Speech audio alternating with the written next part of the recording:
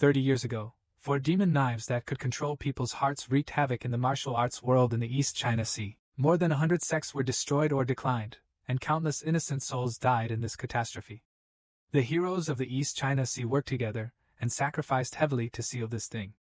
Now, people from the 4 major sects are being killed one after another. The murderers' murder methods are cruel, the circumstances of the case are strange, and rumors of the demon sword's rebirth are spreading. Is there really a demon sword? Who can quell the evil sword this time and restore peace to the world? Today I will explain a new comic to you, Zhangfengxing, the beginning of the Yangtu War, the remnants of the Suyuan demon sect. The 4 legendary demon swords were released. The heroes of the East China Sea, regardless of good or evil, worked together to destroy the demon swords. One of the demon swords was named Yuning. The howling wind blows, the crow crows, and the world is in chaos. The man is shirtless, his eyes are fierce, and he is holding the alchemy knife tightly, like a walking zombie. At this time, he is no longer the Yi Shixiang he once was. Now he is just a swordsman. And in his hand is the legendary demon sword Yuning. Everyone at the scene rushed forward, holding wooden sticks and knives, but I can't stop the swordsman in the slightest. Such power is really terrifying. Tang Shichi couldn't help but be a little scared. The person behind him patted Tang Shichi on the shoulder, and claimed that he would try his best to hold down the sword master Yuning. Let Shichi hurry up and prepare. Maybe this is the only chance to seal the demon sword. Everyone present had already given up on their way out. It is bound to perish together with the demon's sword. The crowd roared forward again, and the swordsman took up his stance. Wuxiang Daojing came out with the same moves as the people at the scene. Use the way of a strange person to cure a strange person's body, but it came first, and everyone was seriously injured. And the only person who might be faster than the swordsman is the swordsman's junior sister Shumi. Only a shadow flashed by. In the blink of an eye, he was behind the swordsman, but the sword master's speed is faster than expected. He turned around and struck vertically, seriously injuring the book girl on the neck in an instant. At this time, the book girl finally realized that senior brother Yi in front of her was no longer alive. When she was seriously injured, the book girl desperately used her silk winding hand. His hands were like ghost snakes, tightly wrapped around the swordsman's arms, his ribs crisscrossed. The leading man seized the opportunity and ducked behind the swordsman. From the ground, a dragon-shaped sword energy penetrated the swordsman. The unreserved strength shocked the book girl and spurted out a mouthful of blood. Unexpectedly, the swordsman still did not fall. Looking back at Wuxiang Daojing, he actually used the same trick. The dragon-shaped air blade instantly enveloped the man. Men can't escape.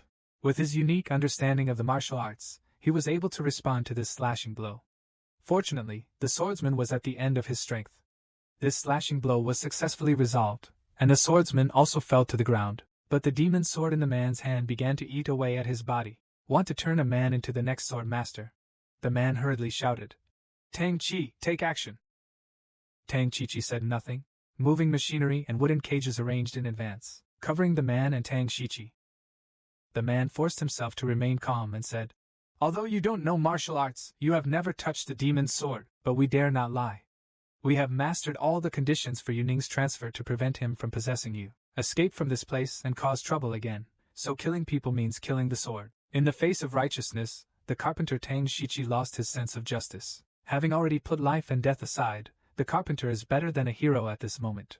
Tang Shichi had no hesitation and pulled down the trap. Gradually they came from all directions and penetrated the 2 people in the cage. The knight and the carpenter were buried here, and a huge rolling stone fell down, burying their bodies in the ground, and sealing the demon's sword Yuning with their lives. Time flies. There are only a few heroes who personally participated in the crusade against the demon's sword that day. When people gradually forget the fear and pain caused by the demon's sword in the torrent of history, extremely strange darkness and rumors of demonic sword possession enveloped the East China Sea. 30 years ago, the legendary murderous weapon demon sword, wreaking havoc in the East China Sea, the heroes of the East China Sea worked together and made countless sacrifices. The evil spirit has just been wiped out.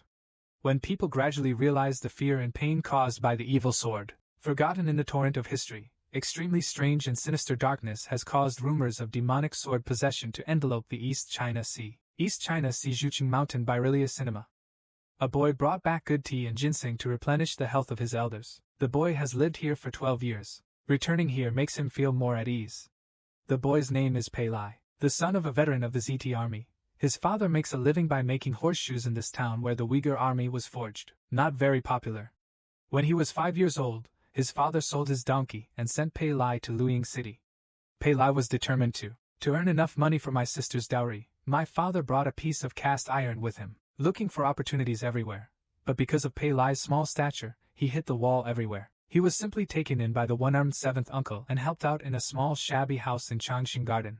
12 years have passed in the blink of an eye. A few days ago, Pei Lai was transferred to the ruling department. The income has also increased. Few people know that Uncle Chi's skill in forging weapons is very good, because everyone else in Luiying City is afraid of this place. It was said that there were ghosts and ghosts causing trouble.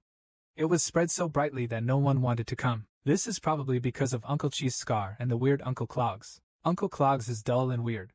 He only dares to move when playing with Pei Lai. I saw Uncle Clogs holding up his knife and dropping it.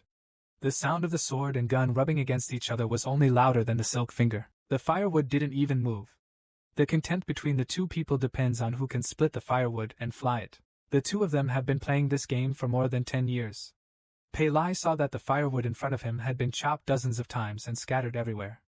Why not make Uncle Clogs happy? He simply slashed with the knife at an angle and was about to split the firewood.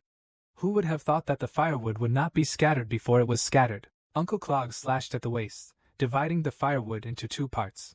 The upper half was scattered in all directions, while the lower half was bundled by the force of the dragging knife. Standing still in place, Pei Lai couldn't help but feel shocked. He is truly worthy of being an uncle with clogs. He is convinced that he lost. Uncle Chi brought Pei Lai into the house.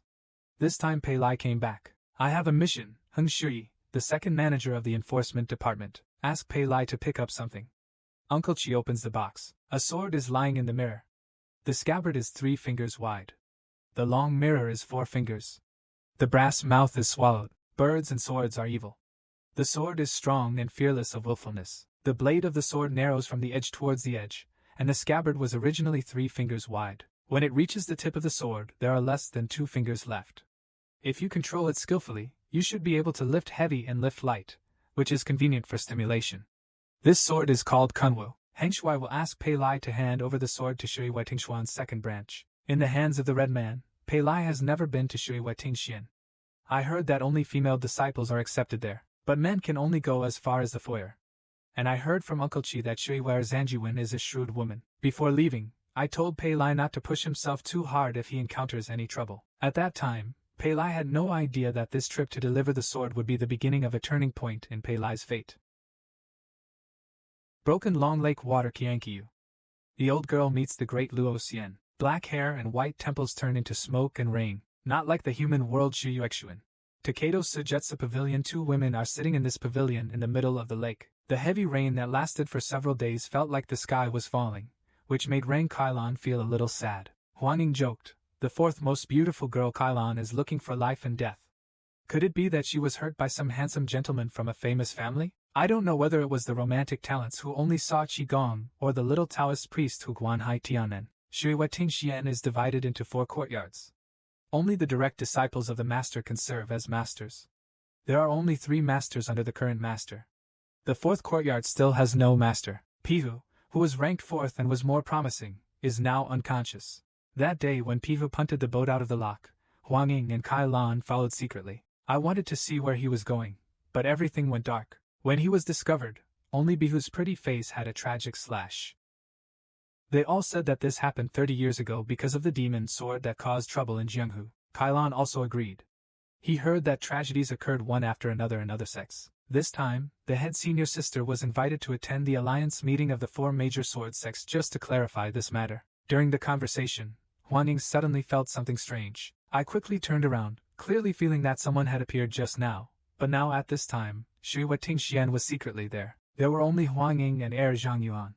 Huang Ying couldn't help but convince himself that it might be an illusion. On the other side, Pei Lai, holding an umbrella, has arrived at the outer courtyard of Shui Wetingxian. Seeing that the font of Jun Xiu is not on the door, it makes this place a little more fragrant. Pei Lai walked out of the house and was warmly received by Ding Suo, the front office manager. Pei Lai is coming tomorrow and claims that the general manager ordered this sword to be handed over to the second master in person. Please inform me. Unexpectedly, even the front office steward could not enter the inner courtyard and could only wait for the maid to send a message. Pei Lai plays with the delicate teacup. I couldn't help but feel a little curious about the inner courtyard. It was still raining outside the window, and Pei Lai didn't know it. He actually fell asleep. After such a long time, there was no reply from the inner courtyard, And Manager Ding didn't come back either. Pei Lai couldn't help but lift up the door curtain and left looking for Manager Ding. I never thought that this back house and its servants. They died one after another, and their bodies were deeply embedded in the wall. This scene made Pei Lai feel a little overwhelmed for a moment. This is the first time in Pei Lai's life that he has encountered a murder scene, and remembered the teachings of his seventh uncle. Pei Lai forced himself to calm down. There were strange dents in the corpse in front of him. The ribs were broken neatly, as if they were struck by a huge weapon, and there were obvious peeling marks on the ground. This is also confirmed again. The direction of the removal of traces led to the inner courtyard. Pei Lai immediately made up his mind. No matter what, I have to inform the Shui Tingxian disciples about the situation first. Maybe I can save more people. Pei Lai broke into the inner courtyard alone. Most of the disciples were not in the courtyard at this time. For a moment, he didn't know where to look for them, just when Pei Lai was in a dilemma. A cold light touched Pei Lai's neck. "Who are you? Who ordered you to break into Shui Tingxian without permission?" A woman's voice came from behind.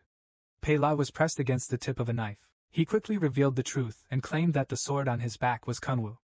And the person behind it is none other than Shui Tingxian, the second chief of the academy. Only Fengjiang is stained with red clouds, and the green sword appears in 13 generations.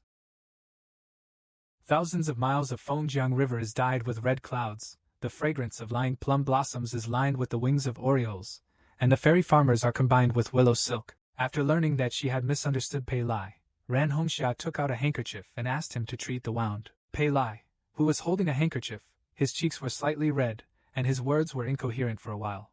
He didn't know where to start. Suddenly a woman's scream came from the inner courtyard, and Ran Hongxia ordered, "You go to the front hall and wait. You are not allowed to step in without my order." "Say it." Ran Hongxia went to the inner courtyard alone. Pei Lai looked at the handkerchief in his hand longingly. The delicate silk was rippling with a hint of warmth and sweetness. Suddenly I thought that the Kunwu sword was still on my back. That intruder must have used a huge, hard weapon. Kunwu is an extremely strong sword. Send the sword over now, maybe it can help a little bit. Pei Lai followed the direction of the sound and gradually heard the sound of weapons clashing. At this time, the leader of the second master court held a broken sword and faced the murderer alone. There was a flash of thunder and lightning in midair, and the perpetrator could be vaguely seen, like a hill. After a while, Pei Lai clearly saw that the two Shuiwa disciples had fallen to the ground. The huge stone knife in the murderer's hand gives people a deep sense of ominousness. Ran Hongxia didn't know why the person in front of her would act like this and launch an attack. She could only barely understand it from the murderer's vague words. I could distinguish the word "million catastrophes," and saw the murderer's giant sword coming down. Jumping up, the chains around him made a sharp sound, and he waved his hands. The giant blade like a flower gang rock will definitely cut the person in front of you into pieces. Ran Hongxia protects the disciples and can no longer retreat, holding the broken sword tightly with both hands. It's no longer enough.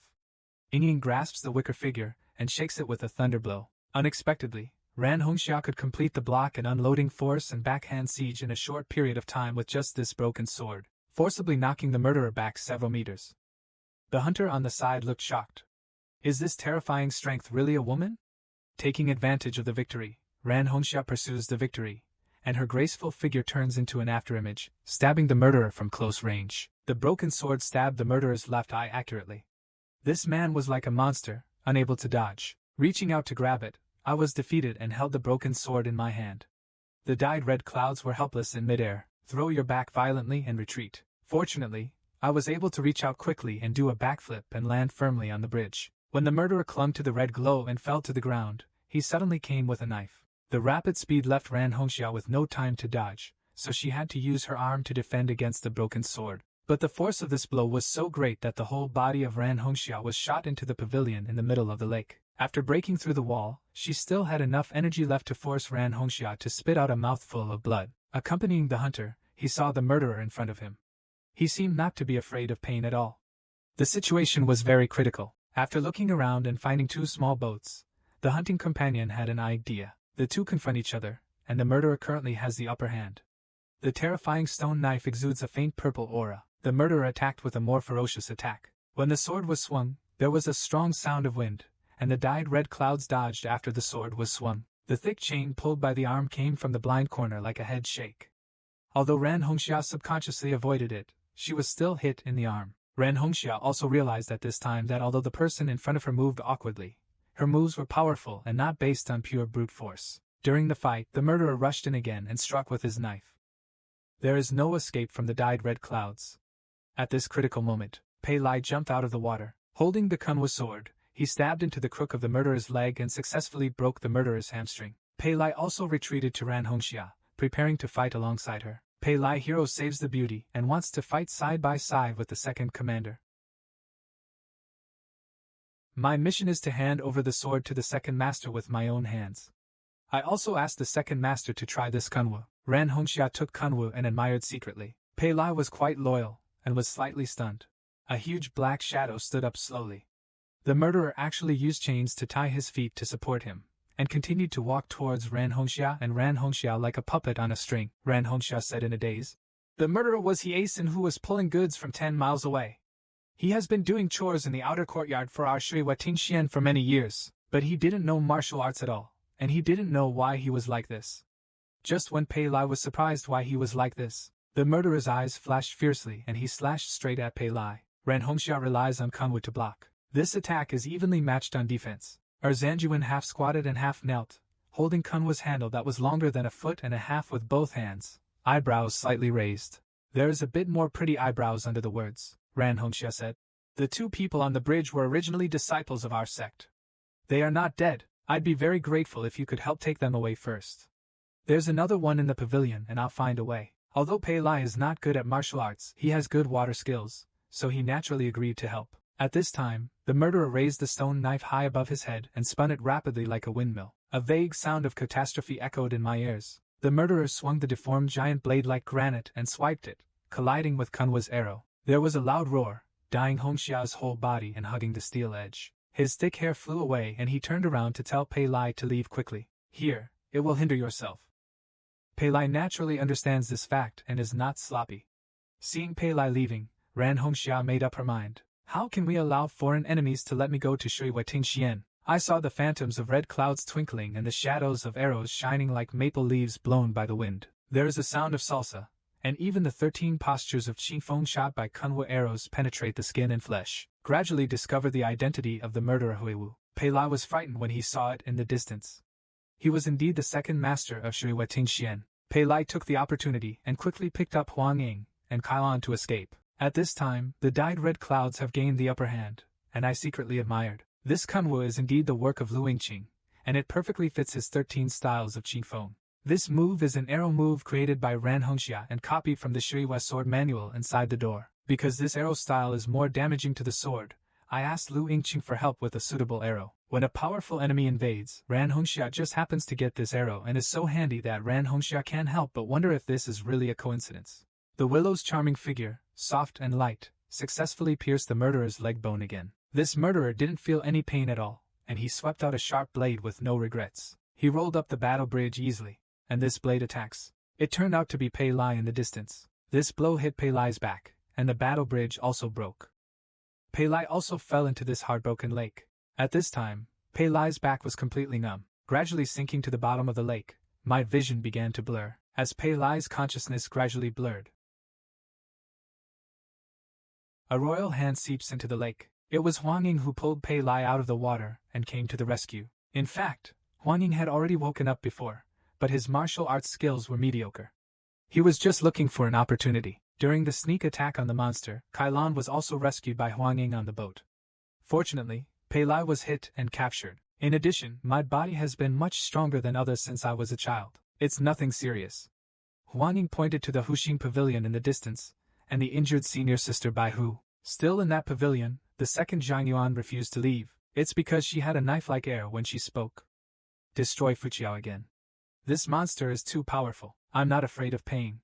It's not an option to continue like this. Pei Lai and Huang Ying discussed ways to save people. Pei Lai thinks that although this monster is very strong, it seems that its hearing is not very good. You can try to save Bihu yourself. At the same time, the murderer has no regard for physical factors. Ran Hongxia, who slashed with strange power with each move, was defeated step by step. Ran Hongxia also had to calm down and concentrate, holding the sword behind her back and attacking with softness to overcome strength. Ran Hongxia calmly analyzed that the person in front of her was indeed domineering with her sword energy, but the speed of her sword skills was not stable enough. There should be a chance. But what exactly happened between this and Asan? At this time, dying red clouds can't control much. The beautiful shadow flickers and uses the 13 postures of Chunfang again. The body is like running water, stained with red clouds, risking one's life. As long as we can avoid the murderer's knife, we have a chance of success. The murderer once again wielded the blade without reservation. The fierce blade brushed against the copper body stained with red clouds, and the stained red clouds were like entangled flowing water. Wrapped with the blade, there is no wasted range of motion. With graceful posture, he flicks his wrist and lifts the sword. The sword is as sharp as a sharp edge. The breeze caused the stone to break apart, and this blow accurately pierced the murderer's arms. The monster's hands were tightly sealed. At this time, the monster's eyes were wandering, as if he was looking for something. Suddenly I saw Hu Xingding accompanying the hunter and preparing to rescue the gecko. Ran Hongxia also noticed this scene at the same moment. Suddenly, the murderer cut off his own arms and tore them apart to replace the flesh. Throw out the stone saw blade in your hand. The target is the hunting companion. The hunting companion shouted that it was not good and pushed the gecko away. This blow broke the beams and pillars of Hu Xingding. Companion hunter took the opportunity to jump onto the trestle. Ran Hongxia also took the opportunity to jump up and kicked her legs hard. Rabbit Boyan used all his strength, kicked the murderer into Hu Xingding, and with a loud noise, Hu Xingding collapsed completely, burying the gecko and the murderer underneath. The second commander shouted loudly to the gecko, but to no avail. At this moment, I found a shadow flashing on top of the rubble. Everyone looked in disbelief. Gecko, who had been unconscious all this time, actually stood up, and in his hand is the ominous giant blade. The gecko in Thor's masterpiece looks like he's gone crazy, yelling for 1,000 catastrophes. The voice echoed in this broken heart lake. Huang Ying took Kai Lan to the carriage outside the pavilion. Although Kai Lan was not injured, she was still unconscious. Ran Hongxia and Pei Liji were seen running out of the inner courtyard in a hurry, shouting loudly, "Hurry up and help people onto the carriage and untie the reins." Huang Ying was horrified and thought that the killer was coming after him, very concerned about how the gecko is doing at this time. But the second commander said with a solemn face, "Come here now to kill." It was Gecko who picked up that strange knife at that time. After that, the whole person seemed to be possessed by a demon, shouting about all kinds of calamities. He would kill anyone he saw. No matter how many times he was called, he would not respond. He just wanted to kill Ran Hongxia and the other two. Moreover, Gecko's martial arts became so powerful that it was impossible to restrain him. Trying her best, Ran Hongxia could only delay him. For the current plan, we can only lure him out of Shui Tingxian and then make plans. Huang Ying's face turned pale after hearing this. Is he really a demon sword? In panic, everyone jumped onto the carriage, and Pei Lai quickly waved the reins. The moment the carriage started, a figure emerged from behind. It's the possessed gecko, whose thin body hides a fierce look, dragging a giant blade down from the sky. Easily throw out a sword and chop the carriage into pieces. Fortunately, Ran Hongxia's quick eyesight and quick hands allowed Kunwa's sword to withstand the attack. Ran Hongxia pushed hard and successfully repelled the gecko's attack. But the gecko's eyes are still confused. He kept saying, "I must kill you." Then he chased after her closely. After turns of hard fighting, dying red clouds spurted out a mouthful of blood. Seeing Huang Ying, he was worried. This sword technique is really weird. But what worries Ran Hongxia the most is that if the gecko's qinggong is caught up, it will be difficult for Ran Hongxia in this state to protect everyone. Huang Ying asked again, "Why is this happening? Is it really the demon sword that has deceived people's hearts?" But Pei Lai doesn't think so. His seventh uncle always insists that everything happens for a reason when making knives. Swords turning into monsters sounds unreliable. Maybe there are other reasons. There is no good way to solve it at the moment. When I think of Uncle Qi, I might as well head towards Luiying City first. That's all I can do now. Ran Hongxia looked at Shui Tingxian, who was gradually going away, and felt sad for a while. I can't help but think of my senior sister. If you were in your senior sister's shoes, how will we deal with it? Takedo, Zhangzhou first governs Huyangqing. The heavy rain is pouring. Xiao Laotai City wants to discuss important matters with the Four Sword sects, but I chose this ruined temple. The subordinates heard that Lao Taiching suspected that the imperial training of various sects a few days ago was related to the demon sword. They also said that the demon sword would come to this ruined temple today. At this time, all the representatives of the four major sword sects have arrived. The matter of the demon sword. It actually started from a murder case. Representatives of the four sword sects in the ruined temple. They are all arriving one after another. Why is it that the letter talks about the demon sword and the demon sword? No one has come today. The speaker has a pair of slender phoenix eyes that are more black than white. The pupils are big and full, and there are countless gods from ancient times. This person is one of the four deputy heads of Guanhai Tianen. Lu Biejia, sword and axe dangling. The person in front of me responded with both hands. This person is Fu Taiching, the man who buried Huang Jianzhong. Chao Tian Golden Lock, Tan Jianhu and Lao Taiching can't escape. Quan will be responsible for today's demon sword incident. Lu Biejia had a fierce look on his face at this time. Whether the demon sword really reappeared, he put it aside for now. The first important thing today is to find an explanation for the 12 lives of the people he blocked Haitian men. Lu Biejia pointed at his adopted son lying on the stretcher and said, "Fortunately, my adopted son is Mingda. I have brought everyone here. Please be fair, Mr. Tan. Otherwise I, Lu Biejia, will never give up." I saw the man on the stretcher, his whole body wrapped in bandages. After a sword energy entered his body, it instantly destroyed the meridians and blood vessels in his body, causing blood coagulation. After being attacked, his whole body was bruised and turned purple, gradually dying. The only thing that can cause such injuries is the unbearable sword that only sees its bow. Lu Biejia insisted on this point and sent people to investigate. He must have only seen the bow to confirm the matter. What Mu Yun's did, Master Lu, I think there is something fishy about this matter. This matter came out in a woman's voice. I only saw this woman, wearing a dark green silk brocade dress, with long hair that reaches past the shoulders, flowing like a fairy, and the foolish curves are looming. This person is Shui Yuting Xian, the first disciple of the sect, and the acting sect leader. Su Zi said, "Our 4 major sword sects have had a truce and alliance for nearly 100 years. If it was really the 4 heroes of Mu, why did he use the unbearable sword to blow himself up? Plus, Lao Taiching mentioned the demon sword. There might be a misunderstanding about this matter." Lu Biejia looked dismissive and interrupted Su Zi's words. "I heard that the head of Su dynasty, Bing Xue, was smart and would believe that the demon sword could bewitch and kill people. Moreover, Xiao Lei taking was very young. I'm afraid I've just listened to one side of the story and become confused." Lu Biejia's arrogance made the woman behind Su Zi quarrel. This woman looked about 18 or 19 years old. She was wearing a purple satin dress with wide sleeves and narrow shoulders. She looked domineering. This person is none other than Shui Weting Xian San's Hanjuan. Ren Yitzi mocked Lu Biejia. He was so angry, it was as if his own son had died. The disciple next to him quickly stopped him and said in a clever voice, "This Lu Biejia is second only to He Zhui, the master of the Guanhai Tianmen, and there are rumors that Lu Yanqing is his illegitimate son. But he wanted to inherit the position of head teacher, so he had to tell the outside world that he was an adopted son. Today I saw the disciples of Guanhai Tianmen. They were all looking at Shui Weting Xian with lustful eyes. This rumor is probably true. As the saying goes, the upper beam is not straight, and the lower beam is crooked." Ren Yitzi simply didn't believe what Tan Jianhu said just now. How could there be a demon sword to confuse people's hearts? I thought it would be more interesting if Shui Weting Xian appeared, but I didn't even see the figure of Mu Yun. At this moment, a box half as high as the wall appeared in the yard. This box was tied up and guarded by several people. And this box? It was brought here specially by Xiao Taiching. It is said to be related to the injuries to the disciples of various sects. Seeing this, Ren Yitzi said calmly, "Master Lu, don't worry. Since Xiao Lei taking insists that the murders in various places have nothing to do with his crime, is it related to the big box outside the door?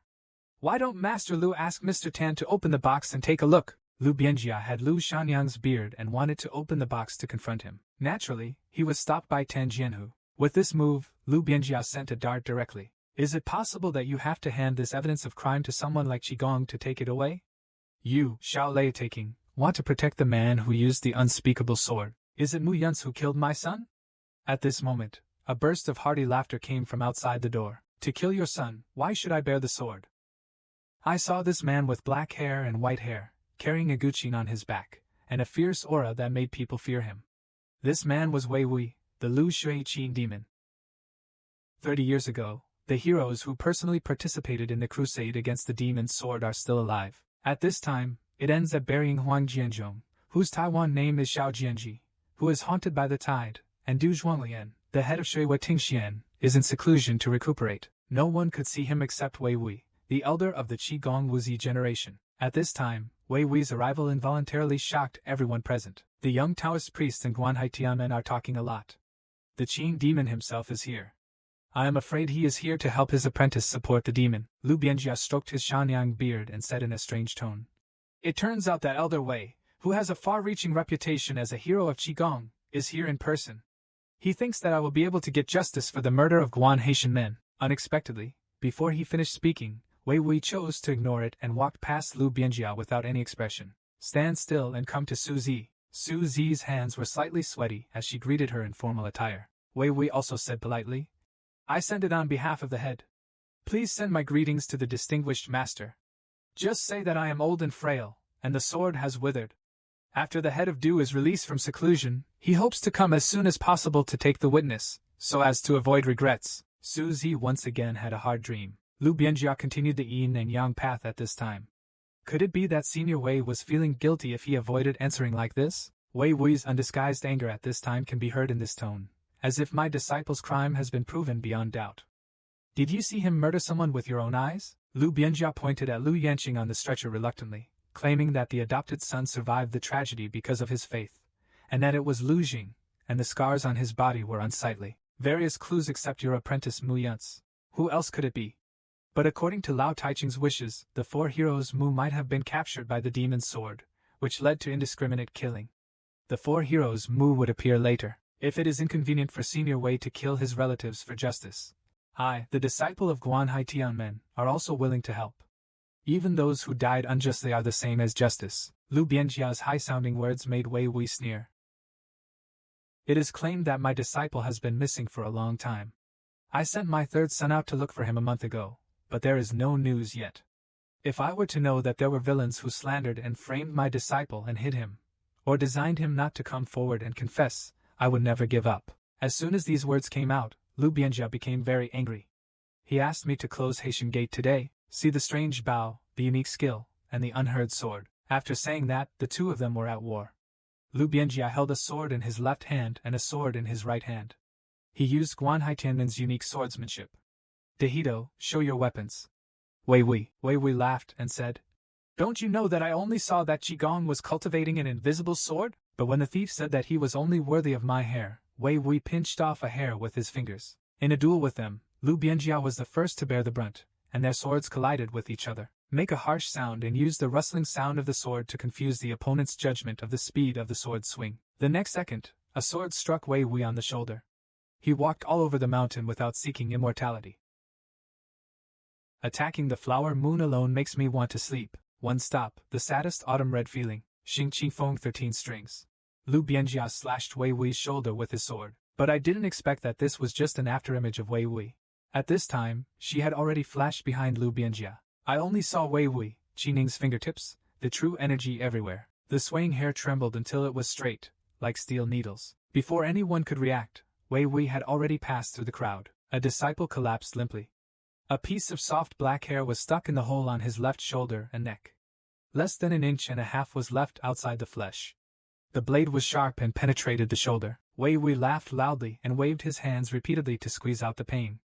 In the blink of an eye, 4 or 5 Tianmen disciples fell down. Yuan was so panicked that the lamp formation was in chaos, and he saw her moving freely like a ghost. Lu Bianjia was horrified. The truce had not lasted more than 100 years, and the evil heretic who had only seen his skills had actually developed such physical skills, only to make the rare enemy in his life no longer hold back. Lu Bianjia mentioned the teaching. Wait for others to stand at the business door, close the door position, go to the Jiufeng Tiangang department, form a group of magic numbers to line the big formation. Tan Jianhu on the side made Su Zi look at him as soon as he heard about it. Su Zi never thought that Lu Bianjia would go to such lengths for his injured adopted son. No wonder there were rumors that the adopted son was actually his biological son. If the real Guanhai Tianmen were here today, he would definitely not let him go. Lu Bianjia and his gang are doing this. Zongshimen, on the other hand, originally wanted to escape, but had to avoid it. However, the Jiufeng Tiangang tribe went down the river. The chaotic scene of dozens of people doing their own thing suddenly disappeared. Within 3 steps, the formation formed itself, as if he had already mastered the 4 elements. Rao Shuwei was silent and faster than lightning. There was no room for advancement or retreat. Lu Bian clashed with his sword and was very energetic. He shouted loudly, Bai Ming Xianfan, Xinhu Xianming, walking on 7 stars, Zhou Za summer camp, everyone moved with my breath. To suppress him, Wei Wei kept dodging and retreating, but his formation did not waver. The speed and strength increased, and high walls seemed to be erected in all directions. Wei Wei has endless perseverance, and has not fought against each other for decades. He does not want to be awesome, but he has developed such a unique formation. Wei Wei relied on his supreme lightness skills to soar into the sky, climbed on the black boat and rushed out of the salt, and his body was submerged in the rain curtain. Lu Bianjia smiled. Do you think you can escape through the temple door? It's not that simple for the demons to form a large array. Everyone, follow me and move the array. A group of disciples roared in again under the blessing of the formation. Unexpectedly, there was a hoarse howl in the rain. Idiot, you can't get out of the palace. I am the one who wins. I only see Wei Yin and Qing Mo's strings. True energy ripples throughout the body like waves. The raindrops seem to be still in midair. With the melodious music of the piano, the raindrops on the road turned into sword energy. Defeat all the Taoist priests in front of you. This trick of rain and dew is even worse. It is a small punishment for Guan Haitian men. At this time, Lu Bian was left alone. No matter how much he scolded him to maintain the formation, it would not help. Lu Bianjia was already at a disadvantage at this moment. A carriage rushed straight into the battle scene and the crisp bell rang. The rain came in, and when everyone got up, an old carriage with a broken roof had already arrived in front of the temple. The waste knife will never recover. The appearance of color acquires importance. A childish voice pulls the Jian donkey Mayhan to stop. The little Taoist priest hurriedly stepped forward to stop him. Who are you? Get out of here quickly. Suddenly, a young man with pure red teeth and white teeth and beautiful features jumped down from the car seat. His clothes had been soaked by the rain. He claimed that my grandfather is old and frail and wanted to take shelter from the rain. This temple is not your home. Why should you have to have it? We must not. These words directly angered the little Taoist priest. While he was cursing, a slim purple figure came walking on the water. Who said it will never rain? I said it will definitely rain. The person holding the umbrella is none other than Shui Weting Xian San's Hanjuan. Renyitsi walked in and the young man stretched out his hand to hold him back. He gave a naughty smile. Little brother, don't be afraid. What's your name? Where did you come from? Who else is in the car? The boy did not answer, but looked thoughtfully at the seriously injured Lu Yanqing on the stretcher. Said, if you give me and Grandpa water and food, I'll tell you, any son can be exchanged for a gold string. Drinking blood brought tea and cakes. The little boy claimed that his grandpa was afraid of meeting strangers and would feed it to him later. Then the little boy hurriedly stuffed the pastry into his mouth and said slowly, My name is Yao. My grandpa and I live in the village. In addition to Grandpa, there was also the body of my sister Aluan in the car. We came all the way here just to seek revenge. This murderer not only killed Aluan but also all the men in the village. These words came from the mouth of a little boy. Everyone couldn't help but be shocked. Everyone pricked up their ears. About half a month ago, a group of scoundrels came to the village. They said they were from the village of Mu. I came here in the name of the clear water, but it turned out that I wanted to catch women for fun. The women in the village were so scared that they all hid in the mountains. The bad guys couldn't catch any women, so they arrested all the men in the village and tied their hair into bunches, like the straw darts in front of the market. He was tied high to the rack for drying nets, with a rope loop around his neck. Yao's sister is the most beautiful person in the village. Regardless of opposition, she decides to use herself to call everyone back. Aluan went down the mountain alone and ran into the village square. Yao was scared at first, but she followed her sister quietly. The bad boys were instantly attracted by her beauty. The subordinates pushed Aluan to the leader. The leading villain looked at the oil mist in front of him with a fearful expression. He grabbed Aluan's face and said obscenely, Give me a smile and make me happy. Maybe I will let someone go. Aluan tried his best to force out a smile. But as the leader waved his hand, his subordinates raised their swords and dropped them. One of them reached out and touched. The weight of the body fell on the remaining 4 people. Alwan looked at the bloody blade in front of him with horror on his face. He was frightened. The leader tore off the clothes on Aluan's chest, while humiliating the woman in front of him, while killing the men in the village one by one. At this moment, Yao was discovered hiding in the grass. Yao kicked the villain in the face, resisted and fled the scene. The person who was kicked became furious instantly. He raised his sword to chop. A figure stood in front of Yao. It was his sister Aluan. The next second, Aluan fell into a pool of blood. Yao burst into tears and lost her dear sister. The evil leader was furious because he lost his plaything and ordered his men to cut Yao into pieces. Just when the thousands of troops were about to attack, 2 pebbles collided and knocked down the villain behind them. One person was playing with the stones in his hand and said, I thought I could see pastoral dusk songs in this small village on the edge, but I didn't expect that it turned out to be a purgatory on earth. The person who took action looked like a scholar. There are several large double scrolls attached to the back. Gentle and elegant, chic and chic. I thought I could see pastoral dusk songs in this small village on the edge, but I didn't expect it to be a purgatory on earth. It is commonplace for the villains to be arrogant, and it is commonplace to take human life lightly. They raised their swords and asked angrily, "Who are you? Dare to ruin my good deeds?" I saw this man taking out the scroll without any panic, but there was a cold arrow hidden in the scroll, and said slowly, "I won't change my name if I want to do it. I won't change my surname if I do it. I'll take the Longting Mountain wine list and call it Danqing, a stroke of dust cloud color. If you do such an outrageous thing, you will all be dead." The villain didn't show any fear at all and cursed angrily.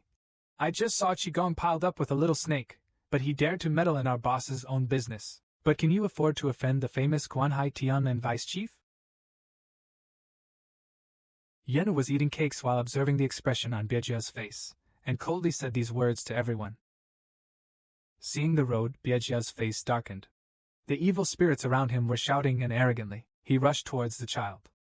Holding a sword in hand, he is bound to kill people and silence them. Looking at Pei Lai again, the three of them are still trying to escape. Pihu is also chasing after her. Pei Lai's only thought was to go a few miles ahead faster and reach the boundary of Zhuqing Mountain. The rain had stopped at this time, but Pihu's body was still wet.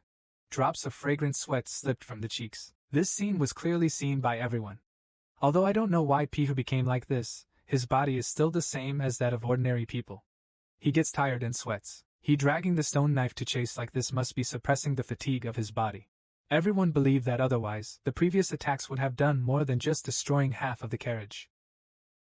At this time, the carriage was still speeding through the bamboo forest. You can see the beacon tower of Luing City from a distance.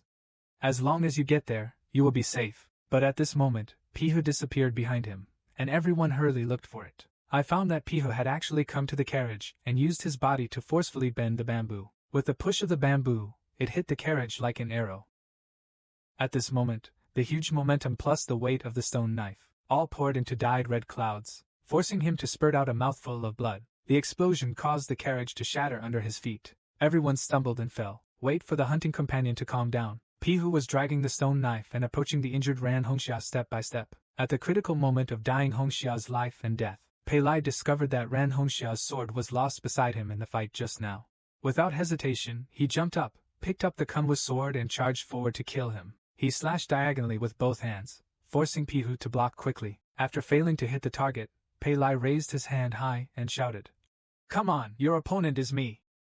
After successfully attracting Pihu's attention, he urged the second commander to take them to the beacon tower. After being hit, Pihu jumped up with the blade in his hand and headed towards Pei Lai to kill him. A sword energy shattered the rocks and cracked the ground.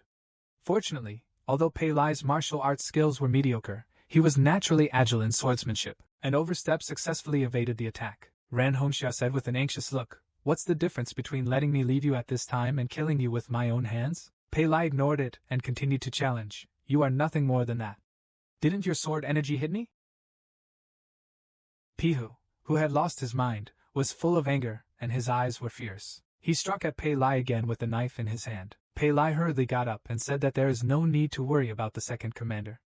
"Although I can't beat him, I am faster than him. I will save my face and hand Kun Wu into your hands again."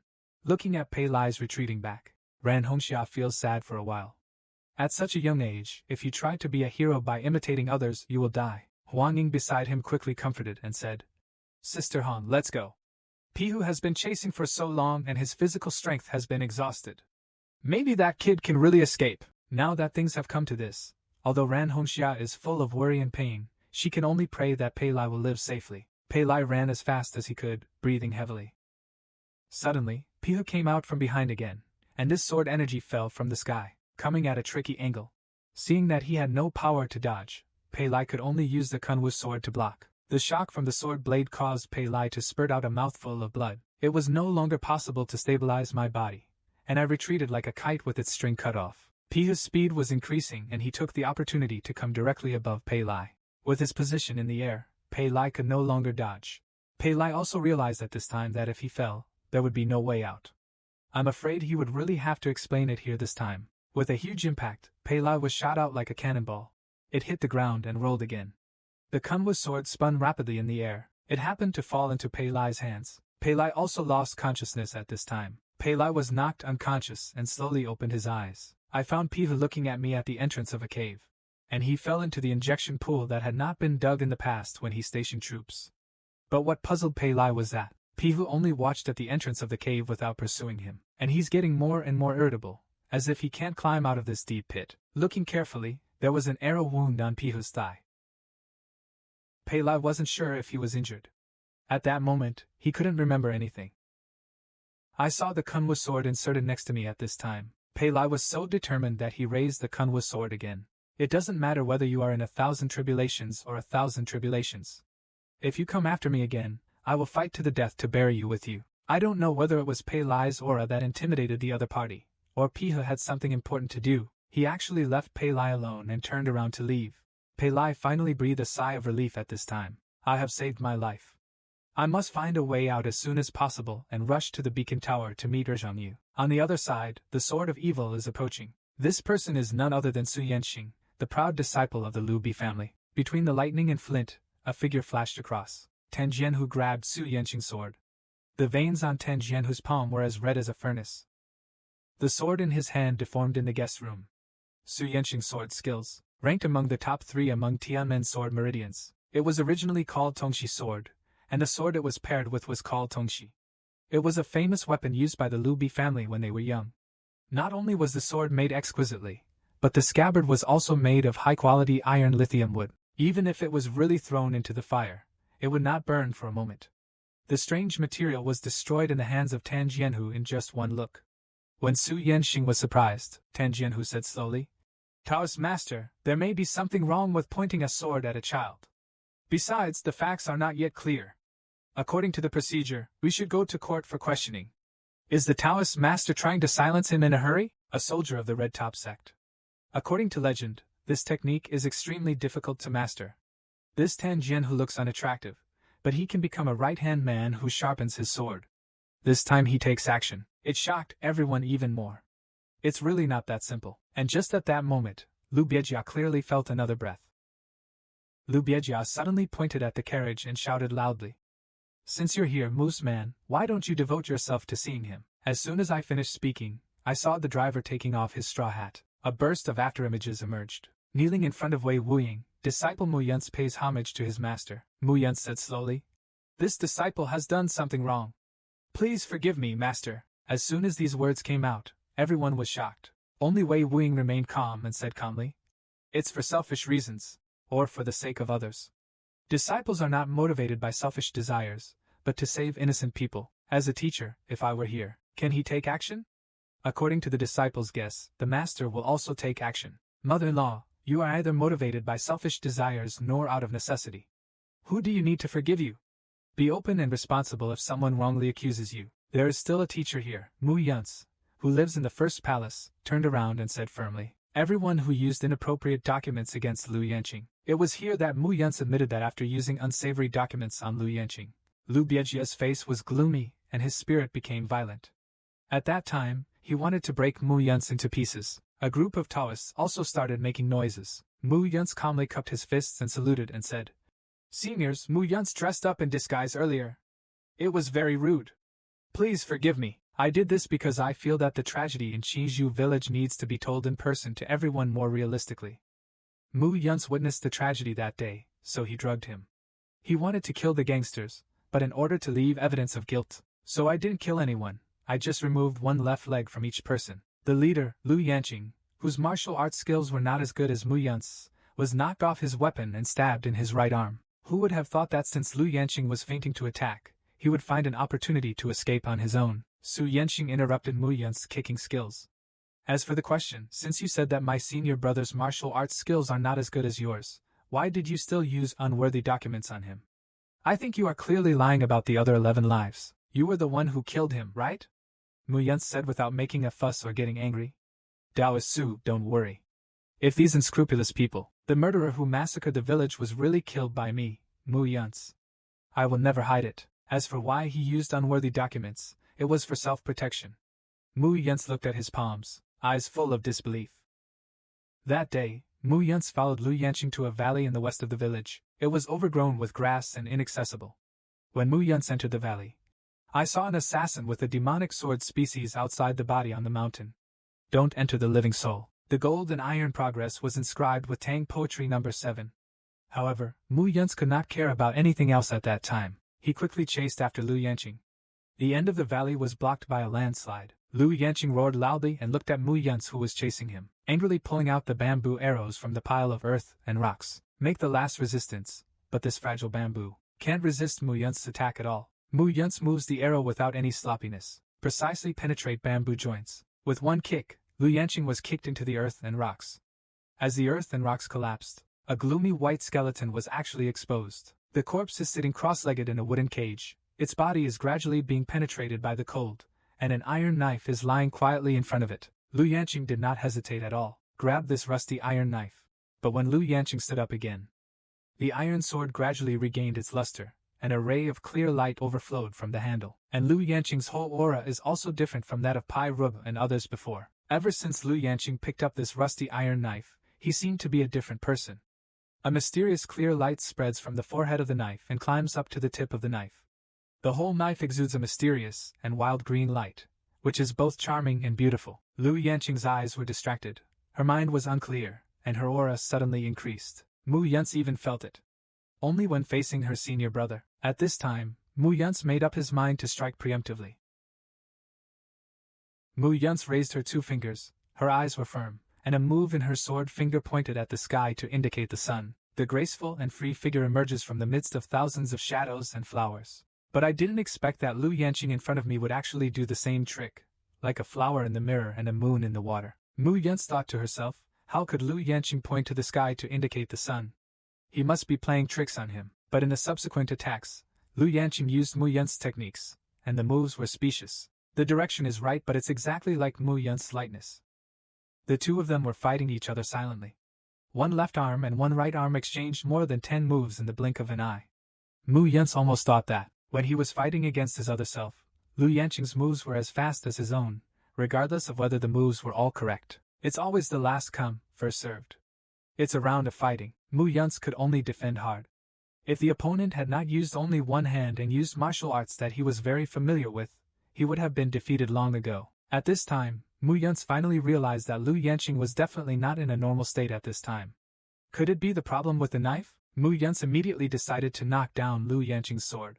In a hurry, Mu Yun's kept pointing her elbows at her teacher, looking at the wind and sucking her fingers, and making a fine box with her fingers. Referring to the cute pine trees in the water, 3 moves are launched in succession, which reveals the power of seeing the sky and the essence of the cicada. But these tricks are no surprise. Mu Yun's did even better. He was the first to knock off Mu Yun's saber. Lu Yanqing takes advantage of the victory and pursues it, locking his blade with Mu Yun's in a moment of crisis. Mu Yun's drew 3 fingers on his palm to increase the power of Shiqing's bow. He put his palms together, and immediately took action. As soon as his shoulders moved, Lu Yanqing struck first and struck out with his palms at the same time. But it's unbearable that the document doesn't mention the moves. Use the extreme sound to advance inward to coagulate and cut off the blood flow. It's meaningless to imitate the movements. Mu Yun's palms. It silently stamped onto his chest, causing his whole body to shrink. He flew backwards with his sword and flew across a large lake nearly 3 feet tall. When he landed, there were a few clicks, as if he broke several bones. The waist and legs were twisted at an unnatural angle, but at this time Lu Yanqing could still move, and roared and came to attack again. Mu Yun's took out the sword in the painting, between the intersection of iron and ice. A faint light passed to Mu Yun's blade. The next second, thousands of ghosts gathered together and stared at Mu Yun's like monsters. At this moment, Mu Yun's lost consciousness. After Mu Yun's came into contact with the waist knife, he felt as if he had fallen into an abyss and lost consciousness. Mu Yun's also heard what happened next. When Xiang arrived, he found that Mu Yun's was as strong as a puppet and looked horrifying. He even swung his sword to attack him.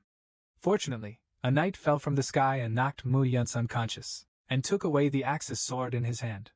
After the person got the sword, he became unable to control himself. In agony, he abandoned his appearance, struggled and staggered, and ran towards Qingzhou village. After waking up, Mu Yun's guessed that the matter might be related to the waist knife, so she followed his movements along the way.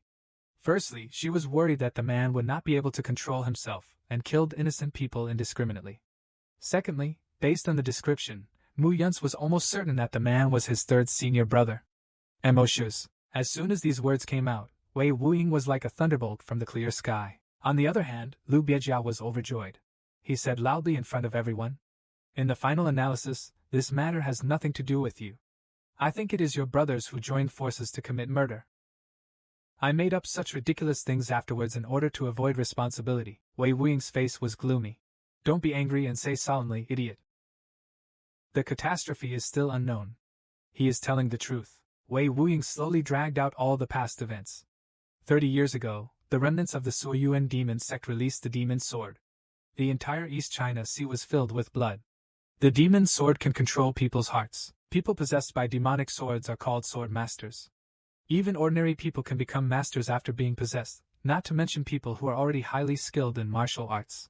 At that time, all the factions in the East China Sea put aside their prejudices and cooperated with all their strength to defeat the demon sword. However, it was difficult to fight against their fellow swordsmen who had become sword masters, which made the battle particularly brutal. The Battle of the Demon Sword sacrificed countless martial arts warriors, the 7 old island masters of the Island of Gods, and the Taoist priest Wei Wengsuan of Guanhai Tianen. Now only I, Du Zhuanglian and Xiao Jianji are still alive. The name of this demon sword in Qizhu village is Yuning. It has no physical body. It only needs the gold and iron statues to transfer the weak ones to the strong ones. All sword masters can use one. Martial arts that can imitate or dismantle other people's moves and strike first. Wuxiang Dao skill. Wei Wuying also didn't expect that the Tang poetry period. He actually sealed Yuning to Qingzhou village, but Su Yanxing at the scene raised questions, claiming that if there really is a seal, why has no one mentioned it for so many years? Wei Wuying dismissed the doubts and said, "There are always some fools who think they can control the demon sword, so as to prevent the demon sword from causing trouble again. Naturally, we must strictly keep the secret of the seal. Whether you believe it or not is not important anymore, because this place will soon become a sure field for conquering demon swords." This statement shocked everyone. Su Zi asked hurriedly, "What Senior Wei means is that the demon sword is right here at this moment. How can we see it?" Wei Wuying said that in the battle that year, we found that the demon sword has no intention of being hostile to us.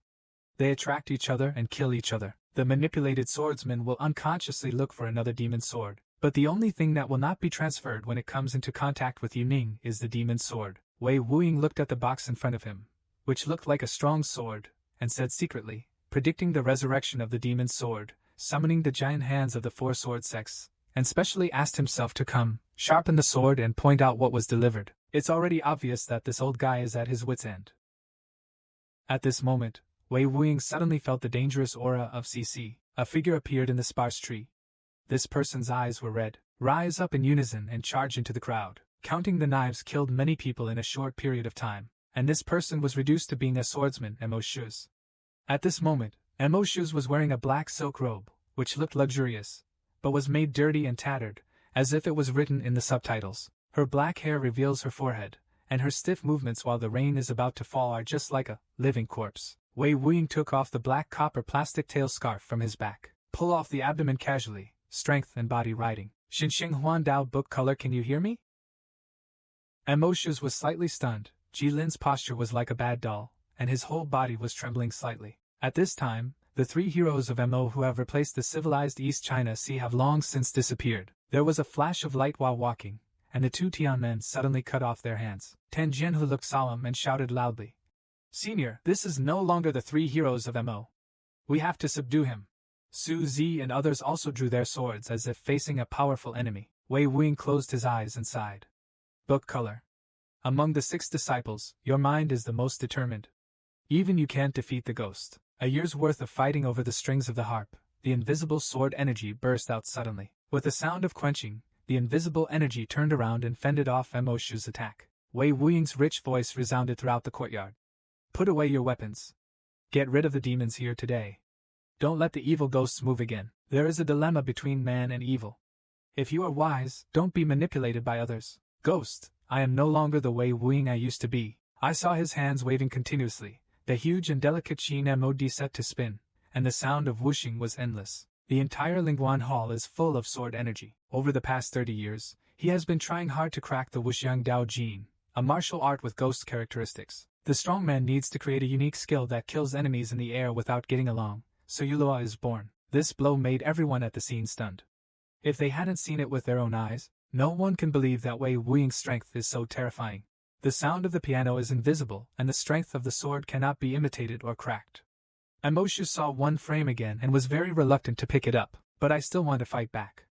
The monster is still as always, regardless of the life of its host. Wei Wuying's internal force instills the sound of the piano into aggregation. As soon as you get close to Mo Shu's, you will get the order of imprisonment. Wei Wuying covered the strings. The sword energy also dissipated. Wei Wuying was moved by silhouette. If he had only been trapped for a few days, he might still be able to be saved. Wei Wuying put down Pei Qin and wanted to help Mo Shu's. To get rid of Yuning, Wei Wuying struck the Jiaowaikin into the blue bricks and 2 green fishes with one palm, flying to the side of the cage. Dehito Xiao Jianji, let me see what you brought. One palm knocked down the box as high as the wall, and the strong smell of rotting corpses. It bursts out, filling the whole space, and the smoke dissipates. Leaning against the wall of the cage was a half-decomposed corpse. The floating color resembles the complaint of a sword. On the chest of the corpse is a crimson scimitar with evil intent, and the tip of the knife is inserted into the wall. The huge wrinkled gauntlet in the shape of an arm is embedded with a strange eye. The round pupil in the eye is like blood, and it looks like a ruby the size of a pigeon egg. No matter where you are or what angle you look at, you seem to be stared at by that bloody eye. Looking for a living creature, Wei Wuying sighed and pulled out the red scimitar. There's a gust of wind. Could it be that it's you? The demon's sword has red eyes. The red-eyed sword is shaped like a wrest, but it is not very ferocious. When you look at it, it feels very wild and powerful. It's unbearable to look at it. Among the women, Su Zi is closest to the red eyes, smelling an inexplicable strong fragrance on the tip of his nose. My mind was filled with heat. My eyes were full of red lotuses. I couldn't help but squint my beautiful eyes, and whispered hard, "This is the legendary demon's sword. But why do I always feel like this knife is like a knight?" At this moment, Su Zi's lips protruded and he blurted out. Hoinke was completely different from before, as if he was a little more elegant, light and charming, full of magnetism. Everyone around him felt breathless. If the situation was not critical, everyone would have become paralyzed. Wrap your fingers softly. Suddenly, Wei Wuying mentioned Dei, and the Shui Tingxian girls all stepped back 10 feet away. This knife is aimed at women, emitting hallucinogenic poisonous smoke and poisoning the body. No matter how many people there are, they will become her sword masters. When everyone saw Wei Wuying pull out his red eye, they remembered the power of Yuning's possession, and they were all frightened, and they walked away from the wall one after another. Wei Wuying smiled coldly, and the 5 swords made a perfect match. A series of close sounds drove away Puli Ai's calligraphy, Yuning's stepfather's orchid bee, green and silver flying on the expanded sword, as if being overwhelmed by the unparalleled inner strength of his opponent. The guest room was caught off guard. The dark green light flickered, as if it was panting endlessly, and the red eyes. But unlike other swords, the green light cannot stick to it, and the whole body glows with red flames. The sweet aroma of the fresh fruit, as rich as wine, evaporates, as if full of energy. Wei Wuying's moves are mysterious and unpredictable. Even though Yuning has the strength of the Wuxiang sword and her moves are exactly the same, Wei Wuying can always be half a step ahead. After Mo Shu's was defeated steadily, Mu Yun's finally realized.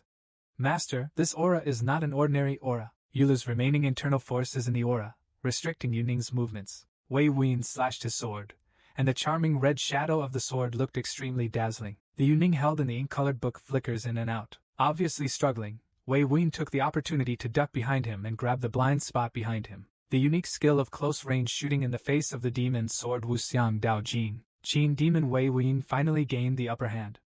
30 years later, when they encountered each other for the second time, they found a way to restrain Yuning. Wei Wuying aimed at Mo Shu's right hand holding the knife, pointed at the sky and the sun, and charged up a blow. I wanted to shoot down the demon's sword and let go, but since Mo Shu's was allowed to be pushed back several meters, he did not dare to let go at all. Taking the opportunity, he jumped into the crowd and the Wuxiang Daojin came out again. Several people fell down at once. At this time, Wei Wuying has realized that it is very difficult to get rid of the demon's sword while preserving the color of the book. At this moment, Su Yanxing pointed angrily with both hands. Wei Wuying, if you delay in killing this monster, you are just trying to commit murder. Unexpectedly, Wei Wuying, who had been calm all this time, shouted loudly. Don't confuse the demon's sword with my apprentice. He is the apprentice of someone Wei. Only someone said this. Wei Wuying made up his mind at this time to use Tong Tian's sword gang's wrapped mirror again, the action of sealing the book color, but this move consumes a lot of energy. You must not delay the move. With 10 successes, you suppress the ghost's phaseless sword mirror. Chell is waiting for the opportunity to seize the sword. Wei Wuying strikes again.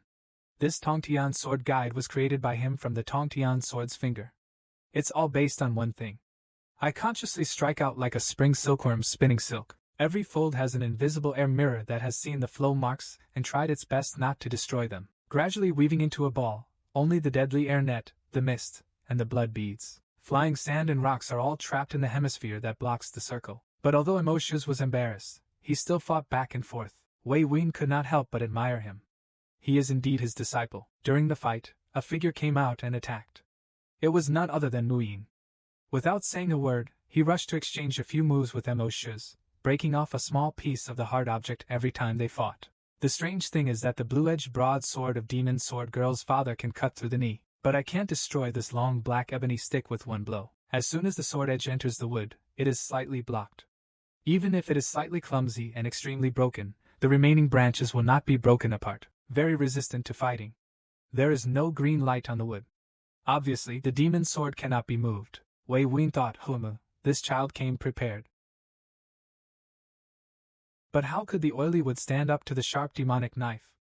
It was chopped off after just a few moves. Mu Yin took the opportunity to pounce on Emotius and hugged her waist tightly, shouted loudly, "Master, grab the sword and leave me alone." No matter how hard Emotius hit him with his elbow, Mu Yin refused to let go.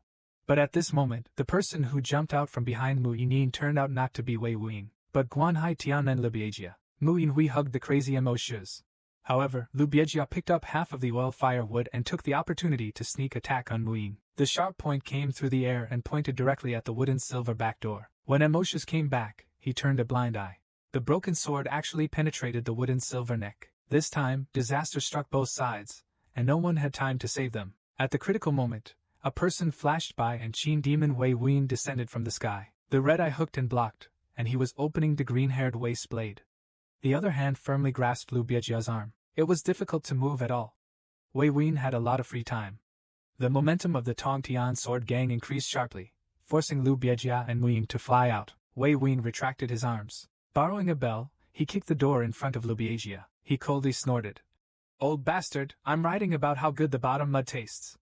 The rats and mice that were sneak attacked by the secret master only deserved to lie on the ground and eat dirt." Then he took on the demon's sword, and only the master and the apprentice were left in the field. The Tongtian sword gang is opened wide and the sword is closed with a powerful momentum like a rainbow. The strong impact made everyone unable to open their eyes. Flying sand leaves time, Wei Wuyin retreats. Danshi knelt down, very tired. On the other hand, Emotius has been forced to let go of the demon's sword. The wooden silver sword-shaped man said with great joy, "Master, Yuning has let go. Is the third senior brother back?" But the Emotius in front of him has not improved at all and is still crazy. Suddenly, a black shadow passed through the weapon, and Lubiejia went straight into the middle palace. The bottom of his sleeve turned up, and the kerosene curtain for sharpening the sword had been inserted into Emotius' belly. The bloody wooden tip came out through his back, squeezed within 3 inches. Everyone at the scene exclaimed loudly. No one thought that Lubiejia could do such a thing. Lubiejia said with a smile on his face, "This knife is for my adopted son Lu Yanqing." Lubiejia became an employee during the movement. The news of Mu Ju came out again. At this time, a figure was as fast as lightning. In the blink of an eye, he arrived in front of Lubiejia and struck Lubiejia with a roar. This palm was unreserved, and Lubiejia shot out vertically like a kite with its string cut off.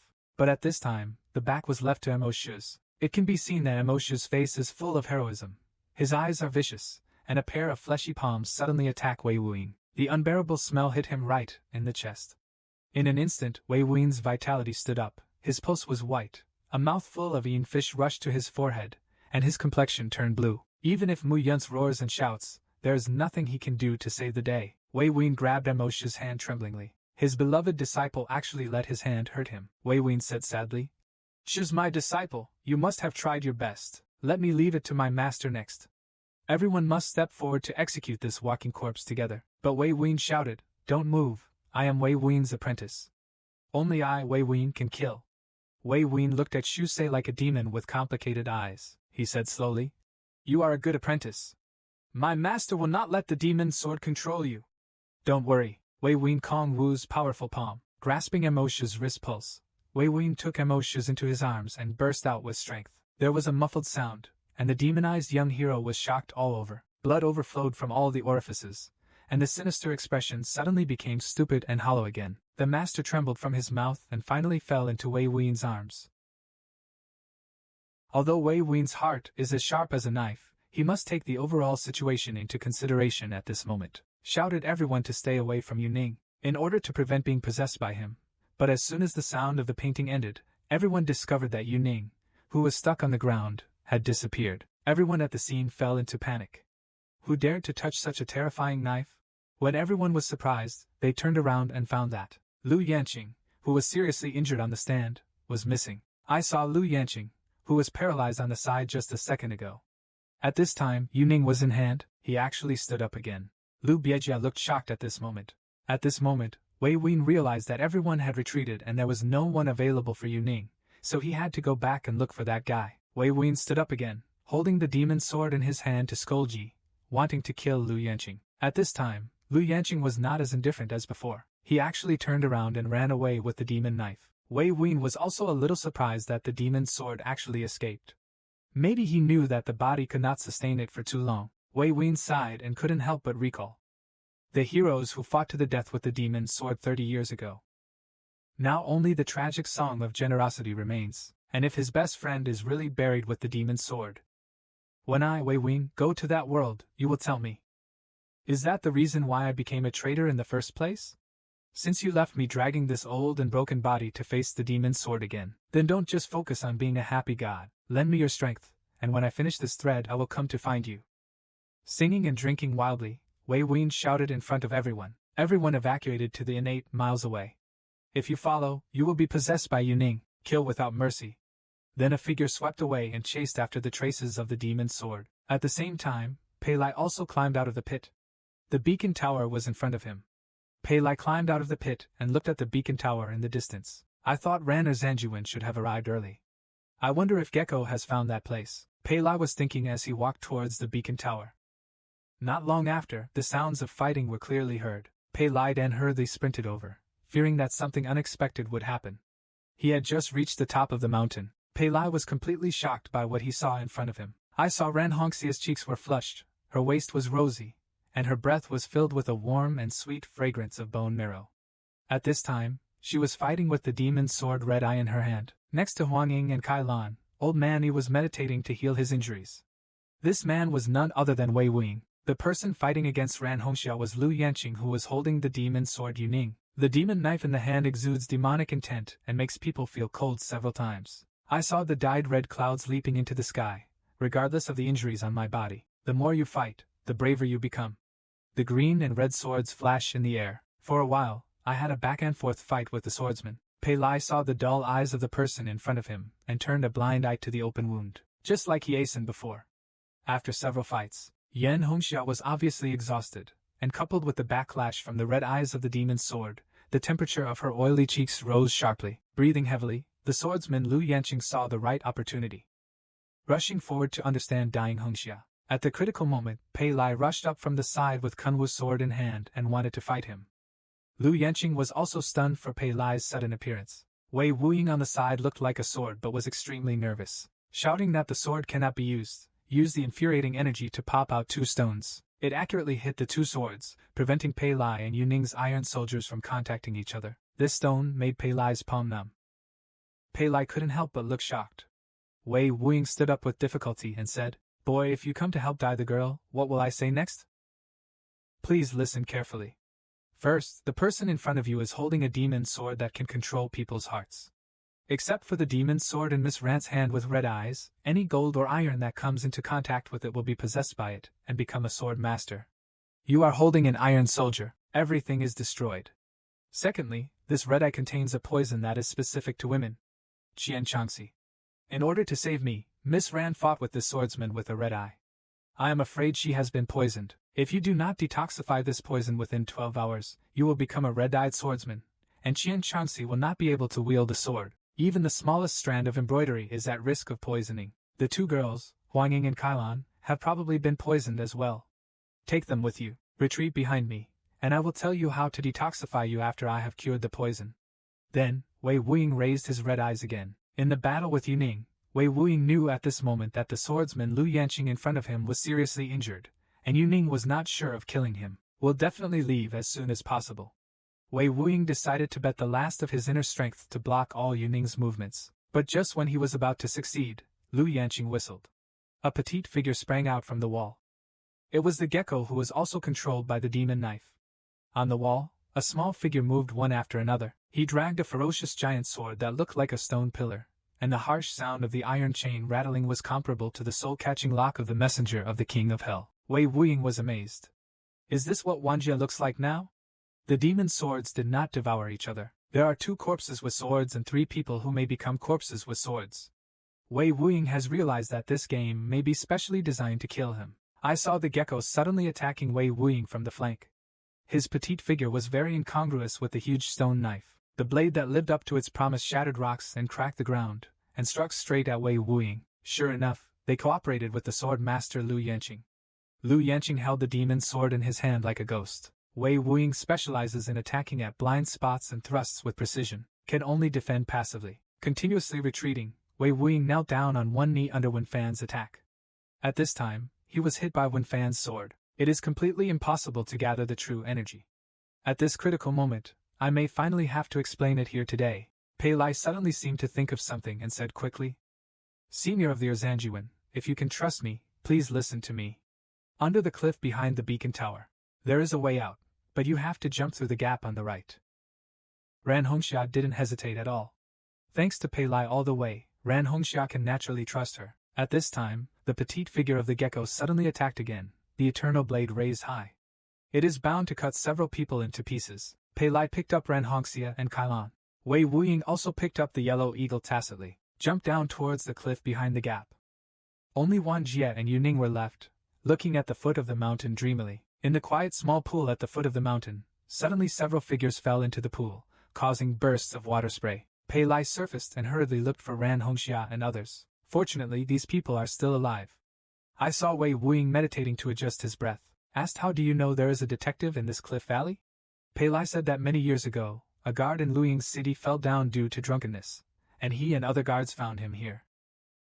Only then did Wei Wuying find out that Pei Lai was from Bairelia Film City, so he became a little more sexy. Although Ran Hongxia and the others seem to be fine at this time, under the current situation, if they don't understand the poison of red eyes, they may all become knife corpses of red eyes. Pei Lai actually played in the water with Yan Hongxia Yuanang. Facing the red clouds and the wind and rain proportioned copper body, Pei Lai is still ignorant. My face turned red and I didn't know what to do for a moment, but at this critical moment, Pei Lai could only be rude.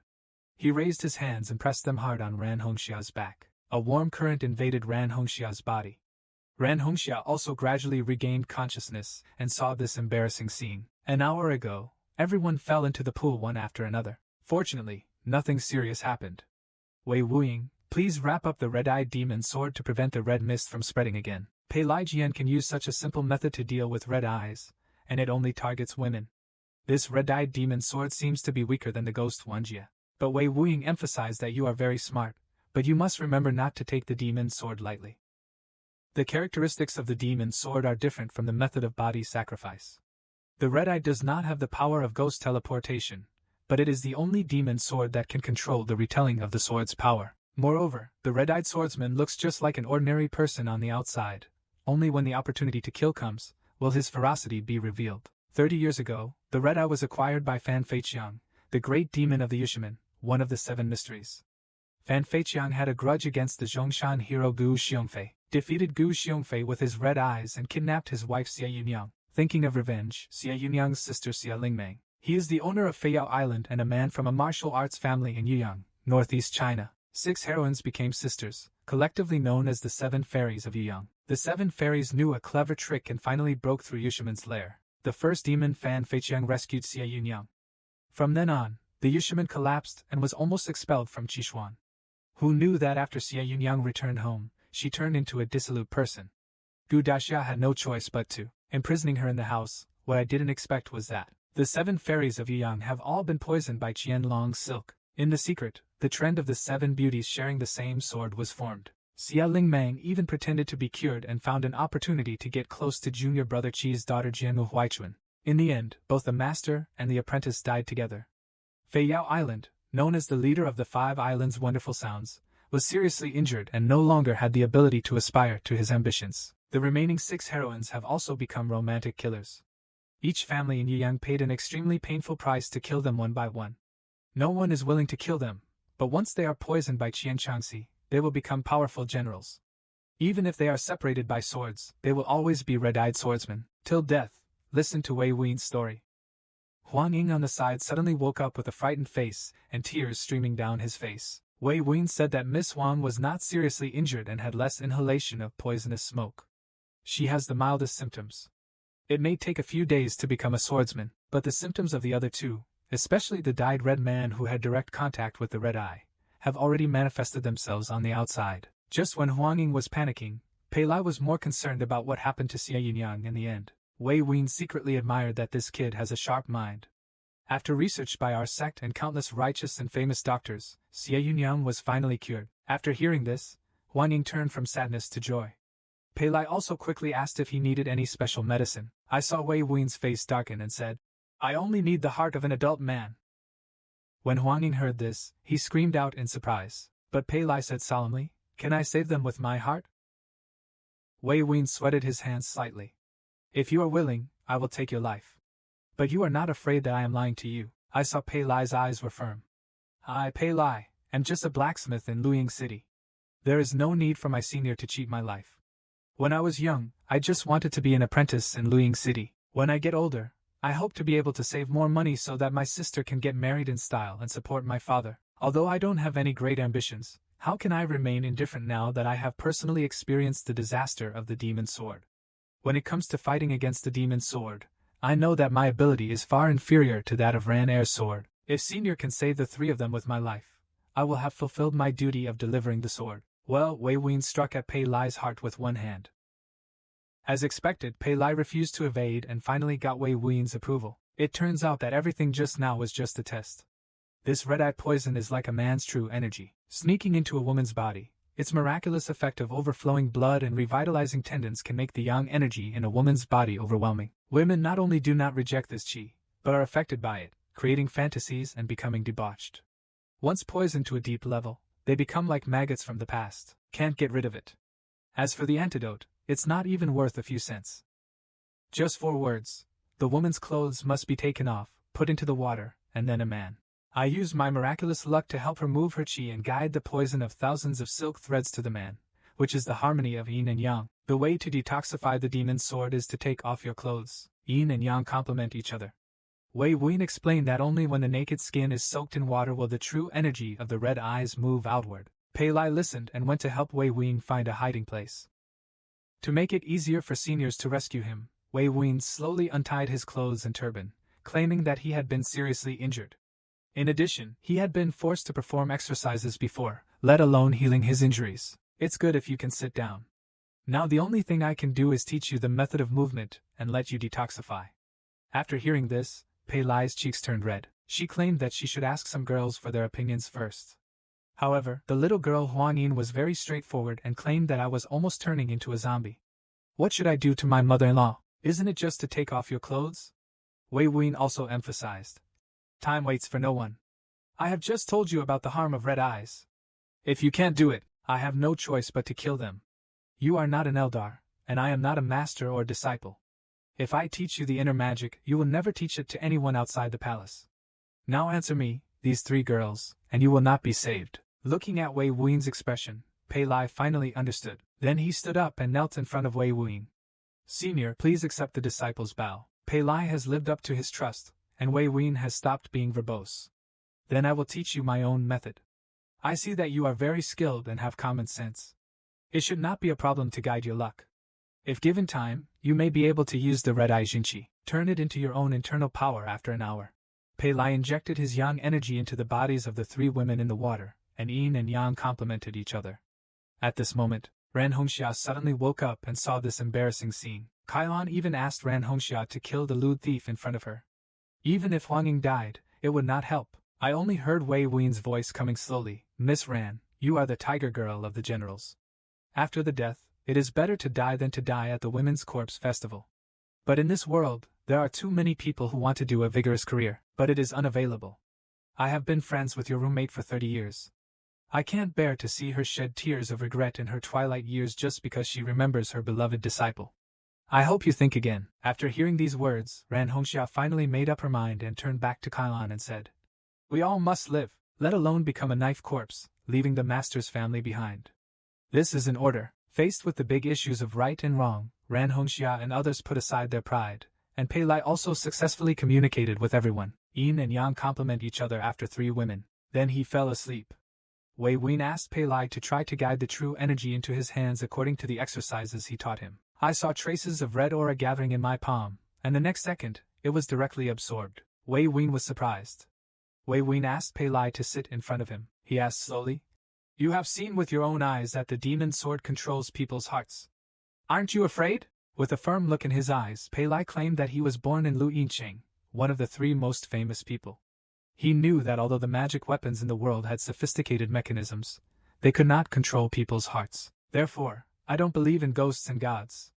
Faced with this stubborn boy, there is no such person in the world. But it was similar to someone I knew. He immediately asked, "Do you know why I taught you your magical skills? Have you heard about the disaster in the East Valley of Baiqing? In ancient times, tens of thousands of years ago, this land of Eastern Holy Continent did not have unified royal power. The 4 directions are divided into 4 directions: the Jia clan in the north, the Mao clan in the west, the Yu clan in the south, and the Lin clan in the east. Outside of the 4 divine clans, no one who loses is called a human being. Thousands of years passed in the blink of an eye, and in the entire Dongxingzhou, only the East China Sea remained, still ruled by the Lin clan. The remaining 4 provinces and 81 counties are all controlled by the human race. The dragon king Yangzhu raised his troops from the netherworld abyss, transformed into a dragon body, and summoned 100,000 netherworld army under the 9 abyss. He wiped out the heroes, unified the eastern territory, and created the first dynasty. Yulong dynasty declined after 300 years, and finally died at the hands of the birth woman of the Yi tribe. The Lin tribe declined. The Central Plains people living in the Central Plains united with Zhu Xian, Lisan Haoying and Bai Wang in the south. Donghu and other descendants of the 5 surnames of the Divine Bird clan drove away the invading Nato women and took over the world. The chiefs of the 5 major surnames knew that the Lin tribe was brave and refractory when entering and leaving the Eastern Territory, so they adopted a gentle policy with the intention of ruling the Eastern Territory. But for the Lin tribe, the Divine Bird tribe settled in their hometown. He is also a member of the Yi clan with the birth woman.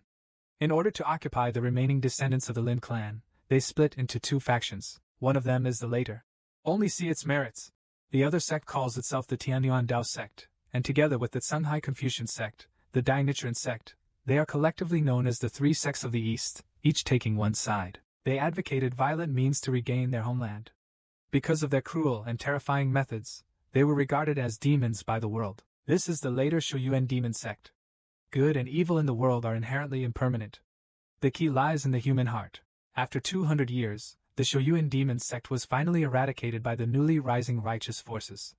On the eve of the demon sect's destruction, the leader of the sect released the secret weapon within the sect. The 5-poison demonic sword wants to be burned together with the righteous jade stone. The 5 poisons refer to the 5 evil thoughts of the human heart: greed, ignorance, pride, and suspicion. The 5-poison demonic sword is a strange sword that cannot control people's hearts and is murderous. Facing the demon sword, the righteous people had no intention of responding and suffered heavy casualties. Just when the demon sword killed wantonly and everyone was helpless, the 5 demon knives actually started to kill each other. I thought the demon knives had been punished by heaven. Unexpectedly, in the end, the 5 demon knives devoured each other in the melee. The one that survived was more powerful and killed more heavily, just like the king of Gu. From then on, there was no one left in the mountain of corpses and sea of blood. Comparable to this was the first demon sword chaos 400 years ago, known in history as the Baiqing East Valley disaster. This Gu King demon sword caused chaos for 3 years, killed all the heroes in the world, and was finally destroyed by heavenly fire. The Zhuiyuan demon sect has since disappeared, leaving only a few heretical branches operating secretly. These heretics are still there today. It is what people call the Qishuan. 30 years ago, the Bishan dynasty fell and the world was in chaos. The 4 demon swords appeared again. Countless people were killed. Someone compared the ancient books of the past and concluded that the 4 swords were the rebirth of demon souls. In order to eliminate the demon swords, even the people from Qishuan participated in the crusade. That battle, the 5th demon sword never appeared from beginning to end. The demon sword could not produce the Gu King, so it stopped killing each other and focused on killing instead. The various sects in the East China Sea were either destroyed or declined. The total number exceeded 30%. Fortunately, the demon swords were not ready, so we were able to defeat them one by one. The 10,000 calamities that year were broken by Wei Wuying himself.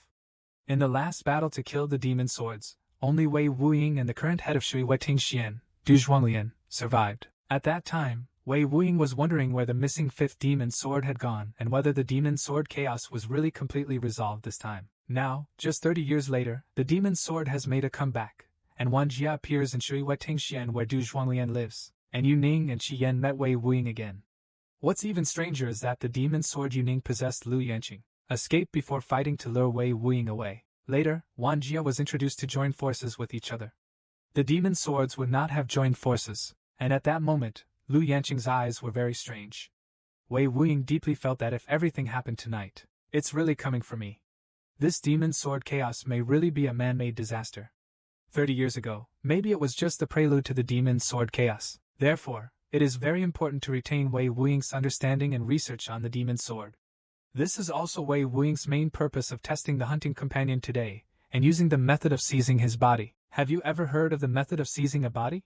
I can only see that its skills have been passed down for hundreds of years, and the princesses of all generations are unparalleled masters. There are no exceptions. It is all because there is a magical secret technique in the palace called the Dafa of seizing the body. What this method trains is not the internal strength of the moves, but the mind. It can be practiced to the extreme and can even rob people's brain consciousness. Know what you know and get what you want.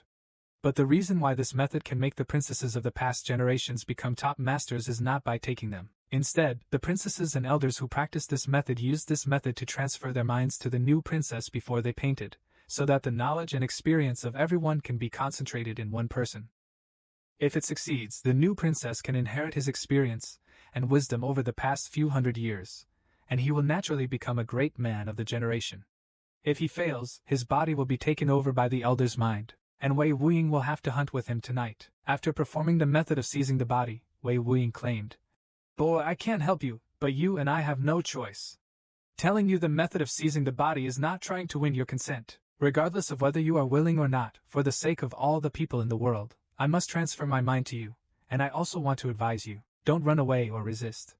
Even though I don't have long to live, I can still kill you as a last resort." Unexpectedly, Companion Hunter had no intention of escaping. After hearing so many stories, Companion Hunter naturally understood the truth. However, Companion Hunter still wanted to ask two questions. First, if Senior takes away my mind, will he see all my recent thoughts? The companion looked awkwardly at the sleeping women for a while. Wei Wuying is not sure about this, because he has not learned the method of seizing the body. It is actually very unpredictable. It may be fresh in his memory, or it may have no effect at all. Companion Hunter blushed and scratched his head. The second question was also what Companion Hunter was most concerned about. If the person left behind is you, then what's your mind, Senior Wei? Should I return it to the current master of Qigong in the future? Hearing this question, Wei Wuying was stunned for a moment, and then laughed. This is your only reaction after hearing about the body seizing method. You are so interesting. I didn't get to have a drink with you. It's such a pity. What I gave you is yours. If I don't return my love, you can do whatever you want. But I remind you that once you transfer your consciousness, you will die. I saw Wei Wuying's 2 fingers shining brightly, and a breath slowly gathered between his eyebrows. A majestic red-hot feeling invaded the hunter's head. The method of seizing the body is so mysterious. I saw Wei Wuying's eyebrows glowing brightly. A warm current invades Pei Lai's mind. Pei Lai seemed to have fallen into an unknown space and was suspended in the air, helpless. Just when Pei Lai was at a loss what to do, Wei Wuying's ethereal voice came to his ears. Pei Lai gathered his mind. This is the first level of consciousness of the Dafa of seizing the body. Quickly memorize the 1,000-word mantra you saw, otherwise you may enter the second level. After the layer's soul is shot, it can never come back. Pei Lai concentrated his attention and looked at the high-quality words in the space around him. They looked like a kind of formula, but the formula was very difficult to pronounce. Although it is a 4-character Bao curtain, there is no connection between the characters. The form and meaning are unclear, and the rhyme does not make sense.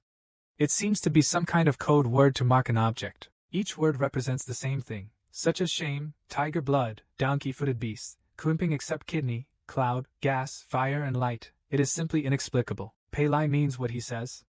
That 1,000-character collection of strange essays is difficult to memorize. When I think of the glyphs in my mind, the pronunciation in my mind often fails to keep up. I finally remember how to pronounce the characters and what they look like, but it became blurry again. While fighting with the sounds and shapes, Pei Lai occasionally encountered one or two words that he originally recognized, and the meaning of the words suddenly came out to disturb the situation. The meanings before and after seem to be connected in series, but the more I explain, the more unclear it becomes. Unknowingly, Pei Lai fell into an extremely huge and boundless warehouse. It was vaguely the collection and literature department of Luiying City, the place where medicinal materials are found, but everything becomes unfamiliar in an instant. I can't remember anything in this storehouse of consciousness. There are countless square drawers all around. There is a small sign on the drawer with all kinds of words written on it. Pei Lai reaches out to touch it, but gradually he can't read the ink words on the sign. In confusion, Pei Lai opened a drawer. Inside are memory fragments of her sister touching herself. At this time, Pei Lai was filled with pleasure both physically and mentally. I'm not even that anxious to know who I am anymore. Suddenly, a wave of new drawers fell from the sky and gradually occupied the drawers. The old chest of drawers that was shaken out fell as quickly as volcanic dust. I kept falling into the darkness at my feet. There were shadowy holes everywhere that were a waste of space. The whole space was shaking with deafening rumblings, as if it was about to collapse. Wei Wuyin clearly sensed that Pei Lai had absorbed 30% of his spiritual consciousness at this time. Unexpectedly, how could Pei Lai be able to persist to this point? It's just that I haven't practiced the method of seizing the body, so I'm afraid it will be difficult to persist to the end. At this time, Wei Wuyin also had a slight hesitation. Do you really have to absorb this child's consciousness by yourself? This child always reminded him of the ignorant and fearless person in his memory. Perhaps such a person is needed to fight against the demon's sword in the end. Thinking of this, Wei Wuyin has a strong will. I shouldn't have forced you to this situation. Now if you can't inherit my mind, it's God's will. Now that I've taught you amazing skills and mental techniques, you and I can be considered masters and disciples. I couldn't keep my beauty, I must at least protect you. In my thoughts, Pei Lai has absorbed 40%, but it has obviously reached its limit. Wei Wuyin immediately twisted his fingers with one hand and saw only the great sage of light. Then he wanted to disperse his spiritual consciousness and stop the body seizing method to prevent Pei Lai's soul from being destroyed. But suddenly, Pei Lai's body shape changed. Pei Lai was in the process of seizing the body. The movements are weird, as if they are transformed into thousands of hands. Wei Wuyin clearly felt that the child's consciousness had become so powerful that it began to absorb the moon power from his body like a whirlpool. For a moment, Wei Wuyin didn't know what was happening and was shocked. Wei Wuyin's hoarse voice rang in my ears.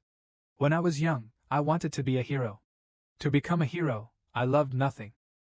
With nothing left, in the end all that's left is nothing. Looking back at the past life, it's better to drink and finish the boat, looking at each other in the rivers and lakes.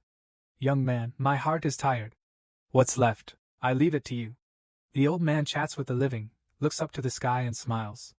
Walks all over the mountain without seeking immortality. He strikes the flower moon alone and wants to sleep in poverty. A cup of autumn red drink. Shikei Chunfang 13 strings. Senior Pei Lai jumped up. The sun shines brightly all the time, the sound changes suddenly, and the clouds rise to the west. Where is the coolness and the sea of blood? Pei Lai almost thought that everything was just a dream.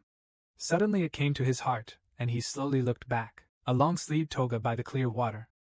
The cool old man with his face draped is sitting leisurely with his food, his head lowered and his hands lowered. Motionless, the 5 fingers of his left hand were submerged in the clear water. Pounds and floating weights reflect the desolate laughter of drinking wine and supporting a boat in a dream. So this was your plan from the beginning?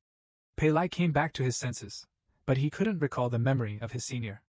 I don't know whether this method of seizing the body was successful. He was scratching his head like crazy, and before he knew it, tears were streaming down his face. At this time, a petite figure came from behind and Huangshan Mountain was swaying in the wind. The smile is on the verge of death, it's Huang Ying. Pei Lai told Huang Ying about the feats he had done for his senior, and he kowed out 3 times to the old man respectfully. Turn around and look after the disciples of Haitian sect. Su Yanxing and her disciples were looking for her master, Lu Biejia, but could not find the other disciples in Guanli. Unable to avoid complaining, Su Yanxing became furious and claimed that you are the one who has the final say. I asked you to drink what Li Min prepared and come out to talk to yourself. Little did they know that Li Min had prepared this for himself. He died in the fierce battle last night in Lingguan Temple. At this tense moment, a bamboo hat suddenly swung over and a person jumped out of the tree. The visitor is in his early 20s. He is very young. He wears coarse clothes and cotton under the river. He looks like a rough man, but his eyes always stand out with a chuckle-like light and full of cynicism.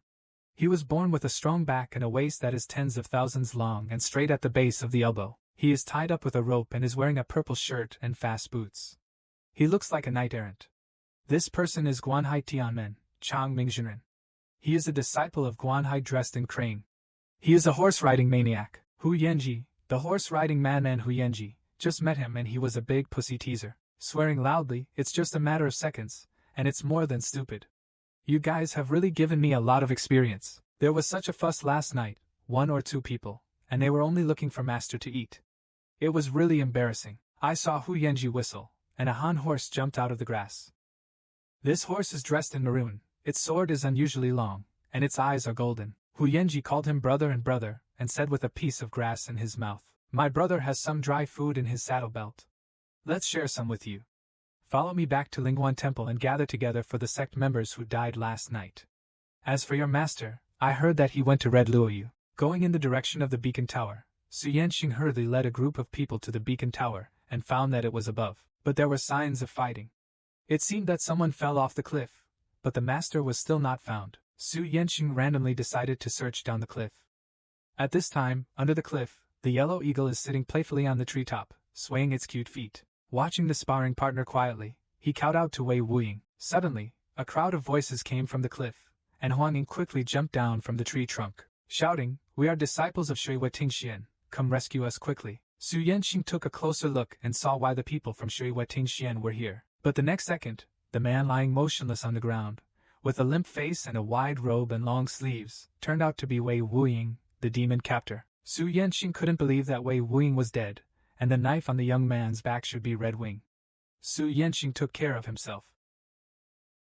Although he failed to take care of Mu Yun's, if he could hand over Wei Wuying's body and the red eyes to the master would definitely look at him differently. Then Lu Yanxing hurriedly ordered to find a rope long enough to pull them up. After grabbing Wei Wuying's body and the red-eyed demon's sword, all the others were killed. Seal and rode on the cliff. "We will lower the rope immediately to rescue you." Just when Huang Ying was happy, Pei Lai felt something was wrong. There was a smell in the wind, familiar yet unfamiliar. A sense of crisis surged into my heart. Suddenly, Pei Lai felt a sharp pain in his mind. "This is the smell of iron core wood." Wei Wuying appeared together with the voice, but at this time, Wei Wuying was as young as Pei Lai. Wei Wuying explained that he was just a vision created by Pei Lai's consciousness, and that the method of seizing the body had been successful. Pei Lai was pleasantly surprised after hearing this, and then he realized. It was Wei Wuying's memory that made him know the taste of iron core wood. Wei Wuying continued to explain, "The 10,000 Tribulation Sword Master will use a weapon called the Everlasting Blade to kill people invisible. If you can smell the iron core wood, it means that the Sword Master has better mastered this harmful move and is nearby." Preparing to go on a killing spree, Pei Lai quickly asked if the girl controlled by Wanjie could still be saved. Wei Wuying said that Wanjie is a sword that takes advantage of anger. If the Sword Master's resentment subsides, the demon's sword will find a new master. It is not sure whether the Sword Master can be separated, but if the human sword can be separated, the Sword Master can escape from Wanjie's control. Just then, a rope fell down. Pei Lai quickly shouted, "Go quickly. It's very dangerous here. Don't get close, leave quickly," but it's too late. The gecko's petite figure is sitting on the tree trunk next to it. A group of thieves actually became sexually attracted to women. I saw a petite figure sitting on the treetop, wearing a small dress tightly on her upper body. Even though the girl had a bandage wrapped around her head, only a pair of empty beautiful eyes were exposed, and a thick iron chain was dragged in the small hand. No one noticed it. Even though I can't see the girl's true face, I already feel that she is the beauty of heaven and country. The thieves' eyes were straightened when they saw it. When Pei Lai saw that the people above him suddenly lost their voices, he thought badly. Could it be that the catastrophe has appeared? Pei Lai hurriedly jumped onto the rope. The soldier leader Huang Ying took them to hide first. There is danger up there. The thieves on the cliff swarmed towards the gecko in a dazed manner. "Girl, we are disciples of Guanhai Tianen. We are here to look for someone. I wonder if Miss, can we come down and talk to you?" The gecko didn't answer a word. Jumping down from the tree, he passed the person in front of him, and the chains followed. Under the inertia of the huge stone knife, the chain easily cut off the Taoist priest's head. Shaking the knife and looking back, the gecko holds the knife behind its back again. Living up to his duty, he threw it out again with huge force and killed 2 more people. A huge explosion occurred directly above Pei Lai, stirring up bursts of rubble. Pei Lai saw the gecko. Just as Wei Wuyuan said, he went on a killing spree without hesitation.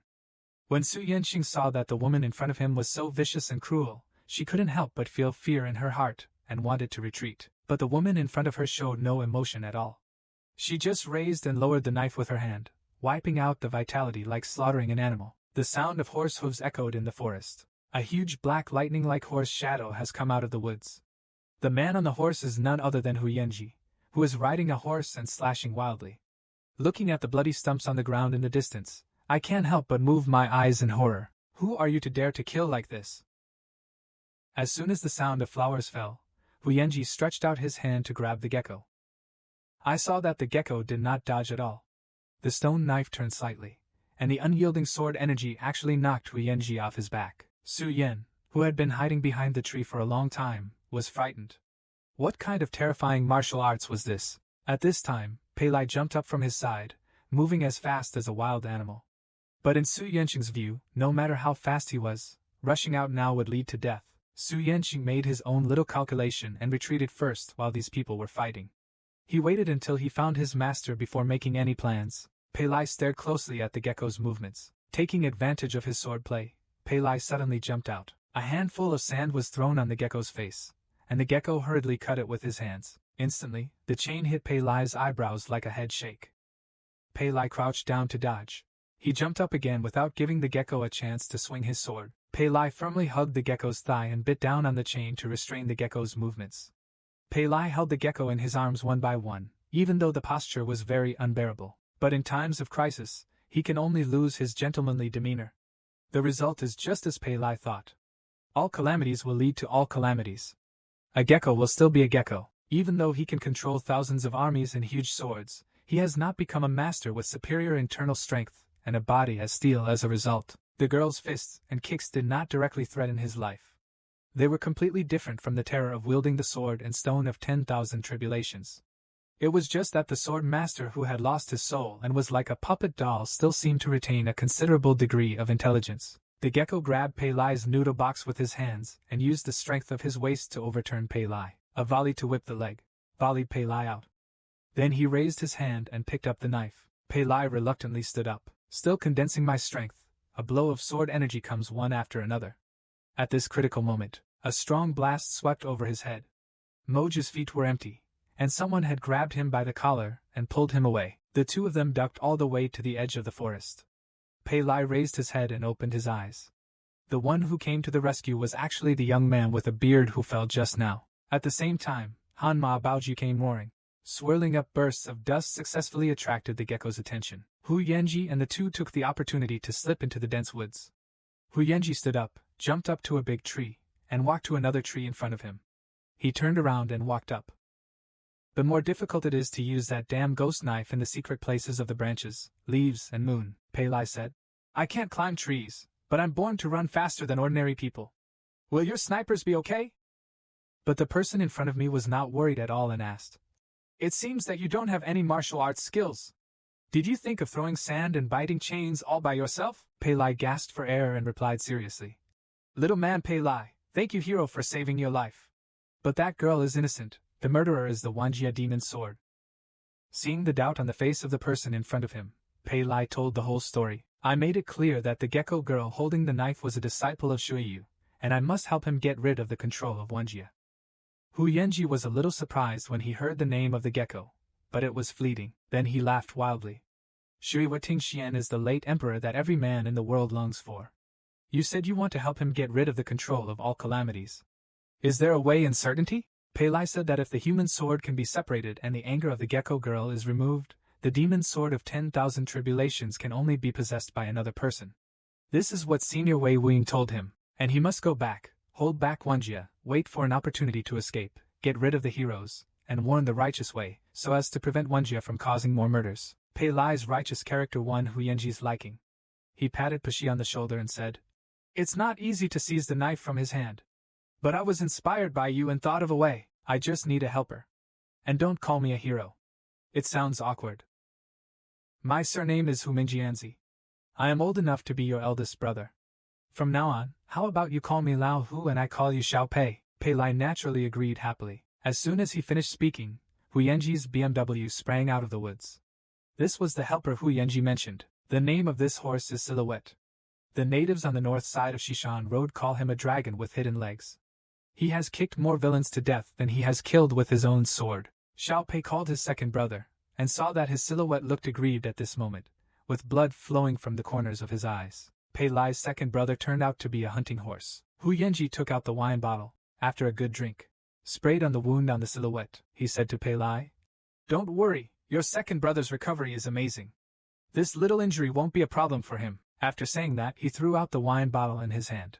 I saw the silhouette biting the spout of the pot. He actually started drinking. When Hu Yan saw this, Pei Lai looked shocked and said with a smile, "Your second brother loves wine and meat the most.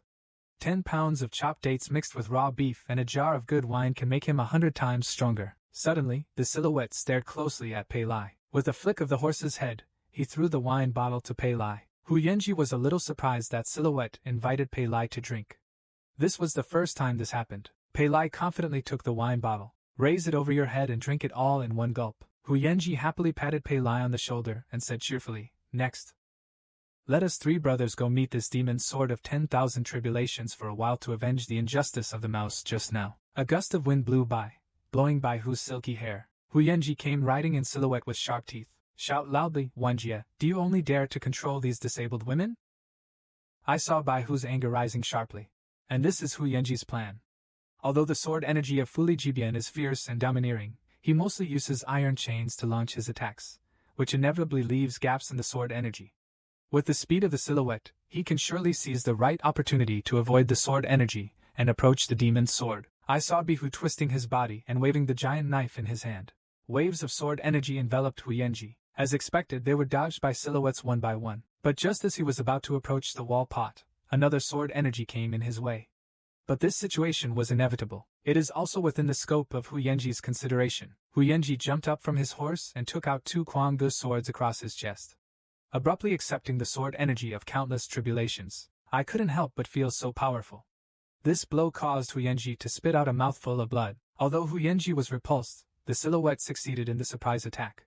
He saw the horse come back to accompany the hunter, lying on one side like a bronze ape. The moment he takes aim at the wall pot, Silhouette uses her mouth to accurately hang the chain, and the hunter pounced on the wall pot just like before, hugging the wall pot's Yanglio's knees and waist. Apply force in the opposite direction to the silhouette. I need to get rid of this waste knife in the bedroom. One person and one horse actually did such a thing to a young woman.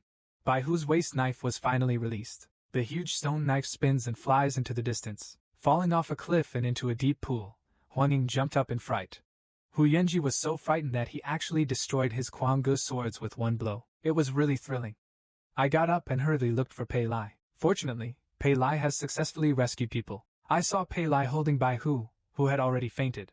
Hu Yanji was unconscious and was overjoyed.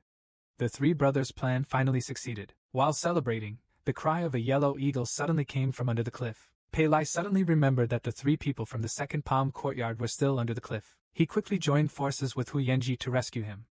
Hu Yanji looked at the group of people in front of him. The current situation was 3 wounded and 1 body, and there is a Yuning waste knife outside. And the Bihu girl in front of me is already as angry as oil. You need to seek treatment from a good doctor immediately. If you want to rush back to Shuiwa Tingxian for treatment, even if the journey is smooth, I'm afraid Bihu girl won't be able to hold on until that time. At this time, Ran Hongxia woke up in a daze, her eyes full of injuries, but she sincerely begged to save Bihu. The memories of Ran Hongxia were still fresh in her experience last night. When Pei Lai looked at the dyed red clouds, the two of them blushed at the same time. At this moment, Pei Lai suddenly thought of an idea. Bihu can definitely be saved. This place is under the jurisdiction of Baraling City. It's only 3 miles away from the city gate. Although he is just a small person in the prosecution department, Manager Heng Er is kind-hearted. He will definitely not ignore death. The second manager will definitely make arrangements for carrying this dangerous red eye on his back. But Pei Lai has concerns at this time. Speaking of the Prince of Luing City, he is not an easy person to get along with. We must meet the second manager directly to explain the situation. Leave this to me. Hu Yanji's thoughts. Heng Er, the general manager of Luing City. I only heard that he is a very shrewd person. But in this situation, there is no other choice. Then Hu Yanji made arrangements. Sternly speaking, the person I, Lao Hu, want to save, there is no reason to let him die. Xiao Pei, find a stretcher made of wood and let the silhouette hold the senior. We have the injured girl on our back and go to Daelu Cinema, on the other side of Hongluoyu. a group of officers and soldiers are looking for a hunting horse. The leader is none other than the Crown Prince of Betrayal City. Detoxifying saw him kicking the soldiers away.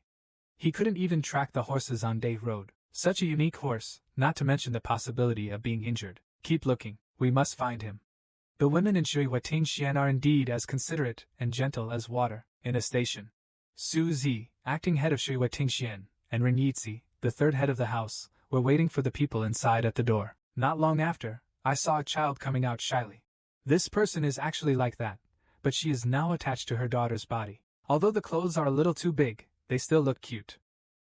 Tan Jianhu looked shocked and said, "It's amazing. I didn't realize it at all last night. This child is a woman. How did Master Su Dai know that?" Su Zi smiled slightly. It turns out that last night, Su Yanxing claimed that the case between this child, Mu Xixia, and Guan Haitian men has not yet been clarified. They could not be taken away, so Su Yanxing had to take the two of them and wait at the inn until things were clear. He personally sent them away, but everyone at the scene knew that this was just a rhetoric. Su Zi was the first to say so. There is no need for a child to explain the disputes in the rivers and lakes, not to mention that the child has suffered so much. Su Daoang, Tingxian has the right to accept the child's life. The case must be investigated in the future, whether it is Longting Mountain or Donggaling. I will personally take the child there. He would never refuse. Tan Jianhu also said at this time that since Mu Xixia was an important witness in the case, Tan must be escorted back to Liataking to return to Liataking. If the commander still wants to return, he can directly go to Baicheng Mountain for questioning. Su Yanxing saw that his strength was mediocre, and he was no match for the two of them. He then argued that Shuiyue's sect had no establishment to house the boy, otherwise even Mu Xixia could be brought back by the acting head. According to the warning of the acting head, he would not do anything to this little boy. "I'll take it back to you." Su Zi smiled slightly. Who said Yenna was a boy? Didn't Mr. Su realize that he was obviously a girl? At this time, when Su Zi saw Tan Jianhu asking about it, he explained that if you look carefully, it is not difficult to see the innate girlish look in Yenna's eyes. Tan Jianhu's concentration is slightly stronger, but he still can't notice it at all. "I think it's because I haven't practiced enough." Xiao Taking also said that my vision is not broad enough. Then Tan Jianhu said in a haha. Anyway, the dispute was finally resolved. Taoist priest Su also left the inn with all the Taoist priests early this morning. They went to find their master. Mu Xixia was seriously injured, thanks to the Shuiyue disciples. Take good care of me. I have sent people to find out the news about Senior Wei and Yao Dao. As soon as I have the results, I will inform everyone immediately. Su Zi sweated slightly and thanked Shuiyue Tingxian for a few more days so that he could help if there was any accident. The three major numbers in the East China Sea, breeze shield, goldfish customization, Chilean tang, convenient raw materials, 2 companies producing weapons for the imperial court. It has been 100 years, but the rising star Barry Luying City has found a new way to forge weapons specifically for martial arts strategists. Dugu Tianwei, the master of Bairelia Film City, was born in the Dugu royal family and was granted a title such as Ho. The 3 chief managers under him are all mysterious and have many miscarriages. There are even rumors that Bairelia Film City can become one of the 7 sects in the East China Sea. Relying on the planning of the second manager Heng Shuyin. At this time, Pei Lai and his party arrived at the foot of Barry Luying City, but they did not go through the main entrance, but like a thief. When they arrived at the side door, Pei Lai said that he had gone out of the city to deliver the sword. Now that he was late, he took everyone with him. He had to think of a way to enter the city. I saw a song on the side gate wall that Pei Lai knew well. Pei Lai Han said, "Brother He, please inform the second manager." He said that Pei Lai has 100,000 people who want to see him. He is also accompanied by Shuiyue Pavilion, Xian Ran's second Jiangyuan and Hu Yanji, the hero who rides his horse and sings wildly. "Brother," he said, "you have brought outsiders. According to the rules, I have to take the lead first. Let the city patrol officer say something." But Pei Lai emphasized that it must not be done. He first told the second manager that if it is inconvenient for you, you can find a way to let Rigia pass the message. If you get into trouble, I will never see anything happen to you. Brother, he looked a little gloomy. Then I went back to report. It didn't take long. The city gate opened, but what came out turned out to be Luying City's patrolling Sima. What came out of the city gate turned out to be Luying City's patrolling Sima. Hu Yanji whispered. "It seems like your friend betrayed you." But Pei Lai still said firmly, "Brother, he will not betray himself." I saw Pei Lai clasping his hands and saying, "I would like to pay my respects to my private disciple Pei Lai." Under the order of the second manager, I went to Shuiyue Court to announce the affairs. I came back due to an accident. The companions are Shuiwa Tingxian, Ran Zanjuan and Shuiwa disciples, as well as Hu Yanji, the horse-riding man. We have important matters that need to be brought to the attention of the second manager Hung. However, the inspector of the city showed no mercy at all and claimed that I had not received Shuiwa Tingshuan's name card.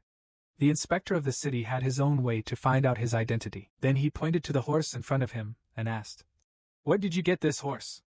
"The prince is chasing a tall wild horse today." But this one, seeing Hu Yanji staring at him, picked up the whip and cursed, "That man over there!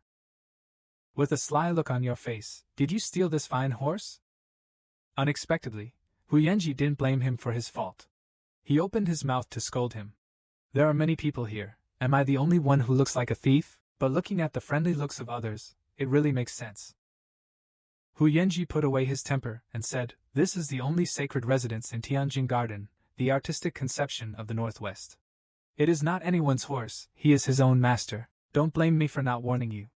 It's best not to provoke him, otherwise you'll be responsible for the consequences." Xianqing Sima's eyes changed. Since it is an ownerless horse, if it enters the territory of Luying City, it becomes the property of Luying City. Someone came and tied it up and took it back and presented it to the prince. After hearing this, the men under his command stepped forward to catch the horse. I didn't expect this horse to be so strong, jumping forward and back. The person on his back was bound to be thrown to death. This scene happened to be seen by the returning prince. The prince's mouth watered. It turned out to be a divine residence. He didn't expect that after searching for so long, he would actually arrive at the door of his house. Immediately, the crown prince's light soldiers surrounded the Hummer. The prince looked down at Hu Yanji. "You said playfully? You said he is your master, so what is your relationship with him?" Hu Yanji shouted loudly. "We are brothers." Unexpectedly, the prince actually laughed out loud. I didn't expect that there are still people in the world who regard animals as human beings. But Hu Yanji not only sarcastically said, "Your Majesty's words are wrong. Compared with people who treat the common people as beasts and enslave themselves, what does it mean to call me brothers with beasts?" The crown prince angrily said. "Aren't you afraid of confiscating your family and exterminating your clan if you make sarcastic statements in front of me?" But Hu Yanji was very cunning and his words were impeccable. He claimed that what he was talking about was clearly the evildoers. "Crown prince, how could you bring this kind of thing to the court? The prince is so blatantly slandering the imperial court. It's hard to explain even if your father is a marquis with the surname Xiao." When the prince heard this, he became furious and ordered his men to surround and suppress everyone. Hu Yanji secretly thought about how to escape. He could only subdue the prince first, and then make any plans. At this tense moment, the city gate opens again. Manager Hanger is here. He is called from inside. "Put away your weapons and avoid them." And behind the sedan were the good friends who accompanied the hunt, the eldest brother and Rijyu. Manager Hanger is actually such a beautiful daughter. The sedan chair was pulled up, and out came a short-sighted beauty wearing a skirt with sleeves and sleeve bells covering her chest. She has a rather slender figure and is wearing a fluffy and playful ponytail. On her slender how wrist, there is a suet fat jade bracelet. The skin is even smoother than the bracelet. Half of the woman's gauze wears only a green tube top, with gorgeous peacock orchid hanging along the edge. There is also silver thread embroidery on the brocade bell. This person is none other than the famous second manager of Luying City, Hung Shuang. This person looked at Hu Yanji, and his eyes were dazed. Unexpectedly, he held up the manager Hanger of Byrilia Cinema with one hand. She is actually a woman. When the prince saw Hung Shuang's arrival, he was a little nervous. I saw Hung Shuang saying slowly, "This is Hu Yanji Dashiahu?" The prince must have just met and talked with each other very happily. Dashiahu is worthy of being the only direct disciple of the master of Guanhai Tianmen. He is indeed a young hero. This time, can our Luying City expand its business to Guanhai Tianmen? It depends on the prince. If the business cannot be negotiated due to some personal disputes, it will be difficult for me to explain to the city lord. Are you right, His Highness the Crown Prince? Hung Shuang's voice was as enchanting as silk, but at this time, the Crown Prince was so nervous that he broke into a cold sweat. Hung Shuang continued to introduce, this person is Shui Weitingshuan's second master, Ran Hongxia, the daughter of the powerful General Ran in Beiguan. At this time, the prince was even more panicked. Everyone knew the reputation of Ran Sengchuan, the general of Jinbei. He was the current god of war who commanded northern Xinjiang. Even the emperor had to fear Ran Sengchuan, the three deities. Unexpectedly, this strange woman would meet here, Ran Hongxia said somewhat cautiously. I have met the second manager, Your Majesty. Hongxia is injured. I hope you can forgive me. The speaker is unintentional, but the listener is intentional. Ran Xingchuan's name is deeply imprinted in Pei Lai's mind. It turns out that the difference between Ran Hongxia and herself is nothing more than clouds and mud. This huge gap cannot be bridged in a single night of adversity. Heng Shuang took Ran Hongxia's hand and said softly, "Girl of the Ran family, it has been a year since the last meeting of the 7 payments. We were not able to talk that time. How could we expect to meet again so soon?" Then he invited everyone into the city and asked Zhongyang, who was close to him, to escort the guests back to the city. But the crown prince still wants to stop him. He wants this good horse, but he hasn't finished speaking yet. He was interrupted by Heng Shuing and said, "The last time you and I agreed to meet the city lord together, the city lord has made a decision that I will be responsible for the affairs of Luyin City for a generation. The prince will not forget it." This sentence directly made the prince speechless. Then he asked Pei Lai and others to follow him into the city. The prince gritted his teeth behind him, thinking, "Don't let me catch you. One day I will ask my father to hand over your body to me. As long as these others enter the city, I will have plenty of opportunities to clean up." Pei Lai thanked her in a low voice from behind, and he and his eldest brother and Rijie, but Rijie said, "Thank you, I won't have to do this. I've never even seen you stab me in the face. Let's talk about it if you can come back alive." Women's specification: fragrance lingers all over the body. In the side courtyard of the second general manager of Luyin City, Heng Shuang couldn't help but be a little surprised after hearing the stories of Pei Lai and others. Heng Shuang looked at the waist knife on Pei Lai's back and couldn't help but become curious. He said he wanted to show me the red-eyed waist knife. Pei Lai and Ran Hongxia stopped them one after another, and their faces suddenly turned red. Heng Shuang was confused. Huang Ying hurriedly explained, "Please don't blame the second manager. It's just that the knife was poisoned, and it was too dangerous for women. It could cause loss of control at worst or disfigurement at worst." After hearing this, Heng Shuang stopped insisting and took a sip of light tea and said, "The most urgent task now is the safety of Miss Bihu, a noble disciple. I have arranged for the best doctors in the city to treat the 2 girls Bihu Kai'an. We are all tired. Your rooms are arranged together. You can go back to your room to rest first. We will notify Shui Wei Ting Xian and Paper Sword Qigong separately tomorrow. They are facing the specific situation. As for the waist knife, Red Eye, I will temporarily seal it and preserve it." Ran Hongxia and Hu Yanji thanked the second manager for the proper arrangements, and stopped bothering them. Before leaving, the second manager called Pei Lai. Pei Lai obediently sealed up the red-eyed waist sword. Only Heng Shuing and Pei Lai were left in the room. Heng Shuang asked Pei Lai to seal the sword and then drowned him. Heng Shuang saw Pei Lai speechless and couldn't help but smile. "Don't force people too much and continue to support the case. Occasionally, I reach out to read the file, braiding a few strands of hair that fall softly. The soft white cheeks reveal a faint pink-orange color. The computer case is warm and moist, lining the skin like cream, almost making people want to pinch it. Then bring your fingertips close to your nose and savor the taste." Heng Shuing uses the finest cinnabar tribute ink, which costs 10 taels of silver for every half tael. The value of the ink sticks is actually 20 times that of the same amount of silver. The documents he approves every day are stacked up on the desk, and one can be used up in less than 10 days. Sometimes there are festivals, big competitions, Jiaoming gatherings and other important events in the city, which cost even more than this. Heng Shuang squinted his eyes and said, "You guys are really good at posing problems for me, like a cat." Pei Lai suddenly remembered what Rijie said. His heart skipped a beat, and he whispered in a low voice, "The villain realizes his mistake." Heng Shuang listened for a while. "I'm so laughing. Where did I learn these Xian stories? I still like to treat me as a weapon-sheathing elder sister when we first met." Thinking back to Pei Lai's first meeting with Heng Shuang, he claimed that he also had a sister in his hometown, who must be about your age, and enthusiastically took out raisins to express his gratitude to Heng Shuang, not as reserved as now. Pei Lai looked a little embarrassed at this time and said, "Uncle Chi didn't tell me back then that the second manager in charge of Luyin City was a woman." After talking and laughing for a while, Heng Shuing returned to the business and said, "You just said that Senior Qi Nemo detoxified disciple Shui Yu with his internal strength. He died due to excessive wear and tear. Before his death, he gave the red-eyed demon sword to Ran Hongxia. In this case, he should also know how to restrain the demon's sword with her." Pei Lai replied in a panic.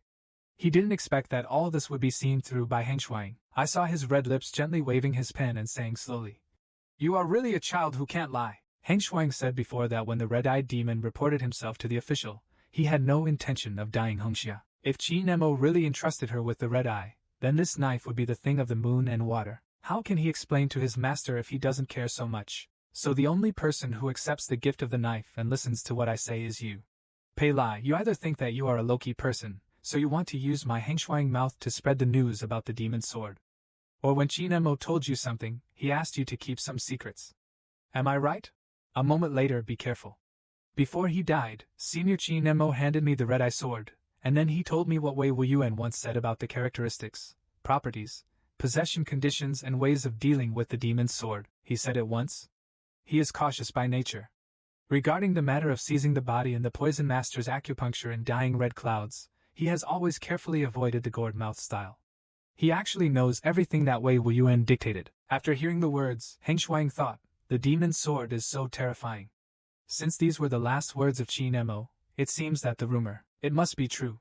He turned around and asked with sharp eyes, Pei Lai, have you heard of Xuanqi Qingyu Pavilion? 30 years ago, among the 3 famous names in the East China Sea, there was no Barreling city. The people who knew the East China Sea were not King Fengzhou and Qiliantang, but the one who had experienced it for more than 500 years. Xuanqi Qingyu Pavilion, it even experienced the initial demon sword rebellion. In the past 500 years, even though the country has changed, Xuanqi Qingyu Pavilion has endured for a long time. They can use the extremely precious eagle to forge a magical weapon that is unparalleled in the world. Even King Fengzhou and Qiliantang can't match it. Such a powerful sect was completely eliminated from the martial arts world 30 years ago. The ruins and even the corpses were not left behind. And all of this was caused by the demon's sword. I have worked hard for 10 years to make Luying City the scale it is today.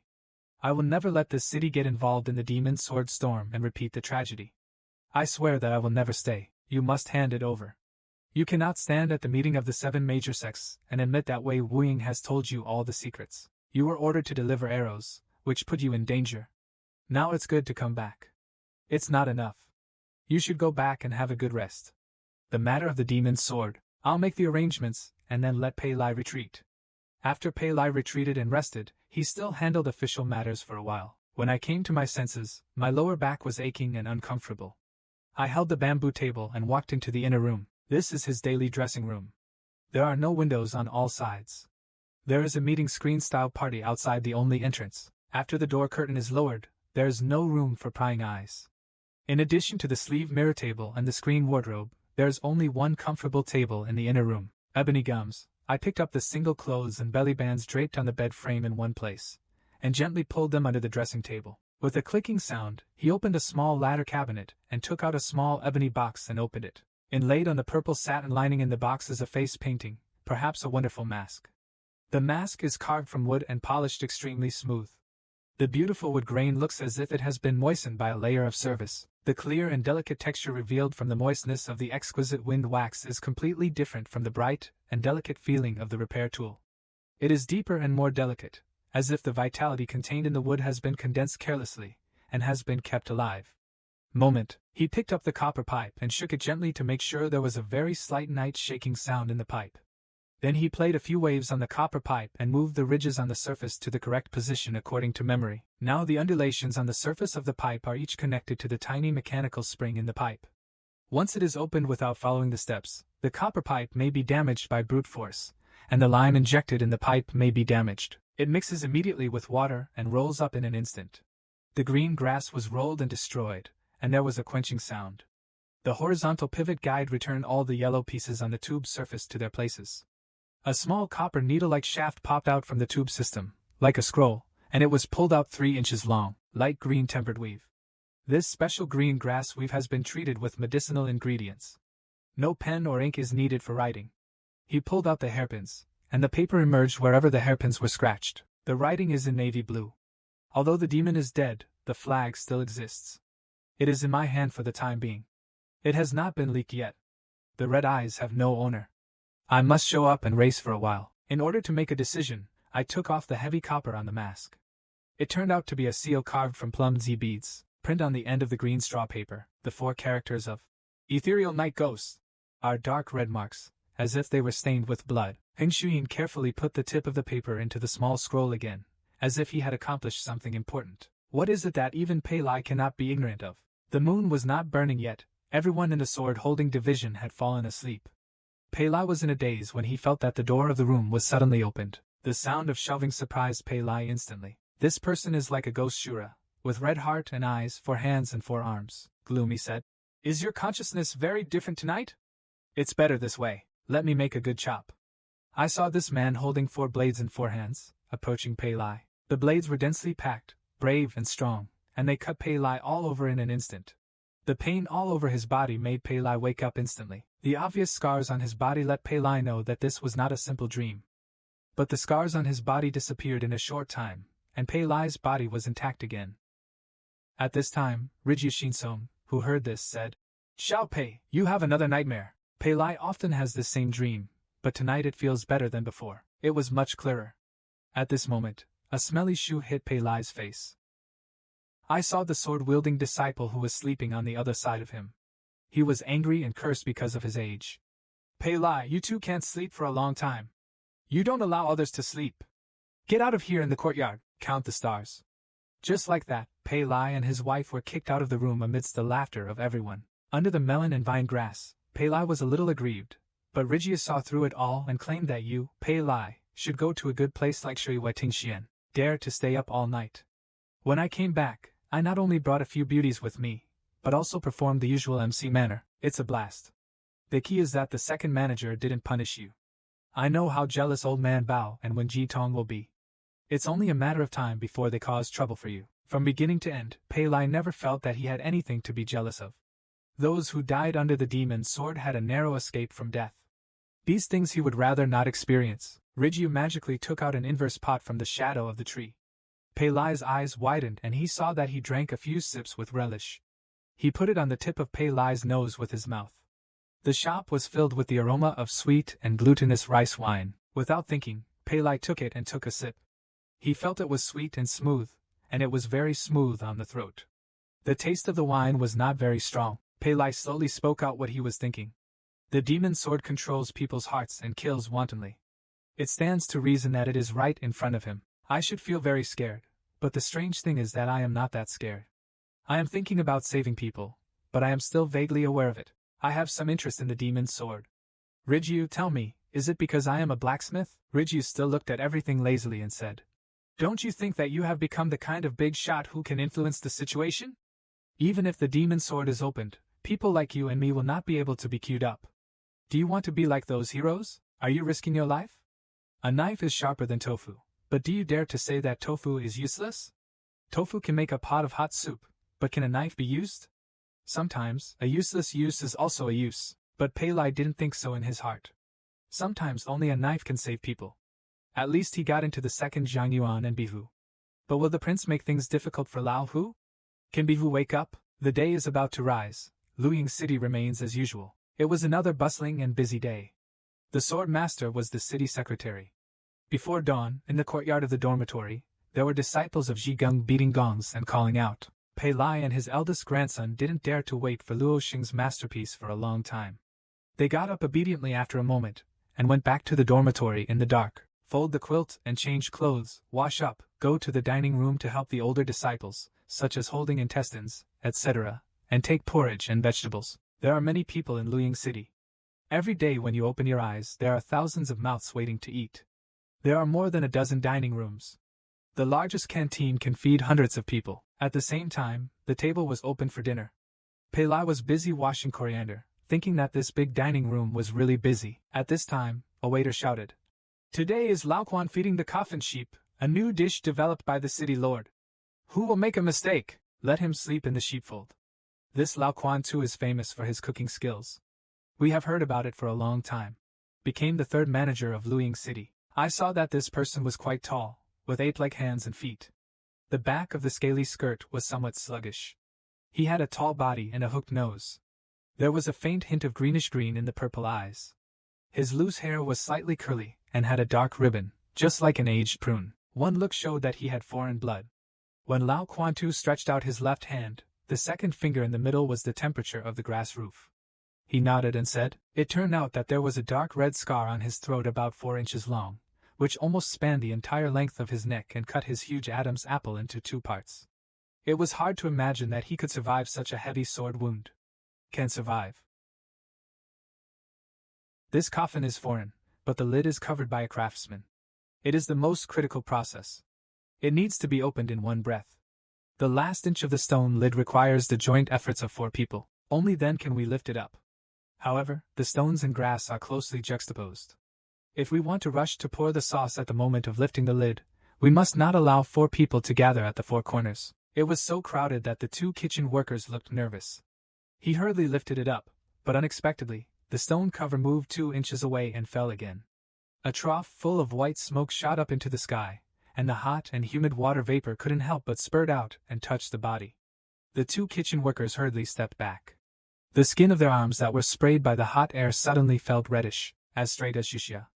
Just when he was about to give up all his previous efforts, Pei Lian rushed forward with a sword step. Quickly catch this steel fork and stabilize your body. Open the stone axe in one breath, seize the opportunity with your old fist. Sprinkle the sauce on top of the lamb.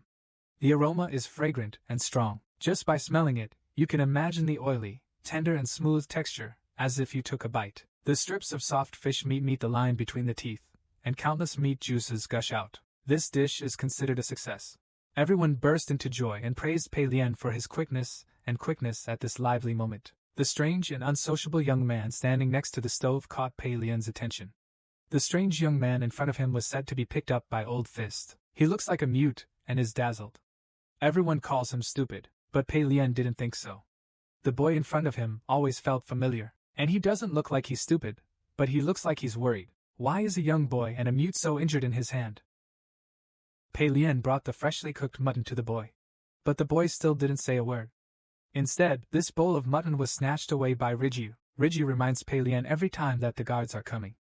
The second manager will be cleared if you are late, you will be beheaded. In the backyard, all the disciples from the prohibition department are present. I saw Heng Shuyin sitting in danger, he said slowly. As we all know, the period for the 3 palaces to be enfeoffed is coming. This year, Ben will be the host. At that time, there will be 2 major bets for the world's heroes and important officials of the court. When the time comes, every room must be fully prepared to strive for perfection. There must be no mistakes. The people below listened to the overlords talking about it. Pei Lian heard Uncle Chi say it before. Entering the 3 prefectures into a seal is not just a competition of military prowess.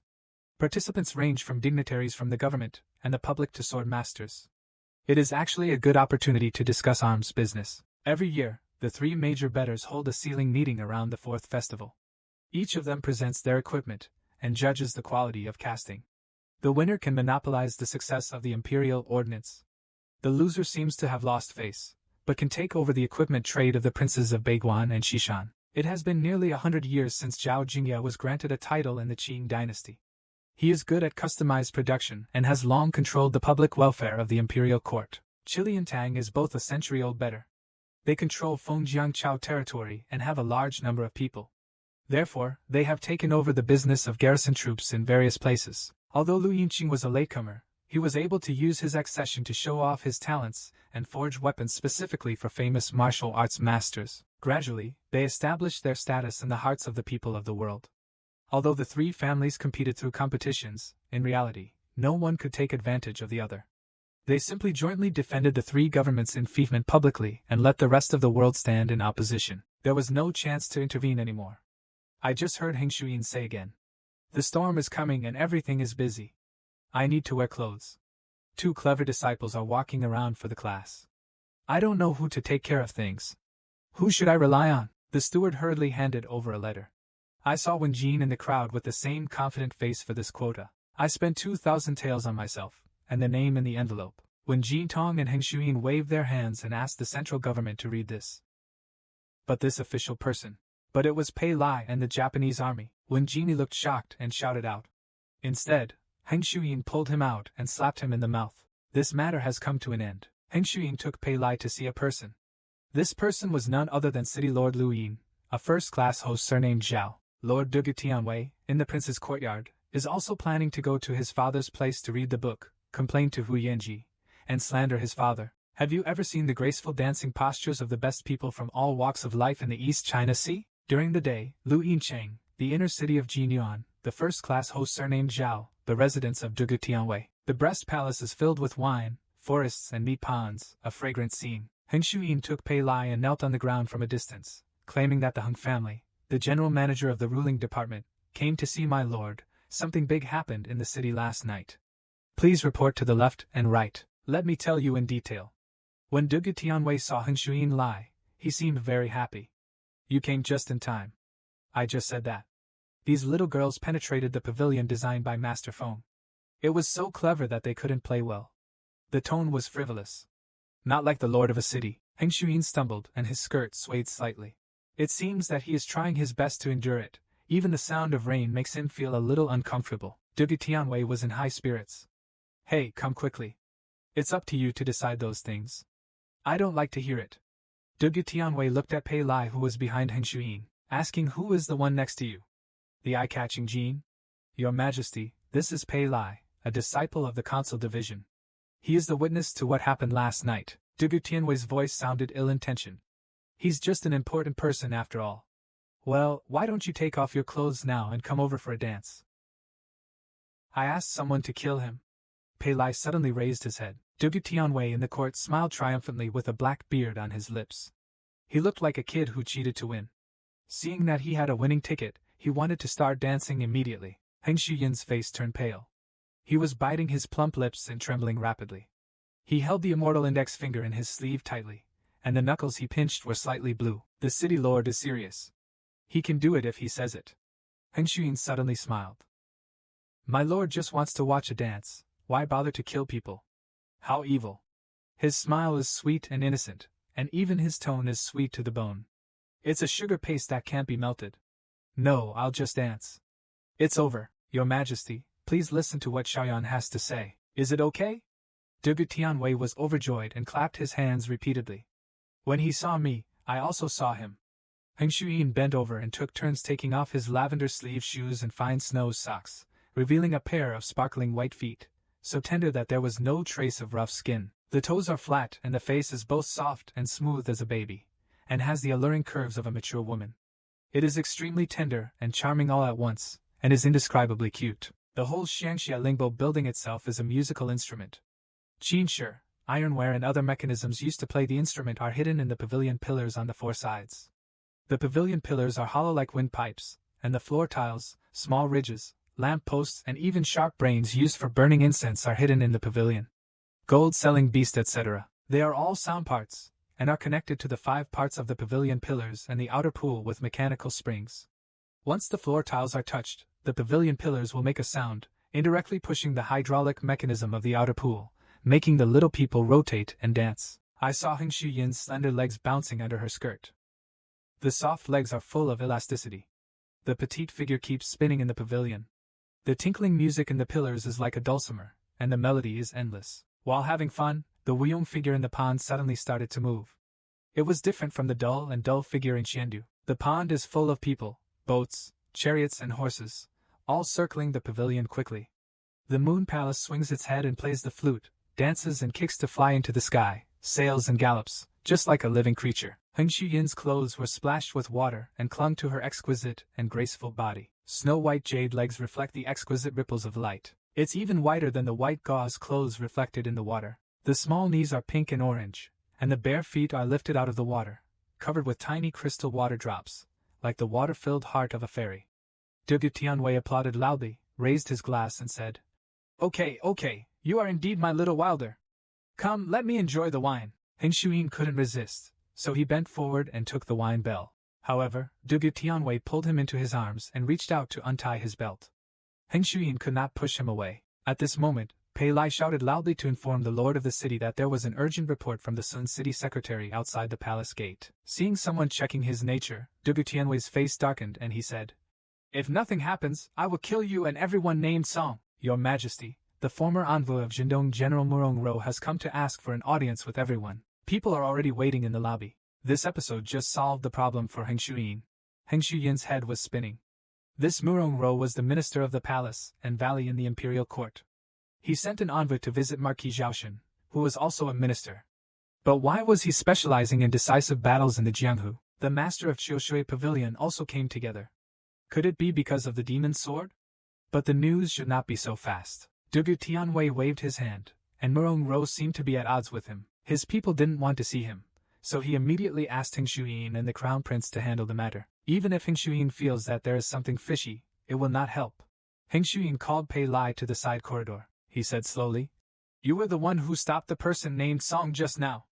You didn't want me to be seen in such a miserable state, so you deliberately interrupted the city lord and came to rescue me." Heng Shuyin touched Pei Lai's head and said softly, "My heart is good, but remember, you won't have my permission from now on. Do not interrupt the city lord's speech under any circumstances. This time, it was the name of General Zhendong that saved you." Pei Lai couldn't help but wonder if General Zhendong was so powerful. 4 towns were set up in the land to make everyone worship him. The world is at peace. General Jinbei dyes his skirt. He takes charge of the defense of northern Xinjiang and supervises the construction of the northern city wall. His military achievements are outstanding. Murong Ro, the general of Zhendong, who is known as the god of war in the world, holds a heavy army and is stationed in Takedo, known for his iron fist, decisiveness in killing, and resolute action. He is said to be able to distinguish authenticity from fakes. Don't be in vain, don't let it go. General Han Song of Jinshi, the son of Han Guofan, who is good at using spears, leads the Han expedition under the command of Flying Tiger Cavalry. The powerful General Pu Bao of Jinnan and Dali of Nanlin Fengjian, who are powerful in the world, have reached the top of the 4 towns in the world with just one mouth. Among them, Zhendong General Murong Ro was the most difficult to deal with. This person used to make things difficult for Duge Tianwei in various aspects of the court.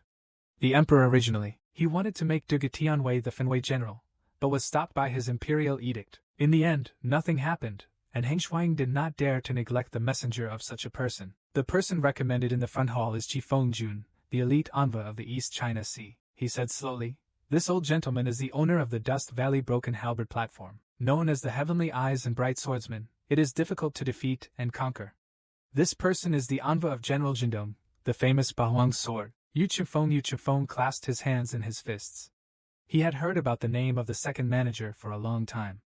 When he saw it today, he was indeed the most powerful person in the country. Hengshu camp towers and bows, the sound of silver bells ringing. "It is my honor to meet the famous teacher Yu.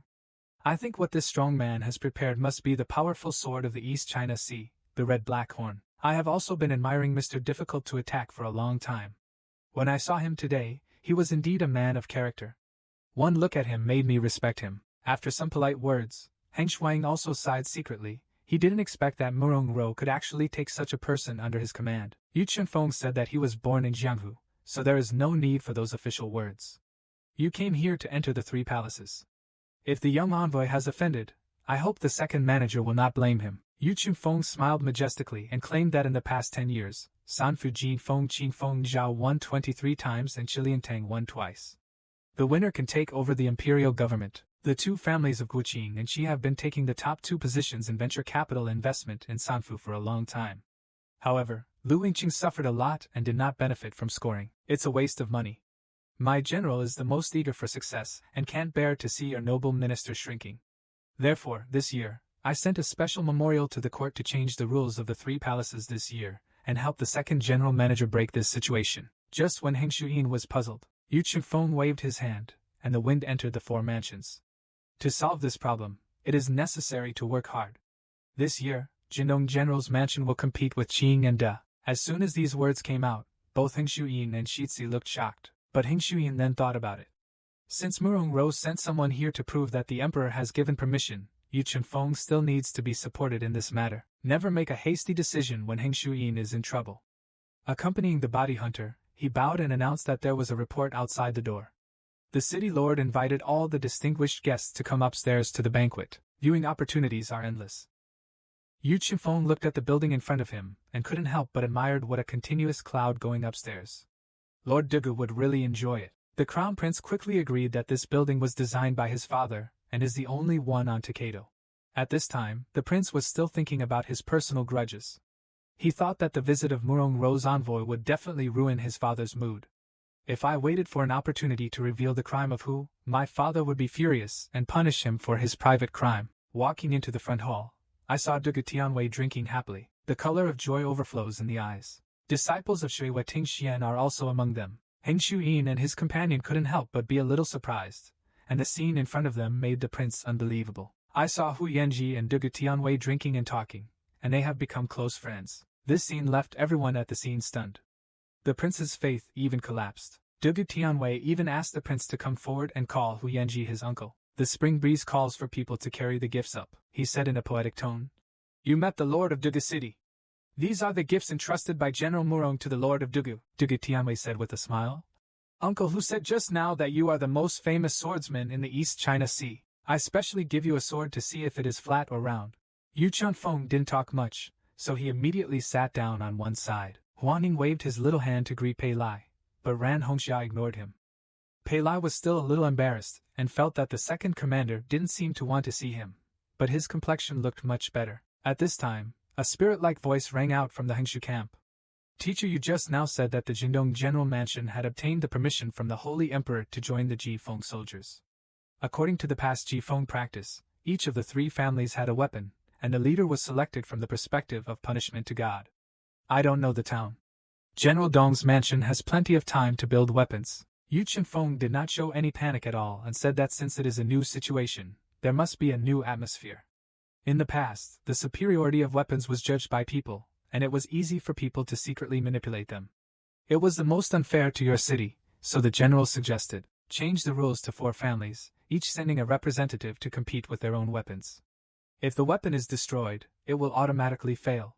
If the person holding the weapon dies unfortunately, it can be considered a failure. The test location is Xiaoshui Pavilion.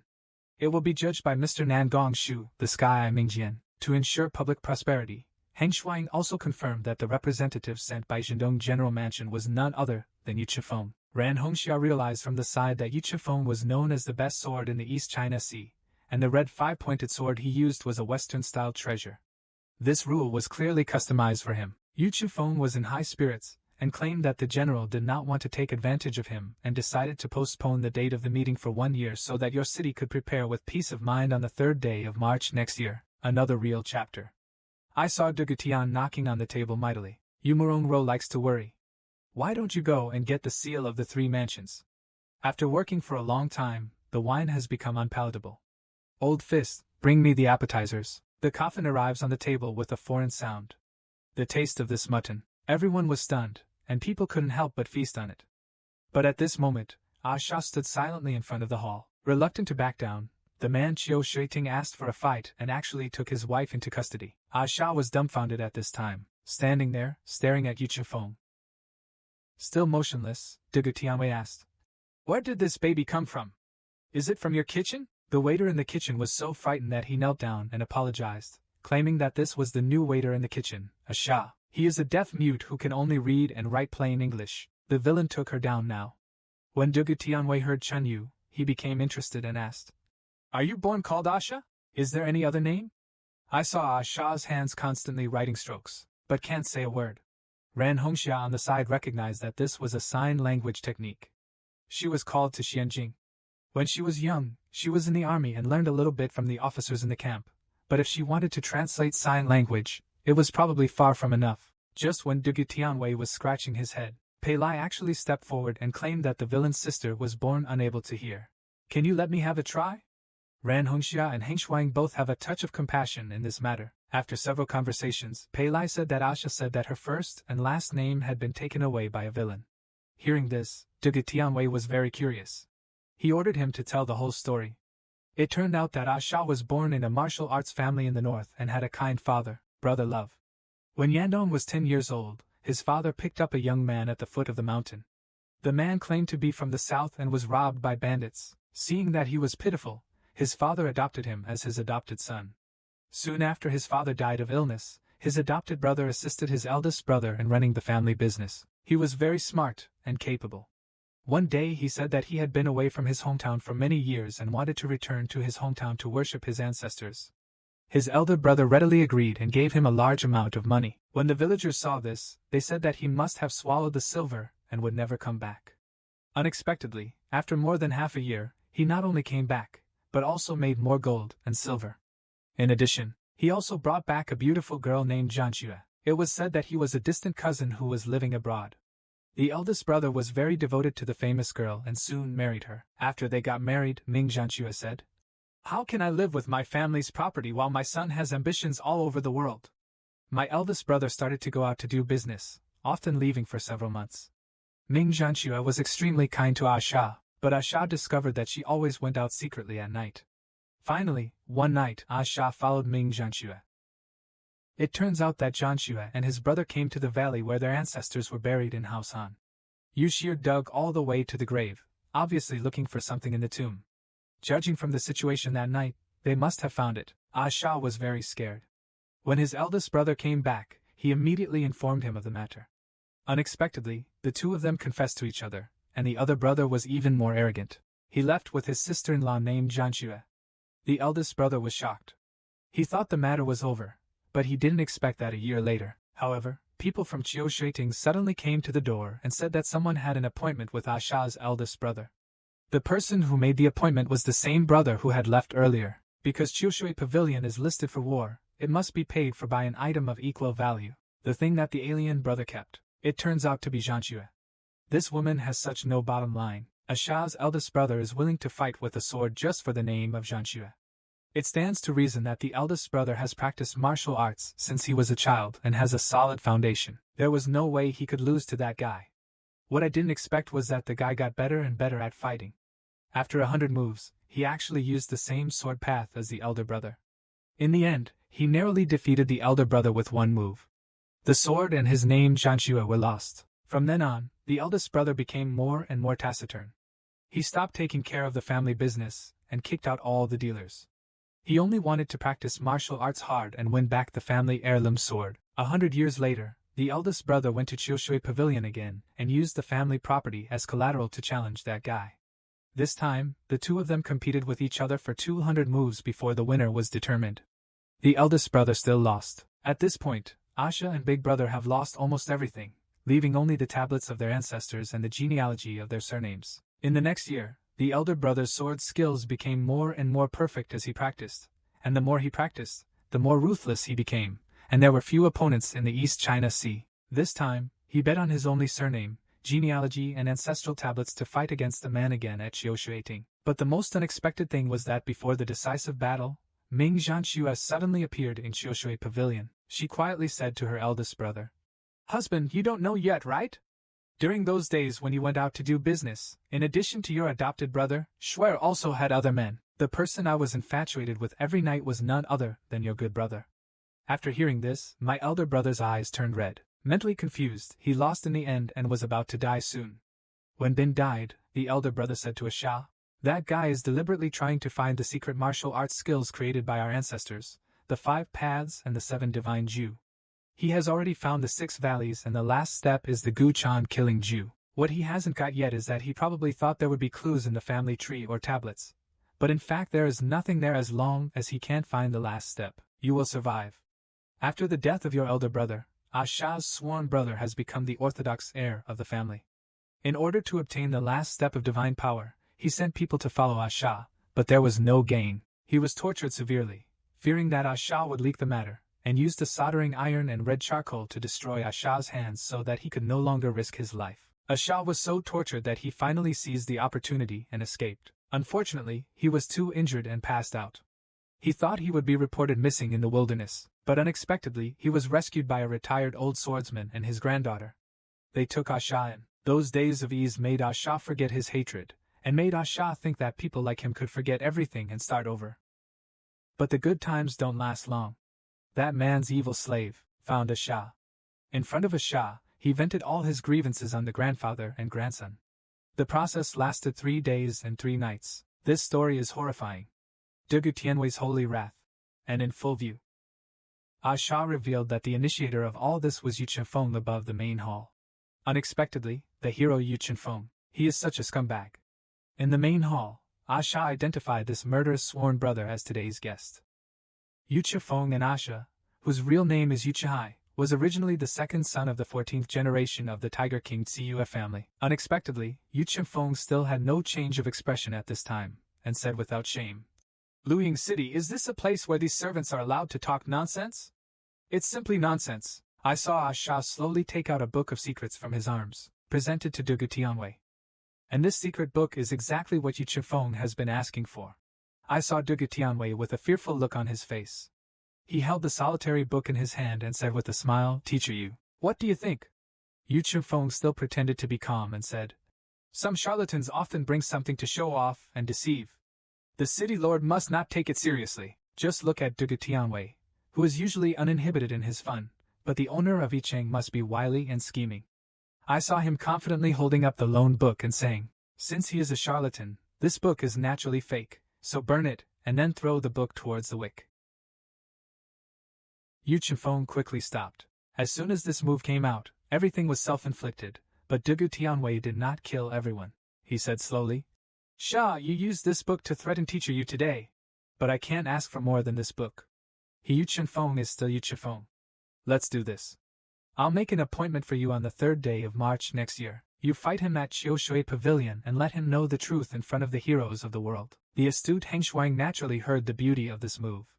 If the morning breeze becomes hard this month, all 4 palaces will be sealed and 10 sections will be represented in the south to fight for Jingdong General Palace. At this moment, Ran Hongxia raised a question, claiming that she heard that teacher Yu had a second slave of killing and shooting with her. If what Asha said was true, then he would follow his slave. What happened next? Asha, who had always been dull, suddenly felt a little excited. I saw him wiping his neck with his hands, and a group of people shot the slave, already killed by himself. Asha gestured and said that God had given him a weapon and successfully killed that evil slave. I don't want to wait until next year. I want to take revenge now. As soon as he finished speaking, Asha kicked open the box and what came into view was a brass quasi-shaped object about the size of a rattan plate. The whole body is covered with simple embroidery patterns of copper and iron watch numbers. It's also like a golden armor with 4 pairs of claws on each side and 3 sections of attached feet. The chicken yellow is faintly exposed at the joints of the feet. It looks like a giant copper pillar. There is a thin groove running through the middle of the copper pillar, which seems to hold a knife board. The part of the object that looks like a knife handle is covered with sharp thorns, but from a distance it looks like half a crab leg. Very ferocious, this ominous thing. It turns out to be a demon knife too. Pei Lai saw something strange in front of him. A sudden pain in my head that felt like it was exploding, and a strange voice echoed in my head. At this time, Asha slowly took off the bandage on his hand. 2 soldiers came forward to take a closer look and then lifted the object off the mat. Suddenly there was a click, and the handle of the guillotine was covered with thorns like a crab's legs. It suddenly bounced up and smashed the jaw of the person in front. As close as the wall, most of the man's face from the bridge of his nose down was missing, leaving only a bloody black hole, like a crushed walnut shell. Everyone was shocked. Degushin shouted with great authority, "Yu Chunfang, your Jingdong general uniform is so full that he gave me a knife to stab him." Yu Chunfang said with a cold sweat on his face, "There is no way this is the general's property. I'm afraid it looks like a mermaid." At this moment, Ran Hongxia carefully looked at the object in front of her. It was indeed a knife, but the handle was covered with sharp thorns. How could anyone hold it? Just when Pei Lai's head was in severe pain, Asha rushed forward with a sword step. Shudi stretched out his right hand to hold the handle of the knife. Blood spurted out, staining the cloth wrapped in glutinous rice. The muscles of his right arm twisted as he cried. A black line of cloudy black air penetrated the skin and climbed up along the blood veins and veins. Asha roared in pain. The battle was so loud that the dragon roared from the hungry moon, and the blade was pulled out from the copper bead. There was a flash of light, and it rushed towards Yu Chunfang. This time it was so fast that it was difficult to distinguish with the naked eye. Everyone regained consciousness. I saw Yu Chunfang's whole body wrapped in a ball of fluorescent light, her hands still behind her back, but she didn't mean to take off her clothes. But the sword light was tightly stuck to her in a ruffian style. Walking around him in a hurry, each cut was close to the flesh and rubbed into the hair, and there was no room left. Silly still followed the cut. Gradually losing shape, the thin body turned into a gray shadow. The light of the knife mixed with blood and smoke swirled around, and there was an incessant itching in it. However, he was unable to calm down the morning breeze in his hands. Countless pieces of broken hair and cloth came out, being carried away by the blade and unable to move away. It formed a huge circle, and from the corner of my eye I suddenly saw a dark, fat figure moving. But it was the Kunlun slave who carried the sword for Yu Chunfang who wanted to step forward and deliver the sword. Suddenly his body sank and he knelt on the ground. Hu Yanji actually stepped on the knife box and said softly, "They are dueling. Don't come in and cause trouble. If you want to play, you can come to me." At this time, the sword energy in the sky gradually moves closer to dying Hongxia. Yan Hongxia's old injury has not healed, and Kanwa's sword is not with her. But in order to protect herself, Yu Chunfang actually turned the battle to others. At this dangerous moment, Pei Lai ducked and rushed to Ran Hongxia. Pei Lai snatched the prince's sword and whispered, "Shao Shi. This is the demon sword Tianlai. It can inject supreme power into the sword corpse, making it extremely fast. As soon as the sound ended, Pei Lai's head was in severe pain again, and the voice in the stone sea became clearer. Let me chop him off. Pei Lai's condition is as good as a knife corpse. A flash of red flashed across his eyes. Xingxing has said, this is the fourth demon sword that has been born. Tian Lai. Pei Lai thrust his sword into the battle group, like a hot knife timid with butter, but made no sound. The light of the original marrow sword kept circling, and gradually lost its shape. The mirror-wielding department's unique complexion of green clothes and white hangings also blended into the battle circle. Together with Asha's gray shadow, they circled around the moon and morning wind, and there was an extra knife in the middle. Chunfang still holds his hands behind his back, lurking backward like a whirlwind. I dodged left and right, and finally I simply closed my eyes. All the pores in my body were relaxed, and my perception was extremely sharp. He responded expediently and wisely, gradually gaining a chance to breathe. Chunfang's anger had reached its peak at this time and shouted, "Kill the slaves! Bring me the knife!" But at this time, the slave killer was once again controlled by Hu Yanji. Without moving anything, Chunfang Jianjuan shouted, "Huang Tu, it was you who touched my sword just now and insulted my ancestors." He slapped Hu Yanji with one palm. Hu Yanji has become the captain. Both of them took a few steps back. Evenly divided, the morning breeze suddenly calmed me down. I want to fight Hu Yanji again. Suddenly I was shocked by a breath. Unexpectedly, it turned out to be the old fist beside Dugu Tianwei. This person is indeed a hidden master. Chunfang dares to calm down. Not daring to act rashly, he turned to look at the two men fighting at the scene, Pei Lai. Could it be that they were just possessed by the legendary demon sword?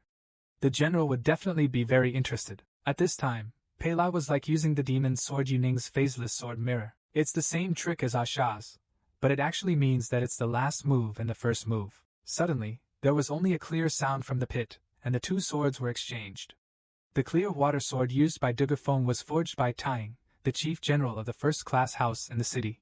It is an extraordinary product. However, half of the tip of the sword was cut off by the demon sword Tianlai. The violent impact made Pei Lai regain some consciousness, and he saw Asha charging towards him desperately. Between life and death, Pei Lai screams and his blood rushes forward. The world is red and I don't know how my body is moving.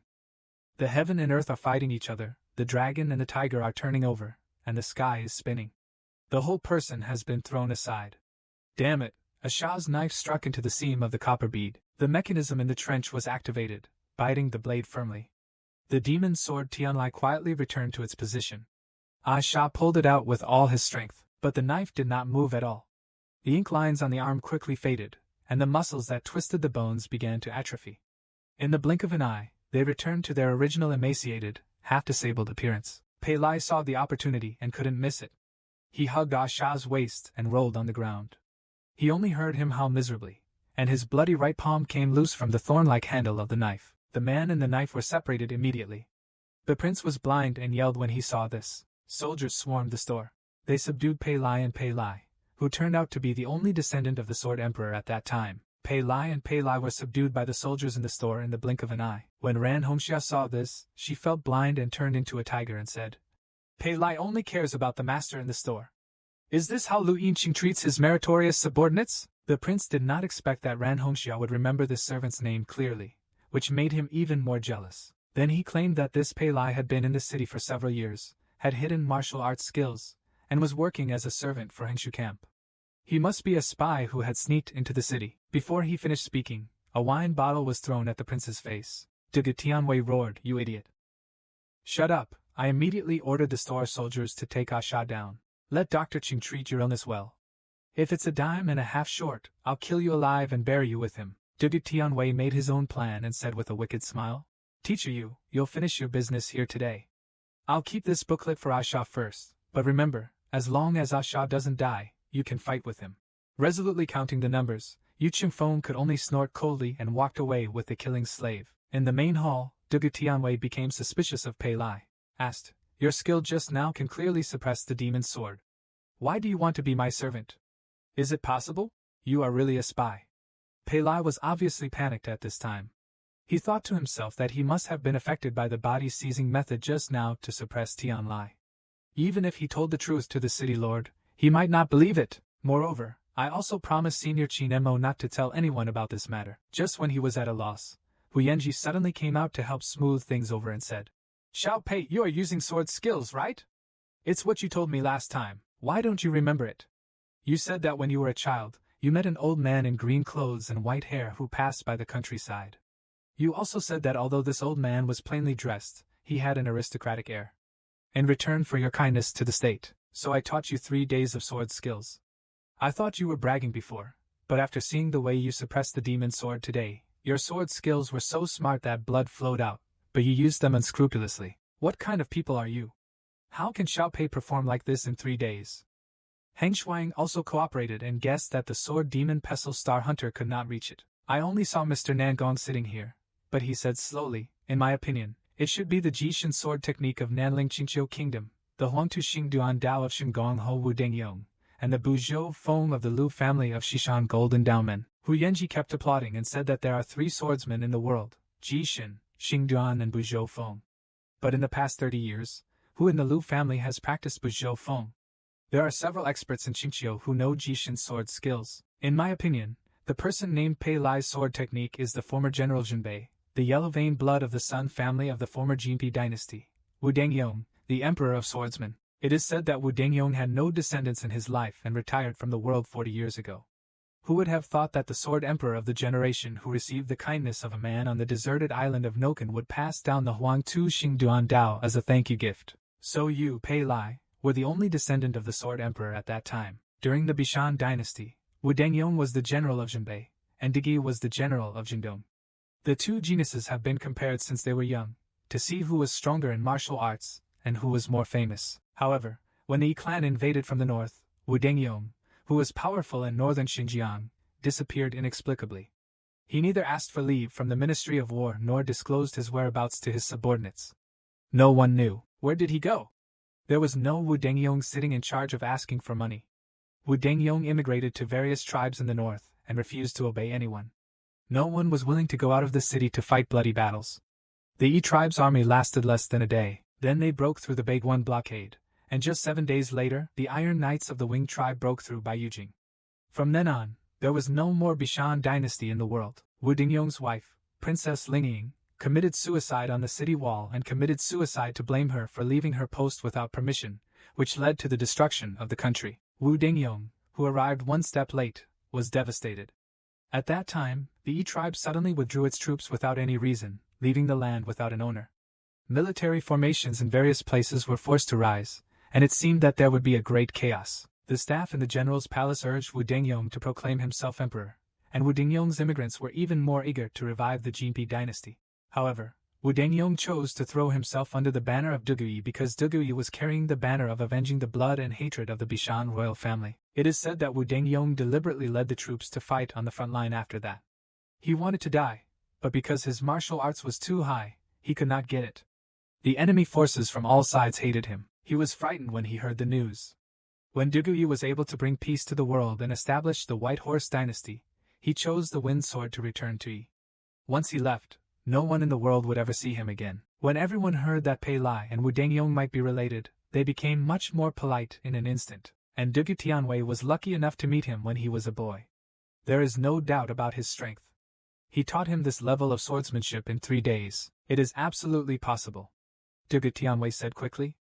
Since you are Wu Dengyong's disciple, you can no longer be a servant in Luying City. Otherwise, if word spreads, outsiders will say that I am a Tsucai. I will not let you be an official of the 7th rank.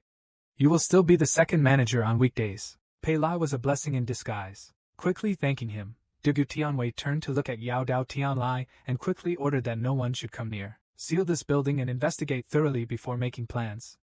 Everyone disperses. If you don't go upstairs through the clouds, it will be closed. Hu Yanji congratulated Pei Lierong on his promotion to the throne, but the brainwashing room spurted out a mouthful of blood. I didn't expect that I had just slapped you, Chunfang. A trace of thunder energy unexpectedly rushed into the body. If not for the timely use of Tianyuan palm painting to go to 9 cities, I'm afraid my internal organs have been burned to ashes. Pei Lai quickly helped Hu Yanji rest.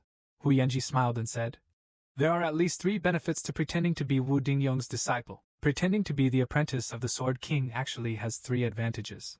First, it is said that the martial arts of the Gongsun family of the Jinpi dynasty are closely related to their destiny. This can just explain to others your martial arts that sometimes work well but sometimes fail. Second, There are very few people who have fought against the Sword King and are still alive. Even the soldier saint dare not say that he has seen Huang Tuxing's broken sword with his own eyes. Don't worry. Someone will jump out and question your swordsmanship. The third Sword Emperor is expected to be no longer alive. Even if he is still alive, after 7 days in Baiguan, he will be heartbroken and will not come to pick you up. But after Pei Lai heard this, he felt that he should not impersonate the name of Sword Emperor. Now that he has been granted the title, he feels that he is taking advantage of this senior. Unexpectedly, Hu Yan took the photo and claimed that the name was taboo, like floating clouds, but sometimes it is a life-saving panacea. Just now during the dinner, you recognized the sky-hunting demon's sword, but the second master was indifferent. Obviously, what Qinghua said before his death was you, not him. No matter what you think, you are already inseparable from the demon's sword. You are in the middle of the world. If you continue to look at the problem with the mentality of an ordinary servant, when a crisis comes, I'm afraid that not only will you not be able to protect yourself, but you will also implicate the people you care about. These words really woke up Pei Lai, and Hu Yanji also fulfilled his responsibilities as a big brother. It's the time of leaves. Under the 9 nether spring, when Mu and Ling makes people feel sick all alone. Many years ago, there was a man who wore a mask that looked like a bird and a kite. He gave the mask nicknamed Ethereal Night Ghost to Heng Shiyong. The man who gave him the mask once said this: according to legend, the presence of insects and animals is a sign of immortality. Only by wearing this mask can you become a member of our lonely house. At that time, Heng Shui put his arms around his shoulders and trembled quickly, saying, "Are we considered immortals?" He struggled to resist the extremely biting cold wet vapor in the underground cave. This was the second time in his life that he hated himself like that. He didn't understand martial arts, but the man just looked at him coldly. 2 piercing cold lights shot out from the cave, as if the alluring cave body he huddled under his thin wet clothes was nothing. It was more precious and delicious than the salt smoke poem scoop beside the road. His life for the first time and perhaps the only time, I feel that the whole I am most proud of is worthless in the eyes of men. The last place in my heart can be a stronghold. After finally breaking down and resurrecting from the dead, there are only 2 ways to go. You are not a fairy. It was Li Gui's original mask, with a rough and stinging frosted feel, a touch and smell like double cracks, and a hint of weathering and decay.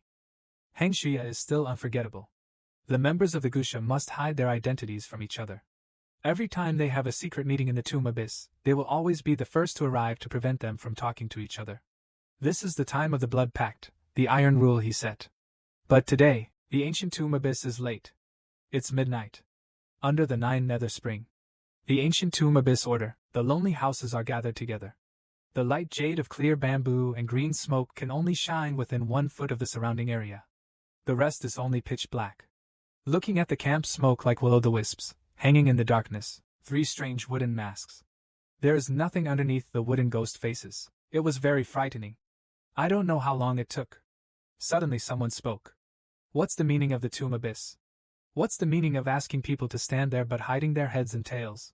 The green smoke in the northwest was shaking. It was obvious that where the exiled person spoke, it was a tiger-shaped mask. The open mouth and fangs of the deer are carved so lifelike, as if it were a human being who suddenly turned his head and roared when he heard some movement. Forget Shehan, the code name of this wooden ghost face is Shengsihu, and the ancient tomb in Shengsihu's mouth is the one who summoned the orphans. Heng Shuang has no memory of Shengsihu. In his memory, the mask in the northwest has always been silent. This is the first time since the Gusha rally that he has made such a frivolous and bold statement. It's a pity that the mask has a special mechanism that can subtly change the human voice. No matter who wears the mask, he can only make a unique and weird sound unique to that mask. The other 2 masks were ignored. The cicada-shaped mask in the northeast is a tall willow cicada. Its sound is extremely sharp, but its tone of voice is very slow, cautious, and cold. There is occasionally a hint of passion. Heng Shuang never thought that the owner of the mask would be a woman, and even worse. It is very likely that he is an old man with a high level of experience and training. The mask in the west is carved into the shape of a bird's green wings, named Xia Honghu. The feathers on the huge wings covering the face look like 2 side-by-side palms full of scales. There are 2 round eye holes in the top, which makes people's skin stand out. It's so disgusting and weird that it's unspeakable. Taste of the Wuxia wilderness. Do you have to wait any longer? You've been waiting for a long time. Why don't you leave first? Shengsihu's voice is low and deafening, like an animal robe. The tone of flicking the knife wadding in the rain is quite nondescript. At this moment, 2 green flowers lit up one after another, and a round face emerged from the void in the northeast. Two shoulder-shaped fangs were not too scary. What is truly terrifying is its grinning, human-like expression. The darkness makes it look even more eerie. On the guard of the true north, the turquoise swallow ghost fire draws a giant painting like a hook, a bird-shaped mask with flying feathers, and the owner of the lonely house suddenly appears. Body. The main army has been waiting for a long time. The voice of the tomb abyss is hollow and dull, like the vibration of hungry locusts. The testicles are as gray as ashes, with no sign of life, and the monotonous voice is accompanied by the grand echo in the cave. It's chilling. Today's meeting is due to the emergency. Qin demon's rituals have changed. We need to consult with the troops for details. It is reported that the Qin demon is dead. This information has been verified and should be more than 90% accurate. You are under the pressure of speaking. You will personally arrange the attack. Even Wei Wuying cannot escape the disaster. Everyone is dead. What else is going on? Heng Shuyin said that it was said that before his death, Mo Qin passed on the secret of the demon's sword to a disciple of Lu Yincheng who was a hunting companion. The young man claimed to be the descendant of the Emperor of Swords. In Lu Yincheng, he fought with the sword master who was possessed by the heavenly hunting knife, and used the sword forcefully. Separation. His ability should not be underestimated. Are you the apprentice of Sword Emperor Wu Dengyong? Wu Xiaoyuan's voice. There has been a slight fluctuation. In my opinion, that boy has nothing to do with the Sword Emperor. He is just talking nonsense. Heng Shuyin answered calmly. If this is the case, we should not be careless. Xiaohonggu Street is not Wu Dingyong's disciple, but he has the ability to suppress the sky hunting knife. It must be Qin Mo's manipulation. The most urgent task in the ancient tomb abyss is to find out what that young man inherited from the Qin demon department as soon as possible. He can actually suppress the sky hunter and the ethereal night ghost. You are responsible for this matter. Investigate it within 3 days and respond quickly. Will Heng Shuyan kill companion hunter? Tomb Abyss orders the ethereal night ghost to find out the truth within 3 days. Heng Shuyan went to the Han layer after layer to collect himself, and then asked, if it is true that Qin Mo taught the method of cracking the demon's sword, what should he do to the young man? The cold gaze like the ancient tomb abyss sword shot at me again. What do you think? The voice is as monotonous as the emperor of the formation. Without a trace of emotion, the demon's sword comes out urgently. There is no chance to turn back the plan. We will eliminate any obstacles. Qin Mo is dead. There must be no second Qin Mo in this world. What do you think? Heng Shuyin clearly understands that this is not a negotiation. He has already made a decision. At this moment, he is just forcing someone to express his position. Xiaoheng Ancient Road. This boy has extraordinary skills. Although he is not very good at the moment, he will have long nights and many dreams. Naturally, it's killing. Since I don't have 5 dingqi, I'm not interested. Wu Xia Yuan Dao. Kill Tomb Abyss looked at his left hand and Gao Luchan said slowly. Kill Heng Shuyin Xianghan doubled. His 10 sharp nails almost dug into the palm of his hand. He never thought that the only person who could stand with him was the frivolous and lazy Shinshihu. Suddenly I heard Shinshihu say, if this boy named Pei is diligent and clever, he will be in trouble. If not, everyone has their own things to be busy with. Why bother? The ancient tomb abyss's gaze like a stone sword shot at me again. Shinshihu didn't finish his words, so he held them back forcibly. Turning back to look at the ethereal night ghost, he asked coldly, what is your opinion? Hengshu Ingding Ding Shinsong Rongin said. If he interferes with our plans, he should be eliminated. In order to avoid future troubles, seeing that everyone had no objections, Xing from the ancient tomb Yuan said. The matter of accompanying the hunter has been decided. Everyone please go. We will discuss the next step after the 5 swords are released. The green fireworks were extinguished one by one. Gao Lutang, Shinshihu, Xiaohonghu, Wuxia Garden, and the 4 ghost faces disappeared into the darkness one after another. In the end, there were only 2 masks left facing each other in the air. Something's wrong. Tomb Abyss's tone is still flat. You promised me that I would never let Luying City get involved in the trouble, Hengshu Yinxiang said angrily, gritting his teeth. But now that Red Eyes was brought back to the city, Wang Jie fell into the hands of the Silent Sword. Tian Lai and his sword master were even holding the moon in the city. How could 3 of Morrowind's 5 swords be spared in Luying City? Tomb Abyss said silently, with your intelligence, it is not difficult to send it out again. My guarantee to you is still valid. Or do you want me to tell others? Let them not touch this daytime studio while planning and completing the mission, so as to teach them to see through your identity. Heng Shuyan was immediately moved by the rain. Tomb Yuan continued. Your trouble is not just the demon's sword. Qin's body is still in Juqing Mountain. The past life is not over yet. Sooner or later, the 4 major sword sects will come to your door. General Zhendong obeyed the new plan and intervened in the 3 palaces' encroachment. If you can't handle it, Luying City is also in trouble. Without Luying City, you are just a mediocre person. If you can't find out the truth in 3 days, just get rid of the sparring partner. Just this time, I will treat you as a weak and ordinary woman who speaks unmotivated words. Remember, you don't have a second chance. Leaving, Heng Shuyan's face turned white. He clenched his pink fists, bit his lips without sending a single ray. The green smoke went out, and the ghost mask that was both strange and sad was gone. Submerged in the darkness, the tomb abyss did not leave until it was confirmed that everyone else had gone far away. A handful of strange green smoke suddenly lit up again, chiseled ancient genealogy, and a cicada-shaped mask that looked like rotten wood appeared silently. You are injured. Gao Liuchan's tone was still slow as usual. No ripples could be heard. After all, Wei Wuin is Wei Wuin. He is very difficult to deal with. The ancient tomb abyss is low. That man's medical skills are very good. After taking medicine and bandaging, he is fine. He can just rest for a few days. However, the matter of accompanying the hunter is very difficult. At this point, there is a slight change in the voice of the tablet. You have spent so much effort on him, and it is difficult for your sand. Gao Luchan said without any fluctuation. Since I nodded, there is no reason to regret it. You just need to promise me one thing. If Heng Shuyan fails to kill me, I will accompany you. You have to keep him. And this decision was not made by Gao Luchan emotionally. Gao Luchan felt that Wei Wuin was determined to do this. If he really used this method on his hunting companion, the consequences would be difficult to predict. Furthermore, the method of seizing the body and the demon's sword are both based on strength and weakness. The key lies in the word, gu. Regardless of their origin and context, the two have similarities. Heng Shuyan is not a fuel-efficient lamp. If the companion hunter can survive this level, it proves that the child has grown up so fast, and has already embarked on the path of the valley. Keeping it and observing its changes can speed up our mastery of the demon's sword. Gao Liuchan's reasons are approved by Tomb Abyss, but if Heng Shuyan fails, he will do it himself. If he can pass these 2 tests, he will be worthy of being kept. At the same time, the companion hunter fell into a dream. The hunter actually fell into an unknown dream. The companion hunter stretched out his hand, and the black curtain of nothingness separated with his hands and turned into wisps of gray wings. Suddenly, a bloody red light exploded, and the surrounding area turned into a sea of fire. The dark background fell to the ground. It turned into a large stone wall. The blue stone covered the area from the feet, the wall, to the ceiling. It seemed to be a certain walled road. The hunting companion in this matter transformed into the Wei Wuin of that year, waving away the thick smoke and dragging his body towards the end of the channel, shouting loudly. The hunting companion couldn't hear the sound, but he could still feel the vibration of life and death. Not far ahead, a slender and fit woman with a long waist and long legs was gradually lying down and struggling to get up. There was another corpse lying on the side. His face was unrecognizable.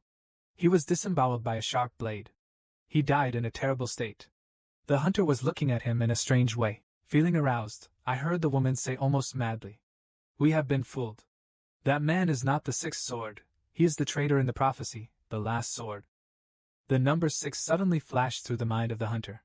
Senior Qin Mo, the beautiful girl with a moving back, and the unknown man with body marks on the ground. There are only 3 here. Who are the other 3? Who is the last knife in the mouth of the senior? Thinking room. Companion hunter suddenly woke up. Looking at his own hands, companion hunter realized he was no longer just himself. Suddenly, he heard Hu Yenji calling him outside the window and threw a saber to his companion. When I accompanied the hunter, I saw that this knife was half a finger thick and had a sharp arc twice. This is the knife that Lu Yinqing is proud of, I saw Hu Yenji saying with a face of faith. Let me meet the descendant of the Sword Emperor, and see if he can betray the gang. Come and chop me. If you hit this scabbard you will win. I'll treat you to the fine wine I got from the city lord. After companion hunter understood, he said with some relief. Don't drag me down, old Hu. I'm very good at using a knife.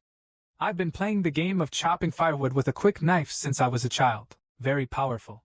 Companion hunter clapped the knife in his hand. Recalling what Uncle Chi once taught me, I am good at swordsmanship and have a slightly willow leaf shape. Uncle Chi once said that I can hold 70% to 50%. The advantage of the knife can best be used. At first, Uncle Clogs did not even react to the woodpile's knife attack. Accompanying the hunter has been practicing quietly, using the knife as he wishes. At the moment when the knife is drawn out, the knife seems to be separated from the heart, and I think it is peaceful and free. The hunter flicked his wrist. but the steel knife didn't stir up the wind. Unexpectedly, it was swept away by the steel knife. The copper-ringed wooden sheath in Hu Yanji's hand shook slightly, but it still stayed in place, shoulders raised, as if Gung Zhao had never made a move. The hunter couldn't help but be stunned.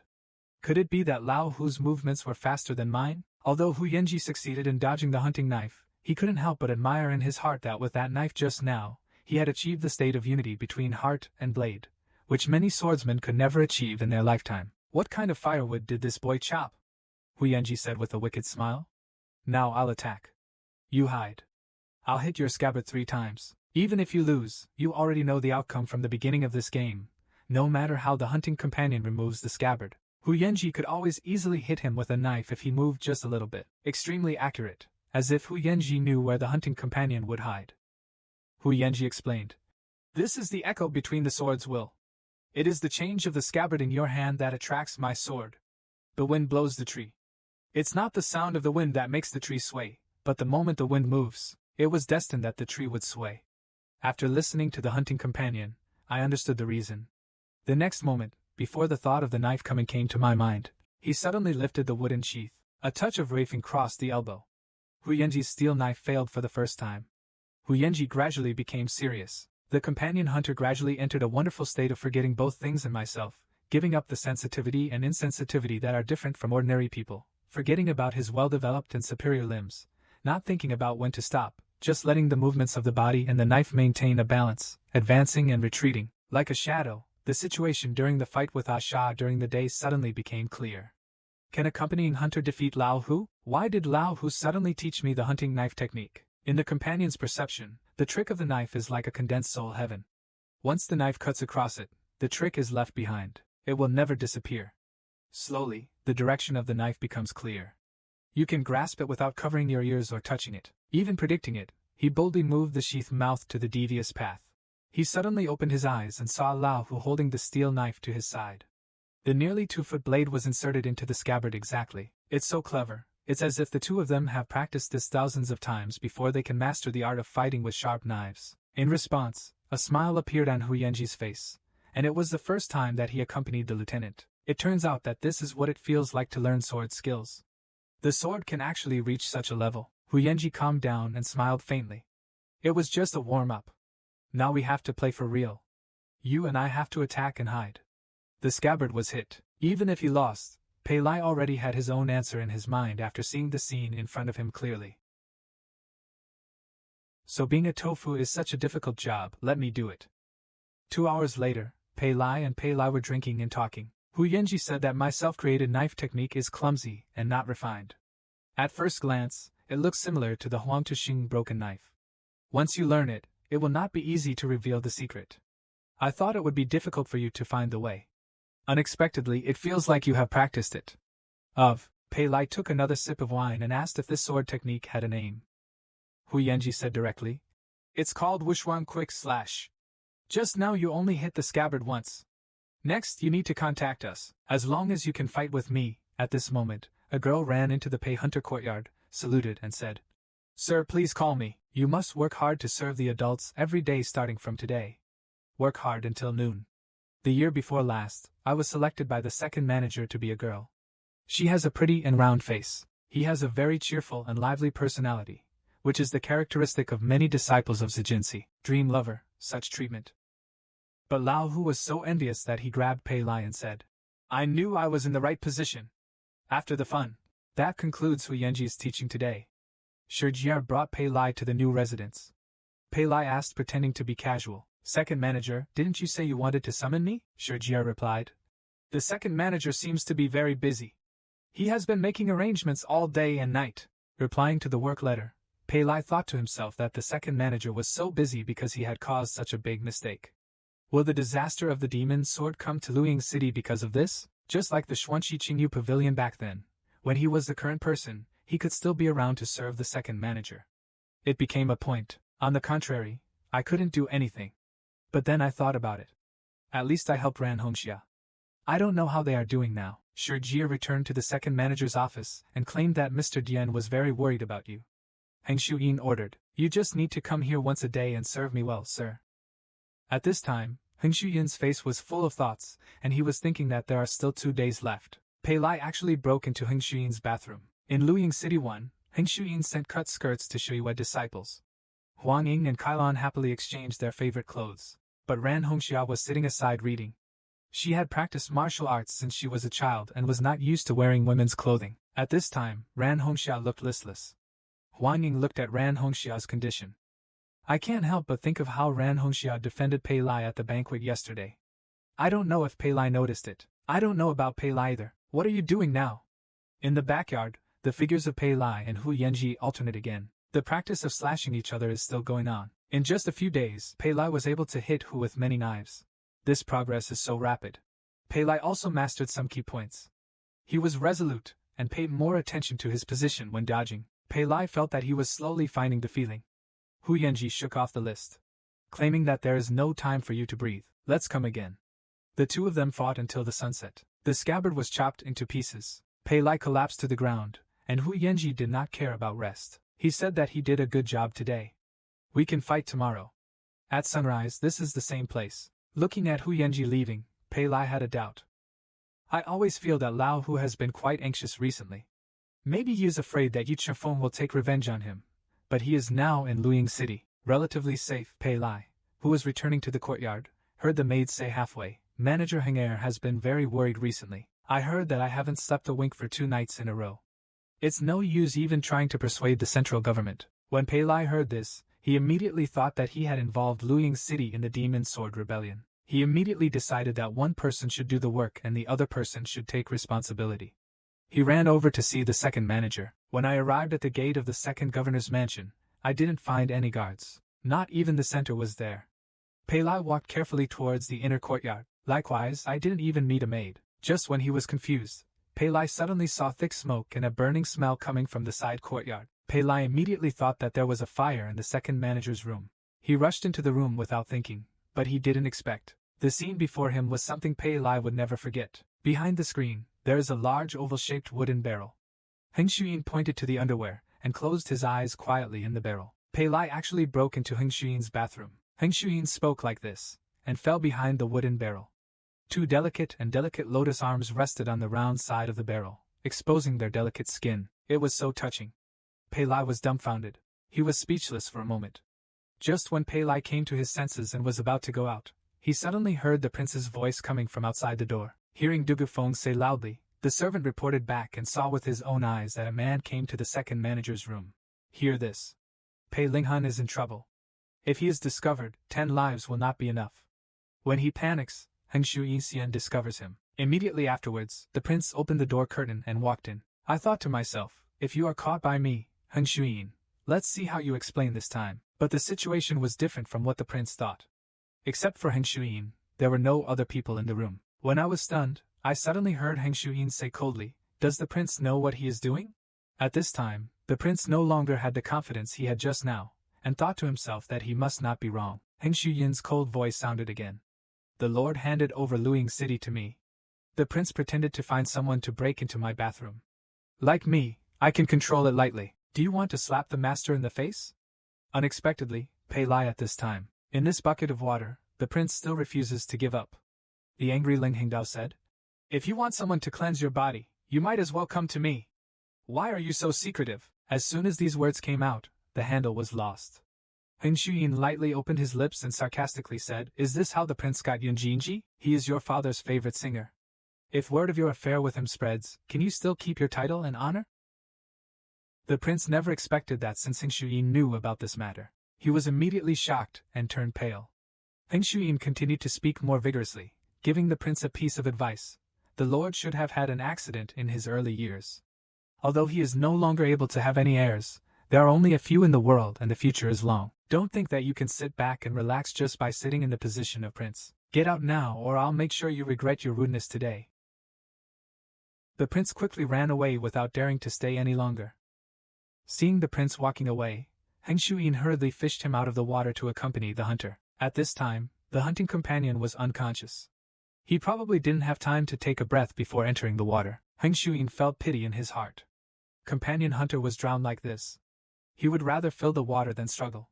The most urgent task was to exhale first for companion hunter. Heng Shuyin took a deep breath.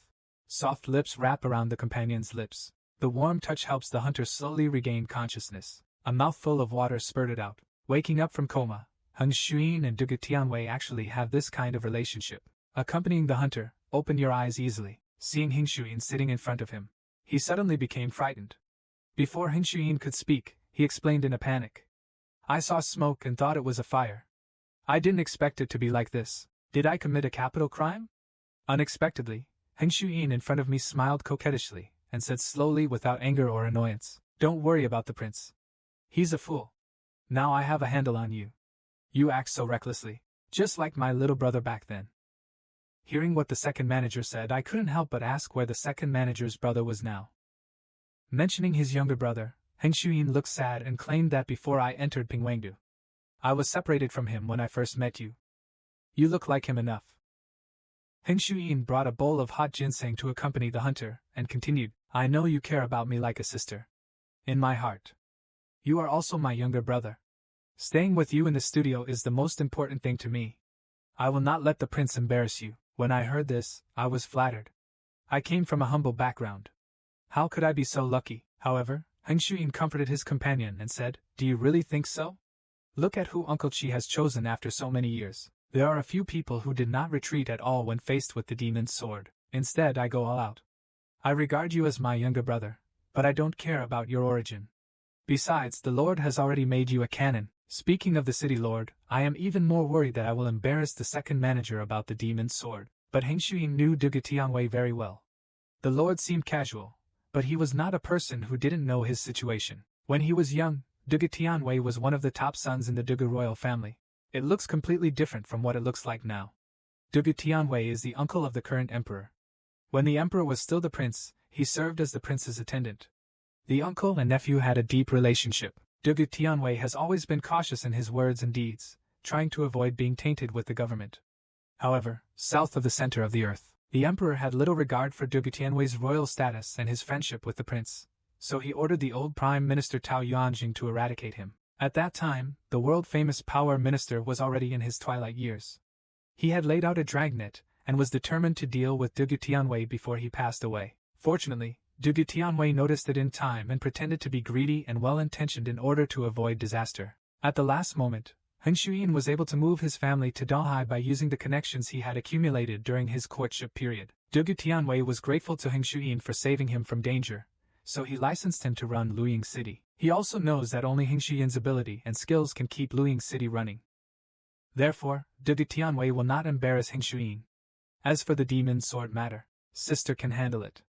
Don't worry, you can do your best. Sister will fully support you. Heng Shuyin smiled playfully, and Pei Lai's determination melted. When Pei Lai saw that Heng Shuyin was digging his heart out, he had no reservations and claimed that there was something about the demon's sword. I never told my sister that before his death. Senior Qin Mo used the body-seizing method to leave his consciousness in my body. That's why you would have that kind of reaction when facing the demon's sword Sky Hunter at the banquet. This news was very shocking to Heng Shuyin. Heng Shuyin knew what Qin Mo would do after seizing the body. Heng Shuyin asked Pei Lai to leave quietly through the back door. Then I won't encounter the Crown Prince's eyeliner, and watch Pei Lai's retreating back. Heng Shuyin fell into deep thought. He could only take a gamble. Pei Lai returned to his residence, put on his clothes and washed himself. Shijiar suddenly barged in and claimed to be changing clothes and washing up for Pei Lai. Pei Lai was so frightened that he was not used to it. Pei Lai saw that the person who entered had a dark complexion, thick eyebrows, big eyes, and neat clothes. He was completely different. Doesn't look like me at all. I have a new outfit. Pei Lai started sparring with Lao Hu again. In today's battle, the two of them switched to wooden swords, and Lao Hu decided to attack Pei Lai's vital points with all his strength. He doesn't know how to hold back. With Lao Hu's strength, even a wooden knife can kill someone. Unparalleled quick slashing without moves or styles is certainly a strange name for Hu Yanji. What's even more amazing is that there is no nonsense, no time wasted, and you can practice your skills directly from the sparring. The second manager, Lu Yingqing, complained that the central government came to report that the two men in the back mountain were still practicing martial arts, and Pei Lai seems to be making rapid progress, and Heng Shuyin is obviously worried. He ordered that you go down and make arrangements, and inform them of the matter tomorrow. The central government is a little worried and doesn't know whether Hu Daxia will agree. Heng Shuyin said, You don't need to worry about this. Just don't let the news leak out. Just send the other letters. The central government won't ask any more questions. As he did, Heng Shuyin looked out the window and thought about riding a horse and singing wildly. If a person lives up to his name, it's worth taking a gamble. The demon's sword will come when it's due. After a long battle, Hu Yanji took Pei Lai to Dr. Ching to heal his muscles and bones. After several treatments, Pei Lai was as good as ever. Pei Lai's performance was praised by Hu Yanji. He was able to overcome so many moves with Hu Yanji, who used his internal strength. It can be regarded as passing. Hu Yanji asked, "Dare I ask Qing Lao about the previous gecko girl and Asha? How are they?" Dr. Ching said slowly, beard-stricken. "Although he is not awake, his condition has stabilized. You two can go with me to see you today. In addition, I also made some unusual discoveries about these two so-called demonic knife possessions." Hu Yanji looked at the gecko lying on the bed with a worried look on his face. I asked him if it was really okay to remain unconscious for so long, but Dr. Ching claimed that this would be more conducive to his physical recovery. If he were awake, he would inevitably suffer from injuries and pain. Dr. Ching is convinced that the gecko girl who chased her for thousands of miles earlier was forced to unleash his potential. He was eating a lot of food and his body had reached its limit.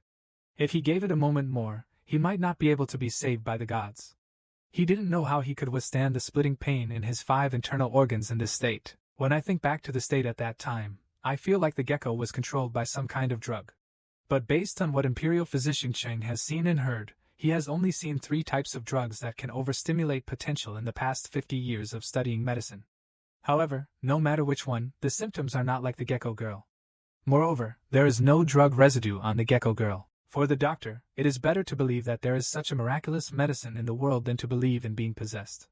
Now the gecko girl only needs to straighten out her energy and blood and slowly nurse her life back, and she has nothing to worry about. Hearing that his life was not in danger, Hu Yanji became concerned about the scar on the gecko's face. Dr. Ching had to beard many times. It is said that there is a strange person in the East China Sea, who can be called a surgical master and can cut off flesh and regenerate it. The hunting companion is also very concerned about the young boy Asha. Unlike the gecko girl, Asha is poisoned.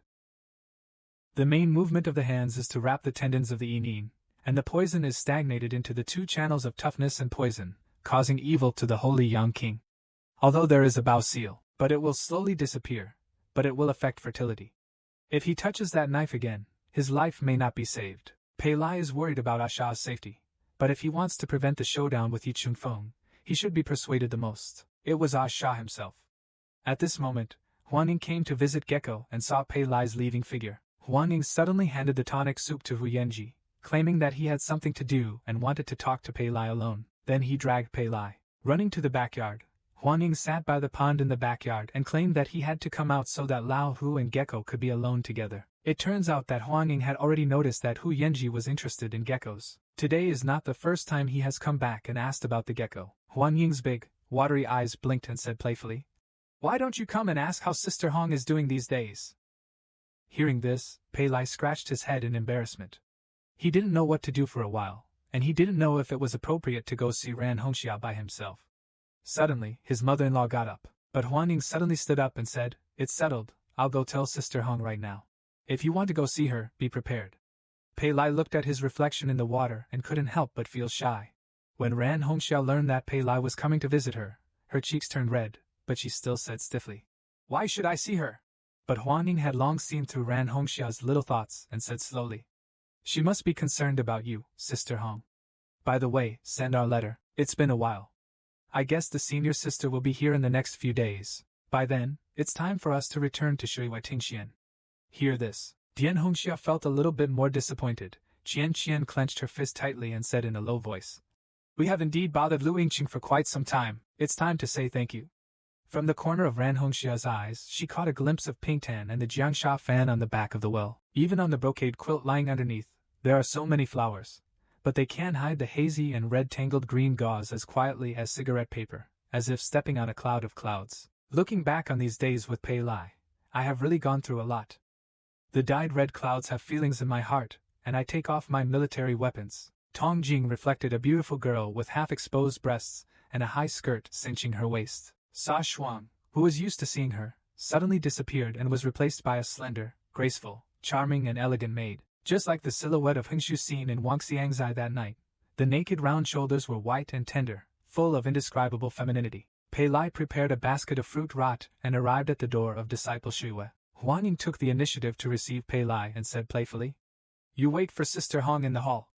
I will boil a pot of water to make tea for you." Pei Lai keeps practicing his words in meetings. The young girl in red shirt by the window couldn't help but smile. She suddenly felt a sense of destiny-like peace of mind. The flushed red face and thumping heartbeat echoed in the silent room, as if even the cool morning air. Everything became warm, but just as Pei Lai entered the front hall, a group of women in blue clothes appeared in front of him. The toes of the long-legged boots and the tight and delicate face are exactly the orchids of Tongsu Shu Wei Tingxian. When Kailan met Pei Lai, the embarrassing scene that night appeared in her mind. The vase in my hand fell to the ground. It was smashed to pieces, but the scene lingered in my mind, so I turned around and pulled out the sword from the wall, pointing at Pei Lai. He said almost madly, "Do you think of us as that kind of women who are either good nor bad because of what happened before? Come on." He actually put the sword to Pei Lai's throat. "This woman is too humble." Ran Hongxia heard Cailan's noise coming from downstairs. Run downstairs in a hurry. At this time, Cailan saw Pei Lai. No matter how Pei Lai explained, it would not help. Cailan seemed to have gone crazy at this time, shouting frantically, "How dare you mention the second master courtyard? Don't you know she is the queen of the general sect? In Shui Tingxian, she is the most likely person to inherit the mantle of the leader. If you, an unknown and reckless man, did something like that to us, if word of it reaches the ears of the leader, her reputation in this life will be clear. Her future position as head of the family will be completely ruined by you. Can you bear this responsibility? It means risking your life. You can't afford to pay." Ran Hongxia heard Kailan say such sharp words. As I walked downstairs faster and faster, Pei Lai's voice came out. "From the beginning, I just wanted to save the second commandery and everyone else's lives. I had absolutely no wrong intentions." The figure of Dian Hongxia stopped abruptly, just to save people. These words echoed in my mind, and the previous feelings disappeared in an instant. Ran Hongxia stood there blankly, and Cailan's words became increasingly unpleasant. The mood is getting more and more agitated. Dahideo has the same appearance but secretly practices Shui discipleship. I have seen too many people. You must really think about Sister Hong. Then he would disappear in front of her eyes forever. Pei Lai did not say much at this time, so he asked that at least the Langguofu handed over to the second commander. Kailan suddenly bumped into the chair behind her and became unstable.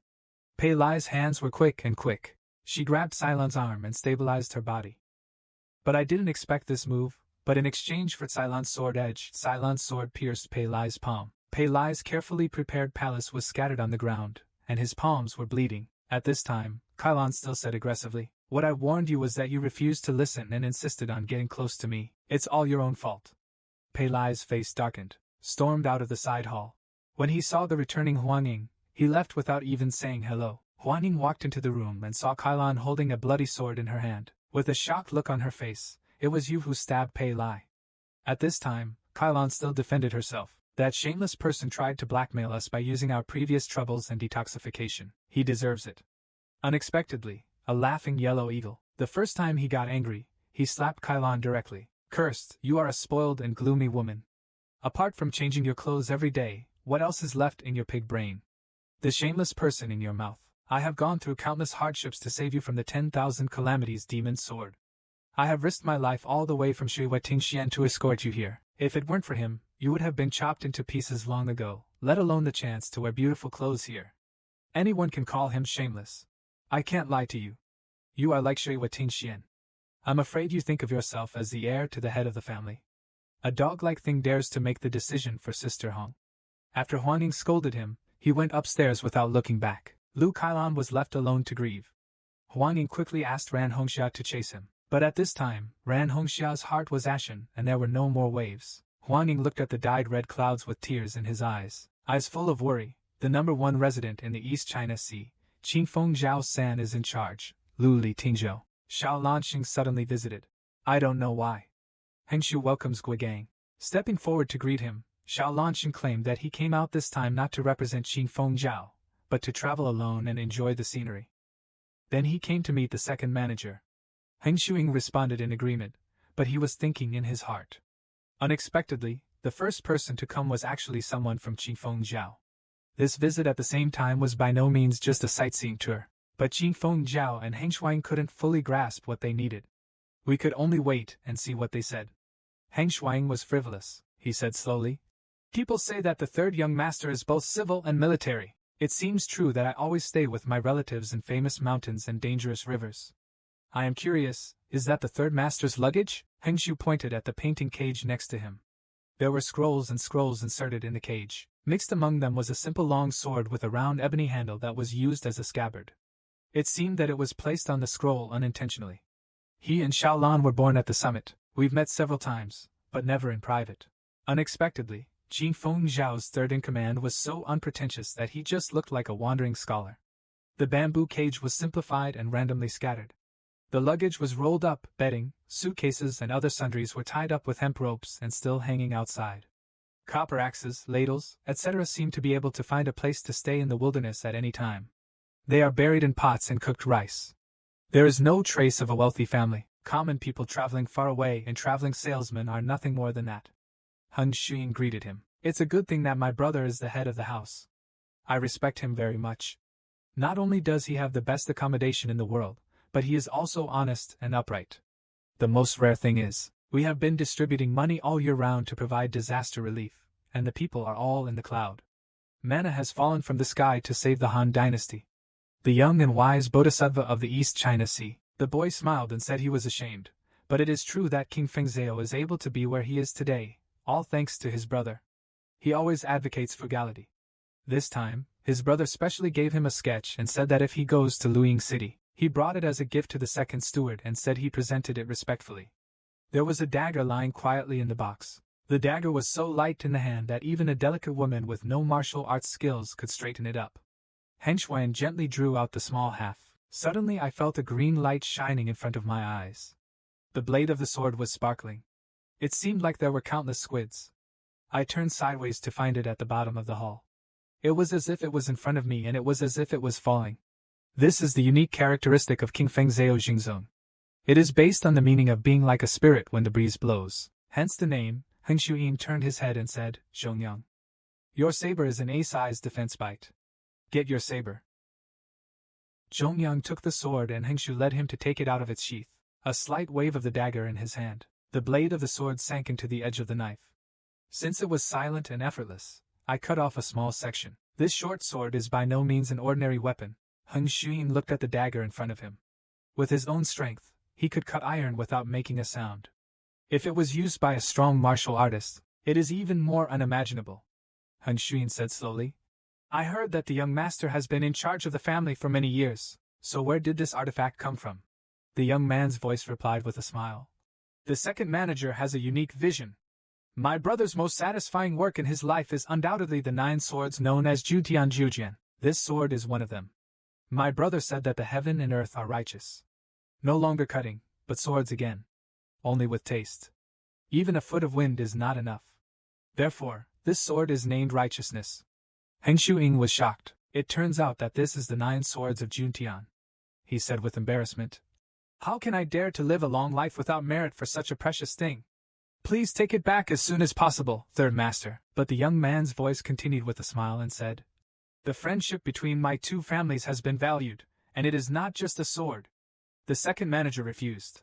At this time, Heng Shuingji's subordinates also knew that the young man's voice must not have come here specifically to present the sword. The young man did not hide much and claimed that a few days ago I came to the left border of Wanghua town and heard that the general of Jindong, Murong Roqian, came to Luiying City with the intention of getting involved in the 3 prefectures. I wonder if the second manager can elaborate on it. Seeing that the young man's voice is so well informed, Heng Shuyin then informed Jindong general that he wanted to change his name to Sifu Jinfeng and that in March next year Chiu Shuiting would fight against Chunfang during the Vietnam War. After hearing this, the young man said, we must deal with this matter. Everyone knows that among the 3 sects, the situation of Chiliantang is despicable. Although it is one of the 7 major sects, in fact, he acted like a bandit. Sha wanted to form an alliance and cooperate with Luiying City during his trip. Hengshu cited the power of the Han dynasty, and claimed that what young master said was exactly what he wanted. If he could form an alliance with Qingfeng Zhao, this difficulty would not be solved. At this time, Heng Shuyin had already expected that it would not be so cheap to send such a magic weapon to Luiying City, who is also a better. If it is just to confirm what is known or to form an alliance, why should he lose a righteous sword in vain? As expected, the young man walked around in circles, finally raised the waist knife and asked, The young man heard before going up the mountain that there was a young man in Luyin City. He is capable of wielding swords. But before he finished speaking, his subordinates suddenly came to report, claiming that Su Zi, the acting head of Shui Tingxian, I bought Huang Jianzhong and went to Taiching to talk about Jianhu. I only saw his father-in-law's cloudy eyes asking for an audience. Heng Shuyin quickly asked the three of them to come in. Su Zaiwaiwei Hansha said that she recently received a letter from the second manager, and learned that the closed disciple was taken in by the second manager. Shui Wei Yaimen will definitely repay this kindness in the future. Heng Shuyin quickly returned the gift, and asked many heroes to take their seats, drinking tea together and talking about the mutual business support between swordsmen and boys. On the surface, Su Zi was the first to ask. A few days ago, the four major sword sects rounded up Yuning Yao Dao and Lingguan Palace. The second manager was well informed. Liang Bai had already heard about Senior Wei Wing who was chasing the Yao Dao. His whereabouts are still unknown. I heard that Luyin City was also attacked by a waste knife. What is surprising is that the waste knife was subdued by a young man. If this is really the case, can you please ask the general manager Heng Er? Please identify this young man and tell me all the details to help everyone solve the waste knife issue. Talking about Kendo and the four heroes also echoed from the side. Heng Shuyan felt cold and resentful. After all, he just came to Luyin City. The important person Yao Dao Heng Shuing picked up the teacup and said that the rescue was just some servants from Luyin City who happened to pass by and helped to fight against the Yao Dao. The main force against the Yao Bao was Ran'er Zhanjuan and his party from Shui Tingxian. You may wish to ask for various details. When Ran'er Zhanjuan, while they were talking, the servants had already invited the red man over. Sisters meet. I am very happy. During this period, Heng Shuyin asked Xiongyang to lead the four heroes of Mu, go to the side hall to confirm something. This woman is really good at it. As the four heroes of Mu were introduced to the side hall, Su Zi and Ran Hongxia reunited, and the front line between Tan Jianhu and the others was broken. For a time, no one stood on Tan Jianhu's side anymore. Tan Jianhu could only whisper softly. Bringing back the topic, he said that the waste sword is powerful and Lao Taiching values it the most. If Luyin City has subdued the waste sword, can he use this sword? Let me take you away. Before I finished speaking, I was rejected by Heng Shuyin. Just when Tan Jianhu had an encounter, the young man sighed and said slowly, I heard that those who attacked Luyin City. It's a hunting waste knife. Heng Shuyin took over the words and said, young master is right. However, this day hunting waste knife is really dangerous and can even kill people on its own.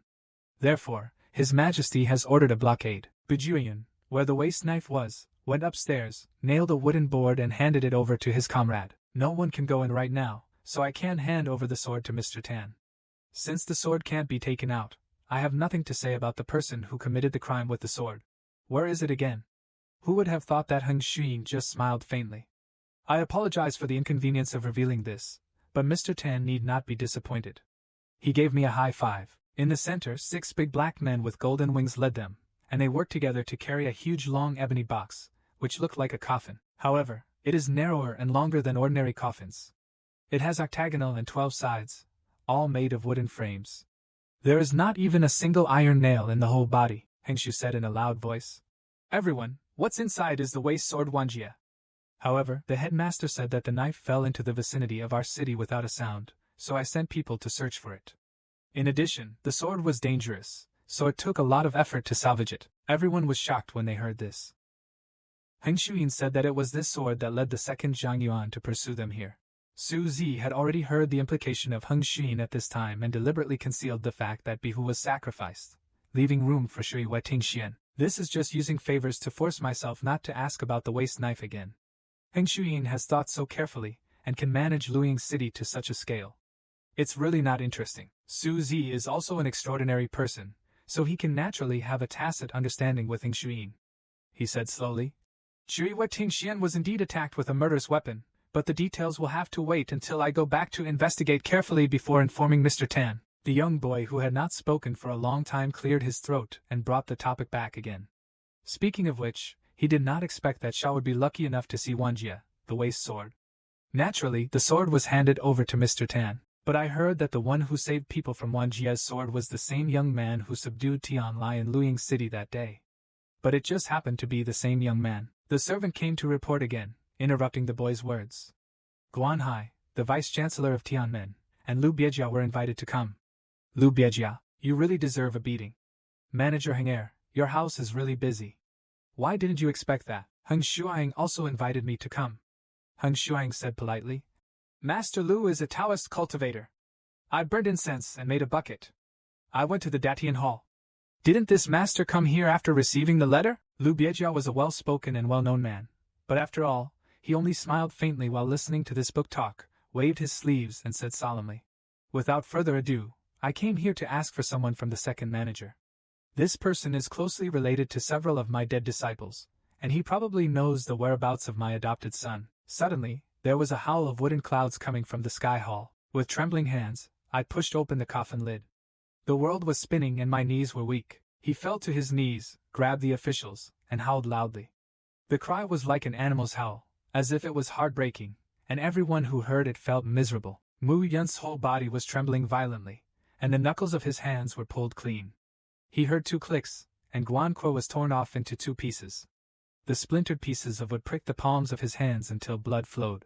The officials on the ground. The city was dyed a smoky red, and the wooden clouds rushed into the hall. He gritted his teeth and asked, Manager Henglin, I dare to ask, how did I die? As soon as these words came out, Su Zi and others all had an idea in their minds, except Lu Biejia, who felt a little gloating about his misfortune. He stroked his goatee and said sarcastically, It seems that you don't know yet. This old shield was killed by his apprentice. He really deserved his death. Mu Yun's shoulders are trembling, his calculations are sprouting, his face is miserable, and a sickly copper flame is emerging. It seemed that he would fall to the ground and die in the next moment, vomiting blood and die. He gritted his teeth and said each word, Lu, farewell. If you hadn't attacked me from behind, how could my master and 3rd senior brother have died? Murder must be paid with life. Regardless of Tan Jianhu's dissuasion, forcing luck no one expected, the young master, who suffered heavy internal injuries and injuries to his waist and legs, actually had enough energy to launch an attack on the deputy headmaster of Tianmen. His movements were so fast and his palm movements so swift that he even managed to reach Tenkendo, Su Zi, who was standing between the straight teeth. Before he could react, Lu Biejia couldn't help but sneered, using his left palm to turn the eagle claws out of his robe sleeves. He secretly called the staff snake Emperor Palm to use the snake's power to kill this overestimating creature with all his strength at the moment when the palms and claws met. Half-dead fishing place. But just when the palms and claws touch each other, I noticed something unusual when I was driving away. This is not a simple palm at all, but a desperate blow from the unbearable sword. Xiao Lanxing is still a bit handsome. He was as strong as Wei Wuying, but he was killed by the unbearable sword. There was no way to avoid it, and he was scared to death. He screamed until he died, but this palm was light and had no strength. Lu Biejia didn't even take a step back, but he was so scared that he was out of his mind. Xiao Lanxing and others saw that Mu Xiao's internal energy was leaking, which was a sign of retrograde meridians. Mu Yun's didn't want to beat him until he vomited blood, but the energy in his whole body was not right. This time it felt like he was scratching his head. He wanted to strike in a series, but the energy was not enough, and the strength in his body felt like it had been drained. The few pointed fingers of the sky sword were unable to cut away the corpse. Mu Yun's flew up with all his strength, but the target was still the vital part of the head. With a snap, he kicked the bridge of Biejia's nose in the middle. He kicked Lu Biejia so hard that his vision went dark. A mouthful of blood spurted out, and at the same time, Lu Biejia's palm also shook Mu Yun's far away. After all, Lu Biejia is a master of Tianmen's skills. His back has not even touched the ground. His skills are outstanding. 10 carp beat me to the moon. Big Crane rode. Little beast, you actually hit me with an unbearable sword. Then he drew out his sword and tried to kill Mu Yun's. Mu Yun's just gritted his teeth and did not hesitate to die together, but he could not use any strength. At the critical moment, a painted dragon flew across the sky to block the road and avoid the offensive. The person who took action was none other than Xiao Lanxing. His movements were as fast as flowing water moving through clouds. He waved his hand and unfolded the scroll. Xiao Lanxing's hearty voice echoed in the hall. People call Mu Xixia a painting. You and I are both painting friends, so please ask Mu Xixia to take a look at my painting. Wild language of the storm, the so-called wind rises and clouds turn into words to save the people. As one of the 4 knights of the storm, you must be more familiar with Wu Fai Tuzo than me. The painting of Xiao Lanxing in the vicissitudes of life may not be able to save the common people, but Mu Xixia will certainly be able to understand the truth behind it. At this time, Ranhong Xia also said loudly, Mu Xixia, when we were threatened by the demon sword that day, it was because of our seniors that we tried to save us and because of the senior's instructions before his death. To prevent the evil sword from causing chaos, we must live for justice. We have never mentioned hatred. Please also put his legacy as your priority. Mu Yun's finally calmed down and spoke. Shaoan felt a gentle energy, which he fed back to help Mu Xixiao move his energy and maintain his martial arts skills, but Lu Biejia refused to give in. He once again held up his sword and wanted to take Mu Yun's life. The red man was quite unsatisfied at this time and shouted, "Master Lu, what you are doing is too disgraceful." So he wanted to help, but he was stopped by Su Zi. Su Zi claimed that since the young master is in the limelight, he must be confident. I saw Xiao Lanqing was calm. His eyes were golden, and he said, "Ling Ran, Master Lu, you and I are here as guests. Let's use weapons in the hangar manager's hall. It's really inappropriate." Xiao Lanqing's words are like a stick but not a stick. Things are hard and soft at times. It's clearly in Lu Beiji's hand. The light of the sandalwood sword can be seen, so he should have the upper hand, but he dodges too much. There were few attacks. On the other hand, Xiao Lanqing's first attack was all stabbed in the air, but the white shadow in his hand was shaking longer and longer, as if the breasts were trembling. The spider spins silk, and Lu Biejia becomes more and more cramped as he trembles. Gradually, Lu Biejia felt depressed and crazy as he could no longer use it. With a hug, I pierced the soft scroll with all my strength, and it stopped diarrhea and fell down. Wind and clouds turned into rain. Sword points to save the people. Light clothes and long gowns saw. Like an arrow, the object in Xiao Lanqing's hand is only 2 feet long, and the white light is gone. He laughed as he wandered into darkness. Suddenly he stood up in the rain of papers and suddenly turned around. A bit of wood sticks through the falling shreds of paper. The book delivery stopped at Lu Biejia's throat. It was actually a cut-off half of a red sandalwood scroll. The crushed scrolls continued to fall, like eyebrows raised in anger, falling on the 2 people who were still. The scholar in light robe holding a wooden scroll neither forced nor wavered, just like giving eyebrows in the snow. The walking shadow stands proudly, like a poor and independent tree on the boat. Then suddenly retreated. After clicking until Lu Biejia looked a little ugly, he said that Mr. San had a chance to win. How to be fluent? Xiao Lanqing clasped his fists and saluted, claiming that just now Lu Junren's true energy was flowing with his tongue straight, penetrating the whole body. It really shocked me. If I do anything else, I'm afraid I won't get any benefits. Lu Biejia was indifferent to the cold wine and suddenly let out a silly laugh. Although his expression was cold, he did not seem to have any malice. He shook his head slightly. Jielu Cottage's swordsmanship was indeed exquisite. Using paintings as swords does not contain murderous intent. It can be regarded as stimulating the power of the old man's swordsmanship, and he has benefited a lot. It was just now that I got excited. This is the end of the matter. I hope Third Master can forgive me. But Lu Biejia's mind was turning, and he said to Heng Shuyin, "The boy in Guiqing who was involved with the demon's sword was with his disciple Hu Yanji when the incident happened, and he was still carrying the red demon's sword on his back. He must have seen my adopted son who was seriously injured. It is not a wise move for the second manager to refuse to hand over his son." Heng Shuyin calmly leaned against the river and said, "I am thinking of someone." With a gentle high five, a soft couch was brought out from the back of the hall. On the couch was a man whose whole body was covered with bandages. The skinny man was none other than the seriously injured Lu Yanqing. Lu Bieji could not believe his eyes. Suddenly he stood up and stretched out his hands to touch the person on the couch through the layers of gauze. Heng Shuyin said slowly, "Although the imperial doctor in the city has treated his injuries, but the injury is too serious. With the power of a doctor, I can buy some time. If you want to be truly cured, there is only one person in the world who can do it." At this moment, Lu Biejia actually bowed respectfully. Seeing that he was so polite, Heng Shuyin pointed out that this person was one of the 9 saints of Rumen. Qixing healed Huang Liang. Lu Bi drove like a ferry wheel, and thanked the second manager for his guidance. If the little dog can be restored to life, I will light a bright light for the second manager for the rest of his life. Lu kept his word, and then hurriedly took Lu Yanqing away. After leaving the county town, Su Zi secretly praised him. Everyone carried him to the back hall and waited, clapping their hands to the extreme. It was obviously expected that Lu Biejia would come today. This Heng Shuyin is indeed not simple. After Lu Bi left, the boy wanted to bring the topic to the demon sword boy. I didn't expect that there would be another group of people outside. 500 elite soldiers surrounded Luying City. These cards are exactly Chiliantang's paper eagle. Heng Shuyin heard that this paper eagle uses only one opponent to fight naked with tigers, leopards, bear skins and other beasts.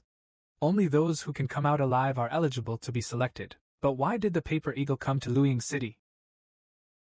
A man broke into the main hall, wearing a smart outfit with sleeves and fast boots. Dressed like an old escort who has been practicing escorts for many years, The clothes are made of strong materials and neatly cut, and there is no trace of stupidity around the body. This person is the top of the top 10 secret guards of Qi Liantong. Liang Kai. The young boy snorted coldly with a look of hesitation on his face. I knew it was you. Liang Kai. There are many hooligans in Chiliantang who can be called bandits. You are the only one, King Fengzale. The two families of Chiliantang have never been at odds with each other. When the boys were young, they used to be honest and angry. The two even fought against each other. At that time, the boy's swordsmanship was still undeveloped, and he could not stop Lu He's shocking power with the iron palm of his master, and almost suffered a big loss. I didn't expect that today, after not seeing each other for more than 10 years, we would be in the side hall of Luiying City. When they met on a narrow road and the atmosphere was tense, Heng Shuyin wanted to smooth things over, but was interrupted by Liang Kai. Shin Rohonghong said, Heng Shuyin, I know you are a smart man, so let's not waste time. General Jinong plans to change the 3 prefectures into the arena. Our gang is unwilling to suffer this loss. In terms of forging iron and forging swords, our gang is far inferior. Breeze photo. In the past few years, I am afraid that even Lu Cinema has surpassed me, so I want to borrow King Fengzale. As soon as the 9 swords of Juntian was used, Heng Shuyin understood in his heart that the 9 swords of Juntian was the work of the young master Feng Lu. There are only 4 groups and 2 groups of 4 virtues that have been made public. 7 of them have owners, and 6 of them have been passed down in the past. 3 prefectures won the title of Fengzhong. The case can no longer be used. Sure enough, what Liang Kai wanted to borrow was the last sword that Xiaoxianzin kept secret. As soon as these words came out, the young boy was extremely angry and claimed that this sword was more dangerous, and we didn't even disclose it. Why should I lend it to you? This Liang Kai suddenly sat down, put down the cloth bag on his back, and claimed that I naturally have the swordsmanship of Chiliantang. I got it in my hand. It's mine. Just pick up Tanjianhu's teacup. After drinking it in one gulp, he said that the master of the Juntian sword given by Master Shaoxian is located in the East China Sea, the capital, and Nanlin Road. Then you can guess what is in my package. What's in the package that Liang opened? What exactly is this Juntian divine sword? Although it is distributed everywhere, Liang Kai's Qinggong can travel more than 100 miles in a night. He actually pocketed all the Juntian swords, and at this moment, he is exchanging these Juntian swords for the last one of the Master Shaoxian who has not yet appeared in this world, the boy angrily said. Master Juntian Sword Master is nothing but an upright man. If you come here to steal the sword like this, you are not afraid that Chiliantang will be expelled from the right path, just like Qishuan. Have you fallen into the devil's path? But Liang Kai said disapprovingly and said with disdain, Is this the first day you, young and old, have come out to hang out? The so-called Juntian sword masters among the most dangerous and capable people in the world are all in my hands, but they can only take 3 moves. Watch me take my sword and leave. Who can blame him?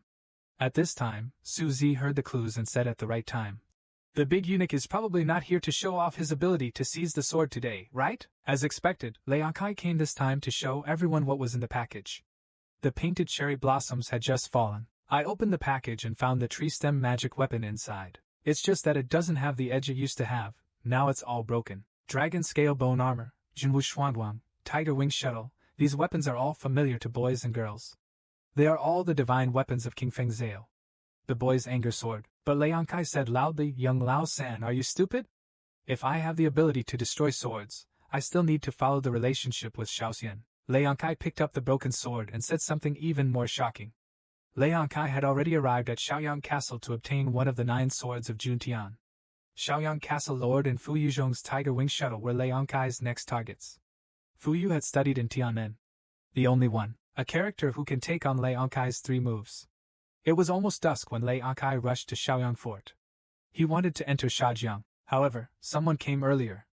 The gate of Shaoyang Fort was opened. From the gatehouse to the inside of the fort, there were dead people everywhere. The fishy smell in the air was so stifling that it felt bitter. Liang Kai, please be gentle. There are more than 270 weapons in total. The people and the blades are all cut off in 2. Liang Kai found the Tiger Wing shuttle in the study room, but it was broken into 2 pieces. The incision is smoothed. I think Lai and Fu Yu have already died in the battle. At this moment, a figure appeared behind Liang Kai. This person turned out to be with Fu Yu. At this time, his hair was disheveled and his eyes were red. He walks like a broken string puppet, indescribably stiff and weird.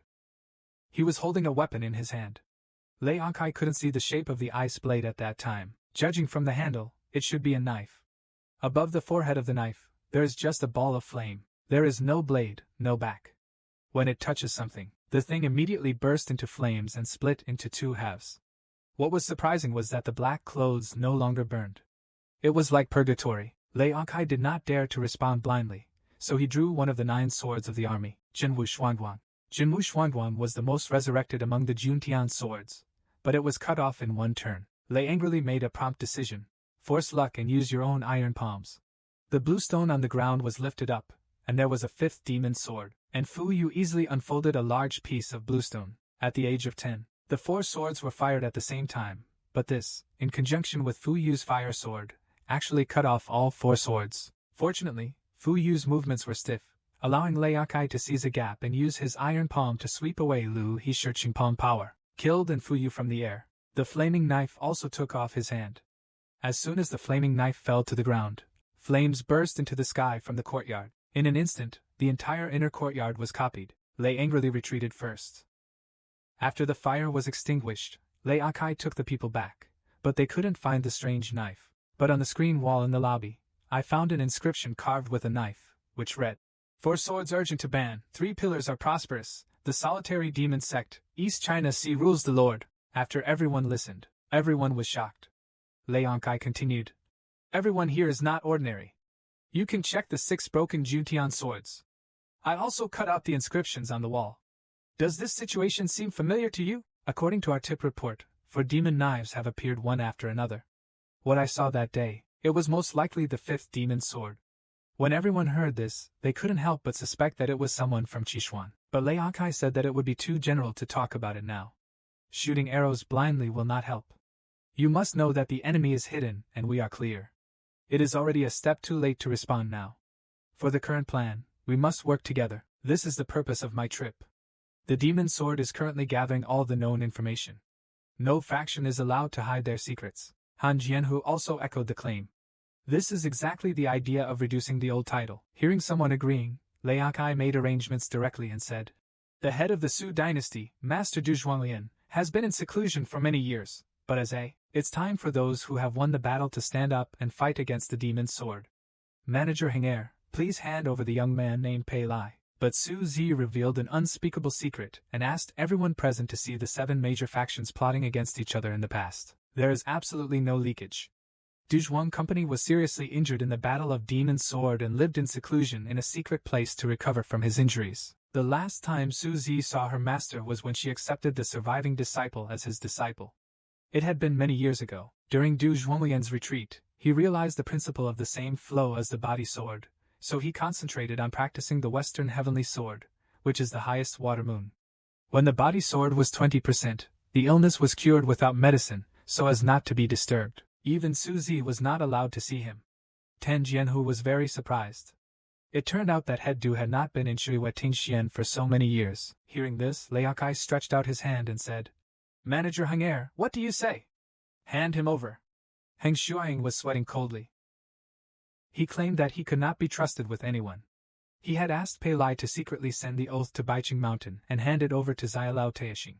Now that the matter is over, we might as well make an appointment on the 3rd day of March to go to Baiqing Mountain to see Zilao Teishing. We discussed again, but unexpectedly, we didn't agree. He said coldly. Heng Shuang, it seems that you are determined not to surrender. Since the 2nd manager has let his people out, if you encounter any thief Xiao on the road, it's not surprising, right? After all, the rivers and lakes are dangerous. Lei Akai has already told Zongming that if there is no signal after he enters the city and burns incense, they will disperse and strictly check all the Hejing piers. Go ahead, he snorted coldly and left. He said loudly, I'll see you on Baiqing Mountain on the 3rd day of March. Can Pei Lai escape from Luying City? A shed-roofed cart clicked and followed the example. The driver is a big man who has no medical knowledge and is seeking fire. At this moment, he is being interrogated by General Jindong's mansion, the man said calmly. The person in the car was a servant from Luying City. He was said to have been chopped by some kind of knife and poisoned by corpse poison. They sent me to be taken outside for treatment. To avoid infection, the 2 officials opened the carriage and found 2 corpses lying inside. The 2 officials did not panic at all. He actually climbed into the carriage, compared it with Pei Lai's portrait, took off the gauze and closed the bridge. Seeing that the body was indeed seriously injured and had stitches, I stopped asking any more questions. The carriage was allowed to pass, and the coachman was Hu Yanji. He had calculated in his heart that the corpse would not be disturbed. How could it be an ordinary official? This Hingshu camp is really clever. It is expected that Chiliantang has a close relationship with Shandong General Mansion. He would use his reputation to arrest people. The carriage came to a pond and Pei Lai jumped out of the water. I washed it many times but still can't get rid of the odor on my body. It turns out that Hu Yanji learned this method from Ping Wangel and Chiu Beihao. When he helped the government, he solved cases and performed autopsies for more than 3 years. He could imitate the suppuration of wounds, the appearance of deer bones and marrow. Hu Yanji said. Manager Heng Er expected it to be true. The rumors that you rescued Yu Chunfang from the demon sword have spread, and all forces will be looking for you. On the contrary, not many people have seen Asha's face. He was also covered in injuries, so he didn't need to be too disguised. No one else would have guessed it. Pei Lai and others did not go straight to Baiqing Mountain, but first went to the secluded place of the brutally poisoned Mr. Xiu. At this time, Pei Lai did not understand why Song Asha. I went to seek medical treatment from that strange sage Dr. Huang Liang. I had to go to repair the old man's former residence first, looking for clues, but Hu Yanji knew it well. If it can be proved that what Asha said is true, Yu Chunfang ordered the shooting of slaves to commit murder. This will give Yu Chunfang the handle. At this time, the two of them have arrived at the boundary of Wanghua town. According to what Asha said, the former residence of Mr. Xiu is in Geitu Ridge in the north. Fortunately, he lives in seclusion. Hu Yanji judged that this old man is probably the senior Yilian Dao Xiu Yushan. If he is really the Yu Chunfang, he will definitely attract everyone's attention, and he will not be able to participate in the 4 prefectures. Daystream Cinema. The second manager's study, Heng Shuang, carefully burned the dew-grass paper behind him. Suddenly I remembered a frosty cold sound of rain. You arranged for Hu Yanji to send him off. There is a secret passage leading to Skull Rock in Luiying City, but he never expected that Tomb Abyss would appear during the day. I was so frightened that I took this trip myself. I finally had some clarity. I resisted the urge to turn around. It was like I was not wearing a mask in Tomb Abyss. The consequences will be unimaginable. Heng Shuang pretended to be calm and said, Neither Pei Lai nor Red Eyes can have any trouble in Luiying City. Yu Chunfang will surface if he doesn't want it, and the man surnamed Hu, who is riding a horse and fighting fiercely, has a title relationship with Yu Chunfang at the dinner table. Having him hide with him is the guarantee that Pei Lai will die. But Tomb Abyss still said dissatisfiedly. Why didn't he mention it during the last gathering? But according to the latest information, Yu Chunfang appears to be an aide to General Zhendong, but secretly he has his own power. He seems to be a member of the 7 Spins. Yu Chunfang turns out to be a man of the 7 Spins. After Heng Shuang learned Yu Chunfang's identity, he pretended to be calm and said, With Hu Yanji, who has become enemies with him, I guess Yu Chunfang will use his own power to arrange it. This should be good for our plans. Tomb Abyss didn't say anything more, but reminded him coldly, Don't forget who is our target. Then he left Heng Shuang's residence. Heng Shuang was a little more worried about Pei Lai. Hu Yanji and Pei Lai had already arrived at Mr. Xiu's residence. Looking at the injuries, Shannu must have ambushed in advance and attacked in a sneak attack. He cut off the old man's left arm with a knife first. After that, the old man held the knife in his right hand. The tiger's mouth was shattered. Maybe it was to protect my granddaughter and Asha. Just then, Pei Lai took out a book from his body full of maggots. It's called Jua Shui, Jinghe Monk's Sword Manual. This shows that the corpse in front of you is indeed a good old man who cultivated the sword in the night. Pei Lai and his 2 sons buried these 2 grandchildren.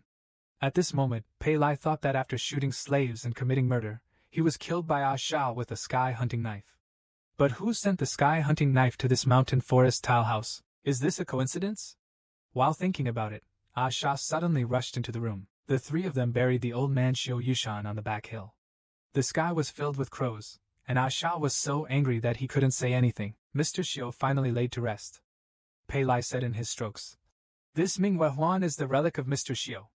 I should give you the sword and sword manual. Unexpectedly, Asha opened it and said excitedly, Why do you care about me? I will only bring bad luck. I will avenge myself. I just need a hunting knife. You can kill him. Pei Lai was also a little excited. He grabbed Asha's arm and said, You can't use the hunting knife anymore. Look at your hands. If you continue you will die, and your enemy will be happier. But Asha couldn't listen at all at this moment. In desperation, Asha actually used another technique, and his arms faintly emitted a light yellow light. Easily shake off Pei Lai. At the critical moment, Fox and Yan's twin fingers pointed at the back of Asha's neck. Shane was stunned. He suddenly fell to the ground. Asha actually knew other skills. With one move, Hu Yan subdued Asha and fell to the ground, fearing that Asha would activate his internal energy in a desperate situation, triggering toxins in the body. Hu Yanji is well informed and claims that Asha uses kung fu like Taoist Yuan Tongjing. This kid is quite accomplished, and it seems he has been practicing for more than a year or two. Pei Lai helped Asha back to the car. Everyone resumed their steps again. Pei Lai was very curious about Daomen Yuan Tangjing.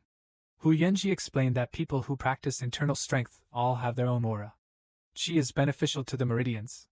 No fire can make the body white, and no water can make the 5 internal organs moist. If you have a sense of taste, you will not die. The qi in the body can be attached to the ice blades of the fists and feet and released to increase the power. Many places in the body where the meridians converge can be cultivated into aura. The way of moving qi in each sect is different. The location of the aura is different. When the inner power of different martial arts is released, the attributes are also different. For example, the martial arts practiced by Chunfang contains thunder power. It is said that some top masters can cultivate their aura to be as vast as a temple hall. Asha got the Men Yuan Tong Jing, which is not his own internal strength. It seems that he can only ask him later. Pei Lai has some understanding. Pei Lai has always believed that fighting only relies on brute force. Previously, Senior Wei taught Pei Lai how to move qi if he worked harder. Is it possible to become a master? Hu Yanji claimed that there is no rush in cultivating internal energy. There are some side sects that have ways to speed up the gathering of internal energy.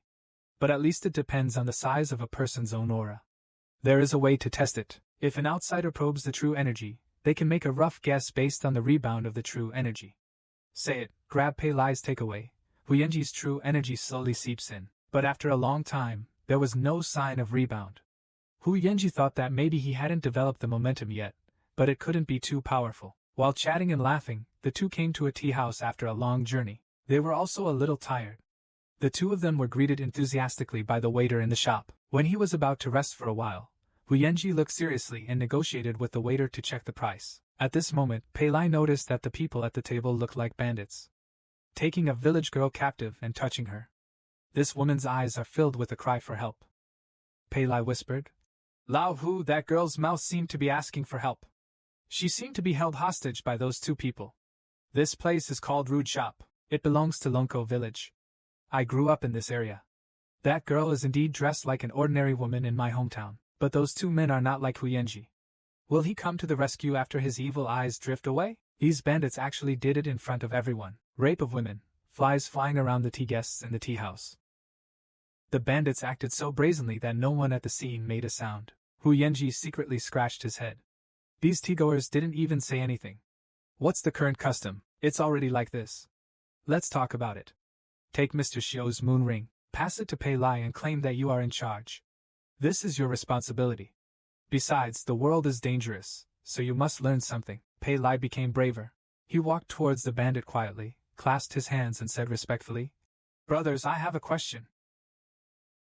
But before he finished speaking, the leader stood still and started fighting, then cursed and cursed for daring to interfere in the uncle's business. Pei Lai was shocked when his fate came. He still didn't say anything. The atmosphere in the world, are they all so direct? The bandit leader said nothing and rushed toward Pei Lai. The evil knife in his hand was slashing towards Pei Lai's head. But with the experience of fighting Hu Yanji, Pei Lai just turned slightly sideways and hit it just right. After escaping the attack, this person gradually became serious when he saw that there was no opportunity for justice. The blade is held in the back. Uncle Chi once mentioned that this is a close-quarters sword technique. Pei Lai did not expect it. He actually intended to test these. At this moment, the cheek behind Pei Lai all started to slap the case. Drawing out the weapon, it turned out that an ambush was impossible.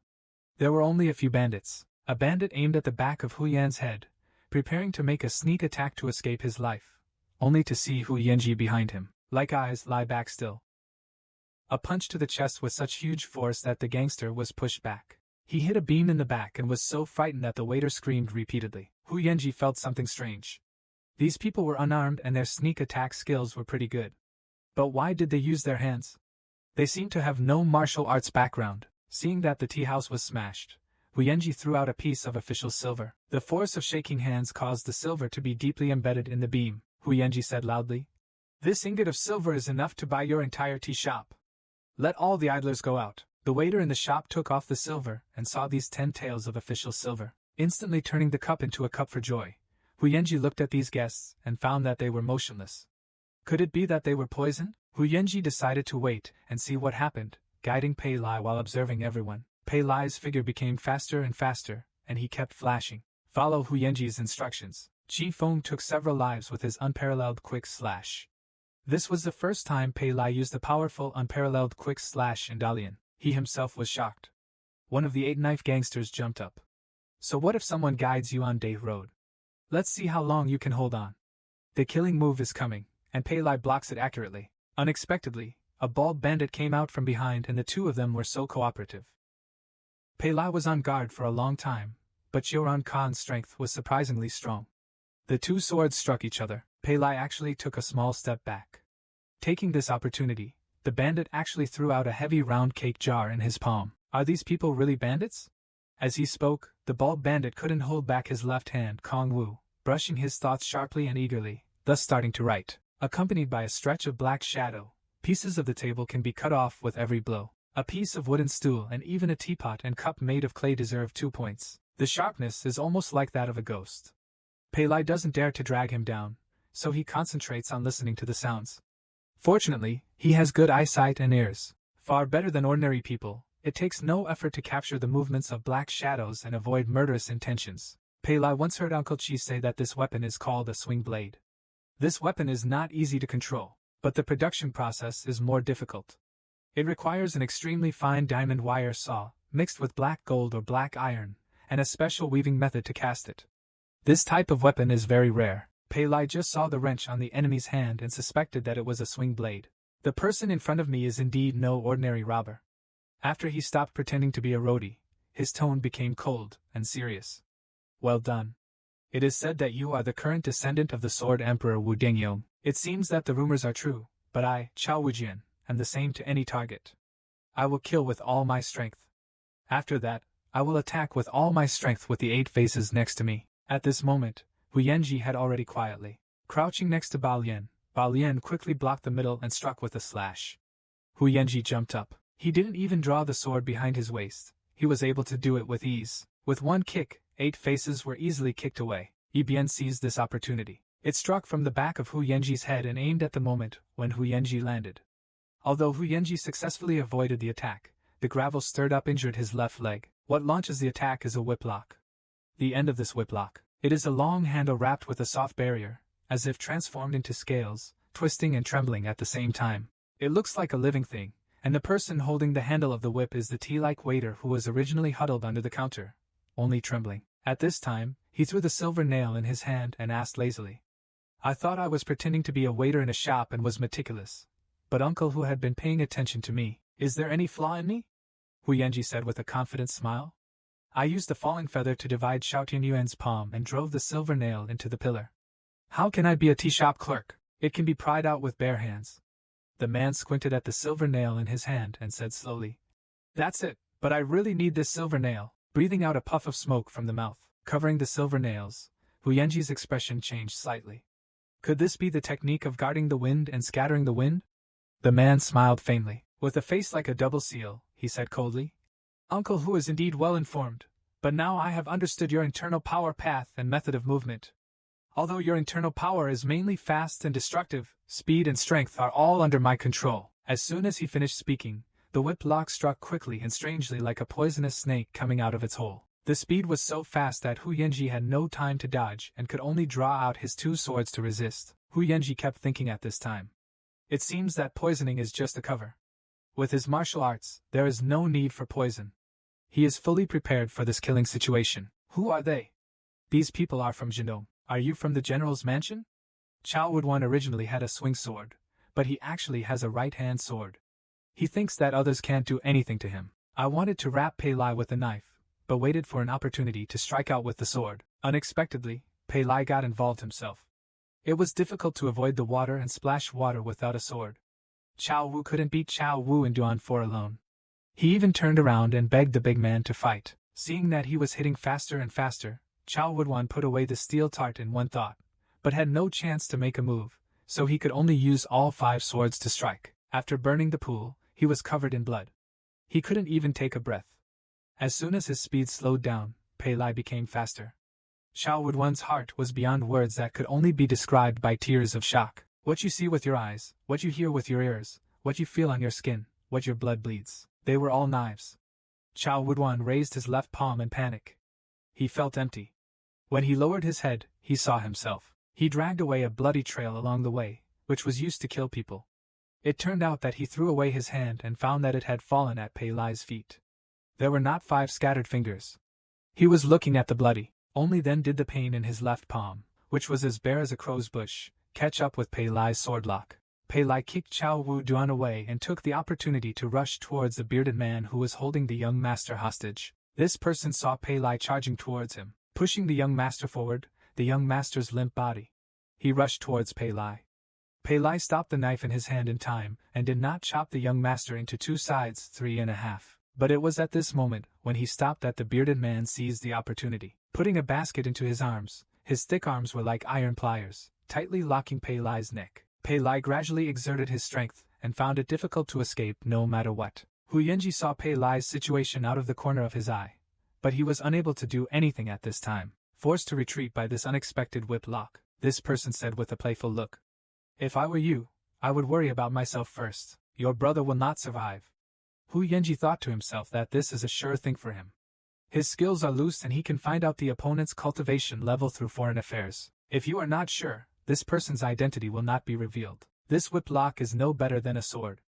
In the hands of a skilled person, a single sweep of the whip tip can bring down a fresh piece of flesh. Aim at soft parts of the human body such as cigarette butts, cartilage, waist and kidneys, etc. The most important thing is killing people and taking their lives.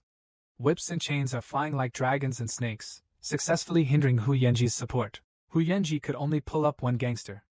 Unexpectedly, the whip lock did not stop at all and penetrated the man's body forcefully. Watching the wind disperse is Huangdao's unique skill. As long as it is something that Hu Yanji has poured internal power into, even a needle, this person can pass this technique. Being trained by him, Hu Yanji said with a serious face. I heard that there was a man under General Jindong who was a whip, known as the Divine Whip Invincible Ancient Two Souls. Could it be you? But the waiter in the shop still looked indifferent. He returned to the ancient double-soul old man and used the pagoda Thunder God Whip. It is very different from the rattle whip below. In Lingbei, he is known as the Chief Snake. In fact, it was pierced by me just now. It's the ancient twin souls. In this situation, General Jindong's mansion took action to arrest Uncle Hu, and both sides perished. Of course you, Uncle Hu, killed these people. What do they have to do with me? The shadow of the painting has just fallen, and my face is suddenly cold. The thin lips pursed, and the crackling wind of the rattling whip split the cold condensed air. This time, there was no limit to the number of throws, and the tip of the whip went straight to the back of Hu Yanji's head. Hu Yanji's figure suddenly disappeared. The tip of the whip did not miss the mark. A beam flew from where Hu Yanji was. With the blow of the whip, the light stone exploded into flying powder. The sawdust had not yet fallen. Another bench flew up and hit the border pole. Earth. Between the sleeping areas, the long whip smashed several tables and chairs one after another. The whole tea shop was filled with smoke and dust, as if there were no gifts hidden among them. At this time, Hu Yanji's voice appeared behind Ling Beihai. You call Shofeng Sanqi Huangdao's secret skill? In my impression, there is one in the Qishuan that makes the fifth brother cry. You just said that if you can't be killed, it will be your turn to be unlucky. It seems that you are also under orders from others. Moreover, you also know the plan of Jindong General Mansion. You are the people of Chunfang. Before he finished speaking, Ling Beihai reacted very quickly. With a flick of his wrist, the rattle whip circled back, sealed the water from the front and rear door handles. But Hu Yanji's attack was meant to attack the east and attack the west. He took advantage of Ling Beihai's defense, and cut off the enemy with one blow. He begged the big man's arms to successfully rescue Pei Lai. Ling Beihai was shocked. Not to mention that he had just hit Hu Yanji's calf, but his speed was far beyond his own. Beyond perception, Hu Yanji said coldly, I want to travel around. The sound of horses galloping and singing wildly is outside. If you don't hide anything, your family's wealth will be exposed.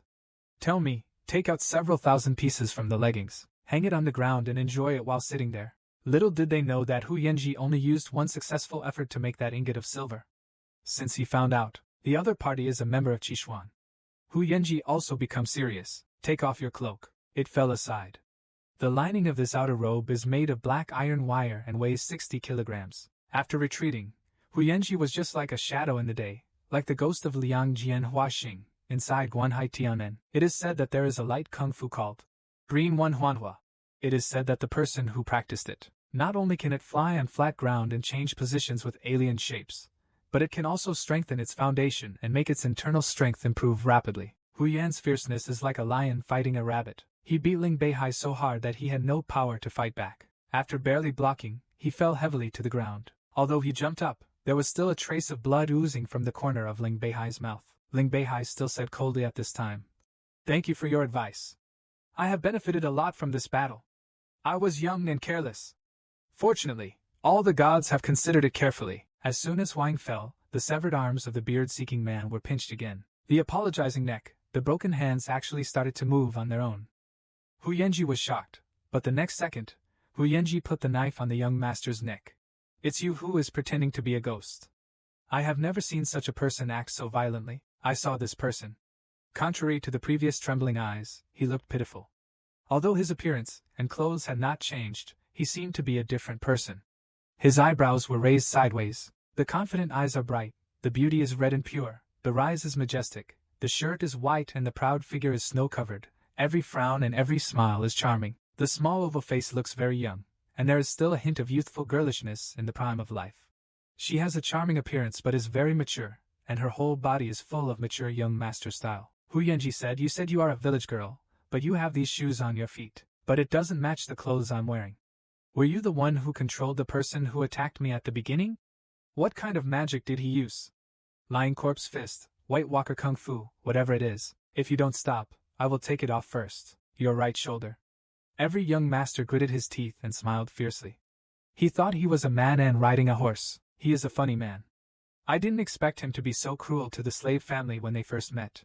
I saw this woman stroking her jade hand lightly. Chao Wujuan and Qiuxiu, who were already dead, jumped up again and attacked Hu Yanji. Hu Yanji was restrained in panic and couldn't help but think of this. What the hell is this trick? This which must be dealt with quickly. Hu Yanji can't break through. Unparalleled quick chops followed by several moves. The man never left Dang, and applied several things to his arms, waist and legs. The offensive did not slow down at all. Behind the broad shoulders, only a pair of clear and charming eyes were revealed. The red neck skirt was embroidered with papa flowers, but she did not watch from the wall. However, most of his figure was covered by the Manchuran, so he couldn't see clearly what he had done. Hu Yanji poured his inner strength into the sword. One blow penetrated the beard-seeking man, but the young master behind him was like a golden cicada escaping its shell. He sneered and retreated.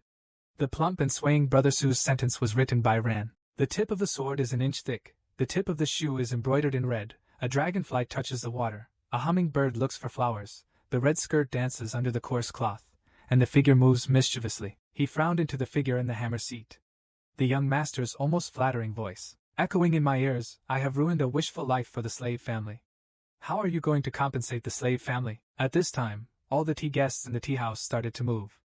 Hu Yanji observed the situation. In order to ask, I dare to ask which road the girl came from, and what is the wishful body. In the midst of a busy schedule I yelled, "This young master is famous for his filial piety. Uncle Hu, don't bother trying to trick the slave family. The slave family's name is Fukugen. Some people also call me a bloody daughter. In the past, the father of the slave family called me Baobaijin. If you don't tell others, the slave family also asked you to call me that, and Rishin, you come and compensate the slave family." Naturally, we knew what it was.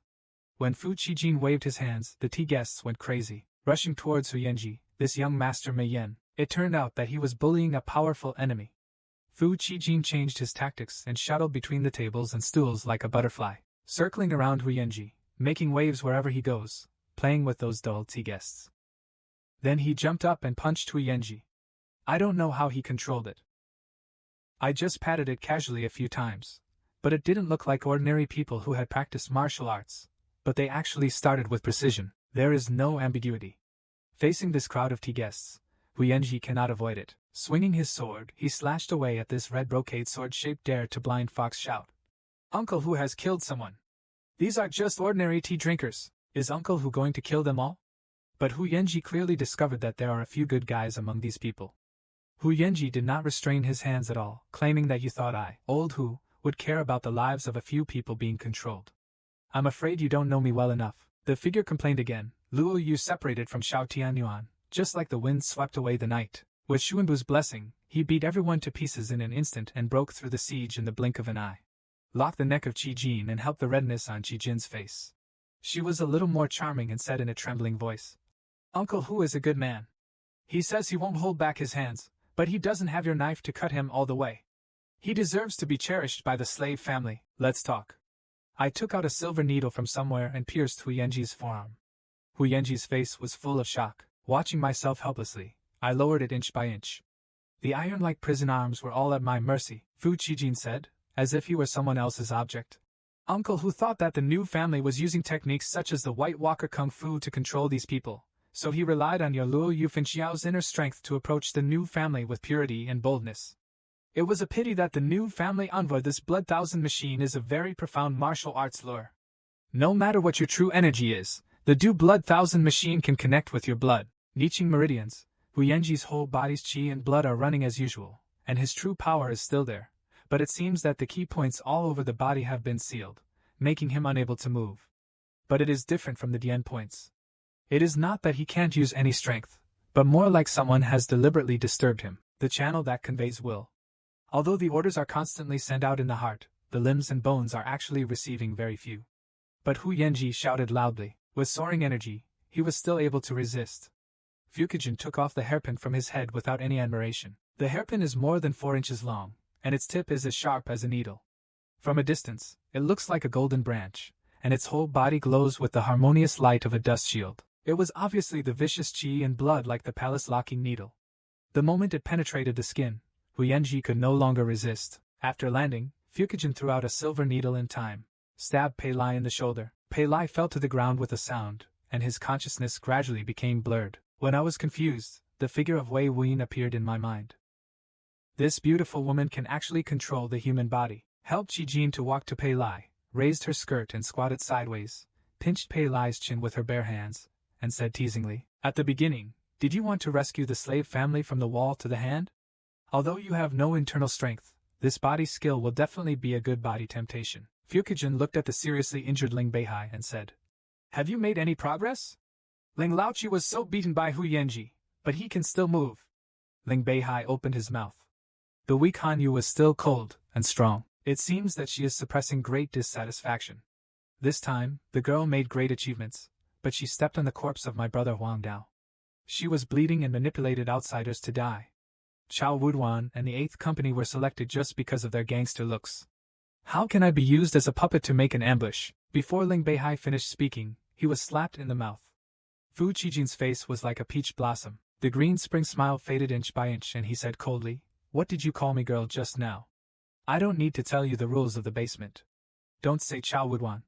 If you don't call me again, you will know the consequences of failing the mission. The weight and loss of this. It's not your turn to teach me how to use Ling Beihai's serious injury to ask myself if I have disobeyed him." The flute sounded and said that what the Lord God taught me is that the villain will definitely be punished after he realizes his mistake and goes back. However, the Lord God remembered that the order was to grab the box and kill Hu Yanji. Body God, I'm afraid I won't be able to stay. I'll support Qi Jin and become a matchmaker. I can't do this with such a good life. I'll give it a random guard. The strange inner energy of Shui Qianji is like 1,000 threads, controlling Hu Yanji's chest. Hu Yanji spurted out a mouthful of blood, and Fukigen secretly admired. This Hu Yanji is so powerful that even with the force of his palm, his heart is not broken. It's really admirable. But I was ordered to take Hu Yan's life, so I had to let him slap one palm after another, destroying oneself, accompanying the hunter at this time. Although the body cannot move, Shi Haizhong is extremely awake. I have Wu Yinjian to analyze the scene in front of me. Shui Qianji is a martial art of the Yushu sect, but not everyone can learn it. It is said that only people with special bloodlines can master it. Once the qi of Shui Qianji is connected with the opponent's qi, even animals can be controlled and become puppets. The puppet body requires the operator to be nearby to operate it. If the operation is done well, it can be used. With about 70% of his own kung fu, the even more powerful Blood Thousand machine can transform a person into a wishful body. The wishful body obeys the orders of the caster and acts on its own, but it can exert 10% of its power. Wei Wuyin suddenly thought of a demon knife. It may be able to solve the current urgent need, and Pei Lai's body happened to have absorbed the true energy of that demon sword. It's the 1,000 threads poison of red eyes. Now that the situation is critical, why not take a gamble, using the true energy of the red eyes to guide the true energy of the blood thousand machines and Pei Lai's body to the momentum? It should be possible to temporarily restrain the blood thousand machines. The poison of the demon sword that only desires women, it was actually used by Pei Lai. At this time, Pei Lai followed Wei Wuyan's guidance to restrain his mind, silently recited the mantra of seeing the miraculous skill, and turned his mind, gradually entered the state of self. Holding Qi's neck and reaching out to Pei Lai's arms, the Qianjiajing was like a filaria worm entering the body. This method of supporting the red neck has never failed. Random completely relaxed his vigilance and said, "Get up first and go back with the slave family.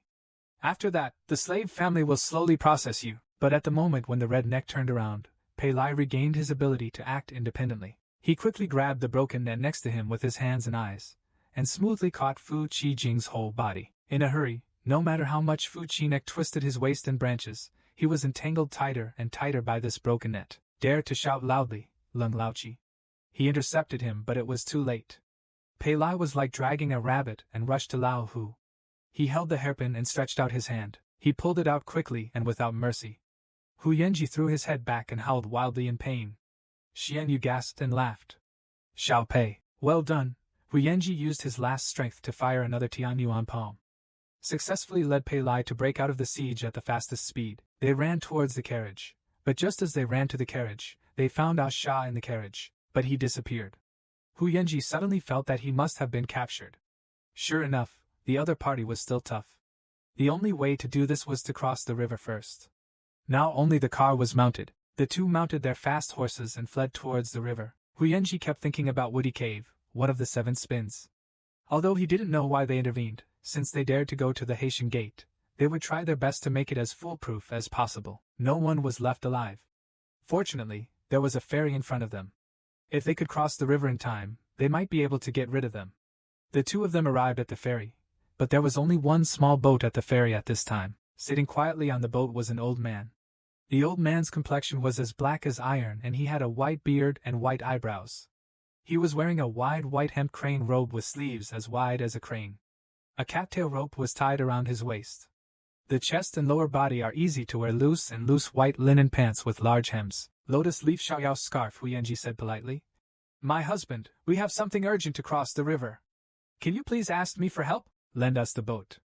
The old man slowly raised his head and said, "You are Mr. He's apprentice Hu Yenji, old man Shui Bating. You can't get through today." Hu Yenji was shocked. Could this person be from the 5 Emperors' Cave? The White Emperor's Divine Army, Shui Bating, in Huan County. The old man's finely combed white eyebrows hang, and the hair of chicken willow hangs in front of his forehead. Automatically without wind, it seems that the golden light in his eyes has condensed into a solid substance. In an instant, a sharp edge emerged. "You know me well. It seems that your master is dressed in a crane." Still remembering my longtime friend, Hu Yenji was secretly worried about Shui Bating, the White Emperor's Divine Army. In the past, he and Zai Longsing, the Tsung Emperor's Divine Army, were also known as the left and right war gods of the 5 Emperors' Cave. The 2 arms of Daimen. Even if he comes, Chilian Tang and Jindong General Mansion can't possibly cooperate with Qishuan's 5 Emperors' Cave. Who ordered the 5 Emperors' Cave to devote all their strength to the situation? Hu Yenji did not dare to neglect at all, clasping his fists and saluting, claiming that his master often mentioned the battle with Lao Shui's Divine Army. Now that the junior sees his senior, he should dismount from his horse and salute. However, another junior from Tugui Island's Divine Army, Fu, slapped him all over the body. Uncomfortable. I hope Shui Shinjun won't pick on the bad guys. Is the old sect master of the Catacombs Mansion okay? What's the point of treating my 2 brothers in so many layers? I hope the seniors can give some pointers to the juniors, but Shui Bating is cold and arrogant. Yanli said. If everything in this world can be explained clearly, then there is no need to be like this. The master of the mansion, He Lauer, has not mentioned these names for a long time, but he actually feels nostalgic. I and the Ling family are considered old friends. After you die, I will personally send you to conquer Hushan. You can go with peace of mind. After hearing this, Hu Yenji dared to rein in his horse and flee. He wanted to evacuate this place, but just a few steps away, a large ship slowly docked. Several lassos were thrown, trapping people and horses. In this muddy place, fortunately Pei Lai reacted quickly. Turn over and dismount, Ding Jingguankyo. The boat is not as huge as imagined. At first glance, I thought it was a Woei Shachuan. In fact, it is just a ship in Jiangzhou. The humidity level is shallow, but the deck is equipped with comfortable cabins. It is a common passenger and cargo ship on the river. Jiangzhou blogged the sailors on the ship set up the bridge board and welcomed a Huangshan girl from the cabin. The girl was about 8 or 9 years old at the end of the world. She had a palm-sized oval face, a pointed mandible, delicate skin, and a very upright and beautiful appearance. This person is none other than the Emperor of the Five Emperors Cave, He Junpan. He is always surrounded by 7 or 8 handsome men in brocade, although their attires are all different, but they all have the same color of dark golden spiritual silk, or tens of thousands, or waists, or crystal belts, and each body is strong and strong. Obviously they are all from the Lian family. Just when Pele was surprised that this little girl was also a divine king, Fu Qijin also caught up with him. At this moment, all the 3 divine monarchs gathered together. Fu Qijin lifted up his short skirt and threw an arrow. He sneered. The 3 divine monarchs are all here. Hu Yanji, you have so much face. You ruined my Rishin. Do you just want to run away? Hu Yanji said sarcastically. Didn't I just let you fall down for a long time? It's a pity that not only did you fail to make Lao Humi as happy as you want, but you were turned into a ball by my brother. How could Fukigen withstand such provocation? He held a silver needle in his hand and rushed towards Hu Yanji. Black shadows are flying in the dark sky. He searched for everything and grabbed Fukigen on the forehead. Finally, Fukigen lost all his senses. In time, he pulled out a pair of bright water-dividing moth eyebrow thorns from the embroidery, and caught Wu Ying with a loud sound. The person who took action was Shui Bating. The heresy of the iron chain was in Shui Bating's hand. He said coldly, You think I don't exist? When I came out, I said that I don't care about other people. This belly belongs to me, old man Shui. You knocked down the shooter in Wulipu, so why don't you come to this old man? Isn't there even a place for the old man to talk in the boat this night? If you squint your eyes, it's the same as if you're knocked down. Get back. This beautiful young divine army is as timid as if it were windless. He said coquettishly. Eunuch Shui is the cannon I saw in Wulipu. I asked them to come here. If you offend Eunuch Shui, it would be a mistake for you to rebel, Shui Bating said dotingly. Good boy, you know my temper and temperament well. Now you are also the master of an island. You have to make your own decisions.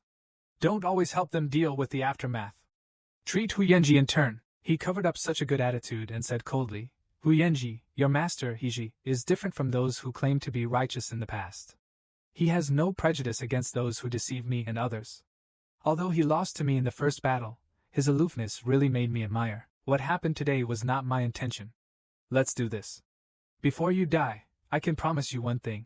But I didn't expect that in this critical moment, they were still talking and laughing, claiming that the juniors didn't want much, and wanted to borrow a search boat to cross the river with the seniors. By the way, please give way. Jinji gave a support and laughed foolishly, with a hint of hatred, and said sarcastically, Uncle Hu, how dare you mention it? Unexpectedly, Shui Bating actually agreed to him, claiming that Ling Shi had done 137 moves under me back then. If you can defeat this Shur today, he will not die. I will let you go. As soon as I said this, I supported Jin, but I was no longer calm. Old Shijun, do you know what you are talking about? Your decision alone will harm Gotu. If anything goes wrong, it will be difficult to explain to that person. Shui Bating did not accept this trick, and claimed that I only obeyed the orders of the sect master. This ferry was actually guarded by me. Even if that person was held accountable, I should be the only one to be held accountable. Besides, it's okay with the others. You are the least qualified to make irresponsible remarks in this cave. Hu Yanji jumped onto the boat. All that was left was to support Jin in a daze. Snake ashes and hundreds of feet fill hundreds of soldiers with energy. This is Shui Bating's unique skill. Hu Yanji recalled what his master once taught him.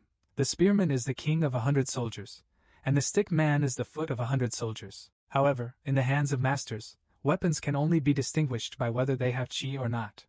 If any weapon can be integrated with the user's qi operating characteristics, it can exert several times its power. But when it comes to experts who use weapons, we have to mention one skill, which is Shui Bating's snake gray 100 feet. Shui Bating is one of the few people who can defeat hundreds of soldiers with just his strength. Hiji lost to this move back then. The young Hu Yanji didn't pay much attention at the time, and often fell asleep and quarreled during lectures. But I also vaguely remember that Shui Bating's snake gray centipede has many changes. The power is astonishing. If you can't be the first, it will be difficult to change the moves. Is there anyone who can compete with it? At that time, Hiji thought that his defeat was inevitable. He had dull qualifications and had to have basic experience and ability to improve after the age of 30. I, my disciple, if you meet Shwebang in the future, run away, or else move out. The embarrassment given to him because of his failure back then, after playing haha and fooling around, Huyenji is now facing the critical moment taught by his master. But today, in order to survive, a fight is the best choice. The wind by the river is blowing Huyenji's eagle hair, a cynical and unrestrained knight. At this time, there was also a trace of vicissitudes. Shwebatang waved with one hand. The cover of the boat was forcibly lifted, and there were countless weapons in the cabin. As long as people in the world know it, everything will be fine here. Shwebatang said steadily. You can choose one of the weapons in the cabin. It depends on whether you are injured.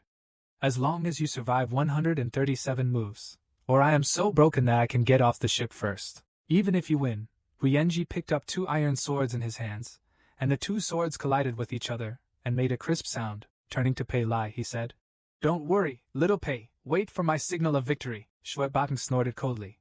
Ching, let me see where your confidence comes from. As soon as the sound of flowers fell, Shwebatang shouted, and rows of weapons suddenly started to move. Fire forks, big axes, 9 curved halberds, bamboo-jointed steel whips, water-splitting silver hairpins, and various long and short weapons fell one after another like waves. When the branch comes, Shwebatang is like an ancient giant ash, with the power of 100 feet, rushing towards Huyenji. Shwebatang's tricks are like ancient snake ashes. With the power of 100 feet, Huyenji saw Shwebatang taking a stance and jumped up. He could not let this old man get the upper hand. He had to use his bow and hand to consume him. I didn't expect that my own unparalleled quick slash would be taken over so easily. Each of Shwebatang's weapons could be infused with true energy. I saw Shwebatang move his arms. With kicks and shoulder rolls, Huyenji had to attack and defend, swinging his sword to the left and right. He just counterattacked the rising and falling weapons, surrounded the tree people 4 times, and even dozens of people fought in a melee. But there was no hope of breathing. Shwebatang seemed to have hands and eyes all over his body. With his heels back, he kicked the rod around the iron drill, and the red and silver iron gun like a long staff fell from top to bottom. The center of the gun barrel was pressed against his shoulder and back and moved around. The tip of the spear swallowed up Huang Sa like a phoenix nodding its head, stabbing Huyenji's arm and flank easily. Huyenji quickly retreated and jumped around. This also gave Shwebatang a chance to take action. I saw Shwebatang take the gun and shoot. The steel knife was running rampant. The sharp blade was unsheathed. The steel claws were flying apart. Every weapon seemed to be alive. Shoot them all towards Huyenji. This is his trump card, buys a kill. At the critical moment, Huyenji's retrograde chi increased sharply. The 2 swords were swung many times faster, and only the sound of collision could be heard. But it's hard to see clearly the waving arms. Shwebatang thinks that this retrograde chi is the end of a powerful projectile, but I never thought that Hu Yan's breath suddenly condensed. With the unique step, 2 steps become 3 steps. Successfully bypassed Shwebatang at a weird angle. He turned around and attacked Shwebatang in the back, slashing at Shwebatang's back. This unparalleled quick chop was used in Lao Hu's hands. It was not only fast, but also more terrifying. One arrow hit another, as if the previous arrow still had energy left. The next arrow has already struck hard, and the pressure on Shwebatang's swords is increasing. After all, he is old, and has weak blood. His yang energy has been absorbed internally and turned into rhyme. He will fight fast and ruthlessly, which is very detrimental to the elderly Feng Zhu. Companion Hunter couldn't help but be surprised. This is the real power of Wushuang Quick Slash. A flash of cold light. Shwebatang couldn't dodge. The shaking tattoo on the head flew up and got a gap with a knife cut. Shwebatang also had a cut on his head. He just heard him say slowly, 147 moves. I was defeated, and this side of Huyenji, but he was also stabbed through the abdomen by a pair of black diamond claws. Blood splattered everywhere. Shwebatang put away his claws and spoke slowly with admiration. What an unparalleled quick kill, Mr. He. At least you have defeated me as an apprentice. Shwebatang means what he says. It's hard to catch up with the horse. His hands were also said. You go ahead. I don't care how you cross the river. Others, if you have the ability, just wait for them to leave the ferry. You go to arrest people again. At this moment, a familiar voice sounded. Who wants to leave? As soon as the sound of the painting finished, there was suddenly a sharp sword energy on the water surface, whistling and paddling through the water. Wherever it passed, white waves were raised several feet high. Shwebatang shouted, No! And sent Huyenji away with one palm. The black diamond claw comb flew out and hooked 2 cabins respectively. He was forced to confront this sword energy, and the huge impact caused the cabin to be torn apart. Suddenly, Xueban turned black and had a bright red complexion. The miasma turned purple, and the whole body was shaking violently, as if enduring extremely great pain. Only his head, abdomen were visible. The thunder energy in Xueboding's body was moving all around. The support policeman on the side realized that it must have been that moment that activated the thunder energy in Xueboding's body, and he said loudly, "Quickly analyze the remaining pulse. Don't resist, otherwise it will be more painful. I will help you suppress it from the outside." However, Xueban endured the pain and said forcefully, "You don't have to worry about me. You can practice those vicious and sinister martial arts." I still wanted to touch the old man with my hand and help the policeman to stop. There was a cruel smile on his pale face. Fortunately, he kept silent, but it didn't seem like he was going to add insult to injury. The fishing boat on the river was getting closer and closer. There were 2 people standing on the bow of the boat, one behind the other. It was Chunfang who claimed to have passed away. He was so far away that he couldn't see clearly.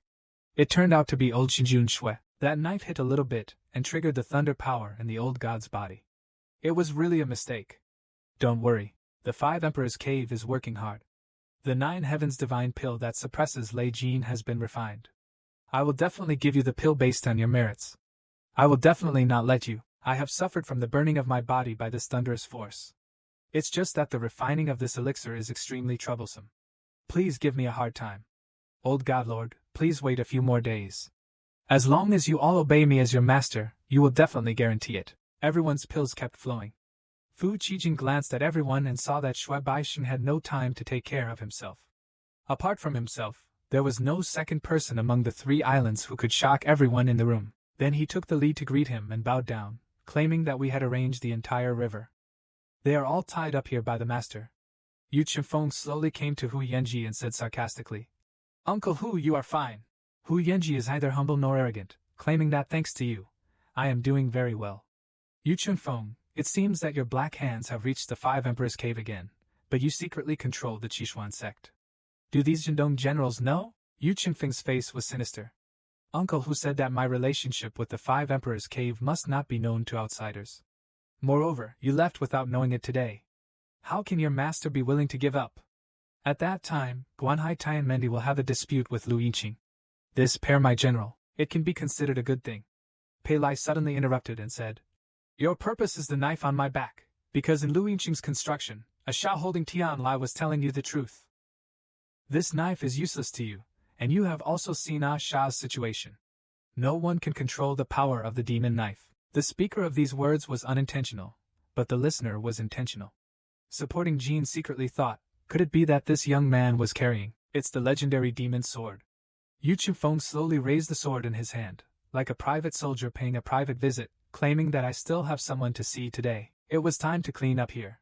Pei Lai hurriedly protected him. In front of Hu Yanji, Yu Chunfeng raised his knife and dropped it. Just one swing of the sword with one hand can have a force of 100 kilograms. The shock caused Pei Lai to vomit out a mouthful of blood. Yu Chunfeng snorted coldly and said, "How dare you stand up for others with this little internal strength? Aren't you very fast?" I gave in to Lu Yinqing, which not only made you think that I am a person who can bargain. As he spoke, Pei Lai slashed down the tree path again, and blood spurted out one after another. Pain in the body, pain in the heart. Pei Lai remembered what Rijia had said to him. The knife is very sharp, but tofu can be eaten. I think making tofu is very good. Pei Lai is better than ever at this time. Everyone wanted to make a knife. Pei Lai used up his last strength. He used the unparalleled quick slash, but Yu Chunfeng still easily knocked the blade out of his hand. Yu Chunfeng locked Pei Lai's neck. Slowly exerting force, he said fiercely, "Why don't I plant a thunder pill in your body and let you have a taste of it?" Yu Chunfeng actually wants to plant a life and death talisman for Pei Lai. Yu Chunfeng clung to Pei Lai's neck tightly. He said harshly, "Your life is like an ant to me. Take it to Lei Jing and then abandon it to cut it off. You can then think about how to cooperate with me." Yu Chunfeng's thunder mirror quickly invaded Pei Lai's body, causing a slight pain to rush out from there. But Yu Chunfeng felt something strange. The thunder mirror did not form any elixir. Instead, it gathered towards Pei Lai's Yangbai point. In a daze, Pei Lai unconsciously recited the mantra of the method of seizing the body. This month, Chunfeng's consciousness was unexpectedly brought into the space of the body-seizing method. The same scene, complicated and awkward words. Yu Chunfeng didn't know what to do for a while. I can't help but wonder if this is an illusion. In this space, Pei Lai's consciousness is like a giant looking down at ants. Yu Chifeng was panicked at this time. There were many rumors about the art of divine consciousness in the world, and only a few people had it. After all, Pei Lai was practicing advanced martial arts such as choosing and giving up. It was triggered by the Thunder Mirror. The secret report said that he is just a servant of Luying City and was recently used by Hingshu Camp. Could it be that this kid is related to the demon's sword? It was no accident. Yu Chifeng made a mistake today. He had to quickly calm down and get out of here. In the eyes of others, Yu Chifeng suddenly let go and stayed where he was. For some reason, Pei Lai thought he was in danger. He thought he was about to enter the body-seizing method.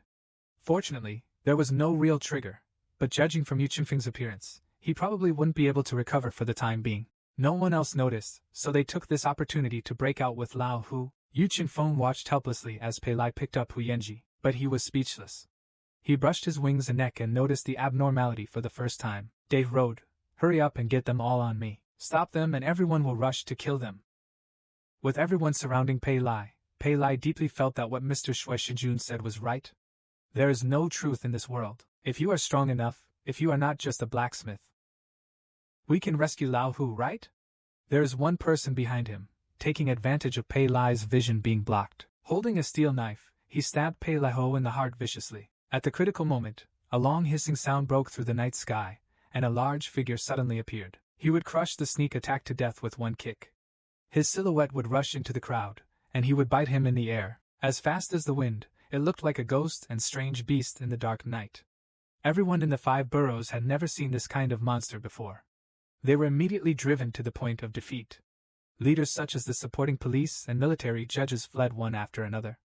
The scene was chaotic. This horse was simply a sniper. Silhouette rushes into the crowd, lifts the air and bites. Swift as the wind, supporting the police ship as it crashes into the river. Why are you standing there in a daze? It's just a horse. Don't let them run away on horseback. This silhouette in the dark night looks like a ghost. How often have everyone in the 5 boroughs seen this kind of monster? He was immediately driven to a rout. The support policeman quickly threw out a few silver needles and tried to subdue him with 1,000 pounds of blood. Unexpectedly, Shui Qianjin had no reaction at all. This is no ordinary horse. During the fight, one person stabbed the horse in the leg with a steel sword, but the steel sword was as big as 7 inches from the leg. It's hard to get in. I want to pull it out, but it's tightly clamped by the tight muscles. Looking at the silhouette like a monster, the next second, this person was bitten to death. The silhouette is passing by like the wind. Pei Liani grabs the river rope and flips over into the saddle. He bent down to fish it out and pulled Hu Yanji onto the horse. These things only happen between lightning and flint. It is not until the silhouette is about to escape that the people on Huangdao wake up from a dream. The bow and arrow are fired angrily, but the silhouette is sitting back and watching, ready to run away. Suddenly he turned around and shot water. The people on Huangdao couldn't believe it. How dare this beast run towards me? The crossbow bolts and lassos were fired in unison, and the silhouettes avoided it whenever they could. Pei Lian could block it even though she was hit by several arrows in profile, but the momentum still remained unabated. He jumped up and passed by Jiangzhou. The hind legs rushed forward with a loud bang, kicking a big hole in Xian's head, and even the strong keel was kicked to pieces. The whole boat rocked violently and tilted sideways. The silhouette never stops. Rushing straight into the water, the speed of progress does not slow down at all. Looking at the retreating figures of Pei Lian and others, Fu Kai looked in disbelief. Is this horse really a sperm? At this moment, Yu Chunfang regained consciousness and said solemnly, "This horse should be the only one born in the legendary Northwest Tianjin Garden." Zhang Jiao Zilong helped Kai and quickly knelt down on one knee, claiming that his subordinates were incompetent. We couldn't stop him. I don't know what happened to the master just now. Yu Chunfang frowned and claimed that I was just fascinated by the things in the river. The speed of this horse requires me to chase it myself. Empty the boat for me. Yu Chunfang was thinking at this moment that he must not let them know that something happened to his purple thunder Jew. In this case, he would not be able to let Pei Lian go. Pei Lian General Hu Yanji. He was firmly tied to the silhouette, but at the same time, a small boat was speeding towards him. The person driving the boat was Yu Chunfang. Pei Lian was shocked that the boat was so fast. Is this something that can be done by internal force? If this continues, we'll be overtaken. Faced with Yu Chunfang's pursuit, what choice will Pei Lian make? When Pei Lian saw the moon and the morning breeze, her speed was so fast that her heart flashed once she was caught up. With Yu Chunfang's gloomy character, it was impossible for the two of them to be spared, so he immediately became heartbroken and dismounted, leaving only Hu Yan alone. Lying on the back of the horse, The silhouette seems to know what Pei Lian is thinking. Angry and thinking for a long time, Pei Lian yelled. Second brother, listen to me, you know that. If this continues, no one can leave. Lao Hu now relies entirely on us. Don't worry. You've seen how fast I run. I won't be caught easily. You take Lao Hu across the river and find a place to heal. I promise, I will definitely meet you. Seeing Pei Lian in profile, her eyes were firm and her mind was determined. She touched Pei Lian's forehead heavily. As solemn as a farewell on the battlefield, Pei Lian doesn't talk nonsense. Turn around and sink to the bottom of the lake, running counter to the silhouette. The moon and morning breeze in the distance can be seen clearly. Pei Lian swam to the shore, and this was exactly what Pei Lian wanted to achieve. Pei Lian thought that since Chunfang's target was the knife on his back, then just do it for yourself. Chunfang is very unhappy at this time.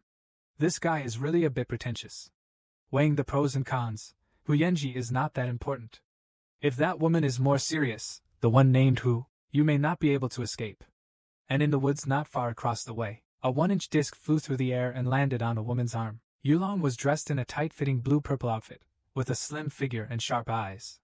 His appearance should have been pitiful, but instead he was as cold as ice, taking advantage of the sharpness of her white sword. The 5 girls who came out next were even more beautiful, plump and charming, but they couldn't suppress her ice-like coldness.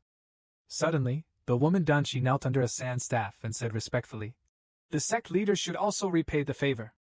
1 person and 1 horse crossed the river from the partner's position on the left. A Qianqian Ruyi's jade-like fingertips poked out from the white sand of the sutra stick against the sand curtain and gently poked out the shape of a tender bamboo shoot as thin as glue. With Shui Boding's temper, even if he was nostalgic for old feelings, there was definitely a limit to what he could do with his hands. It is not easy to cross the river. The voice of the person in the stick is pleasant, but it does not appear pretentious at all. It is quite a queen but not a humble person. Idle sin, pass on my order. When people come ashore, they go to Emperor Ping to surround them, cover their mouths and noses, and prepare snake smoke. But it couldn't cover up the charm of this woman. Not long after, a man and a horse came ashore from nearby. However, a group of people had been ambushing here early. They were all dressed in dark brocade night clothes and had black and gold masks. Danjian leather armor, wrist guards, and leggings are also made of black grid. Judging from the slender figure, they were all women. Suddenly, chains with hooks came from all directions. Since partnering with Lao Hu, Silhouette has soared over a wall of people, a wall of fire, and even a tough and dense wall of weapons, too many times to count. This kind of ambush can help Silhouette. The woman in the sand tent was secretly shocked. The man was seriously injured and unconscious. I didn't expect this horse to be so powerful. The bottom of the golden tent was as flat as a bed. This woman's slender figure was leaning on the bed. She was indescribably lazy and seductive, and said slowly, "Don't rush to shoot arrows yet. If no one else squats over, try to survive. This horse already has a wound on it. The snake smoke will dissolve the blood. Give me twice the dose." Putting out the cigarette, Xianzi waved his hand with one hand and attacked left and right to take orders. He took out several thick round bamboo tubes. The outside of the bamboo tubes was polished clean and bright. One end held a shiny copper metal snake head. Under the snake head, there was something important. The girl in black raised a fire and ignited the cylinder, and then disappeared. A large stream of yellow smoke suddenly spewed out from the snake's mouth. The force of the spray was so strong that the smoke was like a horned yellow dragon. It was straight and not scattered. It flew towards the cylinder and swung towards the silhouette from different directions. The silhouette jumps and roars, so fierce that it makes people stand upright. Although it has the strength to kick Jiangzhou's dragon bone to pieces, it cannot fight against the dragon's smoke that cannot be kicked or bitten. Snake smoke is a very powerful medicine for sweating. If there is no wound, even if you inhale a large amount, there will be no harm. But even if it is just a small scratch on the oily skin, if the smoke is stained with blood, it will immediately enter the body through the veins. Distribution is extremely fast. After one canister is cast, even the corpse statue will fall to the ground.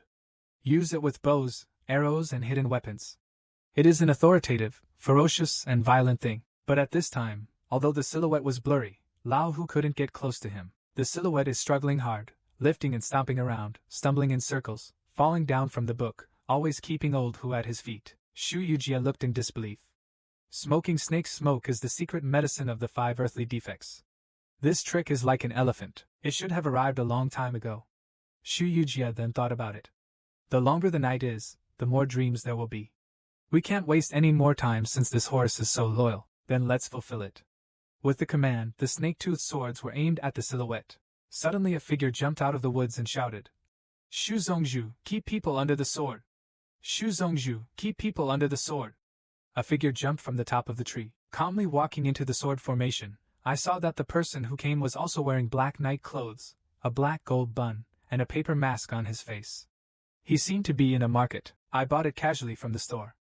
The strange thing is that when the man walked past the silhouette, he was completely different from his previous violence. Without attacking, the man gently held the horse's head, but the silhouette's physical strength finally reached its end, and he fell to the ground with a groan, and the sweaty ball-shaped horse's belly undulated violently. Slowly closing the huge dark eyes, the huge red mouth no longer opens and bites. Seemingly relieved, Shu Yujia raised her lips and asked directly, Your Excellency, why do you think you can take this person and horse away from me?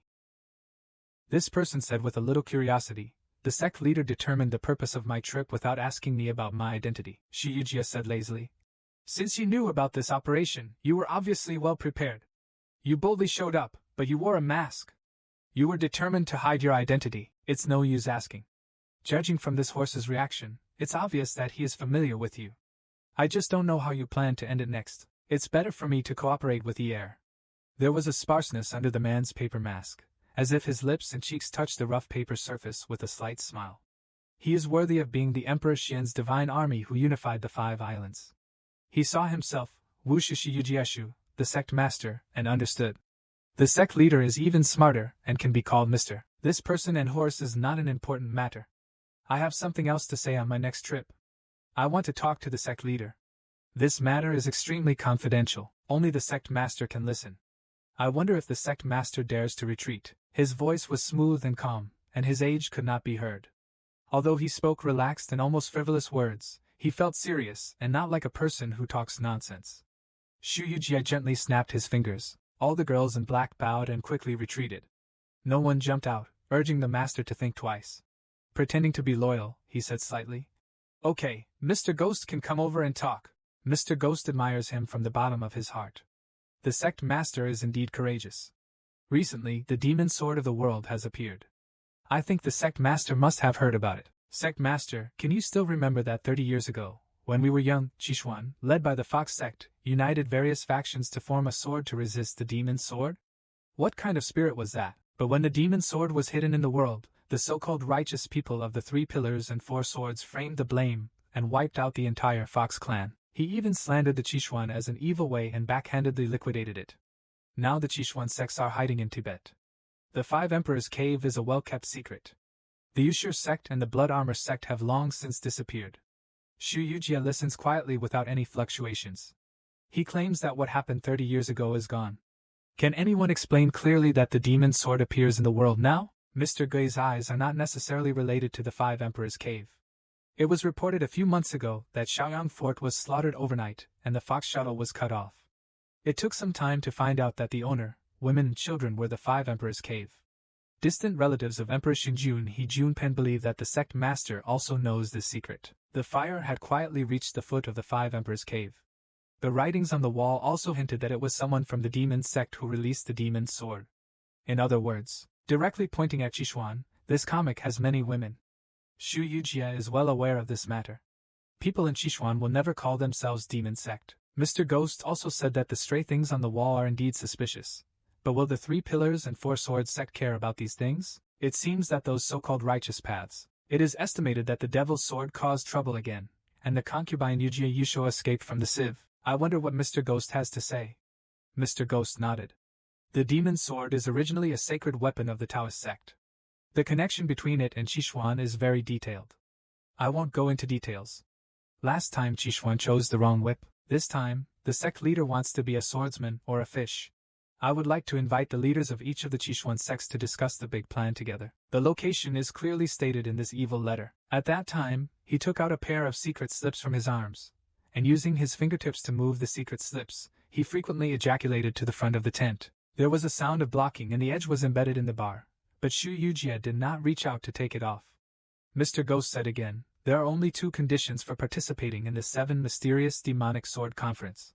You must have at least 1 Taoist sacred weapon. and lead all the people of the Qishuan sect to bring the holy weapon to the scene to symbolize the revival of the Qishuan. Daozong's sacred artifact, you want me to take back those 5 demon knives? Xu Yujia softly attached, Huang Li said calmly and melodiously. He would not be happy, angry and fond of martial arts.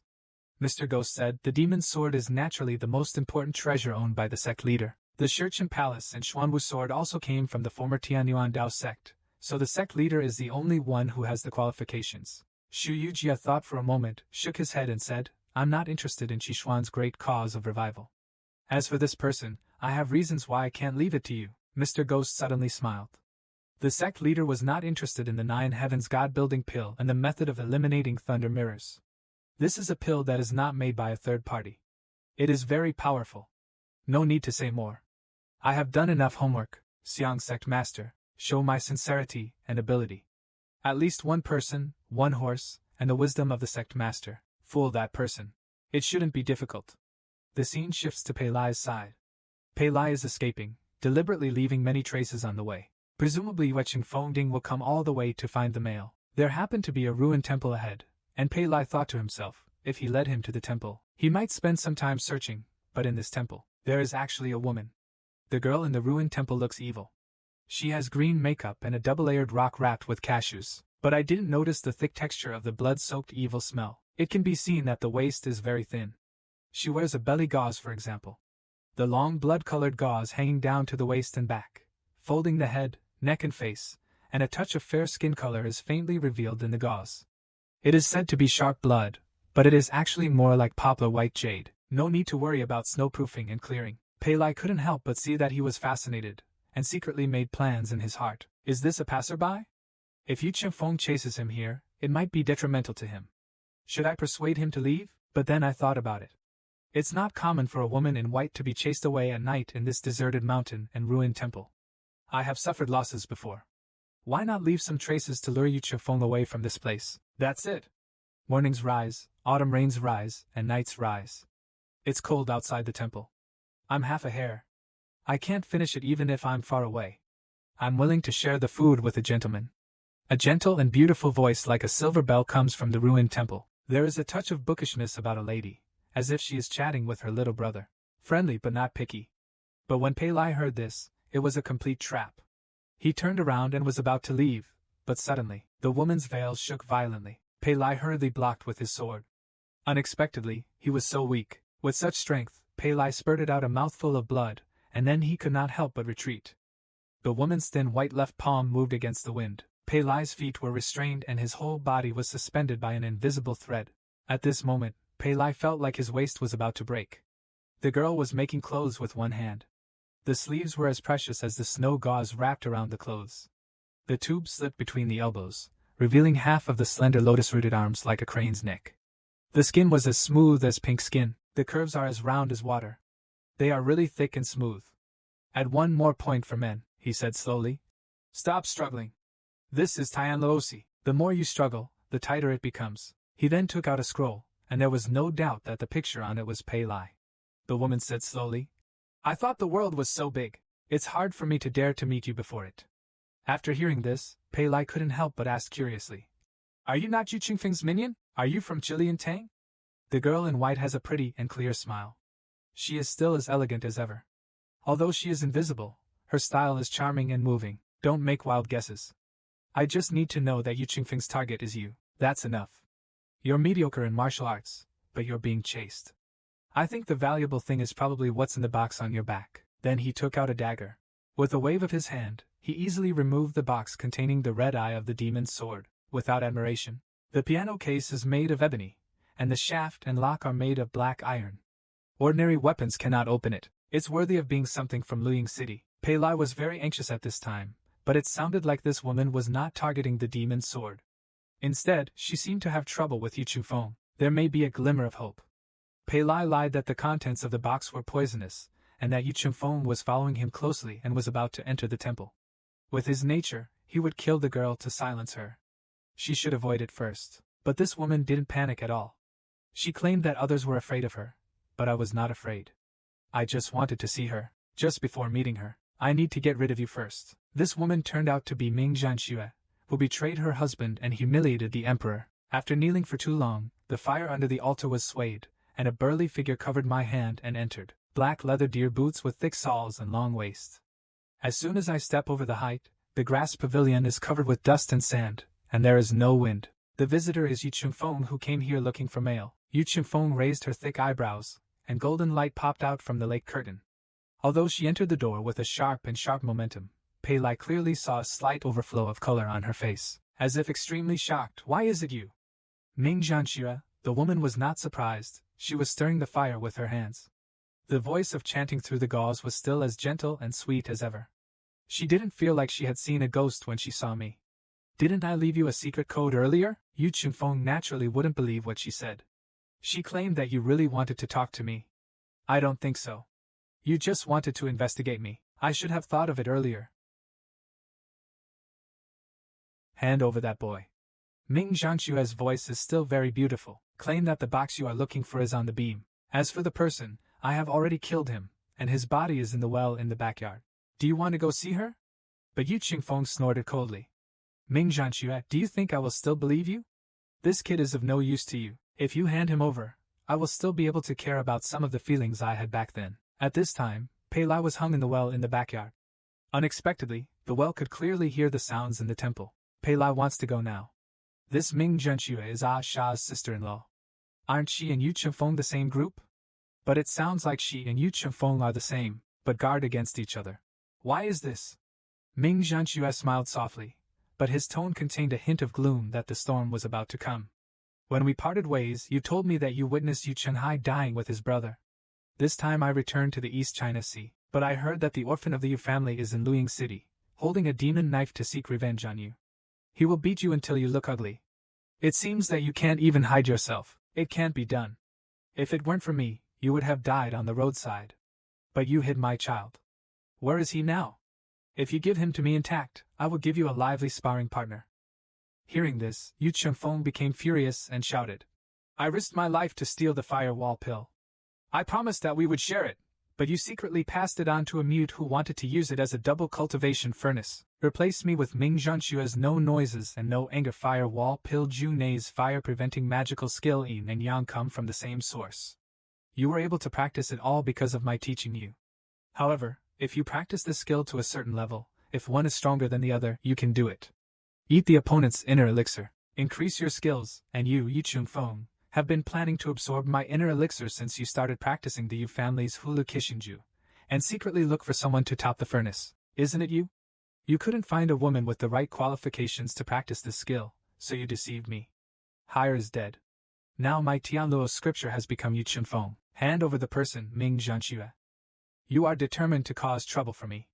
Ming Janua is not angry or afraid, playing with a handful of tricks in his hand, and said slightly playfully, "It depends on how much you want it. What are you looking for?" I saw Ming Janua's provocation. The moon rides on the wind and hits one place in 7 steps, jumping up, thinking, "Let's get the demon sword first." But just when we're about to touch the box was taken away with a swish. It turns out that this house has long been covered with Tianluo by Ming Janua. Yu Chunfang felt a white shadow flash in front of his eyes. Ming Janua's graceful silhouette was still vaguely sitting in Huapan. His body had flashed to the afterimage of Ming Janua behind Yu Chunfang's back. A blow entered her back door, and the tall figure like an iron tower actually made a circle out of thin air, with a backhand knife. It hit her charming head and immediately left only an afterimage. The Tianluo silk netted Yu Chunfang's wrist, which was almost terrifying in the eyes. The palms and legs are invisible and the arms are curved like charms. All that is left is a tumbling black and white afterimage, a kick in the sleeves and legs. With the golden hook hanging upside down, Yu Chunfang was forced to let go of his black gold sword. The Yu Chunfang knife was out of hand, and Ming Janua was shocked with both hands. Across the chest, seizing the opportunity to pursue the victory, strands of quiet wind came out from between the fingers, as fast as a pop falling to the ground. This is Ming Janua's special skill. Batian Tianluo Yu Chunfang knew very well that he must not be hit on the acupuncture points by this woman. But the more I thought about it, the more I was restrained and blocked several times. Unexpectedly, he lost to Ming Janua and was hit on the acupuncture point by Ming Janua. The dagger was also pressed against Yu Chunfang's throat. Ming Janua smiled softly. "Yu Chunfang, your life's martial arts are all focused on the Yu family's sword skills. Once the red 5 horns are gone, you are just a sick cat without claws and teeth. Tell me where the child is." I will save your life today, I'll just waste your skills. Yu Chunfang gritted his teeth and said. Back then, I used the fire-bearing god Kung Fu as the basis to practice Tian Luo Jing, and I practiced Hulu Qi Xinju. Although among the family property ushered in from the Yu family, the 7 gods are still incomplete. But there are still some parts that you have never seen. The audio has just finished. Yu Qingfeng's eyes flashed with thunder. With golden light shining in her eyes, Ming Janua noticed something was wrong, but without moving her heart, the dagger went straight into her throat. Unexpectedly, there was a muffled sound in the bet, and she was defeated like a bell. It was actually difficult to complete the order. She was so fierce that the 2 ends of the pen were stretched out and bent like a bow. Zhong Yuking's life was broken into 2 parts. I only heard Yu Chunfeng say coldly. This golden armor is forbidden. I haven't used it in front of others. Ming Janua, enjoy this first honor. Hulu Kishinju is so domineering. Yu Chunfeng struck out with a palm and sent Ming Janua flying backwards. She fell heavily into the grass pile in front of the altar. Her back hit the ground, and immediately the moon rose, her posture as graceful as a dance. Obviously Yu Qingfeng's tragic palm struck this delicate young girl, but not only failed to kill her. Ming Janua still has some energy left. Yu Chunfeng flutters his arms and looks up to the sky with a long smile, which makes Liang Jiansu fall to dust. The gap in his chest exposes his skin. There wasn't even a trace of blood. The black and lustrous prison chest muscles passed through a golden-red dark light, fleetingly. She moved her head and neck. With a smile on his face, he strode over and said that he was shocked when he first mastered it. Although after using the golden armor, his whole body would feel like peeling skin and the burning pain was unbearable, but he could defeat Lei Dan. Implanted into your body, Ming Janua, the pain is not worth mentioning. A trace of blood oozed from the corner of Ming Janua's mouth, which was able to suppress the hidden dangers in his body. His thick hair shook half of his willow waist and straightened up, and a string of charming smiles popped out of his eyes. Even with the golden armor and forbidden body protection, you cannot easily break through my body with your original internal strength. It seems that you have found another way to limit your internal strength by acupuncture points. Yu Chunfeng continued to practice the firearm Pil Ju. Unexpectedly, the thunder power of the purple divine palm in her body could still speak, and said sarcastically, I also have to thank you for telling me that I was in a lot of turmoil.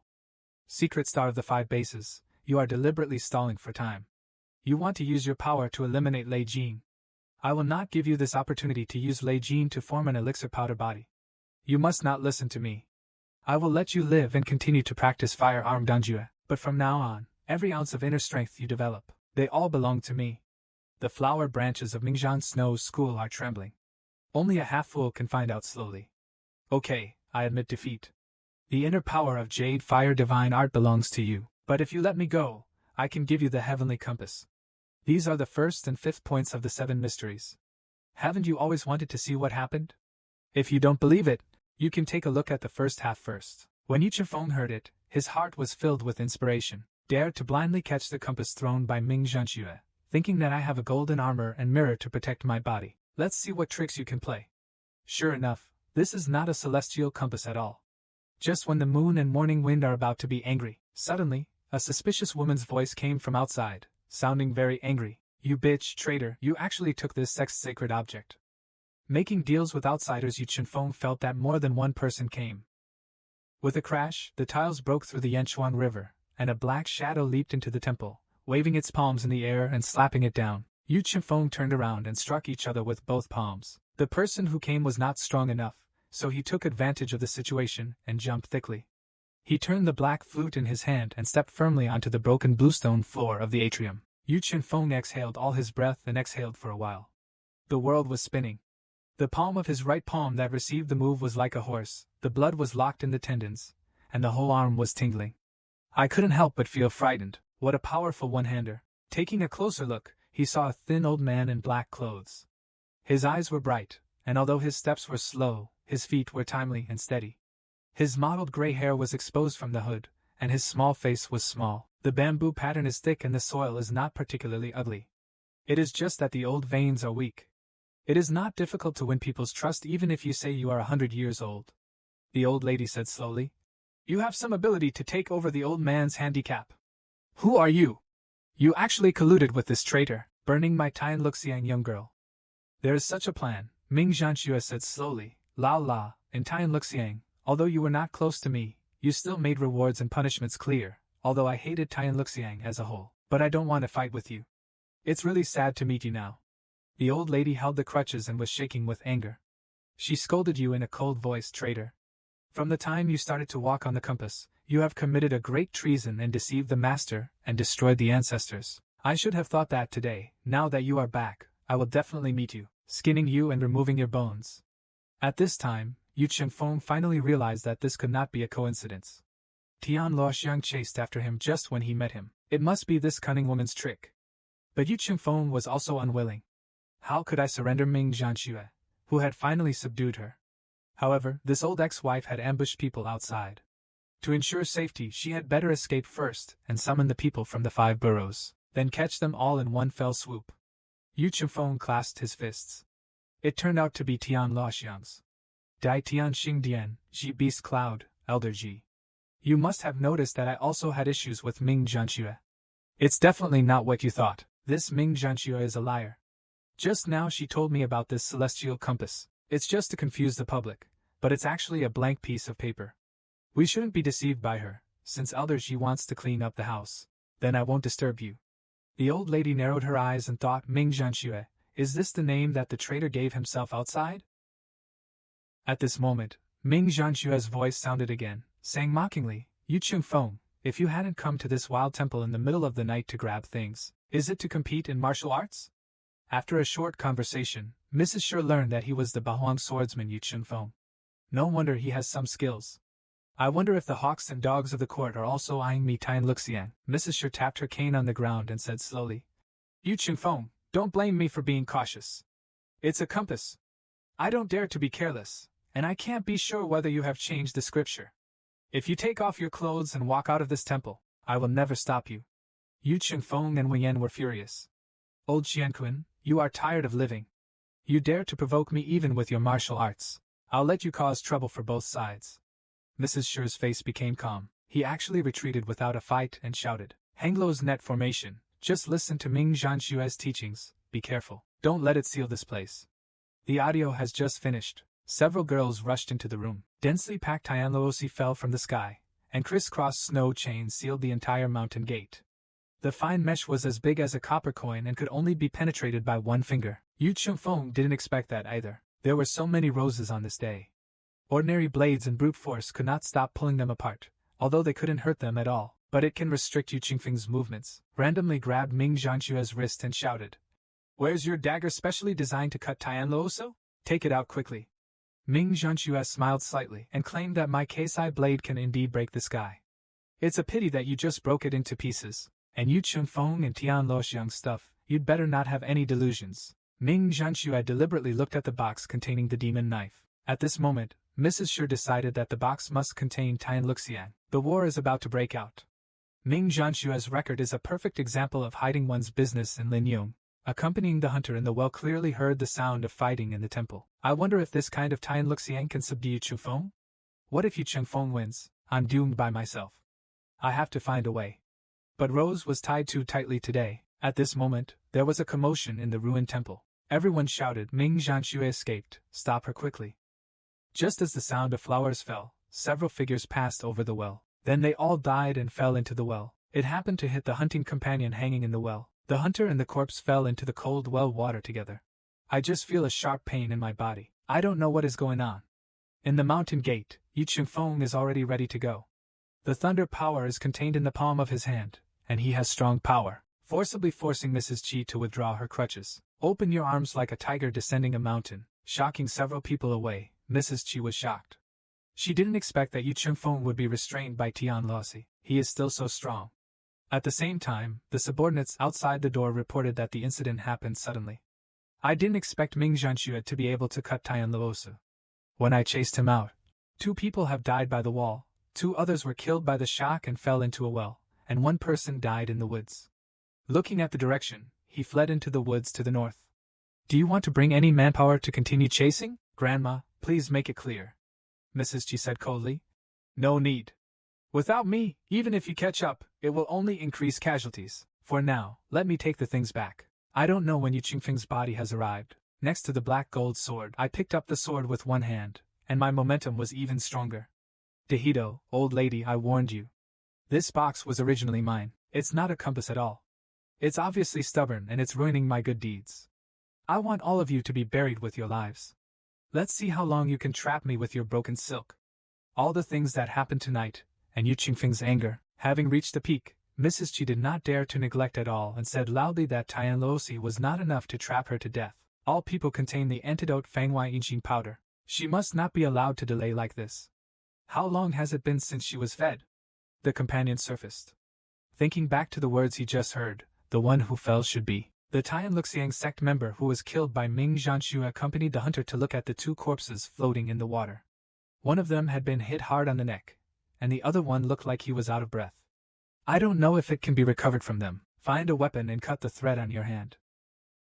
Accompanying the hunter, and bowing majestically, trying to lift up the woman next to me, when my shoulders touch my chest, I feel an indescribable softness, rising and falling in the twin winds. This woman was actually breathing. When she looked closely, the hunter was so frightened that she almost lost her breath.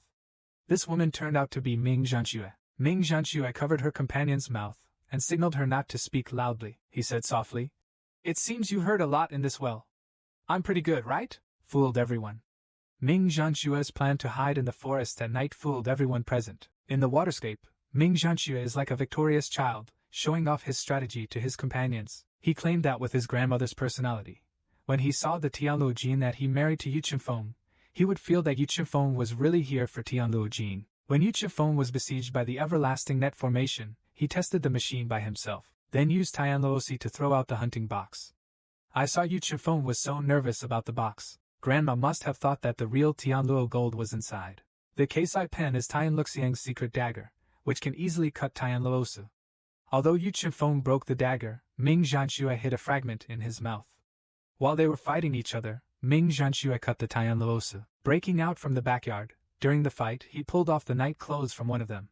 In order to maintain the everlasting net formation, there were not many people who could chase him. Ming Janshua avoided the last two guards. Throw the clothes into the distant woods before others arrive. They made the sound of shattering leaves, then wrapped themselves in their coats, and then fell into a deep well with another person. In the dark night, they only stole the snow to escape into the forest. But Ming Janshua knows very well. With my grandma's wisdom, she may not be fooled, and I'm afraid she will react later. But the blame is that she attaches too much importance to Tianluo Jin. This plan is hidden in the forest at night. The wonderful thing is that it comes from events. After hearing this, Pei Lai thought about it, and was horrified that this woman who was talking and laughing in front of him was hiding in the forest at night just for this reason. He killed all these people. Ming Janshua didn't take it seriously, and claimed that since he dared to chase me, he would naturally risk his life. Tianluoxiang, one of the 7 mysteries, is not a fuel-efficient lamp. You think I was caught by them? Will there be a better ending? Ming Janshua did underestimate Yu Qingfeng's strength this time, but his waiting move was done in one go, which really satisfied him. Although at this moment, Ming Janshua can no longer suppress this thunderous power. Her expression was a little dazed. The well water was filled with women's clothes and her exquisite curves were looming. The confused expression was even more charming. Ming Janshua suddenly hugged Pei Lai, making him confused. Just when Pei Lai was stunned, Ming Janshua used the dagger fragment to cutting off the thread of restraint behind Pei Lai. He said slightly weakly. Judging from the sound, they were already fighting farther and farther away. But even with Wu Yiyan Xian powder, the old people were not enough to trap Yu Chunfang. With her personality, she will definitely return to this well to check after she escapes. She must be catching you for something that is beneficial to her. You don't want to be caught by her, right? It's still too late to leave. As soon as the sound ended, Ming Janshua lost consciousness. The hero's biggest hobby. It's a hero saving a beauty. Ming Janshua's life. 2 soft celestial intestines and jade hands barely hang in her well. The pink well tilted, and the piano player was so helpless. Surrounded by her in the well, Pei Lai felt that Ming Janshua's forehead was cold, but his body was getting hot. It seemed that he was using his energy to resist Lei Jin. The injury is indeed serious. Pei Lai saw that Ming Janshua was so vicious, why not let her die on her own? But watching Ming Janshua lose consciousness, Pei Lai thought that this kind of behavior, it's like I'm killing her with my own hands. Although this world has never been short of cruelty, Pei Lai still couldn't do it.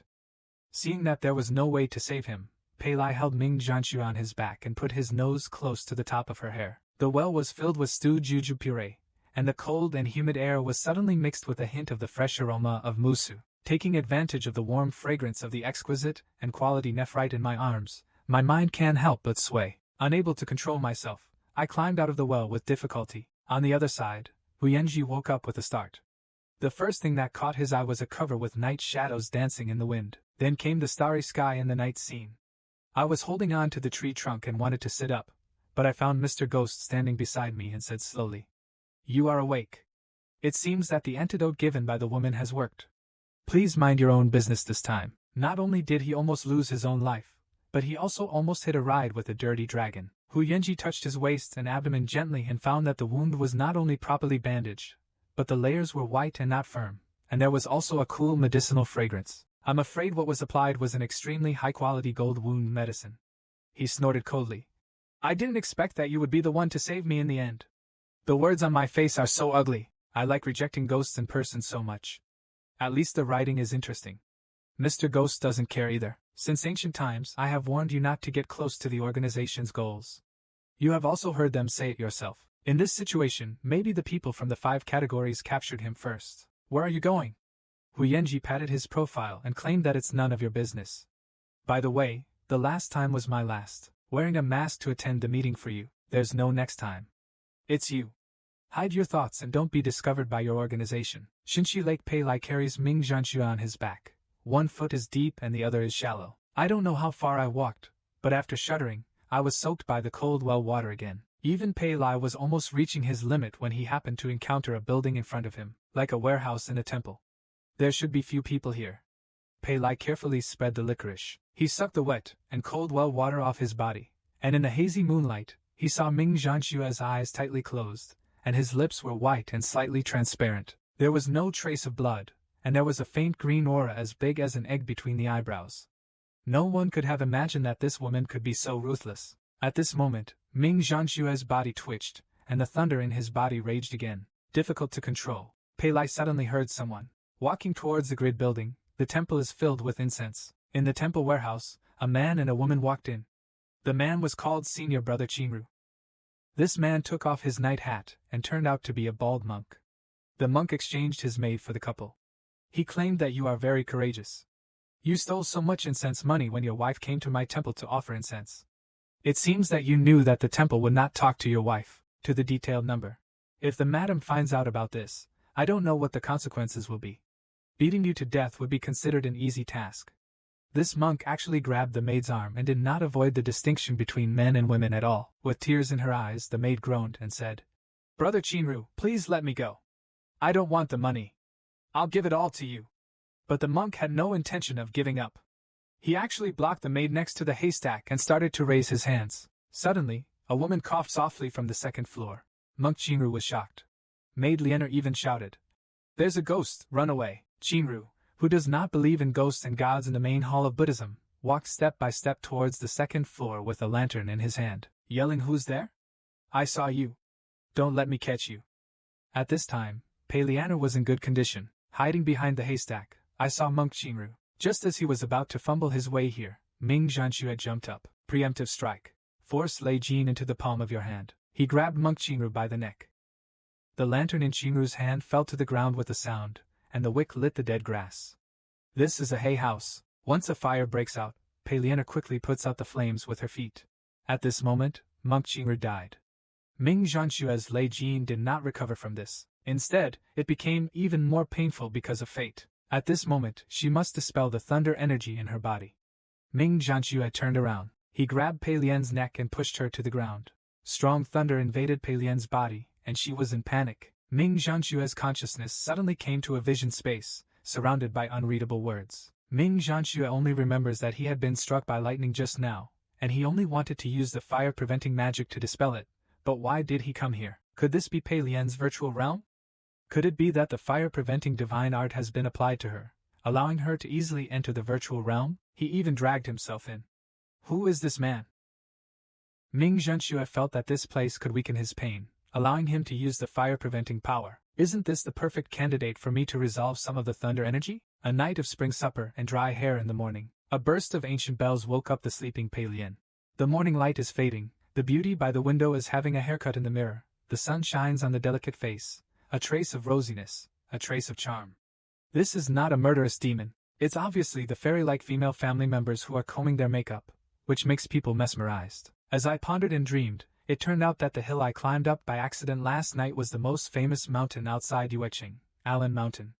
The mountain is covered with grass and forests, and this temple is the largest among them.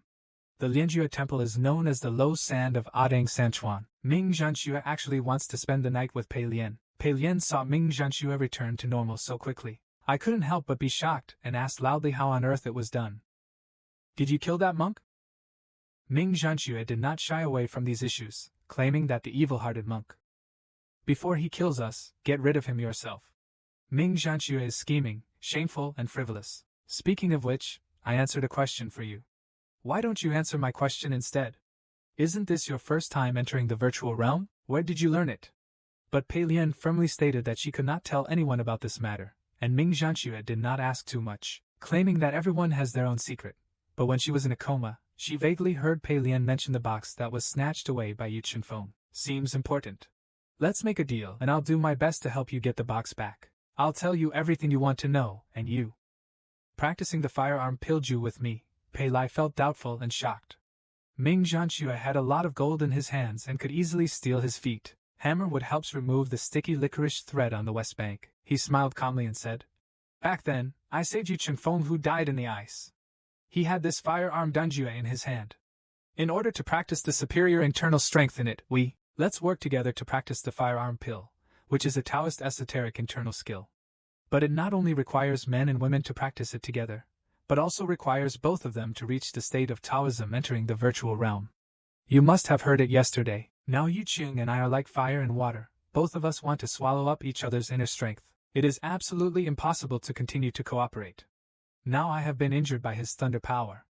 Fortunately, he uses the fireproofing magic to activate the thunder power. I can use the same internal force to guide it. Last night, I forced out some of the thunder energy to avoid serious injury. However, the thunder energy was not completely eliminated. Once the elixir is formed, it will only grow bigger and bigger. I must practice the fire-preventing magic to completely eliminate the thunder power. However, it is not easy for ordinary people to enter the virtual realm. Those who practice this realm without talent will have a narrow escape. After all these years, except for Chunfang, I have only seen one, but you are different. The virtual realm is the realm after entering the virtual realm. You will definitely be able to practice with me and I will teach you martial arts. How about I help you get the box back and you help me heal my wounds? Ming Janua's proposal is extremely tempting. Pei Lai is now the target of public criticism, and he has lost someone like Hu Yanji, the powerful Pilaster, let alone regaining the red eye from Chunfang. I just want to have a safe journey and successfully arrive at Baiqing Mountain to meet Zai Lao Teishing. Yinan is like ascending to the sky, and is as powerful an enemy as the 5 underground caves. I don't know how many more there are along the way.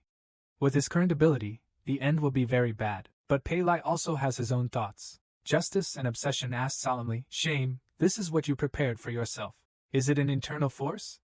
Legend has it that it exists throughout the Eastern Holy State. The earliest Buddhist presence in Takedo was known as the Dainikiren sect. The name of the Dainikiren sect was. The Buddhist lineage of Xiaocheng was in the era of the Dragon Emperor. Coming to the East China Sea, he is known as the disciple of Buddha, the world-honored one, and he participates in the cause and effect of creation, conquering the people. Hundreds of years of preaching and longevity. Conquering the Nichiren sect's skills. 1/3 of the forces in the East China Sea compete with the Tianyuan Taoist sect and the Tsinghai Confucian sect. All over the East China Sea, many temples and societies were left behind. However, the teachings of the Nichiren sect to promote longevity through grammar and seek nirvana by oneself were not in line with the interests of the rulers. Therefore, they were suppressed by the Lin clan and the Yangtu royal power successively. In the end, both Soyuan demon sect and Soyuan demon sect disappeared in the torrent of history. After hundreds of years of exterminating Buddhas, the people of the East China Sea mixed together. The memories left behind by the Lin clan in the past are consistent with the incomplete Lian zone, formed a unique local religion to worship the Dragon King Daming God. For a time, there was no Buddha in the East China Sea, and the Mahaninikiren sect gradually became a legend in ancient books, came across mountains and rivers from the west. Because the Shang Buddhism was welcomed by the royal powers of the Central Plains, it became a prominent school. High-ranking officials worshipped Buddha and worshipped Buddha. Therefore, temples were built in the East China Sea. Dharma Assembly. Many ancient stone temples have also been transformed into today's Desheng Buddhist Temple, located in Allen Mountain on the outskirts of Yuchengpu. Lingjue Temple is the most famous one among them. It seems to be the best in the East China Sea. The hometown of Buddhism, Lianjua occupies a vast area and is divided into two courtyards, the inner courtyard. Most of the inner courtyards are large Buddhist halls. The Sutra Pavilion has an endless stream of merchants, officials and their families from all over the East China Sea who come to worship the Buddha. Then, houses were built on the ruins of Xiaoqing Temple left over from the old days for the residents of the country. It is called the outer courtyard. Among them, the Wanshi courtyard is exclusively for male residents, and the Ajin courtyard is exclusively for female residents. Food and drink are spent in the courtyard. Horses and vehicles are all available. Back to the hunting side. I heard the hunter's question. Ming Janua smiled. You're talking about hire, right? Believe it or not, I didn't want to harm hire to this point. Although I was in love with the moon back then, I learned the martial arts secrets of the hire family, but also helped the Yu family to expand their business. I taught hire the fire refining and avoidance techniques, and I didn't want to take away his inner strength. Ming Janua worked, young Rikabu. I have to leave some people to spare, but I didn't expect the two brothers to be so persistent. Although I was in Tianluo Township before, it's not an exaggeration to pursue the cultivation of superb martial arts. All I want is to do my own thing in this world. If you have the fire avoidance technique and my help, you can quickly becoming a master of internal skills. But Bing Yu still insists on his justice, he said solemnly. In my heart, there is no difference between you and Yu Chunfang. I can't believe you about healing. You can find someone else to help you. I will find a way to get the box back by myself. Miss Ming, you can also find another one. Let's hide in a safe place. Pei Lai then left the warehouse. This man and woman, when they gathered in the attic again, Pei Lai climbed over the courtyard wall. Ming Janshua's words echoed in his ears. What he said then. Maybe it's not all fake, but Pei Lai always cares a little. After turning over the wall, Pei Lai clearly heard the conversation between the abbot and the monks, saying that today a large number of distinguished guests would come to the door, and people would be set up at various points to greet them, showing that he was a great monk. There were 2 boxes of things that needed someone to carry them. The monks did it one by one, but they didn't know where senior brother Qingru had gone. Pei Lai was like a headless fly. I was wandering around the temple and suddenly bumped into a little monk eating an orange at the corner. I was panicking. Pei Lai lied that he was in a hurry to find the toilet and got lost for a while. Fortunately, the little monk was kind-hearted, claiming that you should be hired by senior brother Hengru as a handyman. You should be gathered in the outer courtyard during the martial arts appreciation period. This is the inner court. There is something important in the inner court today. How dare you come here? Fortunately, you bumped into me. If you bump into senior brother Hengru, I'm afraid you won't survive. Pei Lai hurriedly followed the little monk's instructions to escape. Fortunately, he was lucky. When I reached a corner, I happened to hear Monk Hengru of Lianjua Temple greeting the distinguished guests. This person is none other than Qifeng Jun, the elite envoy of the East China Sea. The monk claimed that all the heads of the 4 houses in Jianhuan's 7th review have arrived. At present, the only person in the East Heavenly Hall is Lei Si, the headmaster of Chiliantang. He has not arrived yet to talk here. Pei Lai heard it clearly. He didn't know why the people from Chiliantang came. There was a commotion in Lu Yingqingxi's room. Master Qi must have recognized him. Pei Lai didn't know what to do for a moment. Only then did he hear a young monk say they were going to Shifang Jingzhuan Hall. They had passed by there before, so Pei Lai planned to sneak into this place first and listen. Pei Lai used his body skills to avoid several monks and arrived at the Shifang Sutra Turning Hall in a blink of an eye. This Shifang Jingzhuan Hall is very strange. Every room has a door but no windows. I had to find a place to hide.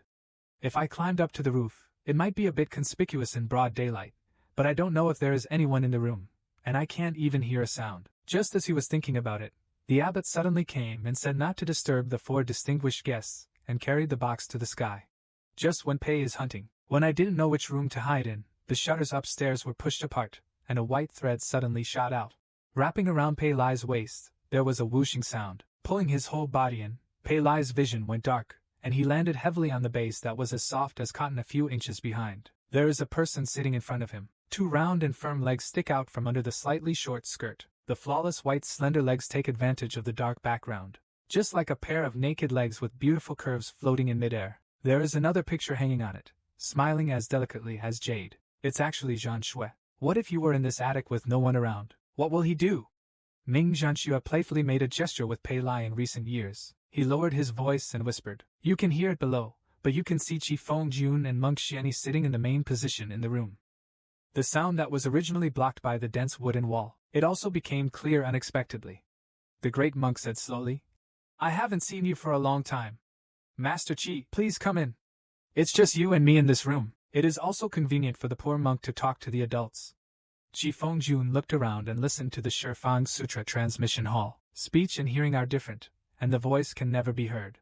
It is indeed a good place for confidential conversations, so I put it in the tea. Smile calmly. Great monk, you couldn't come to me just to reminisce about old times, right?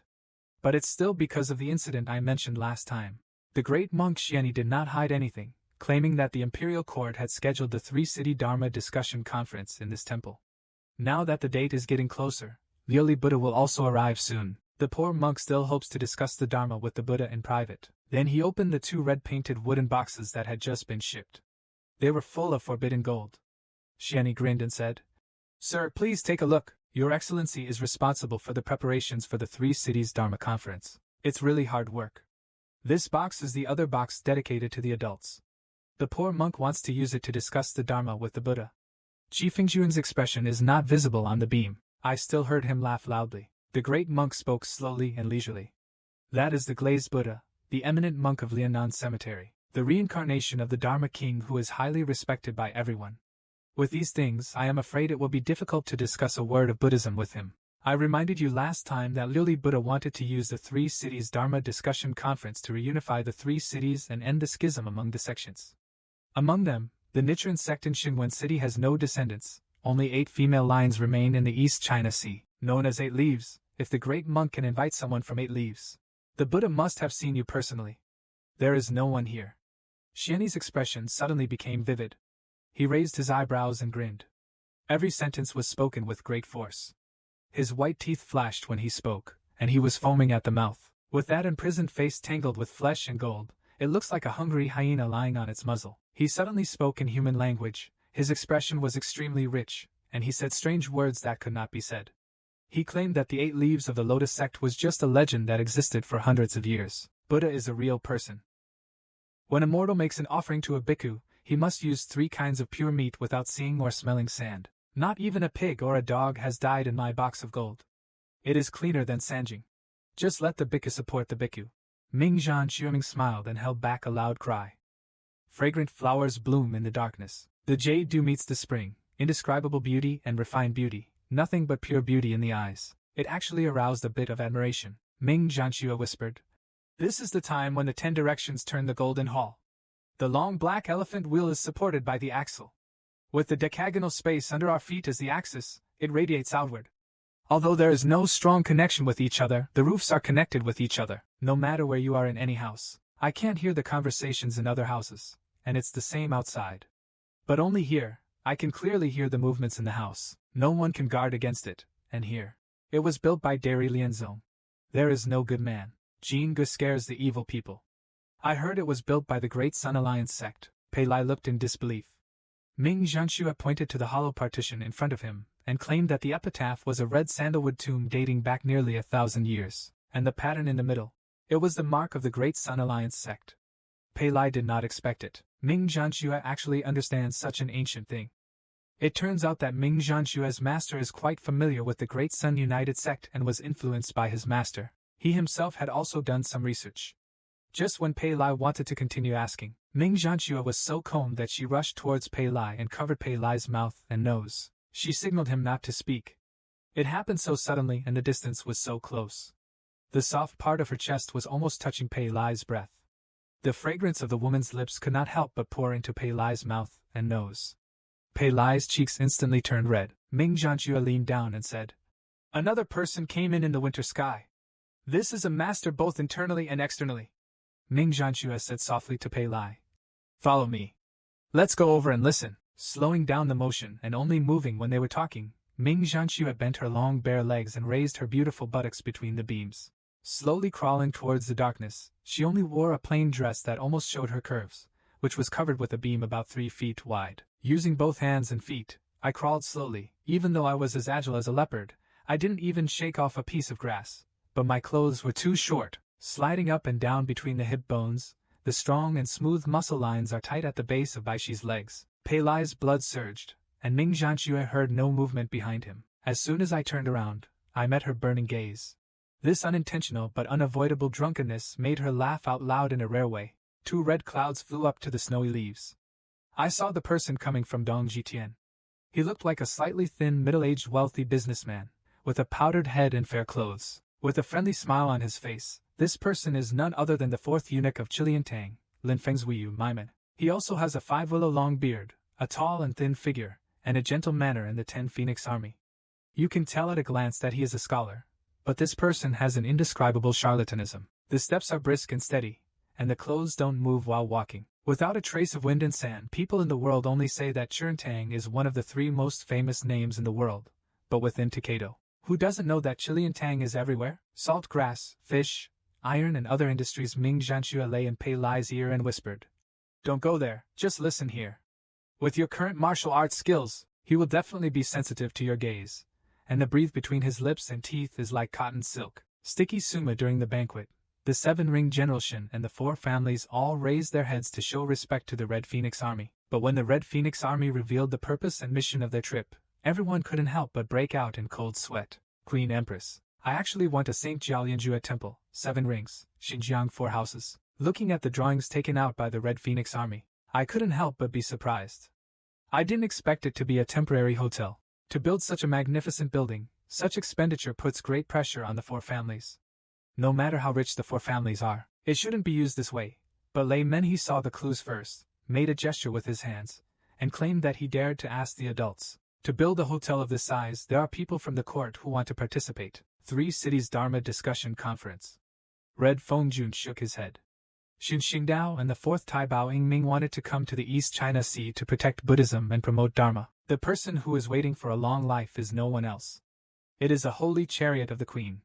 If the news about the Red Phoenix Army is correct, it will not only be the Nirvana officials, but also the merchants who contribute money and effort. The whole situation was chaotic. I'm afraid that Murangru was also killed and caught off guard. After all, this force doesn't want to harm anyone. It's just the slightest mistake. Everyone in the East China Sea is a loser. Everyone who was still a little resentful instantly exploded when the Red Phoenix Army saw this. He hurriedly continued, "Everyone please calm down. As we all know, the Queen is a firm believer in Buddhism.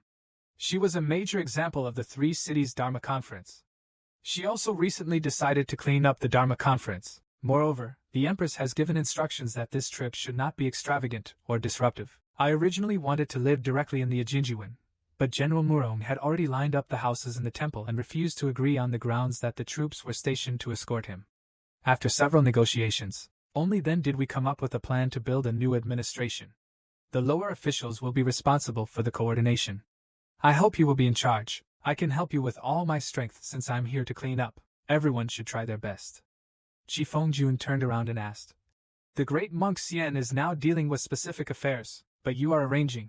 After receiving the confirmation, the Red Phoenix Army claimed that the Empress concubine Qing Dharma Conference, Zhao Shenho of Luyin City, and Xiao Leitaking who bought Huangjian Tomb, as well as Jinan General Pu Bao, they will also gather at Lianjua Temple to live in a hurry. Please ask the great monk to take care of you. Of course, there will also be General Murong and his men. The 5 courageous staff members showed themselves to be a great monk, and after being loyal to this, send everyone away. The arrival of these people was clearly heard by the hunter on the beam. His head was spinning. My sister wants to use the demon's sword with red eyes. It was handed over to Xiao Leitaking and now it is taken over by Yu Chunfang. Pursuing Chiliantang and going to Baiqing Mountain will definitely be dangerous. It is better to hide in Lianjua Temple and wait for Yu Chunfang to come. Wait for an opportunity to get back the red eyes. Give it directly to Lao Taiqing. Not long after, a candlelight suddenly lit up in a room on the left. After calculating the order, Ingards was in the Nanji Tianjian on the other side, accompanying the hunter together. When he wanted to climb around the new pillar and take a peek, Ming Janua listened intently, but gently pressed the back of his hand and shook his head. His palms are warm and soft, and the touch is delicate. It's simply indescribable. I heard someone in the room laughing darkly. There were so many people idle just now. It's hard to talk. Brother, don't be surprised. It's actually Xiani's voice. Unexpectedly, this is Lei Menghe and Monk Xiani. There is such a relationship. I heard Monk Xianda say, "Brother, please don't worry. 2 boxes of gold have been sent out. As long as I have Lily Buddha to clear the way for me, I will be able to hold the position of the next abbot for 4 consecutive years. It must be in my pocket." And the current abbot Fachin, although physically strong, but he is already demented. I searched for rice and smelly meat for him. He couldn't tell that I had already released the news. He said he had been ill for a long time and couldn't sleep. He waited until he got connected to the Buddha's line. I will find a group of servants to suffocate him to death. Manhwa continued to ask if there is any movement at Wanman. I can't figure out why the old man wants to stay there and die.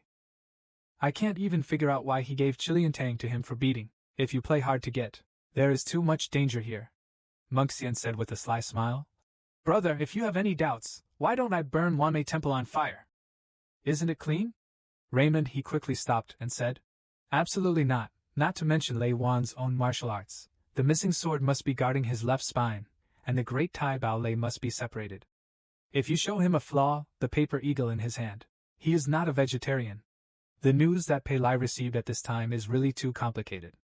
The Three Cities Law Conference and the Queen Empress, Lei Minghe, have deployed people again and again, and they seem to be interested in his adoptive father Lei Wanli. I have a plot. Do these things have anything to do with the demon's sword?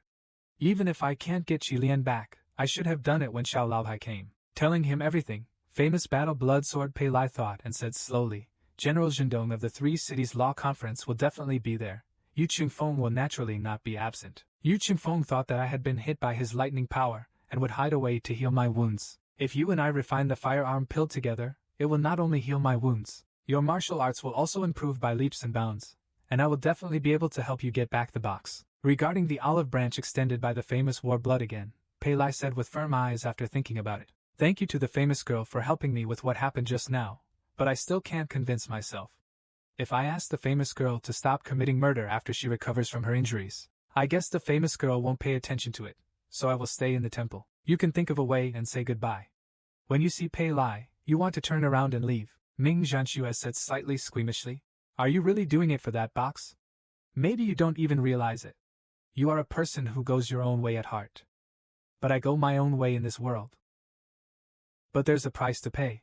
The outer courtyard of Lianjue Temple and the interior of the palace room, Monk Hengru shouted with a face of arrogance. The rules here are the most important one. I, Hengru, am your law and your heaven. Monk Hengru Jing recruited helpers for this matter, claiming that you are lucky. Remember, your life was given by me and I can take it back at any time. Pei Lai, who came out of Xuanjing Pavilion, is also hiding here. The Hengru in front of me is full of obscene words and frivolous behavior. He doesn't look like a monk at all. Pei Lai cursed in his heart. The upper beam is not straight, and the lower beam is crooked. This is a monk from Linju Temple. She has become this womanly character. While thinking about it, Pei Lai was unexpectedly kicked by someone. But Pei Lai was not kicked to his knees. Instead, the shock made the monk's calves feel numb.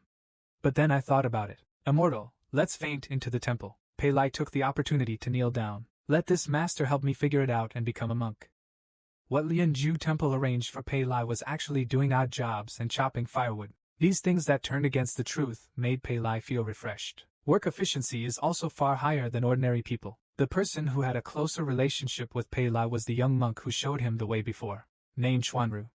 After a few days of work, the two of them will get to know each other well. Within a few days, Xuanru and Pei Lai were assigned the task that no one else wanted to do the most, which was to deliver food to the old monk Fachin. And this Dharma dust is none other than the great monk Xiani. People who want to kill are in this temple.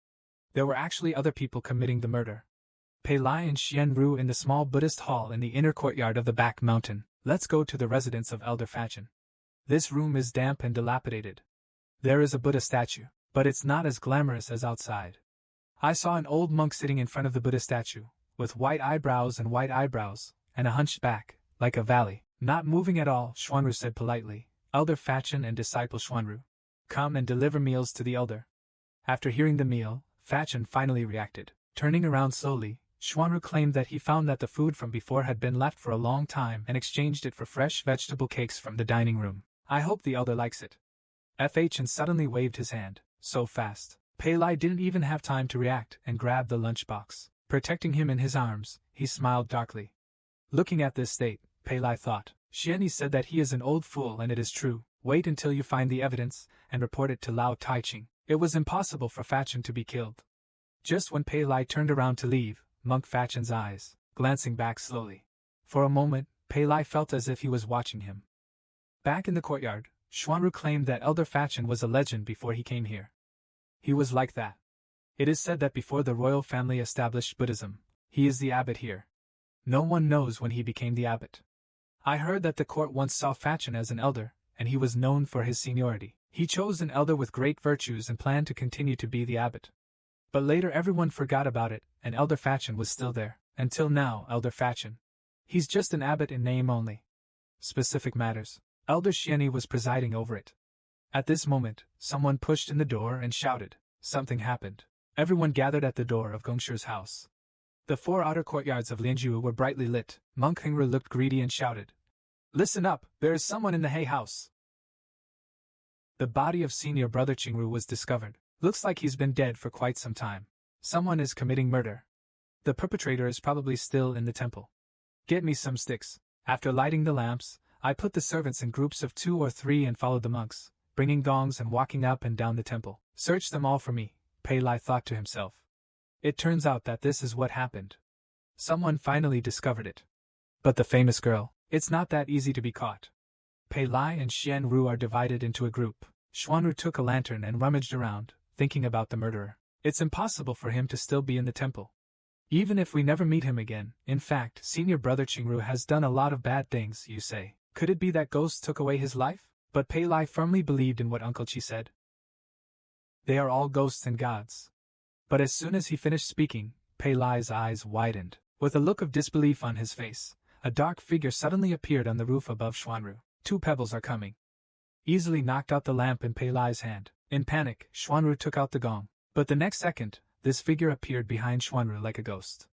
He broke his neck with 1 stroke. At this moment, only Pei Lai and the man in black were left at the scene. The man in black said fiercely, "It's only because you have such good eyesight. Saw me.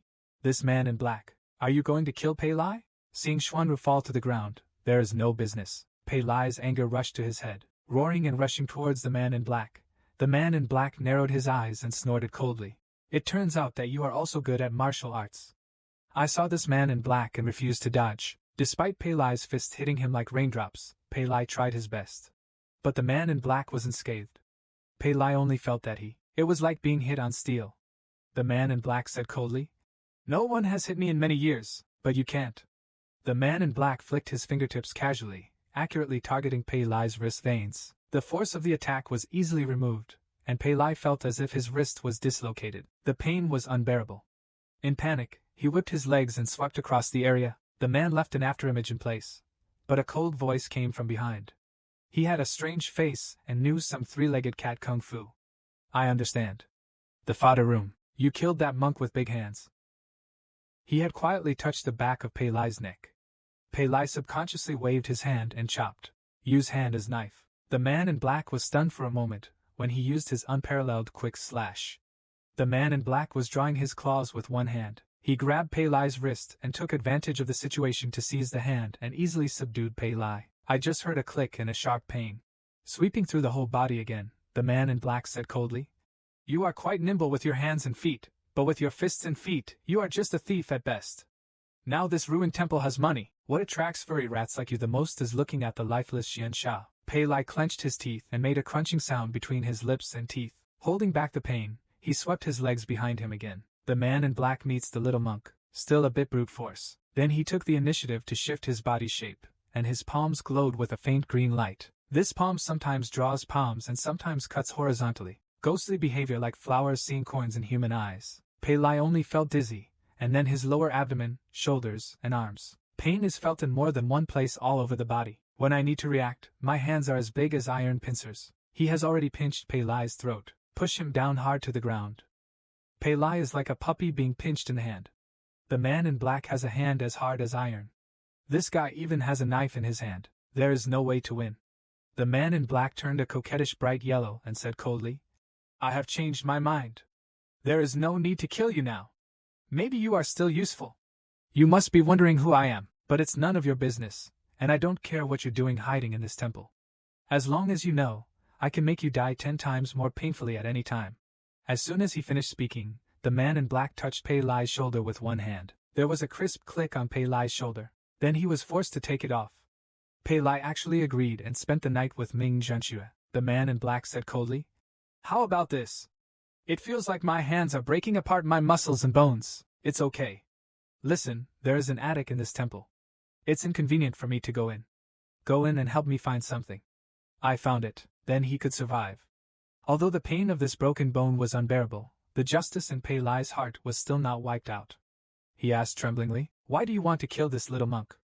The man in black shook his wrist and answered the question. "But it doesn't matter. I have plenty of time. You won't answer today, you can think it over some other time. Now let me show you my methods first." Late at night, Pei Lai's screams echoed in the deserted back hill. The birds were startled. The next morning, the soft light shone on the Lianjue temple. Everything in my eyes was peaceful and peaceful. Ming Janua looked from the rooftop. As if he had discovered something, he quickly plundered the mountain behind. Ming Janua's body was as light as a swallow, as if walking on the flat ground. Not long after, Pei Lai's eyes were ashen and his body was covered in blood. Lying there weak and lonely, Pei Lai heard Ming Janua's arrival. He didn't move, talking to himself as if he had no soul. The young monk's name was Xianru. He cooked vegetarian food very well, but the man never mentioned him again from beginning to end. I was angry at first, but when my muscles and bones were torn, all I felt was fear and wanting to run away. He almost forgot about Xuanru. In this temple, only Pei Lai and Ming Janua can tell these words. Ming Janua also understood Pei Lai's mood at this time and asked gently, "Do you want to avenge him?" After so many things, Pei Lai is gone. The cynicism of the newbie starts slowly. Revenge may not be possible. We just met by chance, but I remember the smell of the tofu he cooked. Everyone in the world has their own way of doing things and has their own important things. The 3 palaces of the demonic realm are sealed, the martial arts are intensive. No one will care about a little monk making tofu. But after all, I cannot agree. If this Shura dojo is the truth of the world, then I will transform into Shura and let the world. Seeing the way I insist on, Miss Ming, I can help you heal. Please take me to rest and go to the inner palace of the city. Pei Lai is loyal to himself and can enter the virtual realm. The rising time Wei Wuin's voice. But there was a sudden sound from behind, and Pei Lai was so shocked that he immediately returned to reality. Pei Lai burst out of the water with a splash. The sudden voice made Ming Janua couldn't help but care.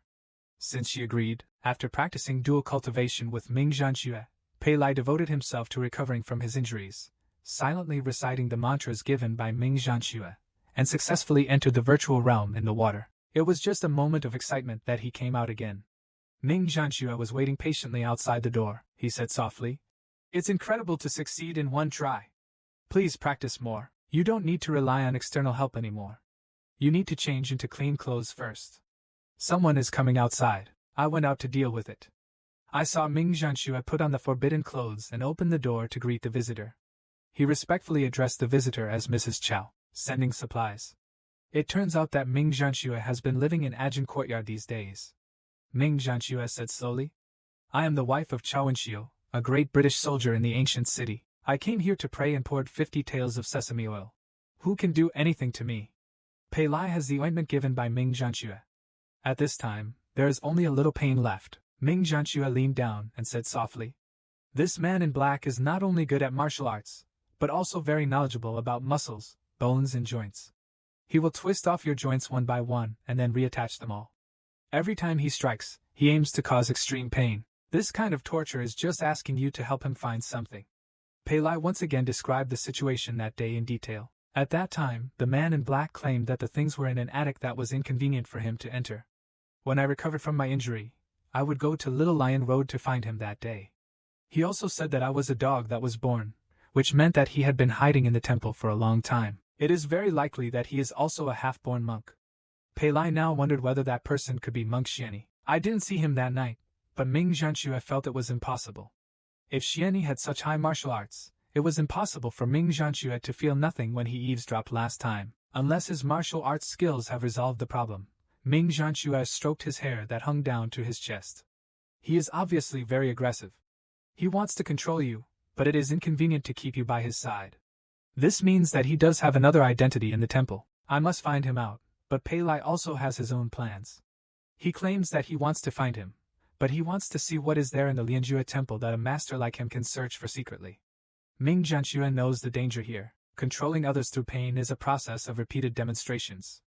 He will definitely take action against Pei Lai again. Maybe Pei Lai's name will be taken, but after all, Pei Lai still needs to face this level by himself. Although Ming Janua did not stop him, he put his hands on his waist and said coquettishly, "Now you are my ally and my hope for healing.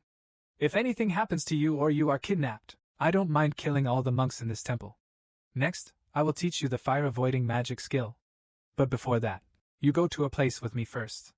At the same time, a group of people came outside the temple. The support police and others also came. The young master at the temple gate hurriedly checked the accounts. There are 37 people in Wechingpu Herb's shop. There are 16 upper houses in Yulio Jinjiwen and Wangshaiyuan. The young monk will call other monks to lead the horses and guide the way for the donors. The people who entered the temple turned out to be Lun Beihai, who had previously kidnapped and killed Pei Lai, Chao Wuduan and others. The female benefactors please ask Yi Jinjiwen to settle down. As expected, this side almost killed Pei Lai's life, supporting the police and the military judge. At this moment, a girl's noisy voice came from behind. This girl was dissatisfied with the issue of men and women living separately, but in the eyes of the supporting police, this young master whom the servants support he's just an idiot. The little girl asked angrily. Mom, why can't I live with you, Xiao Zhou? I just heard an imperial guard slowly lift the door curtain inside the carriage. Ling Yu's voice slowly came out. Poor concubine, this is the pure place of Buddhism. You two are not allowed to mess around. Watch the young master, don't let him run around in the temple. This person was Xu Yujie.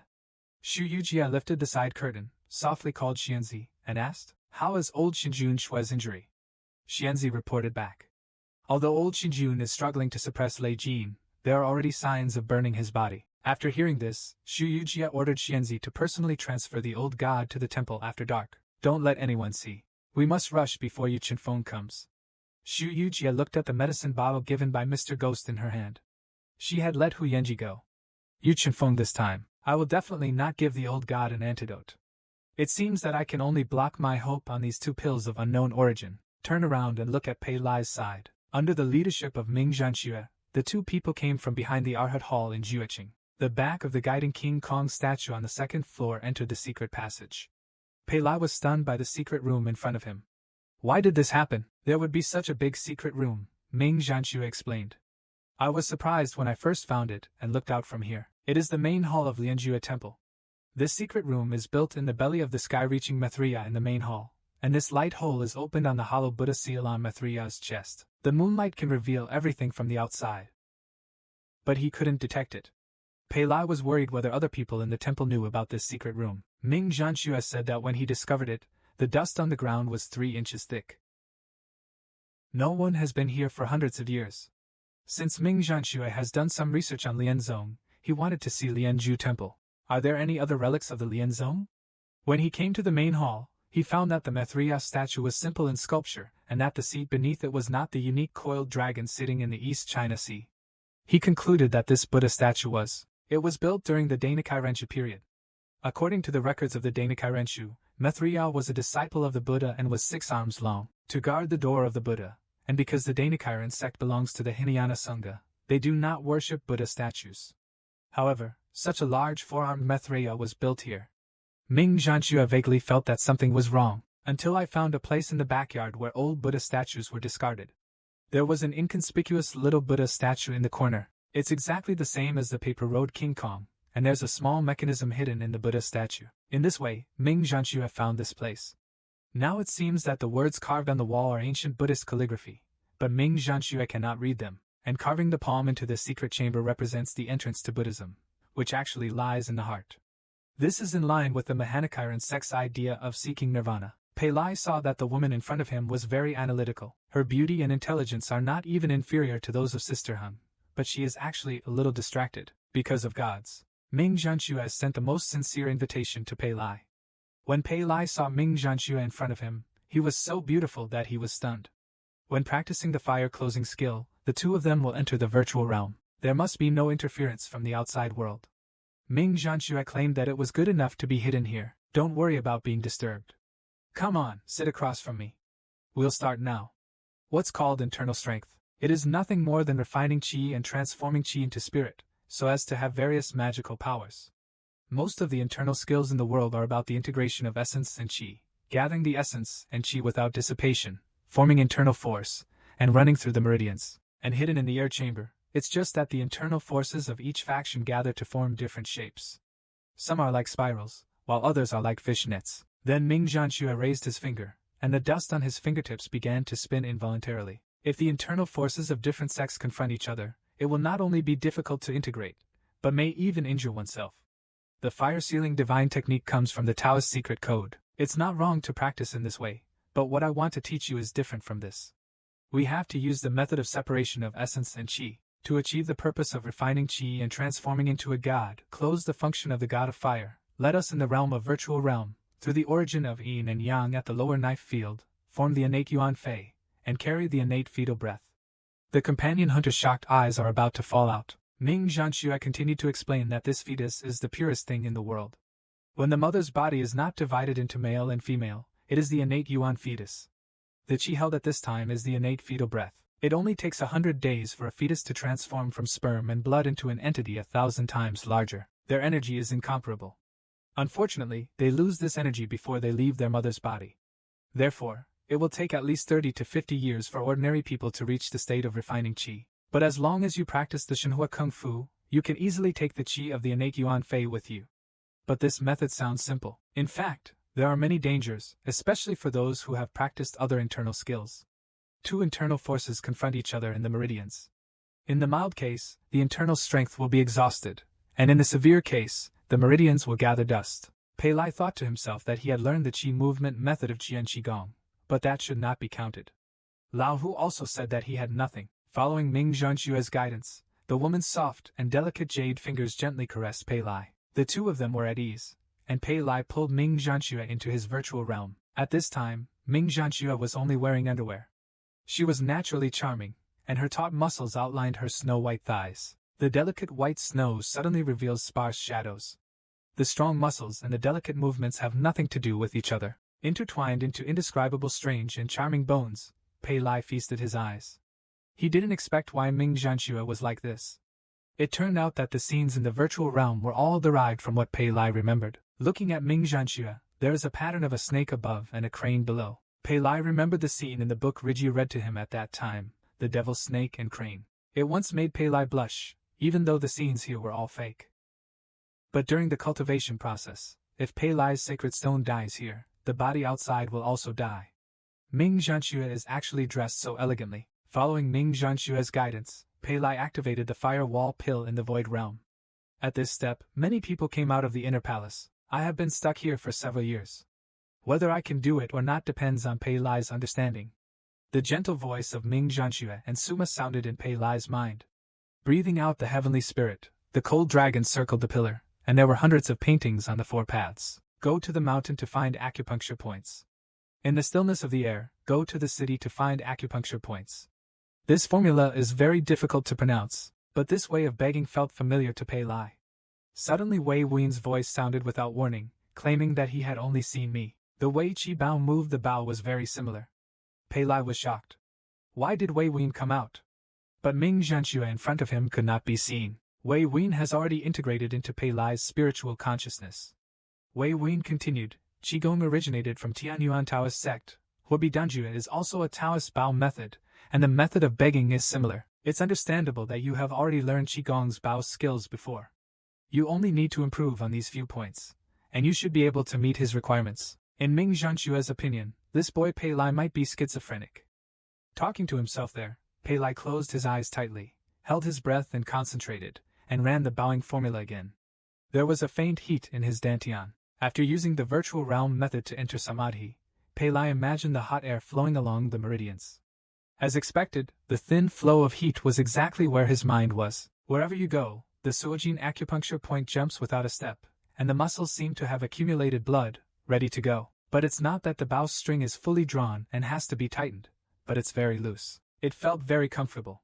Ming Janua was secretly shocked that Pei Lai succeeded so quickly. Quickly seized the opportunity and have skin-to-skin contact with Pei Lai's palms, infusing each other with true energy, intertwining yin and yang. As the innate yuan state was formed in Pei Lai's body, Ming Janua whispered, "Concentrate. This process must not be interrupted halfway, otherwise both you and I will be in danger." But at this moment, a trace of impulse and enthusiasm surged into my heart. Pei Lai felt something was wrong. A heart-red aura came out from Pei Lai's back. Ming Janua couldn't help but doubt. There is another kind of energy in Pei Lai. This heart-red energy is getting stronger and stronger. In an instant, Pei Lai was wrapped up. At this moment, Pei Lai finally realized, this is the energy of the red eye of the demon sword. When I was trying to save Ran Hongxia, I absorbed the energy of the red eye. Such a crucial thing. He actually ignored that in the realm of the virtual mirror, the heart-red aura gathered into a bloody eye, with the oily green light in the pupil. It makes people shudder, and this breath also comes wrapping Ming Janua. For a moment, Ming Janua felt dizzy and uncontrollable. Ming Janua let her red eyes erode her. The aura of Demon Sword's red eyes suddenly enveloped Ming Janua. These strange eyes seemed to be peeking into Ming Janshua's thoughts, wanting to completely occupy the woman in front of him. Ming Janua heard in a trance when his consciousness was blurred. Someone called me, Hunter. That voice came from my master, Hunter. No matter what you did, I won't blame you as a teacher. You can still look back and I can stop eating them. At this time, Ming Janshua's eyes glowed red, as if he had lost his soul, and he gradually became the puppet of the demon sword's red eyes. The master continued, Master is not like that. You can prevent this from happening. First start with the person next to you and kill the hunting companion. Under the bewitchment of Demon Sword's red eyes, Ming Janshua had no other thoughts in her mind, only the 4 words. Kill the hunter. Echoed for a long time, just when Ming Janshua was about to take action. This space once again glowed with an even more eerie red light. The words of the Dafa of seizing the body faintly emerged, and a more ferocious aura shot out of the companion hunter's body. The first place that turned into darkness was as fierce and violent as Shura. The breath of the red-eyed demon sword was torn apart and shattered, also successfully separated the companion hunter and Ming Janshua. Ming Janshua also regained consciousness at this time. What happened just now? I don't remember it at all. I only saw the solid aura in the hands of the hunter in front of me, together with the infuriating energy just now. It was also transformed and absorbed. The companion said happily. Did I succeed? This is easy to control. Ming Janshua looked in disbelief. How is this possible? 4 in a row. During the visit, Xu Yujia looked at her 2 women and said righteously, It's you 2 this year. But there is fear. The 2 women knelt down one after another. The subordinates have no fear. They can die for the dryness of the earth at any time, Xu Yujia said in a somewhat lonely tone. It's a very dangerous trip, but in order to retrieve our clan's sacred objects, we must not offend the thief Yu Chunfang. If you are still alive after finding out where Yu Chunfang hides the sacred objects, try your best to send the news back using secret methods. Everyone present mentioned Yu Chunfang, and they all gritted their teeth and were extremely angry. This month, Chunfang only planted mold pills for everyone, and every year he donated pure-blooded women to help her practice. All of them have gone without return. Sect Master, why don't we die together with her and keep the fire? Woodica will be rebuilt in the future, but for everyone. It is easy to die together, but the sacred objects cannot be restored if they are destroyed. Xu Yujia was moved at this time. It is not easy for you to call me the lord of the clan. My daikyu has been passed down for thousands of years. Since ancient times, those who hold sacred objects are the masters of daikyu. If the sacred objects are destroyed in our hands, can we still expect the 5 islands to unite in the future? Although we are controlled by Yu Chunfang, this thief is greedy and has great ambitions. He doesn't care about the survival of Wu Diku. We still have any effect on him at the moment. If used properly, there is always a chance to regain the sacred object. When the time comes, all new grudges and old battles have been taken into account. The most important thing now is to preserve our strength. We must hide the fresh blood cultivated by each island. Don't let the Moon Thief plant any more mold pills. There is also old God Shui in the Moon Thief's house. The Moon Thief has been trying to get rid of him quickly. In a few days, the Moon Thief will come and distribute the Jiuxiu Thunder Pill. He must not be allowed to find the old god. Furthermore, try to save your own Jiuxiu Thunder Pill and leave it to the old god. Make sure nothing goes wrong.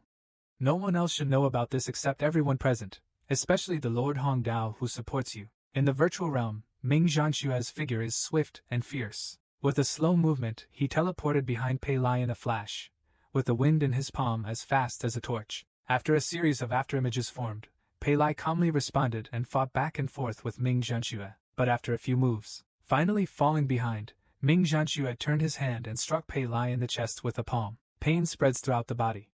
Ming Janshua praised Pei Lai for his good performance at the moment when he was beaten, concentrating his innate power on his chest to avoid breaking his ribs. Pei Lai watched his true energy move around and praised this martial arts training method as really special. The pain is also very real. Ming Janshua claimed that this is called the Deep Silk Sword. As long as you can enter the virtual realm, you can use this method to practice martial arts. If you practice more, you can also change the environment in the virtual world at will. You are considered to be gifted in this area. After all, when you were practicing the fire-bearing divine art, something like that went wrong, and the Mingling was backlashed, but you were still able to break free. Thinking of this, Ming Janua hummed slightly, put his finger on Pei Lai's chin, and said in a feigned anger, "What's that kind of energy called demon sword red eyes? It's so strange, it almost affected my consciousness. What kind of adventure have you experienced?" Looking at Ming Janua's position like a female cat, Pei Lai was slightly nervous.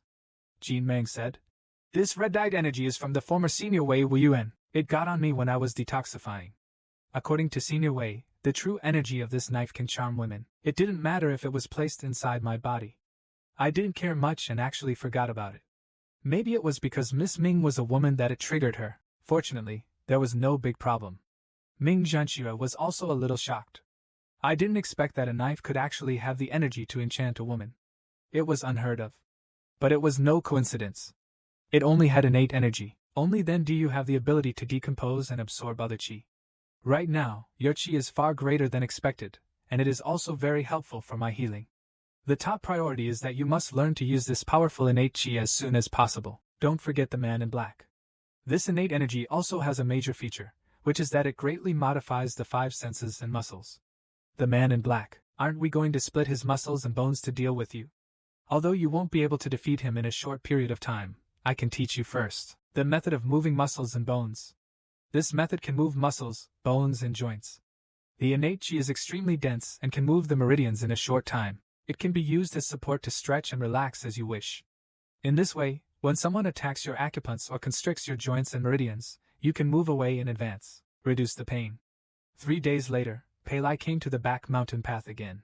As expected, the man in black was waiting again and said coldly, "You are such a bastard, you know how to hide. These monks have been searching all over the place these days, but they haven't found you out. Aren't you just an ordinary thief?" The idea was to discuss the law. As soon as he finished speaking, the man in black came towards Pei Lai again, but this time he was easily dodged by Pei Lai. In that jump just now, the man in black saw that Pei Lai had poured internal energy into his feet, so he claimed, "You've recovered well. If you can't even dodge this attack, you're not qualified to help me find anything. Put out the lantern, come with me." Not far away, a dilapidated attic appeared in front of Pei Lai. The 4 characters, 3,000 of something, on the lintel were covered with dust. The man in black claimed, "You will follow the instructions I gave you later and enter from the first floor. What I want is on the 2nd floor. But from the moment you open the door, you have to walk with your eyes closed until you reach the 2nd floor. Only then can I open my eyes and meditate, and everything will turn around." "I can't open my eyes." "Why? If there is a mechanism, can't I avoid it by seeing clearly?" The man in black snorted coldly. "This is no ordinary mechanism. Have you seen my eyes? I saw that this man's eyes were glowing with yellow light, and his pupils were as thin as a line board." There was a hint of terror. The man in black continued, "If you want to become like this, you can open your eyes and try. What I want may be a scripture. The picture scroll may also be a piece of paper or an engraved plaque. In short, when you get to the 2nd floor, it will have the 6 characters. Yi Ri Xing Lian Bawen. On it, take them all out for me," Pei Lai thought to himself. "Bei Rillian, this is not what Master Qi mentioned to Dr. Xian before. This guy is looking for. It's something from the great San Lianzong. Is he really a prominent doctor?" Before Pei Lai could ask, the man in black grabbed Pei Lai by the collar. "Listen, kid, I won't answer your other questions.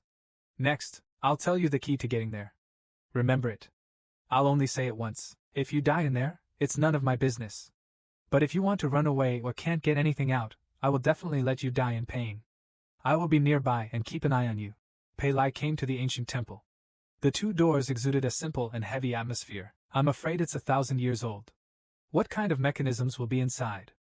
I can only take a gamble." When I opened the door, it felt very dry. There was a sense of Dufu's atmosphere, similar to the place where documents are piled up in Luiying City. "It doesn't look like there is a mechanism. Open the door and walk in a straight line. 5 steps forward and 6 steps back. 4 feet of disaster. No need to hide. Break the dragon and snake." The 7 stars are traversed, seeing the golden gull, walking on the celestial clock, raising fire to the 6 emptiness of the week, Najong Palace, all over the world, calling the 4 o'clock, showdown is coming. Leading the yellow bell, Pei Lai followed the instructions and closed his eyes. After a while, he touched the stairs. It went very smoothly. Why didn't the man in black dare to come in? He reached up and pushed open the 2 outward-turned secret doors. Finally able to stand upright, he walked the remaining 5 steps, turned around, squatted down, groped for the grooved buckle embedded in the secret door, and closed the secret door again. He opened his eyes, and there was no surprise from all directions. The strange light emitted struck both eyes, and the shining bright spots in the eyes disappeared. Fans gradually became familiar with the darkness. Pei Lai found himself in a dormitory without any partitions. In the vast space, even the breath seems to have an echo. The entire roof of the attic is filled with books, with the shoulder pillars supporting the beams as the axis. The second floor is filled with bookshelves, arranged neatly in rows and rows. The bookshelves are filled with volumes of books and scrolls. Pei Lai casually picked up a book and flipped through it. It turned out to be a Buddhist scripture. However, the 4 walls of the attic were not set up with bookshelves, but instead were surrounded by an elegant fence. Viewed from top to bottom, the entire plane is like the word "we." There are 3 levels of high platforms in the fence on all sides. Each level is neatly arranged to photograph the wood carvings. Each 1,000-armed Avalokitesvara is about half a person tall, with the same proportions, but with the same posture and expression. But none of them are the same. When the lamp is lit, you are in it. It feels like being surrounded by hundreds of 1,000-armed Avalokitesvara. Pei Lai thought of the ancient plaque of 3,000 saha hanging on the lintel of the door. Although the guanyin in the pavilion did not have the number of 3,000, but it is self-evident that the mind that enlightens all sentient beings. All the Avalokitesvara's eyebrows drooped. Dharma incense and solemnity are high and majestic, intimidating. Pei Lai felt strange. Not only were there oil lamps, but there was also no dust on the ground. It was obvious that someone was cleaning it frequently. It looks like there is an organ. Each of the 1,000-armed guanyin in front of me is different. Pei Lai was slightly lost in thought. He felt that the postures of these hands seemed to be continuous. He couldn't help but wonder whether these were also the relics of the great Sun Lian sect. Pei Lai saw the guanyin statue in front of him. The material was young, dense and smooth, with sandalwood incense. It should be the red sandalwood that had been raised by the second manager for thousands of years. It was carved. It seems that after years of wiping, the original paint color can no longer be seen. Pei Lai suddenly noticed that the movement of this hand seemed to have been seen somewhere. It seemed that this attic was probably built during the Lianzong period of the Great Sun. But Pei Lai then thought about it. Since it was often cleaned, why didn't he hear the monks from Sili talking about it? These scriptures looked like, it's a long time ago, but there are still traces of being read frequently. This man in black has been lurking in Rinjua Temple for a long time, looking for information about 8 leaves. He may have come here more than once. In this case, why does he need my help? What is he worried about? Is there any poisonous gas contained in this attic? But in that case, the person responsible for cleaning, he should have died of poison a long time ago. There were many scrolls hanging on both sides of the bookshelf. Pei Lai took out the posthumous scroll. It has the words, Ling Yun, written on it, but it looks like it's just a mountain road. The name at the signature has also been scratched out. There are simply no words such as Japanese couplet, promotion 8 leaves. In the painting, Pei Lai opened other books and searched them locally. This was also a hard work. Suddenly, Pei Lai found some words carved on the curtains, Ding Jing Guan Qiao. Could this be a picture of a heavenly Buddha? But Pei Lai was not sure. One night passed. Pei Lai took the few books he found and came to the man in black. Without any explanation, he received a solid punch. Pei Lai endured the pain and claimed, I have already done what you asked. Why do you still attack me? The man in black said coldly. This is to remind you, who is the master here? None of these books. Come and find me in a few days. Pei Lai claimed that I saw a strange kind of writing carved on the window on the 2nd floor. The content you are looking for cannot be written in that kind of writing. Then I don't know him. The audio has just finished, and I don't know which of the black-clothed man's scales he poked. The palm of my hand sucked it in again like a tide. Raindrops poured down, angry water dripped down, and the pain came from Pei Lai's body again. Pei Lai also realized that the moves he used were similar to the hand-holding guanyin gestures in the attic. Exactly the same, when I was stunned. A slap hit Pei Lai on the face like a huge thunder. What on earth is the man in black afraid of? There is such a story in Ling Ending. Pei Lai was beaten unconscious by the man in black. When he fainted, Wei Wuin's figure was in confusion. Appearing in Pei Lai's Dead Sea, Pei Lai asked in a panic, Where is the man in black? This guy seems to only appear at night. Who is it? It really hurts this time. Fortunately, I used Jing Nogu and rubbed my neck. Pei Lai asked. Senior, have you seen the things in the attic? Can you tell me some clues? Wei Wuin claimed that the Great Sun Alliance sect and the Tianhua illustration and characters are both very ancient things. Perhaps only people in Buddhism can compare and study them. I know very little about it, but there is one thing that a lot of people know about, and that's the painting you found in the attic. Ling Yun Pei didn't expect that he would flip through the scroll at random. Is it also related to the Great Sun Alliance? Wei Wuyin continued. Legend has it that Ling Yun is the place where the Buddha descended from the East China Sea. It is a holy place that can make people reborn. Some people also say there are treasures hidden in it that are as rich as the country. There are even rumors that the Dainichi Lianzong is constantly studying the construction mechanism. It is precisely to find Ling Yun that during these thousands of years, countless heroes, capable people and strangers have been scrambling to find clues about Ling Yun. The degree of difficulty is compared with the struggle for supremacy in the martial arts, and the hegemony of emperors, no less impressive, so whenever clues about Ling Yun surface, it will cause a bloody storm. However, these clues cannot be obtained easily and require extreme wisdom. Unravel the mystery. Therefore, Ling Yun never really appeared until a man appeared. This man was the spiritual leader of the 5 Confucian Zongyuan in the world. His name is Yin Henji, and he is known as Yin Xing. He is the leader of the 9 prosperous Confucian schools. He knows that only by gathering clues with the wisest man in the world can he hope to solve the mystery. After finding Baoding, he ordered the Confucian disciples to send invitations to all those who had clues to Ling Yun. He set up an arena at Ling Yun for many wise men to discuss the battle together. The loser must hand over his clues and withdraw from the battle for Ling Yun. The young Wei Wuyin and his senior brother Yin Wuyong were also invited to participate in this Ling Yun debate. At that time, Wei Wuyin was only 5 years old and had the honor to witness this gathering of wise men. At that time, the young Wei Wuyin thought that this competition was a competition. As long as you are smart, you can win, but the senior brother wins. Even so, if these people don't have top martial arts, who would dare to carry the secret of Ling Yun? The content of this debate did contain worldly wisdom, but sometimes the word, ritual, was too popular. The people who came to that debate were all ignorant people who questioned each other. The one who can challenge the opponent wins. His ingenuity would have been useless. He could have fought to the end, but he met a blind monk who he thought came from nowhere. The blind monk called himself heavenly official. Kishwichin, heaven and earth are the bureau, luck is the child. Everything is life. Shishuichin admitted that he did not have any clues about Ling Yun, but everyone said that if there were no clues, therefore, he was not qualified to participate in the debate. Unexpectedly, after Yin Wuyong had a conversation with Shishuichin, he decided to hand over his clues to him, and withdrew from the Ling Yun debate. Faced with Wei Wuying's confusion, he pinched his face lovingly and praised Tianguan Kishwichin. What a strange guy. I just want to see what he would do.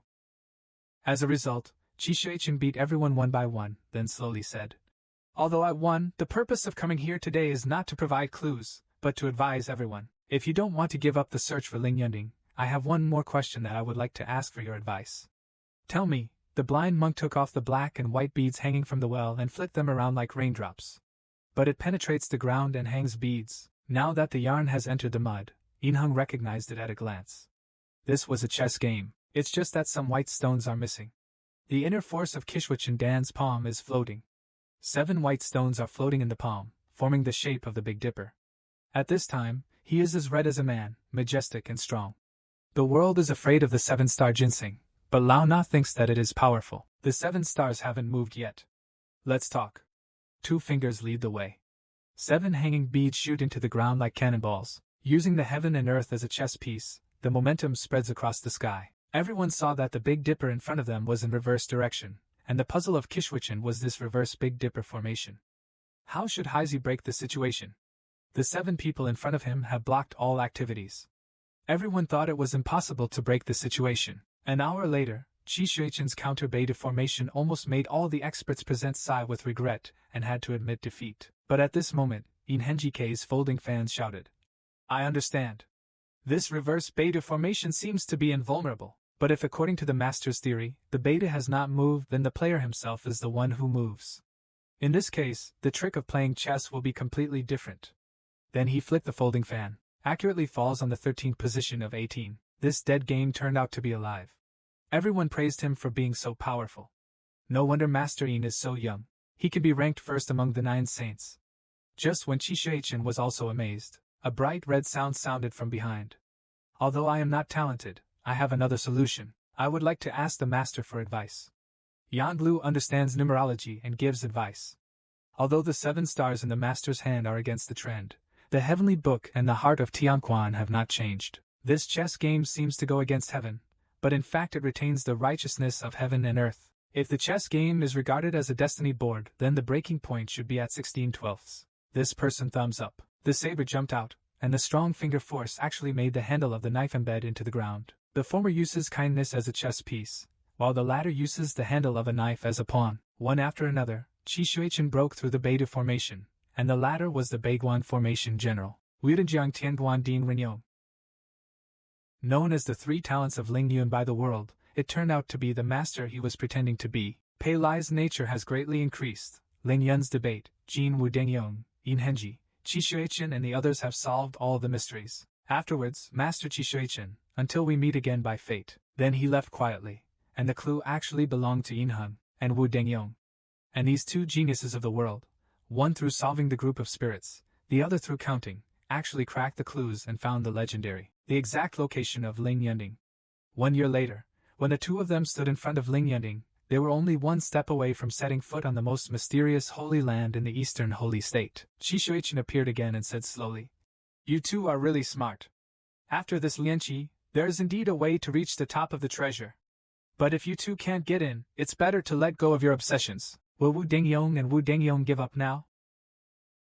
Seeing this, Qi Shuichen smiled slightly and continued, "The two benefactors' martial arts and minds are both unrivaled. In this case, I will make another bet with the two of you. The three of us will each have a try and crack each other. If I lose, what happened to Ling Yunning, I will tell you everything I know. If you two lose, please agree to one condition. No matter you win or lose, once the result comes out, the old man will leave this place, so the two of them should agree, but no one knows the details afterwards." What the world has heard is Wu Dengyong's answer to the then monarch, the last emperor of the Bishan dynasty. According to Wu Dengyong, the winner was Qi Shuichen because the move Qi Shuichen used wiped out Ling Yunding. He replied to Bai Chan Mod that he must search for it no matter how around the pond. "I can't find the mountain road I saw before either." Although it sounds unrealistic, Wei Wuin believes that with Wu Dengyong's character, he would not lie to the late Emperor Bishan. After the Ling Yunding Council, there was no trace of Qi Shuichen.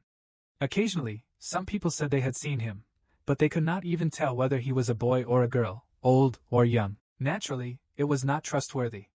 Yin Heng also suddenly retired and no longer interfered in Confucian affairs. I only interacted with a few friends in the world and did not mention Ling Yunding. Wu Dengyong was summoned as the consort by the late Emperor Bishan. After marrying Princess Ling Yun, he devoted himself to guarding Beiguan and never mentioned Ling Yunding again until later. The famous 7 days in Beiguan occurred. If this is the case, the more people believe that something terrible must have happened in Ling Yunding. These three people were the top wise men at that time. They were called the three talents of Ling Yun by the world. They also called themselves heavenly officials because of Qi Shuichen. Let the two of them treat themselves as emperors. Renyong is the name. Pei Lai thought to himself that the painting of Ling Yunding must have been painted by senior Wu Dengyong. Has he also been to Lianjue Temple? Could he be related to the great Sun Lian sect? It has something to do with the man in black. At this moment, Pei Lai felt like he was being slapped crazily. Ming Janua actually slapped Pei Lai wildly in the mouth. A burst of severe pain shocked Pei Lai. When he came back to his senses, he saw Ming Janshua's delicate face. "Appearing in front of me, great. I finally woke up. You have been in the virtual realm for so long. I thought that the man in black. What did they do to you?" Seeing that Ming Janshua was so worried, Pei Lai touched his head and claimed that he was fine. "Fortunately, Miss Ming, the move she taught me shook my bones in shock, but those few blows she made were indeed a bit heavy." Ming Janshua claimed that I had, following you quietly. "You can be sure that the man in black is very skilled in martial arts. She is definitely not an ordinary person. If I get close, she will notice me. Considering what you said, she has a pair of weird eyes. It reminded me of a person." When Ming Janshua was in Tianluxiang, I heard Grandma Qi say that the Qishuan Pavilion sect was probably purged by the so-called 4 swords and 3 pillars after the demon sword battle, and had to turn to a low profile to survive. But there is one sect that is different. This sect is called the Extreme Evil Path. It specializes in studying evil techniques and advocates using cruel and painful methods to subdue and dominate the enemy. The evil they do is even the other sects of Qishuan. The color of the pool changes, and there are evil spirits within it. Hell, the 3 realms of beasts. Their names are Nanming Evil Buddha, Ghost King Yin Summing, and Wolf Head Nirvana Mingtu. These 3 people are highly skilled in martial arts, but full of evil. They are the 2 realms of black and white. There is nothing they can do about it. Among them, Nirvana, the master of the animal path, practices the Green Wolf technique, which is a static martial art that absorbs human flesh and blood to strengthen itself without fear of pain. Moreover, he can recognize objects at night. Because of practicing this skill, his color looks like yellow or green, and his magic skills are very good, so he is called Zhao Yu Wolf Eyes. The queen who accompanied the hunter couldn't help but doubt. Could it be that the man in black is the descendant of this wolf head? Ming Janua thought it was wrong. Even I don't know. According to my grandma, on the eve of the Demon Sword Rebellion 30 years ago, the extremely evil path suddenly faded out of the martial arts world. Some people said that it was wiped out by masters of the righteous path. Others said that the three paths rebelled in the nest and fought to the death. There is no intention to survive, but the decline of the extremely evil path has prompted the four swords and three pillars to join forces with Qishuan to fight against the demon sword. Ming Janua once heard that Huang Tu had appeared, and there were traces of the evil Buddha in Nanming. If the evil Buddha was not dead, the wolf head may still be alive, but is hiding for some reason. Although this is just Ming Janua's conjecture, she is very skilled in martial arts. This is a fact, no matter who she is. With such a high level of martial arts and hiding, she must have big plans. If she is really the head of a wolf, it will only be more dangerous. Once she finds out what she is looking for, I am afraid she will kill you and silence you, Pei Lai. Are you still planning to continue investigating? I didn't expect it. Pei Lai did not back down at all, claiming that of course he would continue to investigate, and besides the Green Wolf Jew, I might also have discovered another martial art he used, 3,000 Sahasalam appearances. Guanin's hand hides her moves. Pei Lai follows Ming Janua's guidance and enters the virtual realm again. Concentrate and recreate what you saw at that time before your eyes. In the guest room, several Guanin statues appeared out of thin air, exactly as they were seen at that time, lifelike. Pei Lai claimed that these were the 1,000-armed Avalokitesvara statues he saw at that time. One row on the left, and one on the left.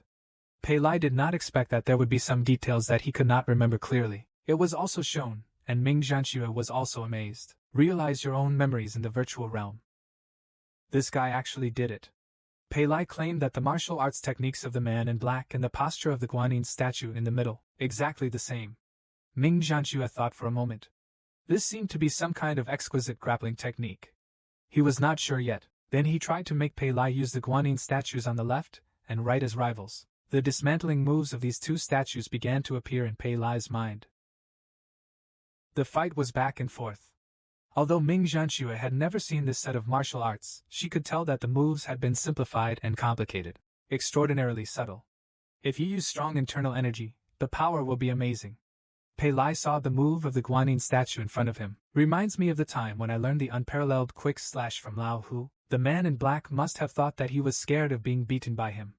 If he could master this set of martial arts, when he attacked me, he might. But Ming Janua said that even if you study the moves, with your current internal strength, if you want to be on that kind of utilitarian person, it's hard to get a bargain, but if you're caught by surprise, you have a chance of escaping with your life saved. It can increase a lot. Ming Janua asked Pei Lai to postpone the appointment as much as possible in the past few days and step up his practice of firearm dunjua. During this period, he would also study Qi, the martial arts of the man in black. 10 days later, Pei Lai went to the appointment again. It didn't take long. He brought out many books and scrolls. The man in black sneered and said, "You are getting more and more skilled. Tell me, should I reward you with something?" Pei Lai is quite serious. Claimed that the reward will be waived. Why don't you go in by yourself next time and let me rest? But at this moment, the man in black's eyes became fierce. They said, "I'm afraid you won't have the next time." The man in black attacked Pei Lai.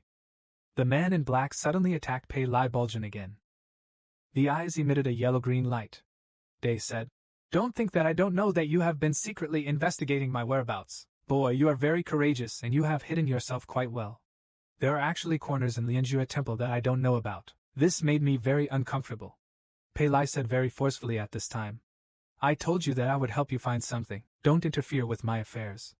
The man in black is merciless and creates danger. The sooner it is removed, the better." The man in black turns his fist into a claw. He grabbed Pei Lai's chest, but this claw did not go as the man in black expected, and was actually blocked by Pei Lai. The man in black couldn't help but be a little surprised. Next, the man in black struck out quickly with the wind like a torch, but without any surprise, Pei Lai took them all over. Not only that, Pei Lai became more and more smooth, and even for a while, the fight with the man in black was back and forth, and both of them took a few steps back. When Pei Lai settled down, it's exactly the same as the thousand-armed Avalokitesvara statue. The man in black's eyes widened. He lost his voice and asked, "Impossible. How could you do that?" After hearing this, Pei Lai learned that the hidden martial arts in the thousand-hand guanyin was actually called the ghost hand standing on the wall. Buddha and ghosts are in conflict. Is this the name you gave yourself? The man in black is still in disbelief. It took him a year to figure out the secret of guanyin. How could the person in front of him be there for several nights? It can be seen that at this time, the murderous intention of the man in black has reached its peak, he said coldly. I hate this kind of unexplainable thing the most, but it doesn't matter. Although you have hidden your true energy, and for some reason, you were fooled by the wall-standing ghost, but when it comes to heat, you and I are worlds apart. Just now I only used 10% of my strength. Considering that the previous cooperation was quite pleasant, I can keep your body intact. Pei Lai remembered Ming Jansua's advice. Once this man in black, the real critical moment is when I start to take you seriously. Even if I hide nearby, there is no guarantee that I will arrive in time. We must have a backup plan. Ming Jansua's backup plan for Pei Lai. What on earth is this woman? The style of painting is really invincible. Ming Janshua has cared about Pei Lai in every possible way since he and Pei Lai started practicing together. I even thought about it for him. To deal with the backhand of the man in black, the man in black attacked with all his strength, his momentum and speed soared again, like a wolf running like a tiger. Attacking Pei Lai remembered Ming Janshua's back move and shouted. I really thought I didn't know who you are. I already found what you want. Wolfhead, tell me, take out a scroll from your arms. Throwing it towards the Whispering Pavilion was exactly what Ming Janshua had planned for him, what the man in black spent so much time looking for. It must be extremely important to her.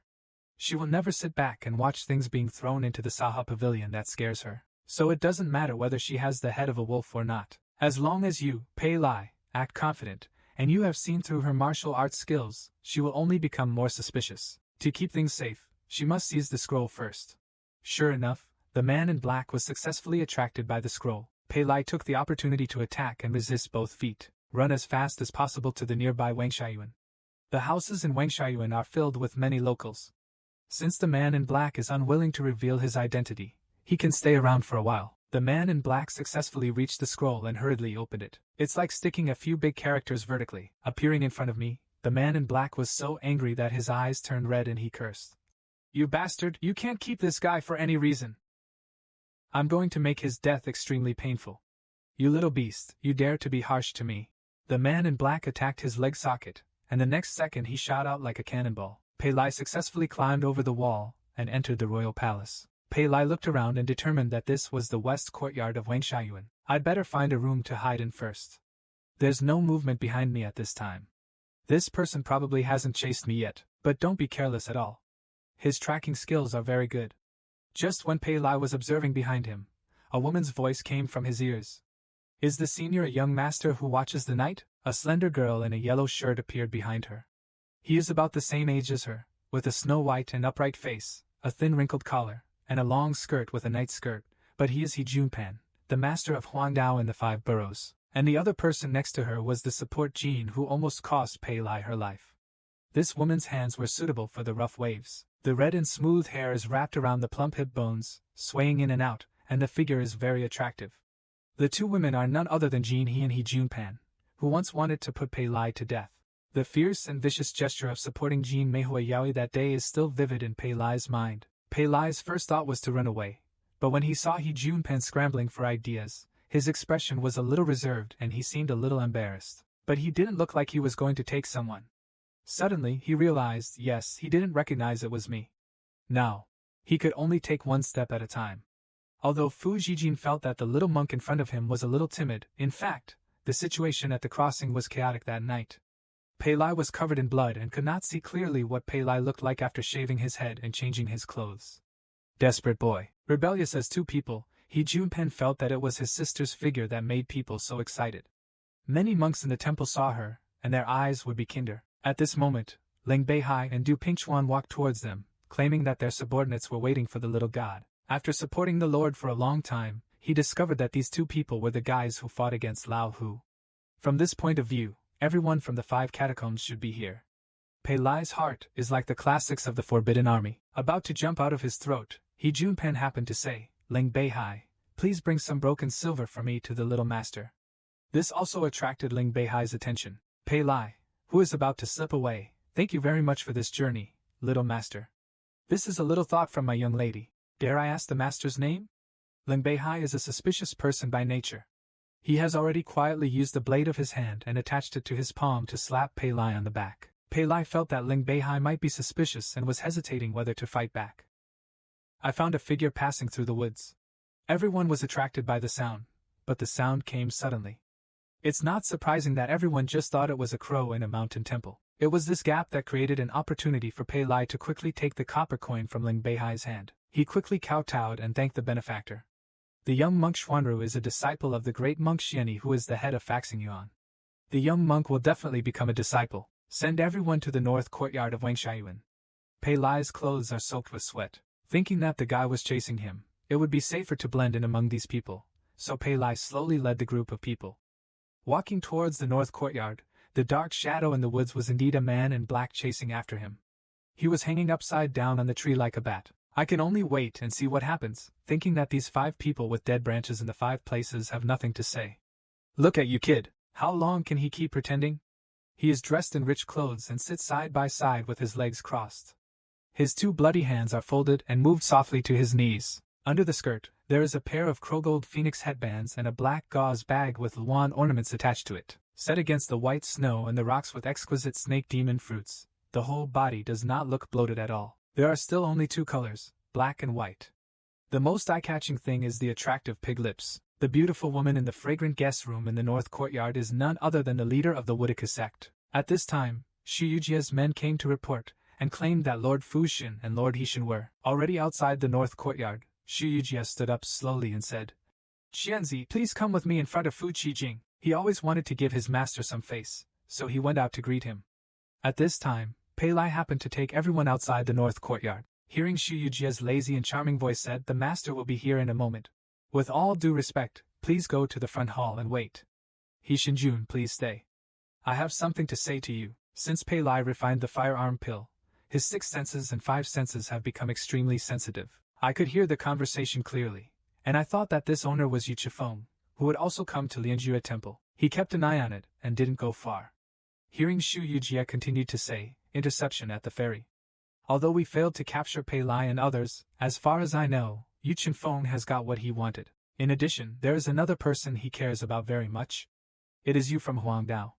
Secret from the tea shop. I don't plan to hand over the matter of the dragon-toothed boy I brought back to Yu Chifeng for the time being. You didn't reveal it to the pro-police and military-affiliated alliances, right? Xu Yujia told me that this matter is of great importance. If Ruoyue and Chifeng asked about it, you would just deny that you didn't know. It's up to me to handle everything. Pei Lai outside the wall couldn't help but be shocked when he learned such important information. Sure enough, they had captured Asha.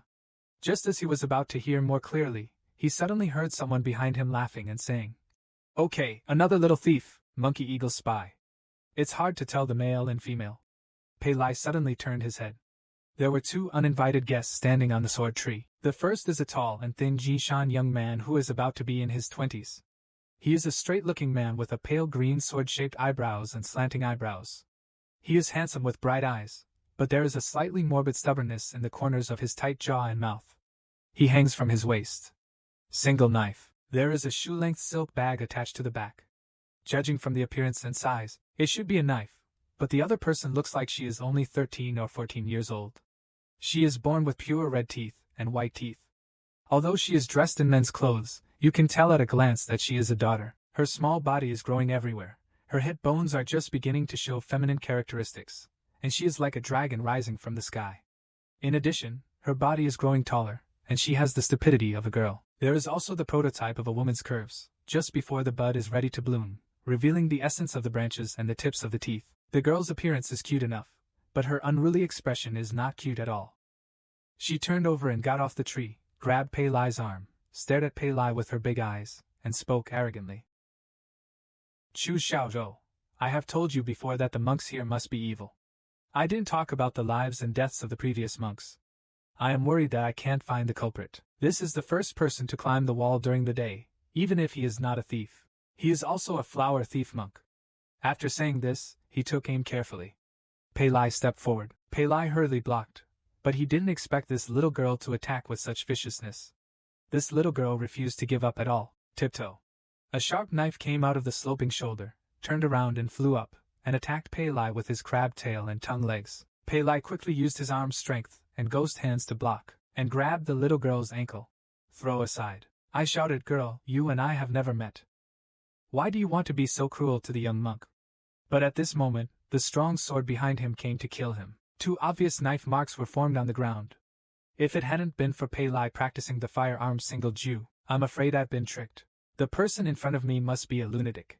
That look in his eyes, as if she really wanted to kill Pei Lai. This girl stood up for her father, wore dancing boots and raised her legs, wrapping her tiny body. Dotted line to avoid exposure. If you change to women's clothing, maybe you just feel comfortable wearing the baby's milk baby under the clothes of mother and child. However, once you put on men's clothes, you will feel it at a glance. The half-ripe girl who is full of water and freshness. The branches and leaves are swaying. The humble young man has disappeared. Only others have always marveled at Pei Lai's speed. Unexpectedly, one day it would be his turn too. A young man named Chu Xiao used his hand to draw a knife and slashed at Pei Lai's neck. The strength of his hand. He even tore Pei Lai's clothes into pieces. This guy's speed was comparable to Lao Hu's seriousness. He couldn't see clearly at all. You can only rely on feeling, but Pei Lai believes that as long as you find the right angle to take action, it can slow down his subsequent moves. Pei Lai used the move of Guanyin statue dance again. He also gradually understood the power of this deadly ghost hand. When I was tired of dealing with it, the girl kicked me from behind. Pei Lai was unstable and fell towards Chu Xiaozhou. The girl shouted, "Tap his acupoints. I want to live." Chu Xiao has quick eyes and quick hands. He made 2 snaps, then he subdued Pei Lai. The poor concubine was angry and refused to give up. With a flip of his palm, a red mark appeared on Chu Xiaozhou's pale face. I can obviously hit him with a kick. If you want you to attack randomly, it would take even a young monk this long. You still have the nerve to be a swordsman? Chu Xiaozhou's face was indifferent, and he didn't even frown more and said dully, "This monk is very good at martial arts." The poor concubine Lang Hingdao didn't fall to my disciple's unique skills. After I finish interrogating this spy, I must let Ling Beihai and the others know how powerful I am. Poor concubine, stop it! Shu Yujia's stern voice came from a distance. But the poor concubine showed no sign of repentance and claimed, "Look, I caught a spy. I caught it alone." As if asking for credit, Shu Yujia had a headache. The Three Saints Dharma conference was about to be held. People from General Zhendong's mansion were nearby, and they were actually at this juncture. After beating the young master of the Integrity Division, Shu Yujia ordered Xianzi to say, "Yu Chunfang is coming soon. If there is no plan, take the young master to the secret room first. Later, I will personally heal his wounds. Never let the poor concubine hurt him again." Even though the poor concubine was very unwilling, Xianzi's face was cold and expressionless, and his delicate long legs were intertwined. He actually walked towards the hunter and led him over the wall. Xianzi took the hunter to a secret room. The poor concubine followed closely, but was knocked back by Xianzi's palm. Xianzi said coldly, "The sect master has ordered that the young master should not touch that monk." The secret room was not allowed to be entered, but the poor concubine still refused to give up and shouted while the door was still open, "Grandpa, that little monk molested me." When I was in pain, I heard these words in a daze, although I felt in my heart that this girl was framed by me. But the cold voice behind him made the hair on my back stand up. It turned out to be you, pretending to be a monk. Yulong was dressed in a tight-fitting black uniform with a long, pointed face. She has a slim figure, a pair of thin, tearful eyes, a very graceful voice, and a look with sharp eyes that should be pitiful. But she is as cold as ice, contrasting with her white knife-like sharpness. Her skin is full of tears, as if she can see through the bones, and is slightly transparent. This woman is Shu Yujia's subordinate, Xianzi, the front hall of the north courtyard of Wangshayuan. Yu Chifeng is listening to his subordinates read out this year's workbook. If you want to be rewarded with the Jiuxia divine pill according to the law, you can only ask your subordinates to get the reward. At the beginning of this month, the islands will arrive at Woolaput to the ferry. They all tried their best to ambush Huyen, but unfortunately they were destroyed by a mysterious master named Mr. Ghost, and failed to attack. Currently, the islands are searching for what the owner described. Before Yu Chifeng, the woman from Tianluxiang, could speak, she heard Fuji startled and said, "Sect Master Shu is personally in charge of the ferry. I was actually disturbed by an unknown Mr. Ghost. I don't know if he is a real ghost. Is it still a ghost?" After hearing the insinuation, Shu Yujia did not make a fuss or get angry, and said slowly, What Fusheng is thinking is also my concubine's doubts. I have never heard of the name of Mr. Ghost before. This time he appears, and he seems to know the true identity of Qishuan again. The concubine was also checking the two men's half-mouthed words. Yu Chunfang interrupted and said, "You two don't have to argue about the name of Mr. Ghost. You has heard of this person. I will use the channels of the Jindong General's mansion to check the master of the tree. Just try your best to find the defected woman from Tian Luoxiang." Xu Yujie didn't say much anymore. She patted her palms lightly and said slowly, "Xianzi, please select the ones this year." The girl from the cave was brought up. Xianzi was brought up without saying a word. The two of them were stunningly beautiful, a plump and charming woman. This woman is of pure blood and has a certain foundation in martial arts. Xu Yujie claimed that she hoped to help her master's skills reach a higher level. At this time, the people in the cave around me are all extremely patient, a sign of extreme sexual reversal and pussy burning. Yu Chunfeng's pair of tiger eyes are firmly attached to the body of the girl in black. Nan Nan said, "When it comes to pure blood and martial arts qualifications, we have to praise the Shu clan leader as his most capable personal bodyguard." Miss Xianzi, Xu Yujie smiled and said, "If the master likes it, I will let Xianzi accompany the master. This girl is indeed very qualified. Maybe it has the potential to be like a virtual mirror." Support Jing Hudao. The master always praised the slave family for its pure bloodline. All the female snakes on this black island are poisonous. Men thought it was the ecstasy cave, but it happened to be the fatal bald spot. My brother smiled sweetly. The laughter was endless and everyone showed a strong jealousy, which made people's teeth sour. Yu Chunfang has controlled the cave for many years. Isn't it based on Xu Yujie's excellent figure and graceful beauty? It turns out that there is a martial arts on Shueishan Island. A woman who practices this martial arts in the snake belly section. There is a strong poison in the netherworld, but it is only released when there is dirt, poisoning the man who invades the flower border. Even with this layer of scruples, I never dared to get involved, lest I force this dignified and elegant lady to sacrifice herself, fight with her, and die together. Yu Chunfang will no longer go into details. Then he was about to distribute the medicine pills. The young master in red clothes in front of him was doing his best to secretly chant his eyes. His watery almond eyes were charming and charming. After a small glass of wine, 2 red clouds flew up from the snow-white curtain, and the charming almond eyes. I feel like water is dripping from my eyes. The sight of each other makes my beauty even more beautiful. Just listen to Yu Chunfang slowly saying, "This year's wine eliminating pill." As usual, they are divided into top-grade effects and medium-grade effects. They will not be distributed according to their merits. I hope you will continue to work hard in the coming year. Immediately ask Shanu to give out the elixir. That wine-dispelling elixir is a drug that controls people. Take it once a year. During the battle at the dining table ferry, Shui Biding's situation and support for Jingjian, the object suppressed by the god-bearing pill. It seems to be the legacy of Zeta Divine Palm. At this time Yu Chunfang, playing with the last longan and the big and small pills, he raised the corners of his mouth and asked Xu Yujie, "Why don't you see Mr. Shui today?" That day, he was accidentally injured at the ferry. You also wanted to personally hand over this high-grade elixir to the Lord God. To express his apology, Xu Yujie showed no signs of panic and claimed that Mr. Shui knew he was guilty during the battle at the ferry and must be hiding somewhere thinking about his mistakes. The master does not need to pay attention to it, but Su Laoyu, who has taken care of me for many years, has mastered the disciple's secret skill last year. According to the law, the master will plant the plum blossoms. Why don't you give this elixir to Su Laoyu? It's really no small matter that a servant father has become a disciple's secret skill. But Yu Chunfang would rather believe that Xu Yujie had painstakingly concealed the fact that Sister Su was a martial artist just for this day. If necessary, she sacrifices herself to take care of her all the way. She is a loyal servant who is like a mother. Just in exchange for a vital magic pill, Yu Chunfang will naturally not agree. I found an excuse to excuse myself, lowered my face, and asked everyone to raise a glass together and take the Jiuxia divine pill. In the secret room, Pei Lai broke out in a cold sweat when facing Shui Xinjun and dared to explain that he had no evil intentions. But Shui Xinjun didn't listen to the explanation at all. He stretched out his hand and punched Pei Lai. Pei Lai instinctively blocked Shui Boding's attack. I couldn't help but be shocked by this strange internal force, thinking to myself, if I was defeated by a frivolous young man, what else would I call the White Emperor drama? He only holds the mirror in his hand and makes a sound in a crazy manner. He is actually a master of snake-ray centipedes. Pei Lai responded hastily, but by Zhu's speed, it was indeed unusually fast. Shui Boding's palm grabbed Pei Lai's pores, straight to Pei Lai's heart. Guanyin knows each other 10 times. In times of crisis, Pei Lai finally used the move after the 10th Guanyin statue. No wonder it had never been successful before. It turns out that it is a defensive move that relies on the enemy's power.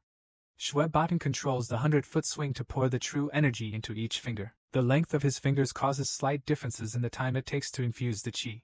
Not only can he control the weapons individually, it can also allow you to delay and misjudge his moves. But Pei Lai's fireproofing energy, you can easily get entangled with his true energy. As long as you entangle with the power of the ghost hand, you can keep up with his speed. Taking advantage of the strength, Shui Batan was shocked. What an exquisite martial art this was. Pei Lai was actually under the snake-ash Baidu. The more he fights, the braver he becomes. At this critical moment, Shui Batan feels like there is thunder in his body. A burning sensation came out from there. Captain Pei Lai's moment of strength. It actually followed the true energy, and transferred it into Pei Lai's body. Turn around and look at Yu Chunfang. Everyone has taken the elixir. Today's conference is coming to an end. Xu Yujie has thoughtfully arranged for Xianzi, send Yu Chunfang to the car. Before leaving, Yu Chunfang asked about the deaf-mute young man who appeared in a flowing shadow. Is there any news? Xu Yujie replied calmly. There is no news yet. He probably did not follow Pei Lai and his party. If the master can reveal more about his identity and background, maybe it would be easier to find out. Yu Chunfang knew as soon as he heard this that the slutty fox wanted to take away what he said, so he prevaricated and said, Sect Master, please be more careful. None of your men are known for being well informed, and now you can't even find your own Lord Shui anywhere. Don't be too arrogant. He smiled calmly and no one could tell. Underneath his handsome, rugged, upright and burly appearance, he was full of masculine charm. I am having extremely joyful thoughts. Speaking of which, I haven't seen the sect master's daughter for 2 years. I wonder how my martial arts progresses. Xu Yujie sleeps peacefully at night, her black gauze snow sleeves gently swaying. For a mother, her children are always a guard. They are still children, playing around all day long. The master's thunder pills and antidotes are both precious, but they cannot be wasted on children for no reason. At this moment, I suddenly heard a commotion, and my men came to report it. 2 masked men attacked Xianzi, and Xianzi followed him. Yu Chunfang heard this. Then his interest rose. He looked very good, but his body was warm and fragrant. Pei Lai rested his head on his chest to avoid his shoulders. Although there was a ball of exquisite jade softness behind his head, it was the deep sleep of a dragon. Unexpectedly, someone with such a thin chest and narrow waist, with such a strong body and deep bones, would make people sink into the pillow. It is like a thin film water bag filled with warm liquid. It feels so delicate to the touch. Different style. Xianzi is getting ready to face the enemy, eyes as cold as face.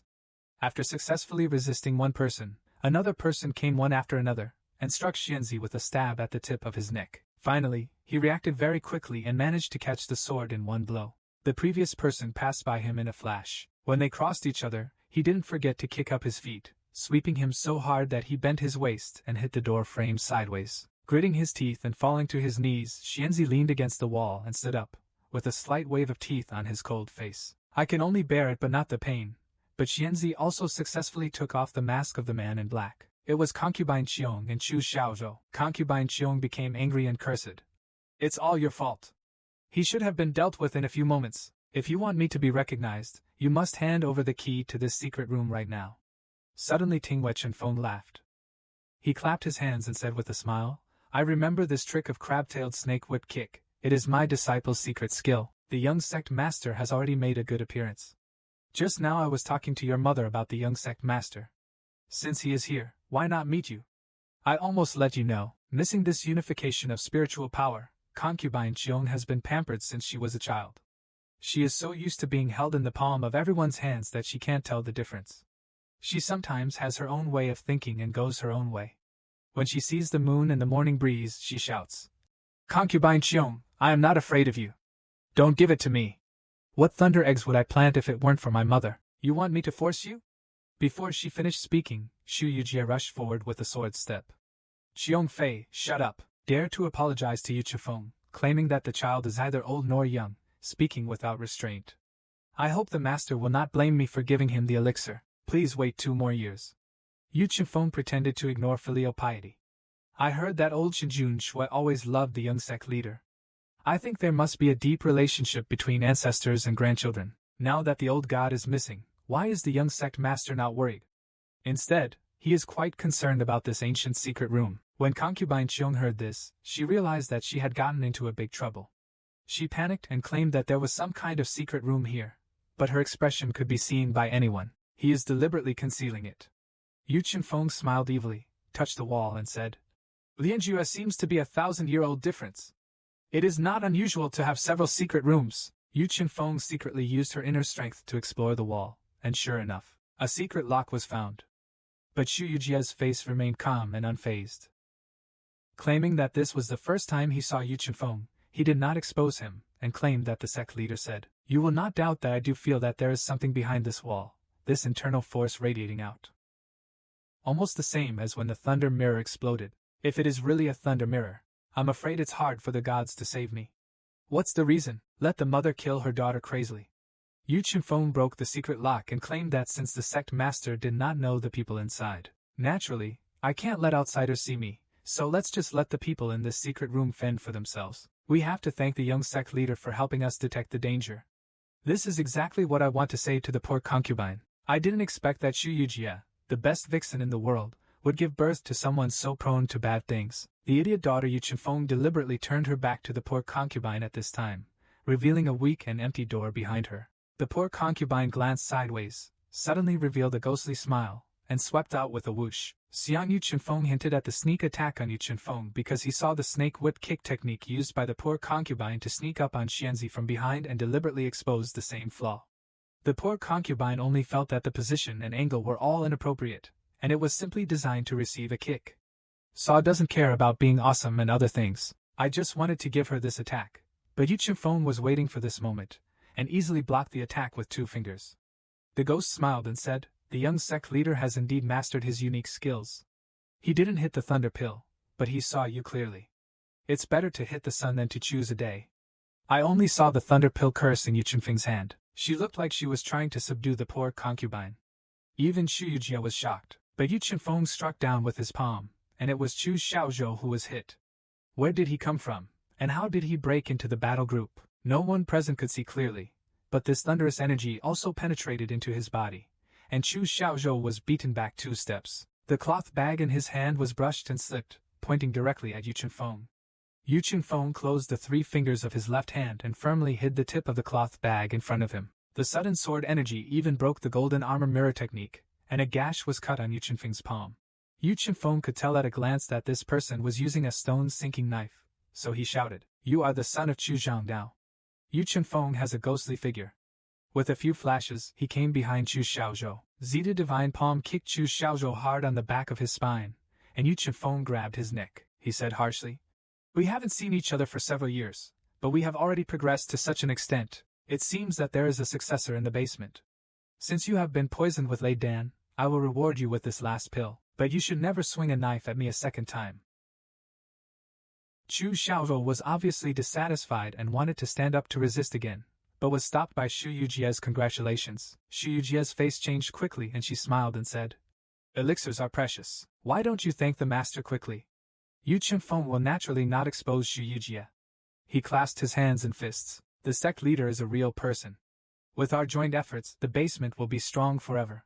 You will also protect the treasury's sacred objects for the Lord. Then left the scene. After Yu Chunfang left, Cheong Fei saw his mother's gloomy face and took the initiative to quibble. But at this time, Xu Yujia, already trembling with anger, he turned around and slapped her hard. Cheong Fei was beaten so hard that a mouthful of blood spurted out. This Chu Xiaozhou was in the 5 Islands Qingchuan. The secretly cultivated elite soldiers will be the key to regaining the sacred objects in a few years.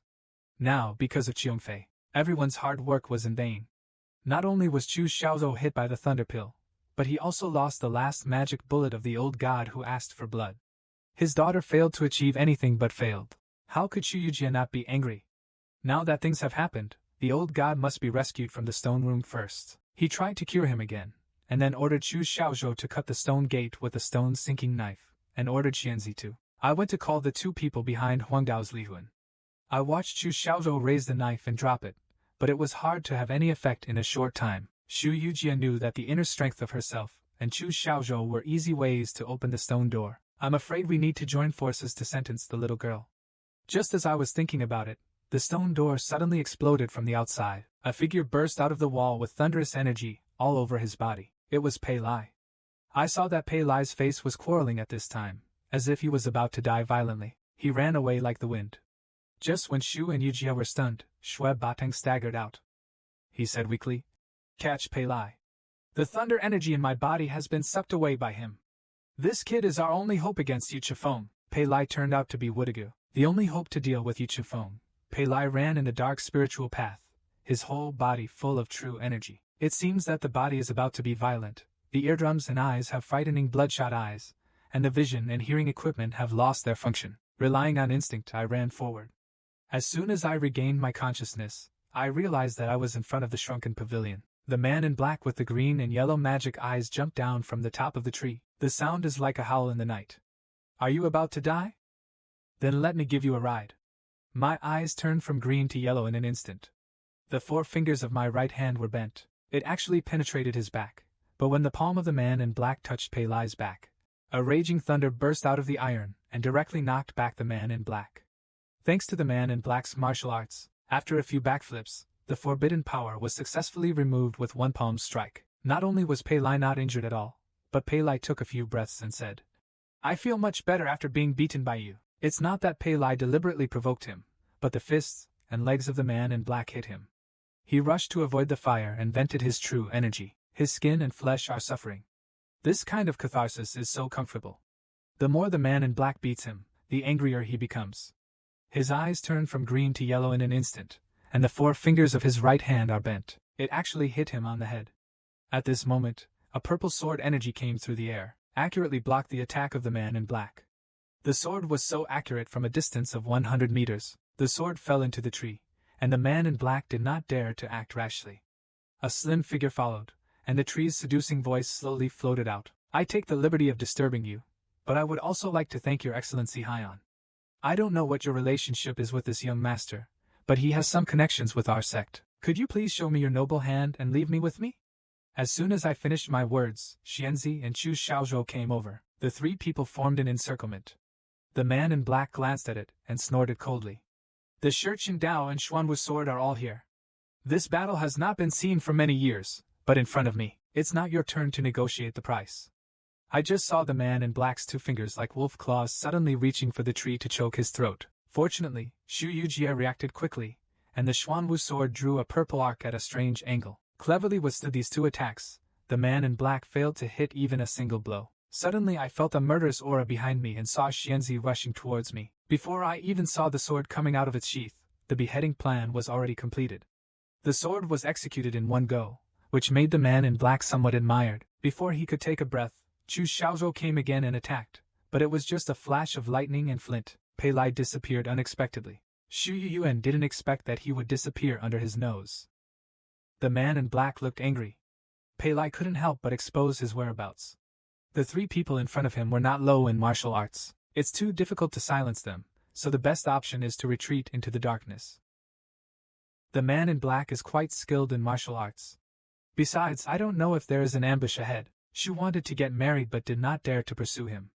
The only certainty now was that he did not know where Pei Lai had gone, so he could only order all the forward captains to go out to find Pei Lai and investigate the man in black. Silk, silk and satin, fragrant silk, silk that touches the soul, good clothes. In Fei's grass grows spring writes. Unlike her lover, Ming Janua was naturally the only one who could save Pei Lai. She vaguely guessed the origin of the man in black and was wary of his strength. She was unwilling to coerce Pei Lai and fight with her, so she used the heavenly compass. The gift of etiquette is the best of Qigong. Hang up the online game wall and leave the scene quickly. Every time I leave, you will cause trouble. Ming Janua enters the room as light as a goose in the rain, put Pei Lai on the couch, and with flying fingers he touched several big acupoints on her body. There was no need to check her pulse. Just from the strong force of the fingertips, you could tell that the situation was extremely bad. A powerful thunder force was difficult to control and shocked Ming Janshua's body. Ming Janshua couldn't help but marvel. This must be how long she has been raising the thunder pill. Such majestic thunder energy is in her body, and has not formed a pill. Her meridians didn't burn out, they just kept running. This kind of situation is simply unheard of, but judging from the current situation, if left alone, Pei Lai will definitely die of pain, but if Ming Janshua is rescued, I'm afraid she has to gamble something. Ming Janua took a deep breath, pressed the Baihui point on the top of her head with one hand, and the Danzhong point on the chest with the other hand. She brought up the Pihuajinchi and slowly poured it in, guiding Pei Lai's chaotic and surging inner breath. Take advantage of the situation to break through the bumpy obstacles in the meridians and continue to complete the huge project that was startling and reviled. Orioles fly and grass grows. It was another sunny day. Pei Lai woke up from his sleep. It was the next morning. He stood up and started to squirt out a mouthful of blood again. This time the thunder force was so powerful. I was almost hit by Yu Chunfang's thunder pill before. I had never experienced such pain. After a night of thunder and lightning, Pei Lai's mouth was naturally dry. Then he went out to find some water to drink. But as soon as he opened the door, spring suddenly appeared.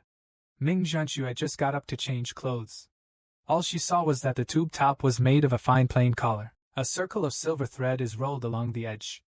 The 4 lanyards at the back of the neck are also of the same style. The style is gentle and elegant, but somehow, the black slip-on bottom and the elegant crow-blue color with green and purple light are lined with its delicate white pleated milky ivory skin. Suddenly becoming extremely attractive, Pei Lai quickly apologized for the embarrassing scene, and Ming Janua said no more. After hearing so many things happen last night, Ming Janua learned that Wudiga was obviously controlled by Yuechen Fenglang. Then he told Pei Lai to be more careful in the future, and not to be so reckless again. But there is one thing. Ming Janua was curious and asked if you had practiced some kind of internal strength since you were a child. Pei Lai answered honestly. His father was a veteran from Zhongxing County. After retiring, he opened a blacksmith shop in Longkou village. At the age of 7, he was sent to Luiying City to learn how to forge iron and swords, and to learn about inner strength and mental skills. It was also a recent incident. Ming Janua also expressed his doubts. Reason. Although it is true that the innate qi she and Pei Lai cultivated is easier to integrate with various kinds of qi, Yu Chunfang's purple thunder Ju was also built with innate qi. Ordinary masters with overbearing skills can only force Lei Jin into the air chamber, and then take medicine to wrap Lei Jin with layers of internal power over time. However, the internal power that wraps Lei Jin will be assimilated by Lei Jin over time, turning into a more terrifying Lei Dan. If a person who has been struck by the elixir can use Lei Jin for his own use, he can be considered to have obtained powerful infuriating energy. However, for most people, this infuriating energy is also a life-threatening talisman. The thunder pill in old man Shua's body has probably been cultivated for 4 or 5 years. Even a master like him cannot absorb this power. However, this thunder power did not occur in Pei Lai. It was also not resolved. When Ming Janua used the fire-preventing magic to help him resolve part of the thunder energy, he felt that there was more thunder energy, slowly disappearing somewhere. So Ming Janua boldly speculated that Pei Lai should have a long-standing aura, which he had practiced since childhood and slowly expanded, which was enough to help him temporarily accommodate the domineering Lei Jin aura. In order to heal Pei Lai, Ming Janua, I was also injured by Lei Jin, and my body was unstable for a while. When my blood surged, I sweated all over my body. I always feel exhausted, so from now on, I must not expose any mistakes and quickly lead them to the secret room to practice. Don't miss your whereabouts. Pei Lai knows that this time it was all thanks to Ming Janua. He is also very grateful to Ming Janua for teaching him the fire-avoiding elixir technique. These words Pei Lai said were also told by Asha back then. This scene seemed familiar. But Ming Janua felt that she had a bad reputation and was not worthy of being thanked. Pei Lai couldn't help but agree that Uncle Chi once said that everyone's ideas are weapons forged by themselves. If you use your own ideas to measure others, the result will only be swords against each other. A truly capable master should use his own hands to experience every weapon. Now Pei Lai understands what Ming Janua wants. Naturally, his views on it were different from those before. Half a month later, after recuperation, Shui Boding's internal strength had returned to 60 to 70% of its previous state, and he no longer had the feeling of smooth meridians that were forbidden by Lei Dan. The old god was in a good mood. He didn't expect that this kid Pei Lai actually had a way to resolve the thunder ban. But in the past half-month, the captain who had gone forward had been investigating the inside and outside of the temple one by one. Pei Lai seemed to have disappeared out of thin air. And what happened to the man in black that night? Who is it? Xu Yujia also has no clues, but according to the description, the eyes of the man in black were glowing with yellow light, which reminded Mr. Shui Shijun of something. A few days ago, he received a secret report that there was a force in Nanling. It is trying to move secretly to the East China Sea. It is most likely In Summing, the ghost king who has disappeared for many years, but the witnesses are dead. It is impossible to determine the authenticity of the news now. If it is true and the ghost king returns to the world, then it depends on the person last night. Is it possible that those unique eyes are those of the wolf-headed killer? But the news that Xu Yujie learned is that 3 of the most evil ones are dead. Even the extremely evil realms have been destroyed. But when Shuebaing was young, having dealt with them, those 3 demons cannot be killed casually. Moreover, no matter who is responsible for killing these 3 evildoers, they will definitely make a big publicity. But no one has acknowledged this matter so far. At this moment, Xianzi came to report that Du Pingchuan of Huangdao. Ling Beihai asked to see them. They received a strange box related to the captain who was traveling forward. It didn't take long. Du Pingchuan Ling Beihai holds a red sandalwood box and asks to see him. When the box was opened, a bloody palm suddenly appeared in front of everyone. The middle finger of the 10 fingers was penetrated by the soul nail. The words, "Thousand Buddha Wall," are sandwiched between purple stones, and strange symbols are drawn on the palms. Like a ghostly bat, the sky and the earth are favorable, the sun and the moon are both dark and dark. The meteor fades, the devil-seeking needle and thread, the 9 netherworlds and 10 categories. The Lord of Xianming has arrived, you ordinary people are full of sins. Why don't you come and see Shuebaing at a glance? This was a mark of the Ghost King's fame. Shu Weijia was very confused. The 5 Emperors' Cave and the Ghost King had never crossed paths. Could it be because he had faced off against the wolf head? The other party wants to help him stand out, but based on Shuebaing's experience, he feels that this is impossible. He hates the 3 people and has never dealt with each other, but the other party is so provocative. The 5 Emperors' Cave should not be afraid of trouble.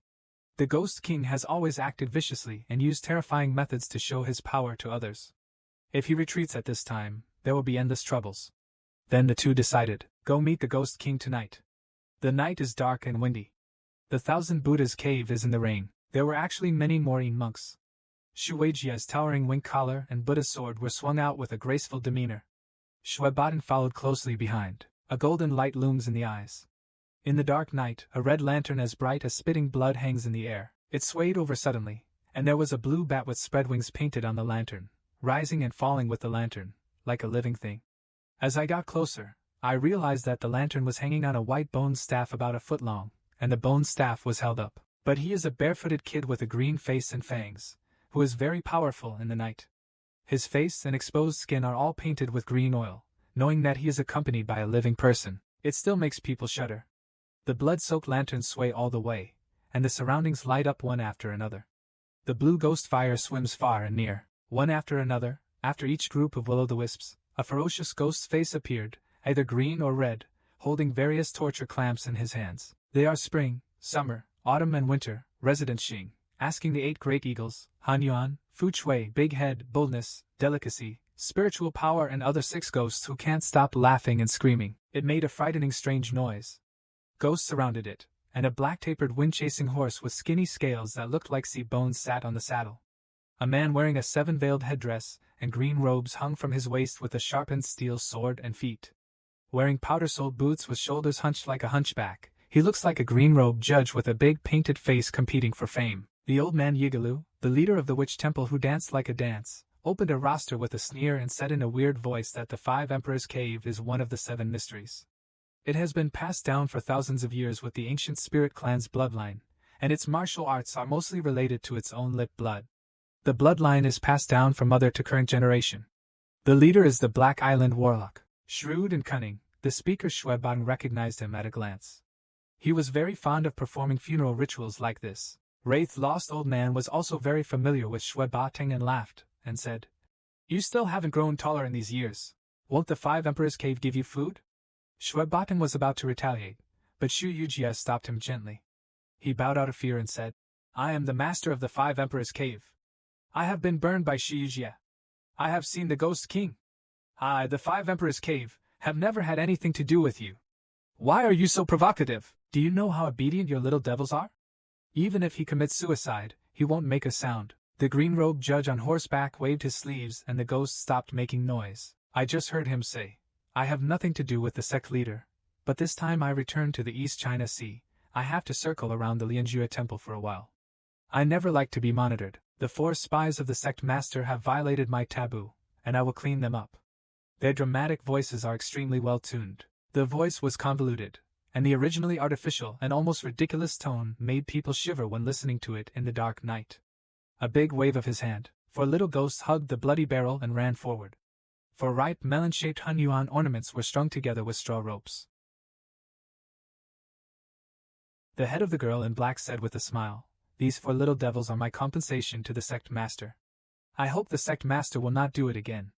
The western part of the inner courtyard of the Continental Temple will be my king's territory from now on. If strangers break in, they will be shot to death. Factor Ming will not even look at it," he casually says. "You 4 please give your lives to the sect leader Shu." The man in white rode with a knife and wiped it across his neck. Blood spurted out to the sky and fell in the wind like red mist. The green ghost fire in the 4 bone lanterns was immediately extinguished, followed by the faceless master in white clothes and white face. Falling into the dust together, countless will-o'-the-wisps surrounded the bone-condensed black cone. The moment it was about to pass through the cave door, there was an explosion. A very long and very fast sharp wind pressure swept across the 4 little ghosts with painted faces. Their feet were lighted up and they choked before they had time to speak. Duda's head tilted in the wind and rolled to the ground crying, only to hear Ling Beihai say coldly, "Asking for life and asking for compensation should be done in person behind closed doors. Don't bother the Ghost King." Ing Summing returned the sword to his waist, raised his head from his horse, and suddenly spoke. "Who are you?" the man said coldly. "Under the Emperor Shijun, one of the 4 envoys of Tushan Island, the person known as K Tung Ling Beihai is the man." Ghost Soldier Lao said with great interest. "Little brother Leng's precision in mastering internal power is really amazing. Why don't you go to my place for a drink of tea?" But he never expected that Yin Xioming actually stopped Mr. Shi, shook his hands at Shu Yujia, and said with a smile, "Sect Master, there is nothing to do. Let the matter be settled here. I will give you advice later. This black and impermanent life should be regarded as a meeting gift from this king to you." Yin Xioming turned the horse's head and followed the will-o'-the-wisp slowly into the darkness. Shuebang asked loudly, "Ing Summing, are you here this time?" But in order to find my old friend, I didn't get an answer. Shu Yujia also concluded that the man in black before was the wolf hand, and immediately arranged for Xianzi to withdraw the advancing captain immediately, ask him to quietly inquire about the news. 5 days later, Deputy Middle School Mithria, Ming Janua threw a few pine cones casually. Pei Lai volleyed and hit the pine tower, knocking out all the pine nuts. The pine cones are intact, and the angle and strength are just right. Pei Lai was finally able to control the growing innate energy. In these days, Pei Lai absorbed some of the thunder energy. Because of the innate qi, the internal strength increased dramatically, and even the hair on the body grew too fast, and the previous appearance was basically restored. How does the Ghost King deal with evildoers? Methods of washing water. It's very cruel. Pei Lai has clearly felt it. With the true energy lingering in his hands, Ming Janua saw that Pei Lai had been able to control his internal energy well, so he took the initiative to teach another method of sensing internal energy. The Divine Domain technique guides Pei Lai to try to disperse the internal energy starting from the head, which originates from Bai Wei and is collected in the Divine Courtyard, and slowly flows around itself, forming a bubble-like appearance. The Master of Shinting can sense that within the scope of the Divine Domain technique, he can use his true energy to explore and understand other things. Although Ming Janua didn't open his eyes at this moment, he knew that there were 3 broken pine cones within a foot of his feet. There was a skill called Showfeng breathing, which was said to be the ultimate use of Divine Realm skills. Pei Lai can instantly detect the opponent's true energy channels. Pei Lai follows Ming Janshua's guidance. As a beginner, I can already walk about 5 feet wide, which is more in line with the current progress of qi cultivation. But Pei Lai never stopped and snorted coldly. This range of perception suddenly increases. It was unexpectedly expanded to a foot long, and the arrow was released. It is simply unbelievable. But at this moment, Ming Janshua was affectionate and nervous. Pei Lai quickly gathered his breath. Someone actually broke into the Arhat Hall in Jueqing. The person who entered first was this great monk who showed great science. What followed was the little devil carrying the coffin. The ghost king Yin Xioming only heard the powerful old ghost say something strange. The unusual monk was trapped in the sea of tyranny. I will remember this for you. He was the 8th among the 15 flying tigers. He burned, killed and looted in Shijian Mountain. He killed more than 200 officers and soldiers and robbed the treasures of the Nanling Palace. Later, he sneaked into Rinjua Temple and was supported by the people of Chiliantang, becoming the first head of Faxinuan. You work as a monk during the day, but still rob businesses, rape and kill women at night. What do you think General Zhendong will do to you if he knows that you, a monk, have done such a wonderful job? Monk Xiani saw that the other party knew his true identity, so he stopped talking and took off his cassock. His true colors are revealed. His muscles are bulging like iron. I beg you to be brave. Your appearance is majestic. His figure suddenly became much bigger. Mr. Shi said calmly. It's amazing. He used the bone-shrinking method to hide his figure. Is this Wu Yunhonglian, who is known as the Invincible in the southwest? It's really a good material for experiments. I saw Mienyi charging out like a beast and shouting. I haven't been prominent in the world for a long time, but you guys can see clearly. My invulnerable skills show my strength, and I strive to capture the thief first, and capture the king first. He rushed towards the Ghost King and struck the ground with all his strength, but unexpectedly, he was struck by the Ghost King's hand. Next, Wu Yunhonglian, who showed his disdain for the 15 flying tigers, and the Ghost King with such talent. He actually used pure yang internal energy, but Xianyi felt that as long as his spirit was not broken, he had the strength to fight, but he didn't expect that the next second, the Ghost King would swing Xian Ming away with a move of the mountain and river board. In an instant, Xianyi's constant training was broken, and the Xianyi figure jumped out. Bai Wuchang followed immediately. The magic is linked to the mouth-washing show. This is the king of ghosts. The mountains and rivers are swinging apart. Although Xian Ming is using palm skills, driving down with fists, still fierce and unrivaled, hard to resist. It was obvious that the entire arm bone was shattered by the shock, and was as soft as a soft worm. He was proud of the protective qigong of the 15 flying tigers. Qi Yunhonglian was broken by his punch, and it was all within his reach. Even the Dantian Qi Si has been destroyed. Even if he does not die, he will become a useless person who has lost all his martial arts in this life. The Ghost King looked at the mouth-washing fan. Monk Xianyi asked coldly if anyone was imprisoned in this temple. It has lasted for 30 years. The pain was so severe that I started to panic. I could barely squeeze out a few words through my teeth. I have been here for more than 10 years. Anyone I catch will be killed with just a few blows. But suddenly I was shocked. Are you referring to him? As he finished speaking, a black shadow suddenly came out from behind. Old Ghostine, are you looking for me? Why bother with these rats? I saw the mark you left, by the way. What kind of Dharma conference is the court going to hold here? This rat is now helping the court. You have to think about killing him. How to deal with the aftermath? Inshio Mingqiang calmed himself down and looked back. Only then did he realize that the man in black had a pair of enchanting eyes, yellow and green, shining with the light of Ninglu, as if full of joyful ridicule, and a little bit like a beast. Calmness and cruelty. Suddenly, someone came to mind. Without the teachers and students blurting out, it turned out to be you. Zhao Yulong and Yan Mingtu then turned around and told Mr. Shi. I will leave this monk to you. Let the white-faced scarred silk cover his face and replace it. The others retreated outside the door. I didn't bother me and Lang Shou to reminisce about the past. But Yan Mingtu didn't buy it and said fiercely, I really want to reminisce about the past. But what you want to do is, who is the Ghost King? The ghost roar spread throughout the palace and said slowly, I have been so hungry that I have been divided for a long time. The world has only regarded us as a thing of the past. How ridiculous to let Tianluo live at the head of the 7 circles. Now that I have returned to the East China Sea, I am like a man with evil hands. Helping the 7 factions to defeat the 7 factions is just around the corner. Unexpectedly, Lang Shou actually burst out laughing. You are stupid. Who are you, the son or the apprentice of that old ghost? How dare you come to look for me in such a big way? I guess he died suddenly and didn't explain anything to you. Otherwise, how could you not know what he had done and why? After staying here for 30 years and seeing Yemingta gearing up, the Ghost King didn't panic. He said slowly, Is Lang Shou planning to attack me? In fact, you guessed it right. The Fairy Ghost King is the master of the family.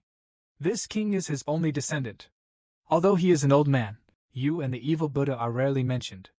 However, he made it clear about the death of your dear brother, and he passed on my White Walker order, specially designed to control your evil inner power. I also want to know what the outcome will be if you and I fight. Nyemingta felt nervous, because the old ghost knew that my real husband was no longer his best friend. As expected, what happened 30 years ago had something to do with him. Just in time, I took this opportunity to trick this guy and deal with him later. Nyemingta smiled darkly and sat down unceremoniously. His thin and slender fingertips gently caressed the smooth white bones of his head. After dressing up, he chuckled and said, It has been 30 years in the blink of an eye. It is said to be an extremely long time. In the end, I have come here. The last time I sat on this bone throne, it seems like it was yesterday. The smile is light and the tone is light, but there is no news. Tell me how the old ghost died and make me happy. What else did he tell you? It was he who asked you to come to Lianjia Temple to find me. But the Ghost King is not a fool. He claimed that the cause of his master's death had nothing to do with the wolf head. The wolf head does not have to carry a ball. I can answer you a question, but you have to tell me what happened 30 years ago. In exchange, I didn't expect that the life of the person in front of me would not suffer at all. It was just like Yin Laogui.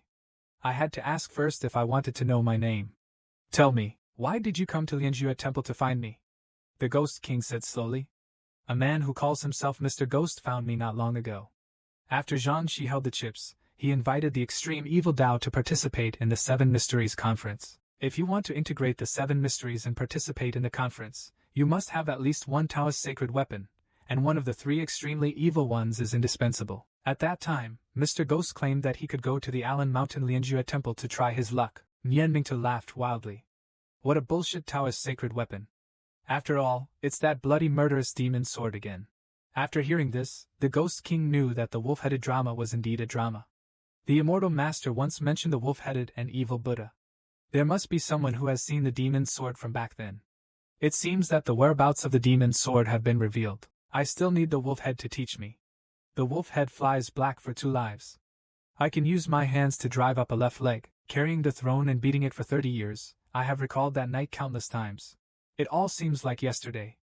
30 years ago, this place was not called Allen Mountain. 30 years ago, it was here at Lianjue Temple. It's not called Allen Mountain yet. Ing Xiaoming sent a message to the wolf head and the evil Buddha, saying they would solve it here, the long-standing contradictions in the extremely evil realm. According to Hideaki Ying, he bought reliable information, which can be obtained here. The power is enough to unify the 7 mysterious sections. The wolf head and the evil Buddha need to witness it with their own eyes, and regarded him as the leader of the most evil ways. At that time, Wolfhead just thought it was because the old ghost was playing tricks. In order to see what tricks he was playing, Wolfhead arrived early. I went up the mountain to search, but found no ambush. Just as the wolf leader was thinking about what to arrange on the mountain road. When I came to teach old ghosting a lesson, there were 2 mountain paths up and down the mountain, but there were strange movements at the same time. The wolf leader's eyesight was very good, and he could see clearly what appeared on the down mountain path in an instant. It was a dozen men in black, chasing a young man in pleated clothes. The men in black were all good at it, but the young man was agile and sweated extremely well. He relied on the mountain road to run and saw. Sometimes he can counterattack. On the way up the mountain, it is a ruthless scholar in light clothes who chases the 3 of them. This series of chase scenes aroused the interest of the wolf head, because the 3 people being hunted were recognized by wolf leader as they were spying on the camp. 3 of the 4 dust men in prison who report confidential civilization, but cannot read there. The eldest brother Wei Qiming dares to kill Jianghu's eyes and ears, so he must have a big deal. So the wolf head naturally wants to listen to see if there is any profit. The scholar in front of him is very skilled, but it's not good enough to kill the 3 brothers at the same time. It seems that the 3rd brother was injured in a sneak attack first, then used the never-ending friendship between brothers to achieve the goal of catching them all in one fell swoop. This guy has such serious thoughts. I only heard one of the 4 guards say that you are from a noble family, but he is so cruel. After we have done the business, we have already given up both money and goods. If you want to monopolize it, all you need to do is negotiate the price. Although you unlock the mechanism at the entrance, it is up to you alone. There is no way to activate it. Scholar Chingy wiped the blood on the sword and claimed that it is for this reason that I need the heads of the 3 of you. Force your elder brother to tell you the method, and you can sell this news to me or others. Maybe you have already sold it. After all, this is the demon path. Nian Mingtu heard the conversation clearly. He couldn't help but wonder whether the old ghost Dean was telling the secret. It's the demon's sword, but Nian Mingtu doesn't believe this kind of rumor. But at this moment, a figure walked towards the road like a zombie. This person is the prison's 4 dusts, thousands of miles away. Wei Qingning, the junior brother, saw that. He hurried forward to stop the elder brother, and claimed that he was cut off from the throne. The elder brother ran quickly, leaving Qingshan behind. I didn't worry about having no firewood, but I didn't expect that Qingru's eldest brother would actually stab him with a knife at this time. He chopped off his junior brother's head. The sword swung out with an ominous aura. Even this wolf's head had been held hostage for more than 10 years. I can only think of one word: escape. That light robe makes me look like I'm only in my early 20s. His cultivation and experience are not as good as those of the mighty wolf head, but he is wary by nature and hesitates to step forward. And the group of water bandits who were chasing a young boy from the bottom of the mountain broke in at just this moment, followed by another group of reinforcements. It's hard to count the number of people in the dark. As soon as they encountered Wei Qingning, who was holding a golden sword, There was a horrific massacre with blood splashing on the sword and hands flying around. The scholar in the light robe hesitated for only a moment, then suddenly retreated and flew to the ground. Sweeping out of the forest clearing, that night was very strange. The wolf had performed light skills. They had already fled the scene, leaving the group that was chasing the boy to face the monster Wei Qingying, but for some reason. Later, I couldn't help but turn back, only to find that the scholar in the light robe who had escaped first had also returned to the scene, carrying a bloody long sword, hiding behind the trees and peeping. A pair of eyes widened with an indescribable light of excitement, and the pale face was twisted and ferocious. It's like an evil spirit has taken possession of him. It's very possible that he and Wolfhead are both thinking about the same thing. If we could control this power, and create a group of ghosts like Wei Qingying. Not to mention unifying the 7 mysteries and 7 sects, even if you want to conquer the world and become the emperor, there is nothing that Wei Qingying can't do. Wei Qingying is just a humble person. He is a camp disciple and his martial arts skills are ordinary. That golden stake and dragon-shaped knife is even more stupid and useless. But at that moment, this man struck with the knife. But he transformed into the god of war, and 2 groups of 20 or 30 people became a puddle of flesh and blood. There is no life left, but both Wolfhead and the scholar thought wrong about another thing. The one holding the sword was not the god of war, but the god of death. Under the killing god's sword, there is absolutely no one left alive, except for the young man with broken wings who has strong agility and extremely quick sexual transformation. Dozens of people who accidentally broke into the forest were all doomed. The boy with broken wings gave full play to his abilities, flexible guerrilla tactics to deal with pursuing troops, using the double cover of terrain and corpses. Under the terrifying chops from Wei Qingying, he managed to survive for a while. The crazy god of murder turned around to find a new target. Niamingtu and the green-robed scholar were shocked to realize that everything was too late. They had already lost their last chance of survival. After missing out, together with the brave young man with broken wings, the 3 of them had to fight side by side in an extremely panicked situation. He ran away and was forced to stand in front of a cliff. Wei Qingying, who was dragging the golden sword, came staggering to the ground. From time to time it raises its head and howls like an animal, emitting 2 single tones that are difficult to distinguish, as if possessed by an evil spirit. At the critical moment, the boy with broken wings burst into madness and rushed forward without risking his life. Scholars and Xingyi also rushed forward. The 3 of them officially faced off against the demon sword, and when they woke up again, the 3 of them were already at the bottom of the cliff.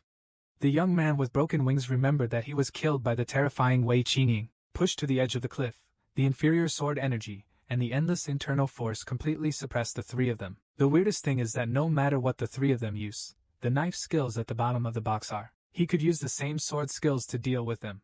The sword energy was fierce, and the more he hit, the more powerful he was. This amazing martial arts made the young man with broken wings despair. At the critical moment, Niamingtu blocked Wei Qingying's fatal knife, and in the air, he moved the 2 teenagers towards the cliff. After all, Wolfhead has the deepest cultivation level and is the first to wake up.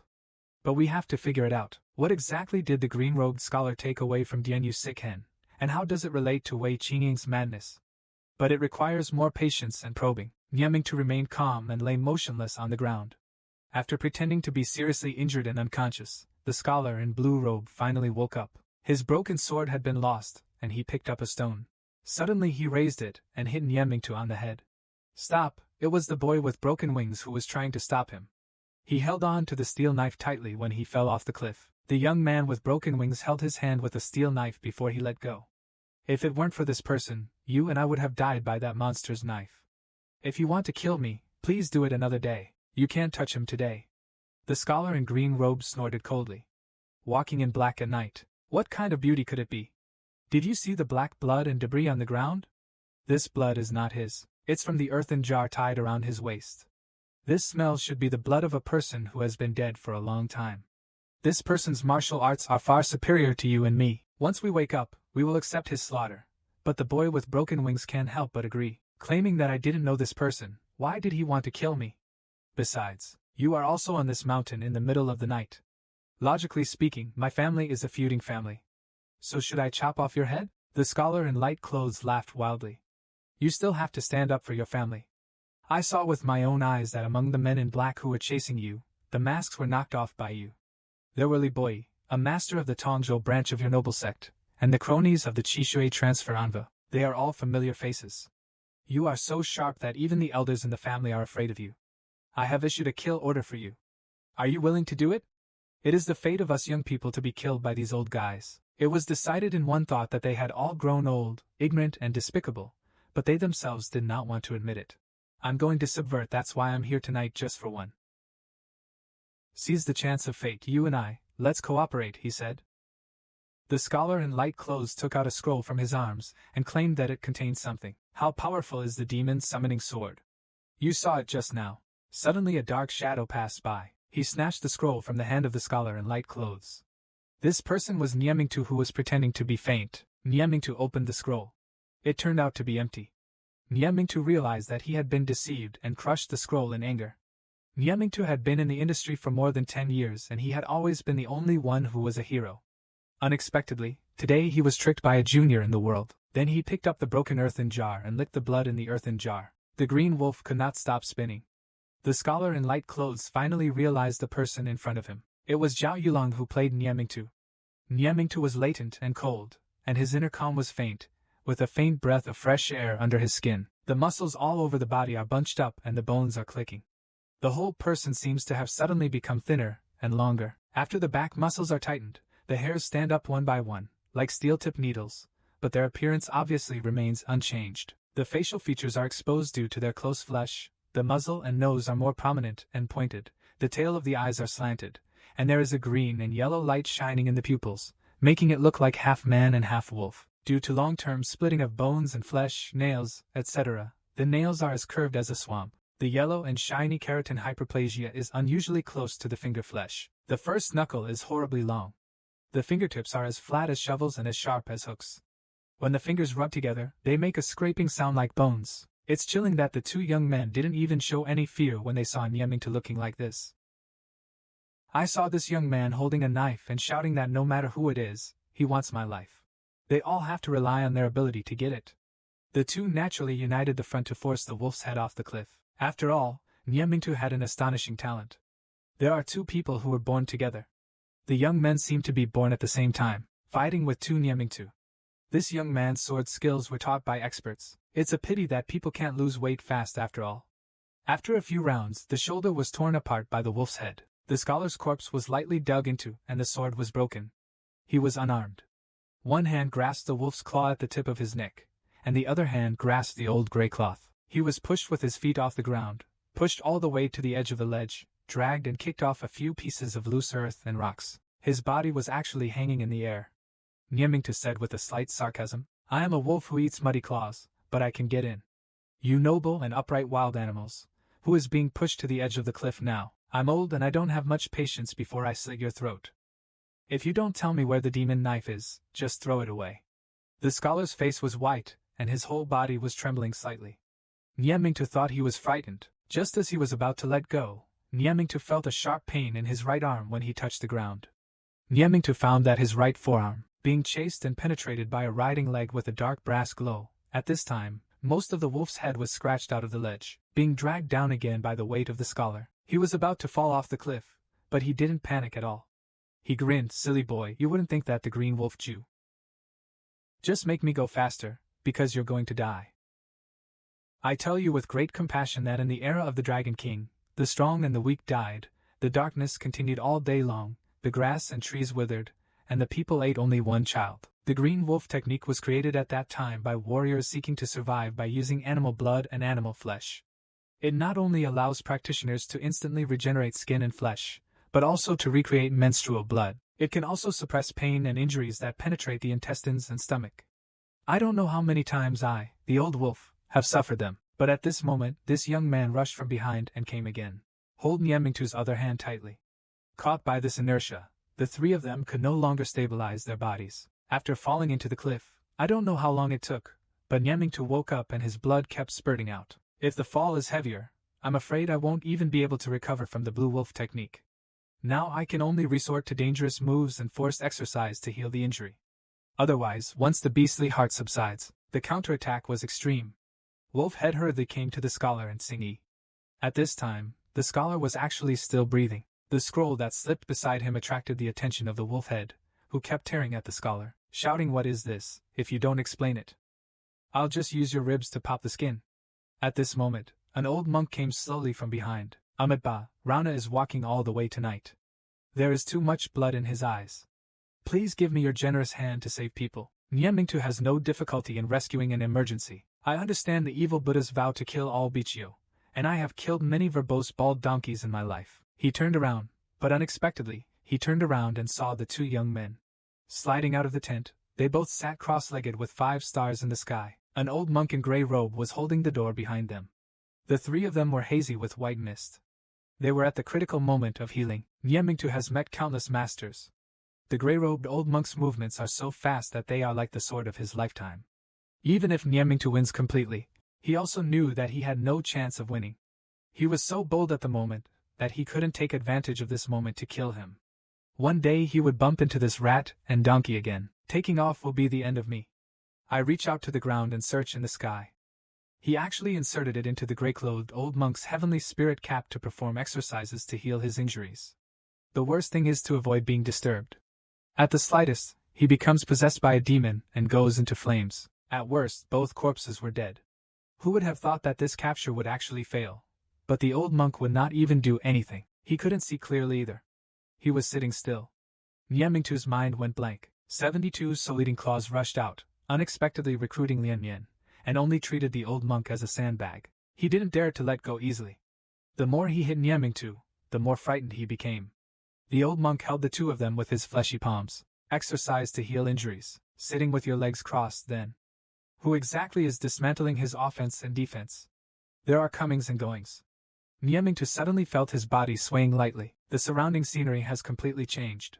The large area at the bottom of the cliff was originally. The wild forest and rocks are gone, replaced by the coldness of the inferi that pierces the bone marrow. The top of my head is as dark as night, and there seems to be countless brine falling from the stone.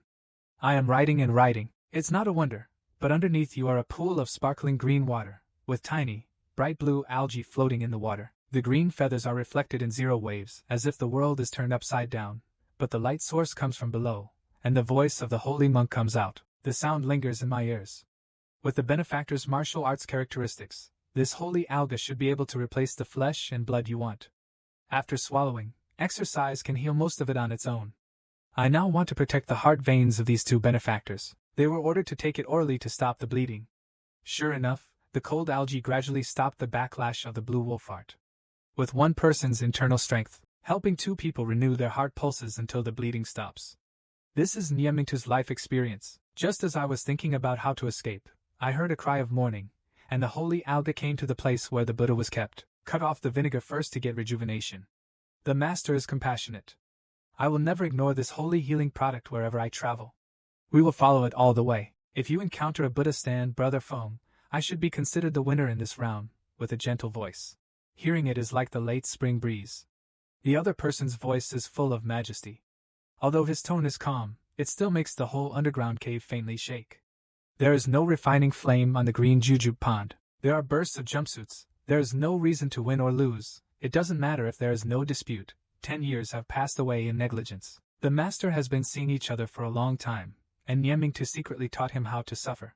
The 2 of them brought the Ghost King and the Evil Buddha, who are both 3 evils. The cultivation level of these 2 people is definitely not inferior to that of the old monk.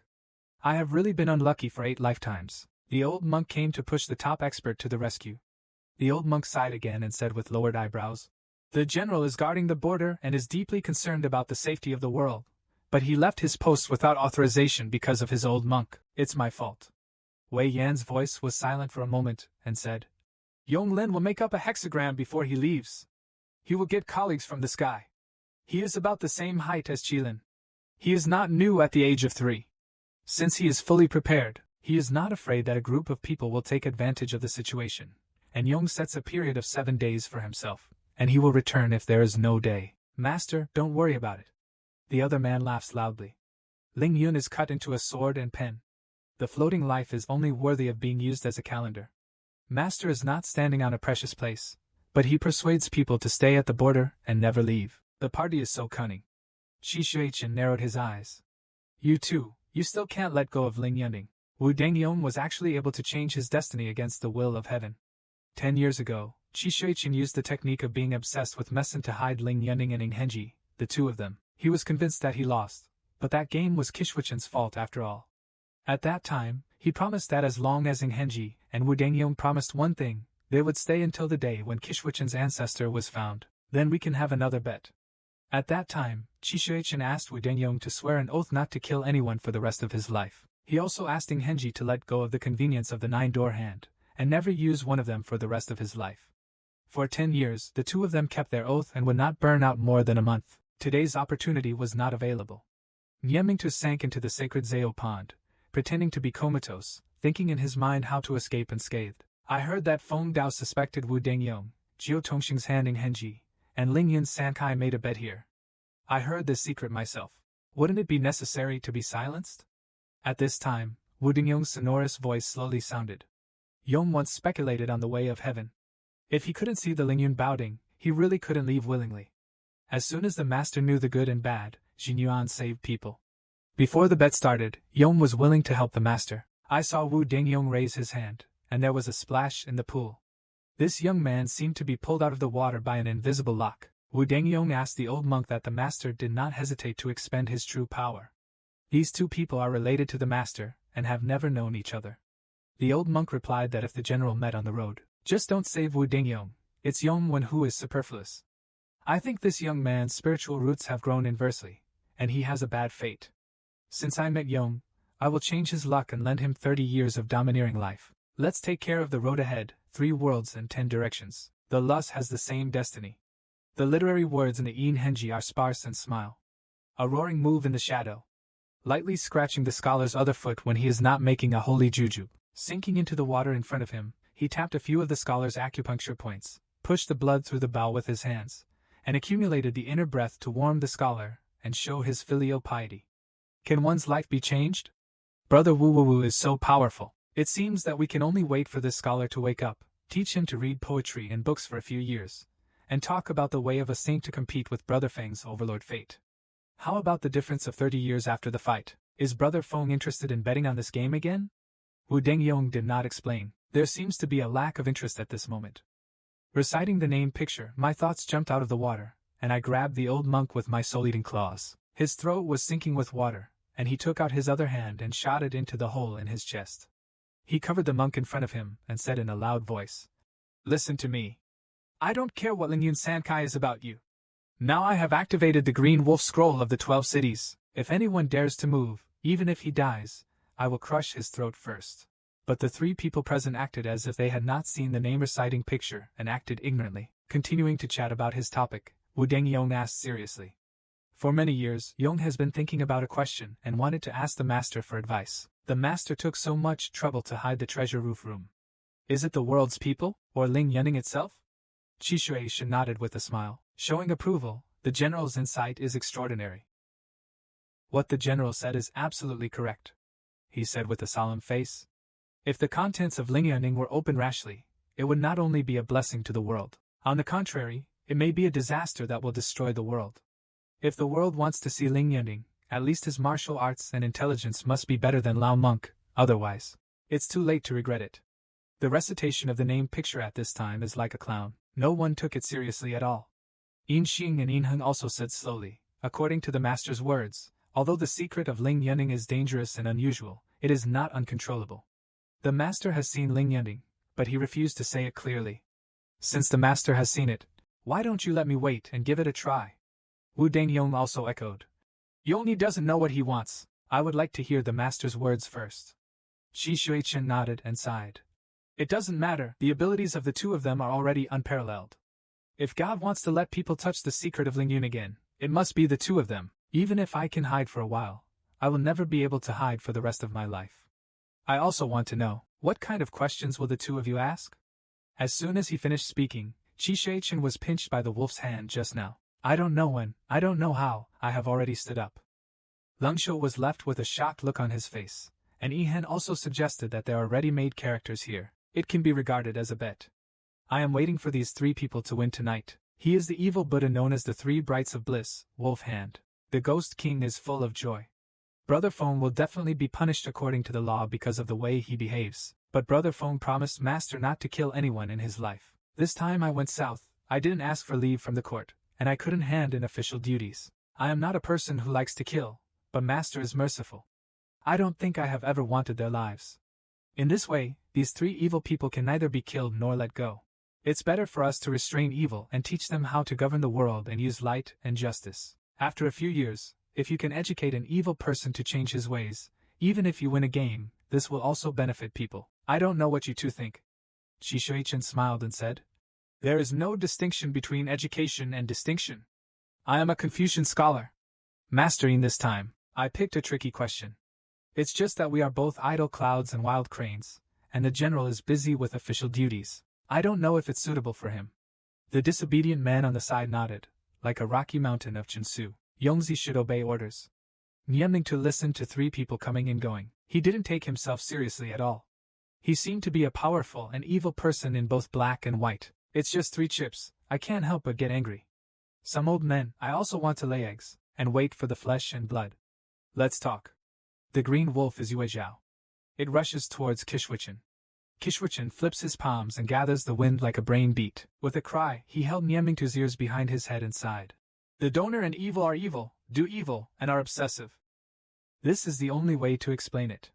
At that moment, Niemingtu clearly felt the glorious light trembling in his palms. A strange energy instantly penetrated the Qinglang Ju, and Niemingtu felt it was unbearably hot. The head seemed to be covered by a red-hot iron hoop. The old monk's hot palm stuck to the head and made a sound. Sha Najian lost all 5 senses, and the pain was unspeakable. Amidst the screams, his eyes ended with a boiling fire. Milk and blood are wet and red, and my ears keep echoing. It's time to turn around. And other things. Niemingtu didn't know either. He only remembered that when he woke up, he could no longer use the green wolf technique, and the 2 of them were also imprisoned. It was Wu Dangyong who sent people to supervise him in Lianjue Temple. It was Wu Dangyong who imprisoned the wolf head in Lianjue Temple. It turned out to be Wu Dangyong. The strange thing described by wolf head is shocking. No one has ever heard of it in the world.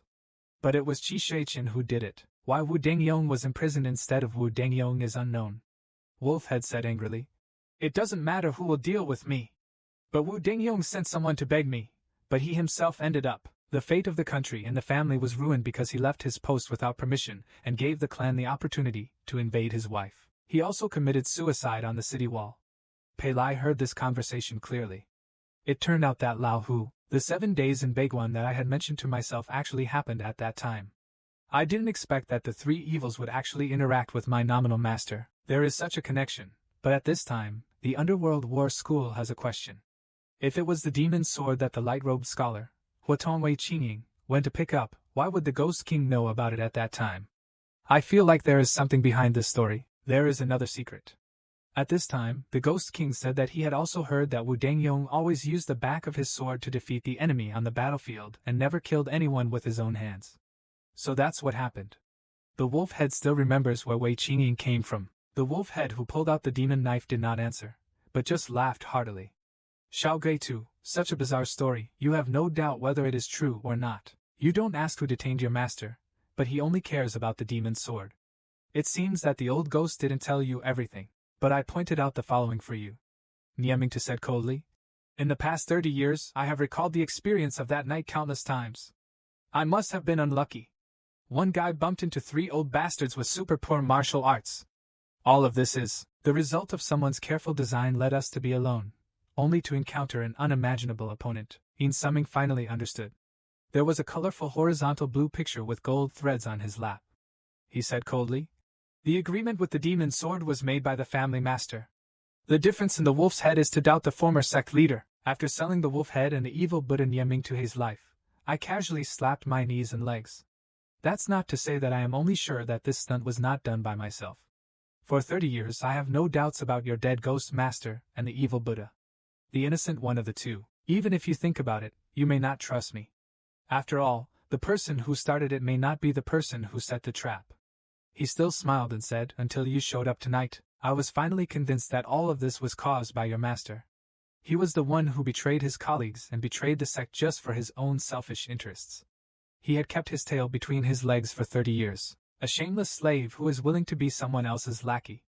The Ghost King bows his head with a slap and rises with a hidden arrow. Niemingtu. Don't think that a ghost order can't deal with you, so he sprays blood on others. Niemingtu's anger reached its peak as he insulted the first leader of his sect and threw the Ghost King's chair over with his hands. The Ghost King is like a swallow touching water, firmly stepping on the chair under his feet. With a casual move of the mountain and river board, Xianming waved away and greeted him, but he never thought of it. The green ghost hand that looked like a curse came out from under the robe. The hasty attack this time was even more unfavorable. In the blink of an eye, it disappeared into a vast shadow. The shaft made a sound. The green ghost hand that looked like a curse came out from under the robe. The Ghost King couldn't resist it before, but now he was attacked hastily, which was even more disadvantageous. In the blink of an eye, the shadow disappears into the sky. The shaft makes a sound, and the bloody mist of sadness keeps popping up. The jade shoes and armor in the robe cannot cover the place, gathered together into the weak and painful horns of the curved flesh, the critical moment. The Ghost King didn't want to escape and fight back, so he actually pulled off his cloak and covered her head with the shape of Urxi. Niamingtu's eyes were covered with flowers, and he fell to the ground holding his head, rolling and wailing. Niamingtu was convulsed with pain, his limbs were twisted, his whole body was in a ball, and he was shaking uncontrollably. I dare not open my eyes. I am so vicious and cunning. Even if I cast a spell on my wolf eyes, I feel like I am suffering from leprosy and epilepsy. I wouldn't even have the strength to stand up if I hadn't witnessed it with my own eyes. The coach couldn't believe it. The hunter in the secret room suddenly realized what Niamingtu had told him. There are mechanisms in the Saha Pavilion, but they are all deceiving themselves. The doors and windows in the pavilion are all engraved with the pictures and characters of the heavenly Buddha of the Great Sun Alliance sect, the Master Chi Shuichen. It must be related to the Great Sun Alliance sect. I didn't expect that others could freely enter and exit the Sanqian Saha Pavilion. It turned out to be the exclusive prison of the Wolf Head. At this time, Mr. Xianmingshi came over after hearing the sound and claimed that his subordinates had found the 3,000 Saha pavilions. The Ghost King immediately ordered people to take the Wolf Head there. He was locked up on the second floor. At this moment, the Ghost King suddenly trembled, and the true energy in his body was disturbed and chaotic. Sure, Lao Lianmang asked with concern. My lord, this is an internal injury. I don't know which method it is from. It's okay for the Ghost King to raise his hand. He claimed that the other party is the old wolf leader after all. You can't be careless. In addition, order someone to tidy up the dangerous room. No one is allowed to approach. Pei Lai can see all this clearly. I was greatly shocked that this Ghost King was actually filled with red-eyed qi. Logically speaking, this qi was only effective on women. This person was so jealous that it turned out to be a woman. Pei Lai claimed that she looked like she had been poisoned for a long time and had just activated her internal power. The red-eye poison was triggered again. Could it be possible that she had encountered Yu Chunfang? Has Yu Chunfang actually started trying to use red eyes? Hearing this, Ming Janua also looked worried. Pei Lai claimed, it is his duty to escort Red Eye. Now that Red Eye hurts others, he must not let it go. Senior Wei once taught him a way to detoxify her. When she becomes weak from the poison, Pei Lai planned to detoxify her. Although Ming Janua didn't know why, she saw an unshakable iron will in the eyes of this always gentle young man. She squinted a pair of bright eyes like water and smiled slyly. I have something to say first. If I didn't read the famous picture, I wouldn't be afraid. I won't let you go with my special skills. Although Ing Xiuming's martial arts is high, he is no match for me. Saying that, he stood up and opened the entrance and exit muscles. He jumped out with Pei Lai on his arm, and the two of them performed Qin Kung Fu together, following the horse's hoof prints on the ground. We chased them all the way to Faxingyuan. In Faxingyuan, all the disciples in blue were also stripped of their faces and replaced with white scarred silk. Ming Janua relied on her skillful Qigong skills to escape from the patrolling little ghosts, and arrived outside the strange room. Ming Janua smiled reluctantly and said, she is the master of the 10 mysterious underworlds after traveling for a long time. After all, she still has to eat and change clothes. It goes against her desires. She has to be served by servants. Come on, let's take a look at her after taking off the oil paint. What was it like? The two of them touched under the eaves. There were clearly two people in the room, but they didn't know why. Can't hear any conversation. The two quietly looked into the house from the window. There was only one gray-haired old man in the huge house. He has a square head and big ears, a nose like a gutter, extremely deep contours, and a rough face covered with strange oil. At the end of the eye, where the trembling bones are, there are large dark spots that numb the consciousness. He looks very ugly. Although his body is a little hooked, his shoulders and arms are thick and tight. The frame is very thick, and the back of the man is unintentional. And the extremely evil person in charge of this matter is eager to unify the 3 realms. Yin Xiuming, the Ghost King who rules over the 10 categories and has been traveling for a long time. It's actually a woman. This woman is born with a melon face and a straight nose, slightly gutter-shaped. Compared with the beauties native to Dongxing Prefecture, her facial features are more three-dimensional and have deep outlines. Her reddish-brown eyebrows are both thick and thick. She is particularly energetic. A pair of large xiao-like light brown eyebrows are pressed under her eyebrows. They are pointed at both ends and have an apricot-like shape with a round treasure in the middle. Her lips are also extremely plump. The upper lip is as plump as a cooked snack, and the lower lip is even more crispy and greasy. There are no cracks or fine lines on the lips. The color is as red as a rotten bridge, and the opaque breast muscles make it look even more brilliantly red. Curly hair color. It is the special emblem of the Mao people in the western region in ancient times. Although her outline is deep, her facial features still retain the softness of a Donglo woman. Her skin is also more delicate than that of a group of women, obviously because she is of mixed race. It is not as rough and dry as theirs. She is prone to premature aging, but apart from her strong local customs, what really makes her attractive is, but it is the wonderful quality of both contradiction and coordination. Men's clothing and women's body. Fat and strong, Dongzhou accent and a bunch of faces, a self-righteous acting style and a mature and cool body, ruthless methods and an age that is intimidated by maturity, sometimes shrewd, sometimes recklessly. I saw the Ghost King constantly gesticulating in sign language. This gesture is the secret of Taoism. She was communicating with the old jade in elegant language. Ming Janua said that the Ghost Kings of all generations have claimed that they are the only reincarnations, and they must not let their subordinates know that she is a woman. The slave she can trust must be deaf and mute to be considered safe. Pei Lai looked at the Ghost King's sign language and claimed that she said the bath water was enough.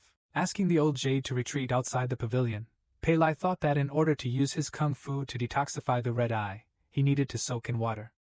The famous fortune teller saw that Pei Lai's face turned red. He couldn't help but flutter his wings and smiled, claiming that he had heard of it. It is said that Tianyuan Taoism is a kind of scattered bow method. However, although this Ghost King was poisoned, it's not that easy to control. I casually took out a jar of poison that I brought from Tianluo Township. Even my grandma couldn't resist it. It was enough to subdue the Ghost King and his slaves, and then the drug was slowly ignited and the smoke dispersed. As expected, the maid fell to the ground in a daze.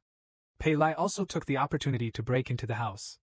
Ming Janua was a little worried at this time. Pei Lai stayed here to wait for Chunfang to get back the red eyes. It seemed that he had to find a chance. I told him what happened in the ruined temple at that time. When I was thinking about it, I suddenly found a figure disappearing from several places in the room behind me. Judging from the figure, she is a woman. When she realizes it, she immediately seduces her. It seems that it was directed at him. The moonlight reflected the woman's graceful curves, as if they were thick and smooth. She is like a willow silk, with curved eyebrows and a single eye that is seductive. She is like a fairy who has mistakenly entered the human world, but she does not know that she is a murderous demon without blinking an eye. A woman's figure flashed above the 3,000 shrunken. This person was wearing a black tight-fitting night jacket. He looked around in a panic to see if anyone was chasing him. Seeing that the wind was calm, he thought that this accountant was nothing more than that. Unexpectedly, the next second the voice of Ming Janua came from behind. Tian Luoxiang can only cultivate. Are you a character like you? The woman in black quickly put on her posture and said with a solemn expression. It makes famous girls laugh. Of course I can't get into the eyes of famous girls. But, someone wanted to reminisce about old times with the girl. As soon as he finished speaking, after a few searches, several figures emerged from the woods. The slim figures under the black tights were exactly the same. They are all women's bodies in light clothes, the leading woman said solemnly. Name, I didn't expect that you not only betrayed Tian Luxiang, but also fell into association with the extremely evil ways. Yu Shaoer, you have made a contribution. Please inform Grandma immediately. We have found the traitor. At this time, Ming Janua still showed no signs of panic and said with a slight sarcasm. This posture seems to be Tian Luxiang. The 8 guardians are all here. Grandma, this is a huge investment. I have transferred all of you. Aren't you afraid that the old nest will not be protected? Sui Qinwan, is she here too? Seeing Zhang Shua's name, he called protectors by his name. All the protectors swarmed up and formed an encirclement. But these people didn't pay any attention to Ming Janua and claimed that it's just you. In this case, do you have the consciousness to sacrifice your life? Considering that your life is not long, I will be very merciful. Let you experience the superior martial arts in the Tianluo Sutra. I only saw the great light on the top of the Saha Pavilion and the mighty Baixiang Tianluo. Naturally, it attracted the attention of the surrounding white-faced commanders. The people who were guarding the famous pictures were all dead. It must be the masters of Tian Luxiang who did this. He turned around and hurriedly informed Mr. Shi and the Ghost King. The Ghost King in the bathroom somehow fell asleep and woke up with a splitting headache. That red knife echoes in my mind. At this moment, a man's voice came from behind. It was Pei Lai. The two people's skin was so light. I am detoxifying the demon's sword. Why is this Ghost King so willing to be tainted by others? But at this time, I can't raise any internal energy. I don't know what this kid did to me. He reached out and grabbed Pei Lai, trying to break away from Pei Lai with brute force. But Pei Lai's hands were like thousands of threads, easily restraining the Ghost King. When Guanyin knew each other, his skills often had miraculous effects. The Ghost King recognized this trick at a glance.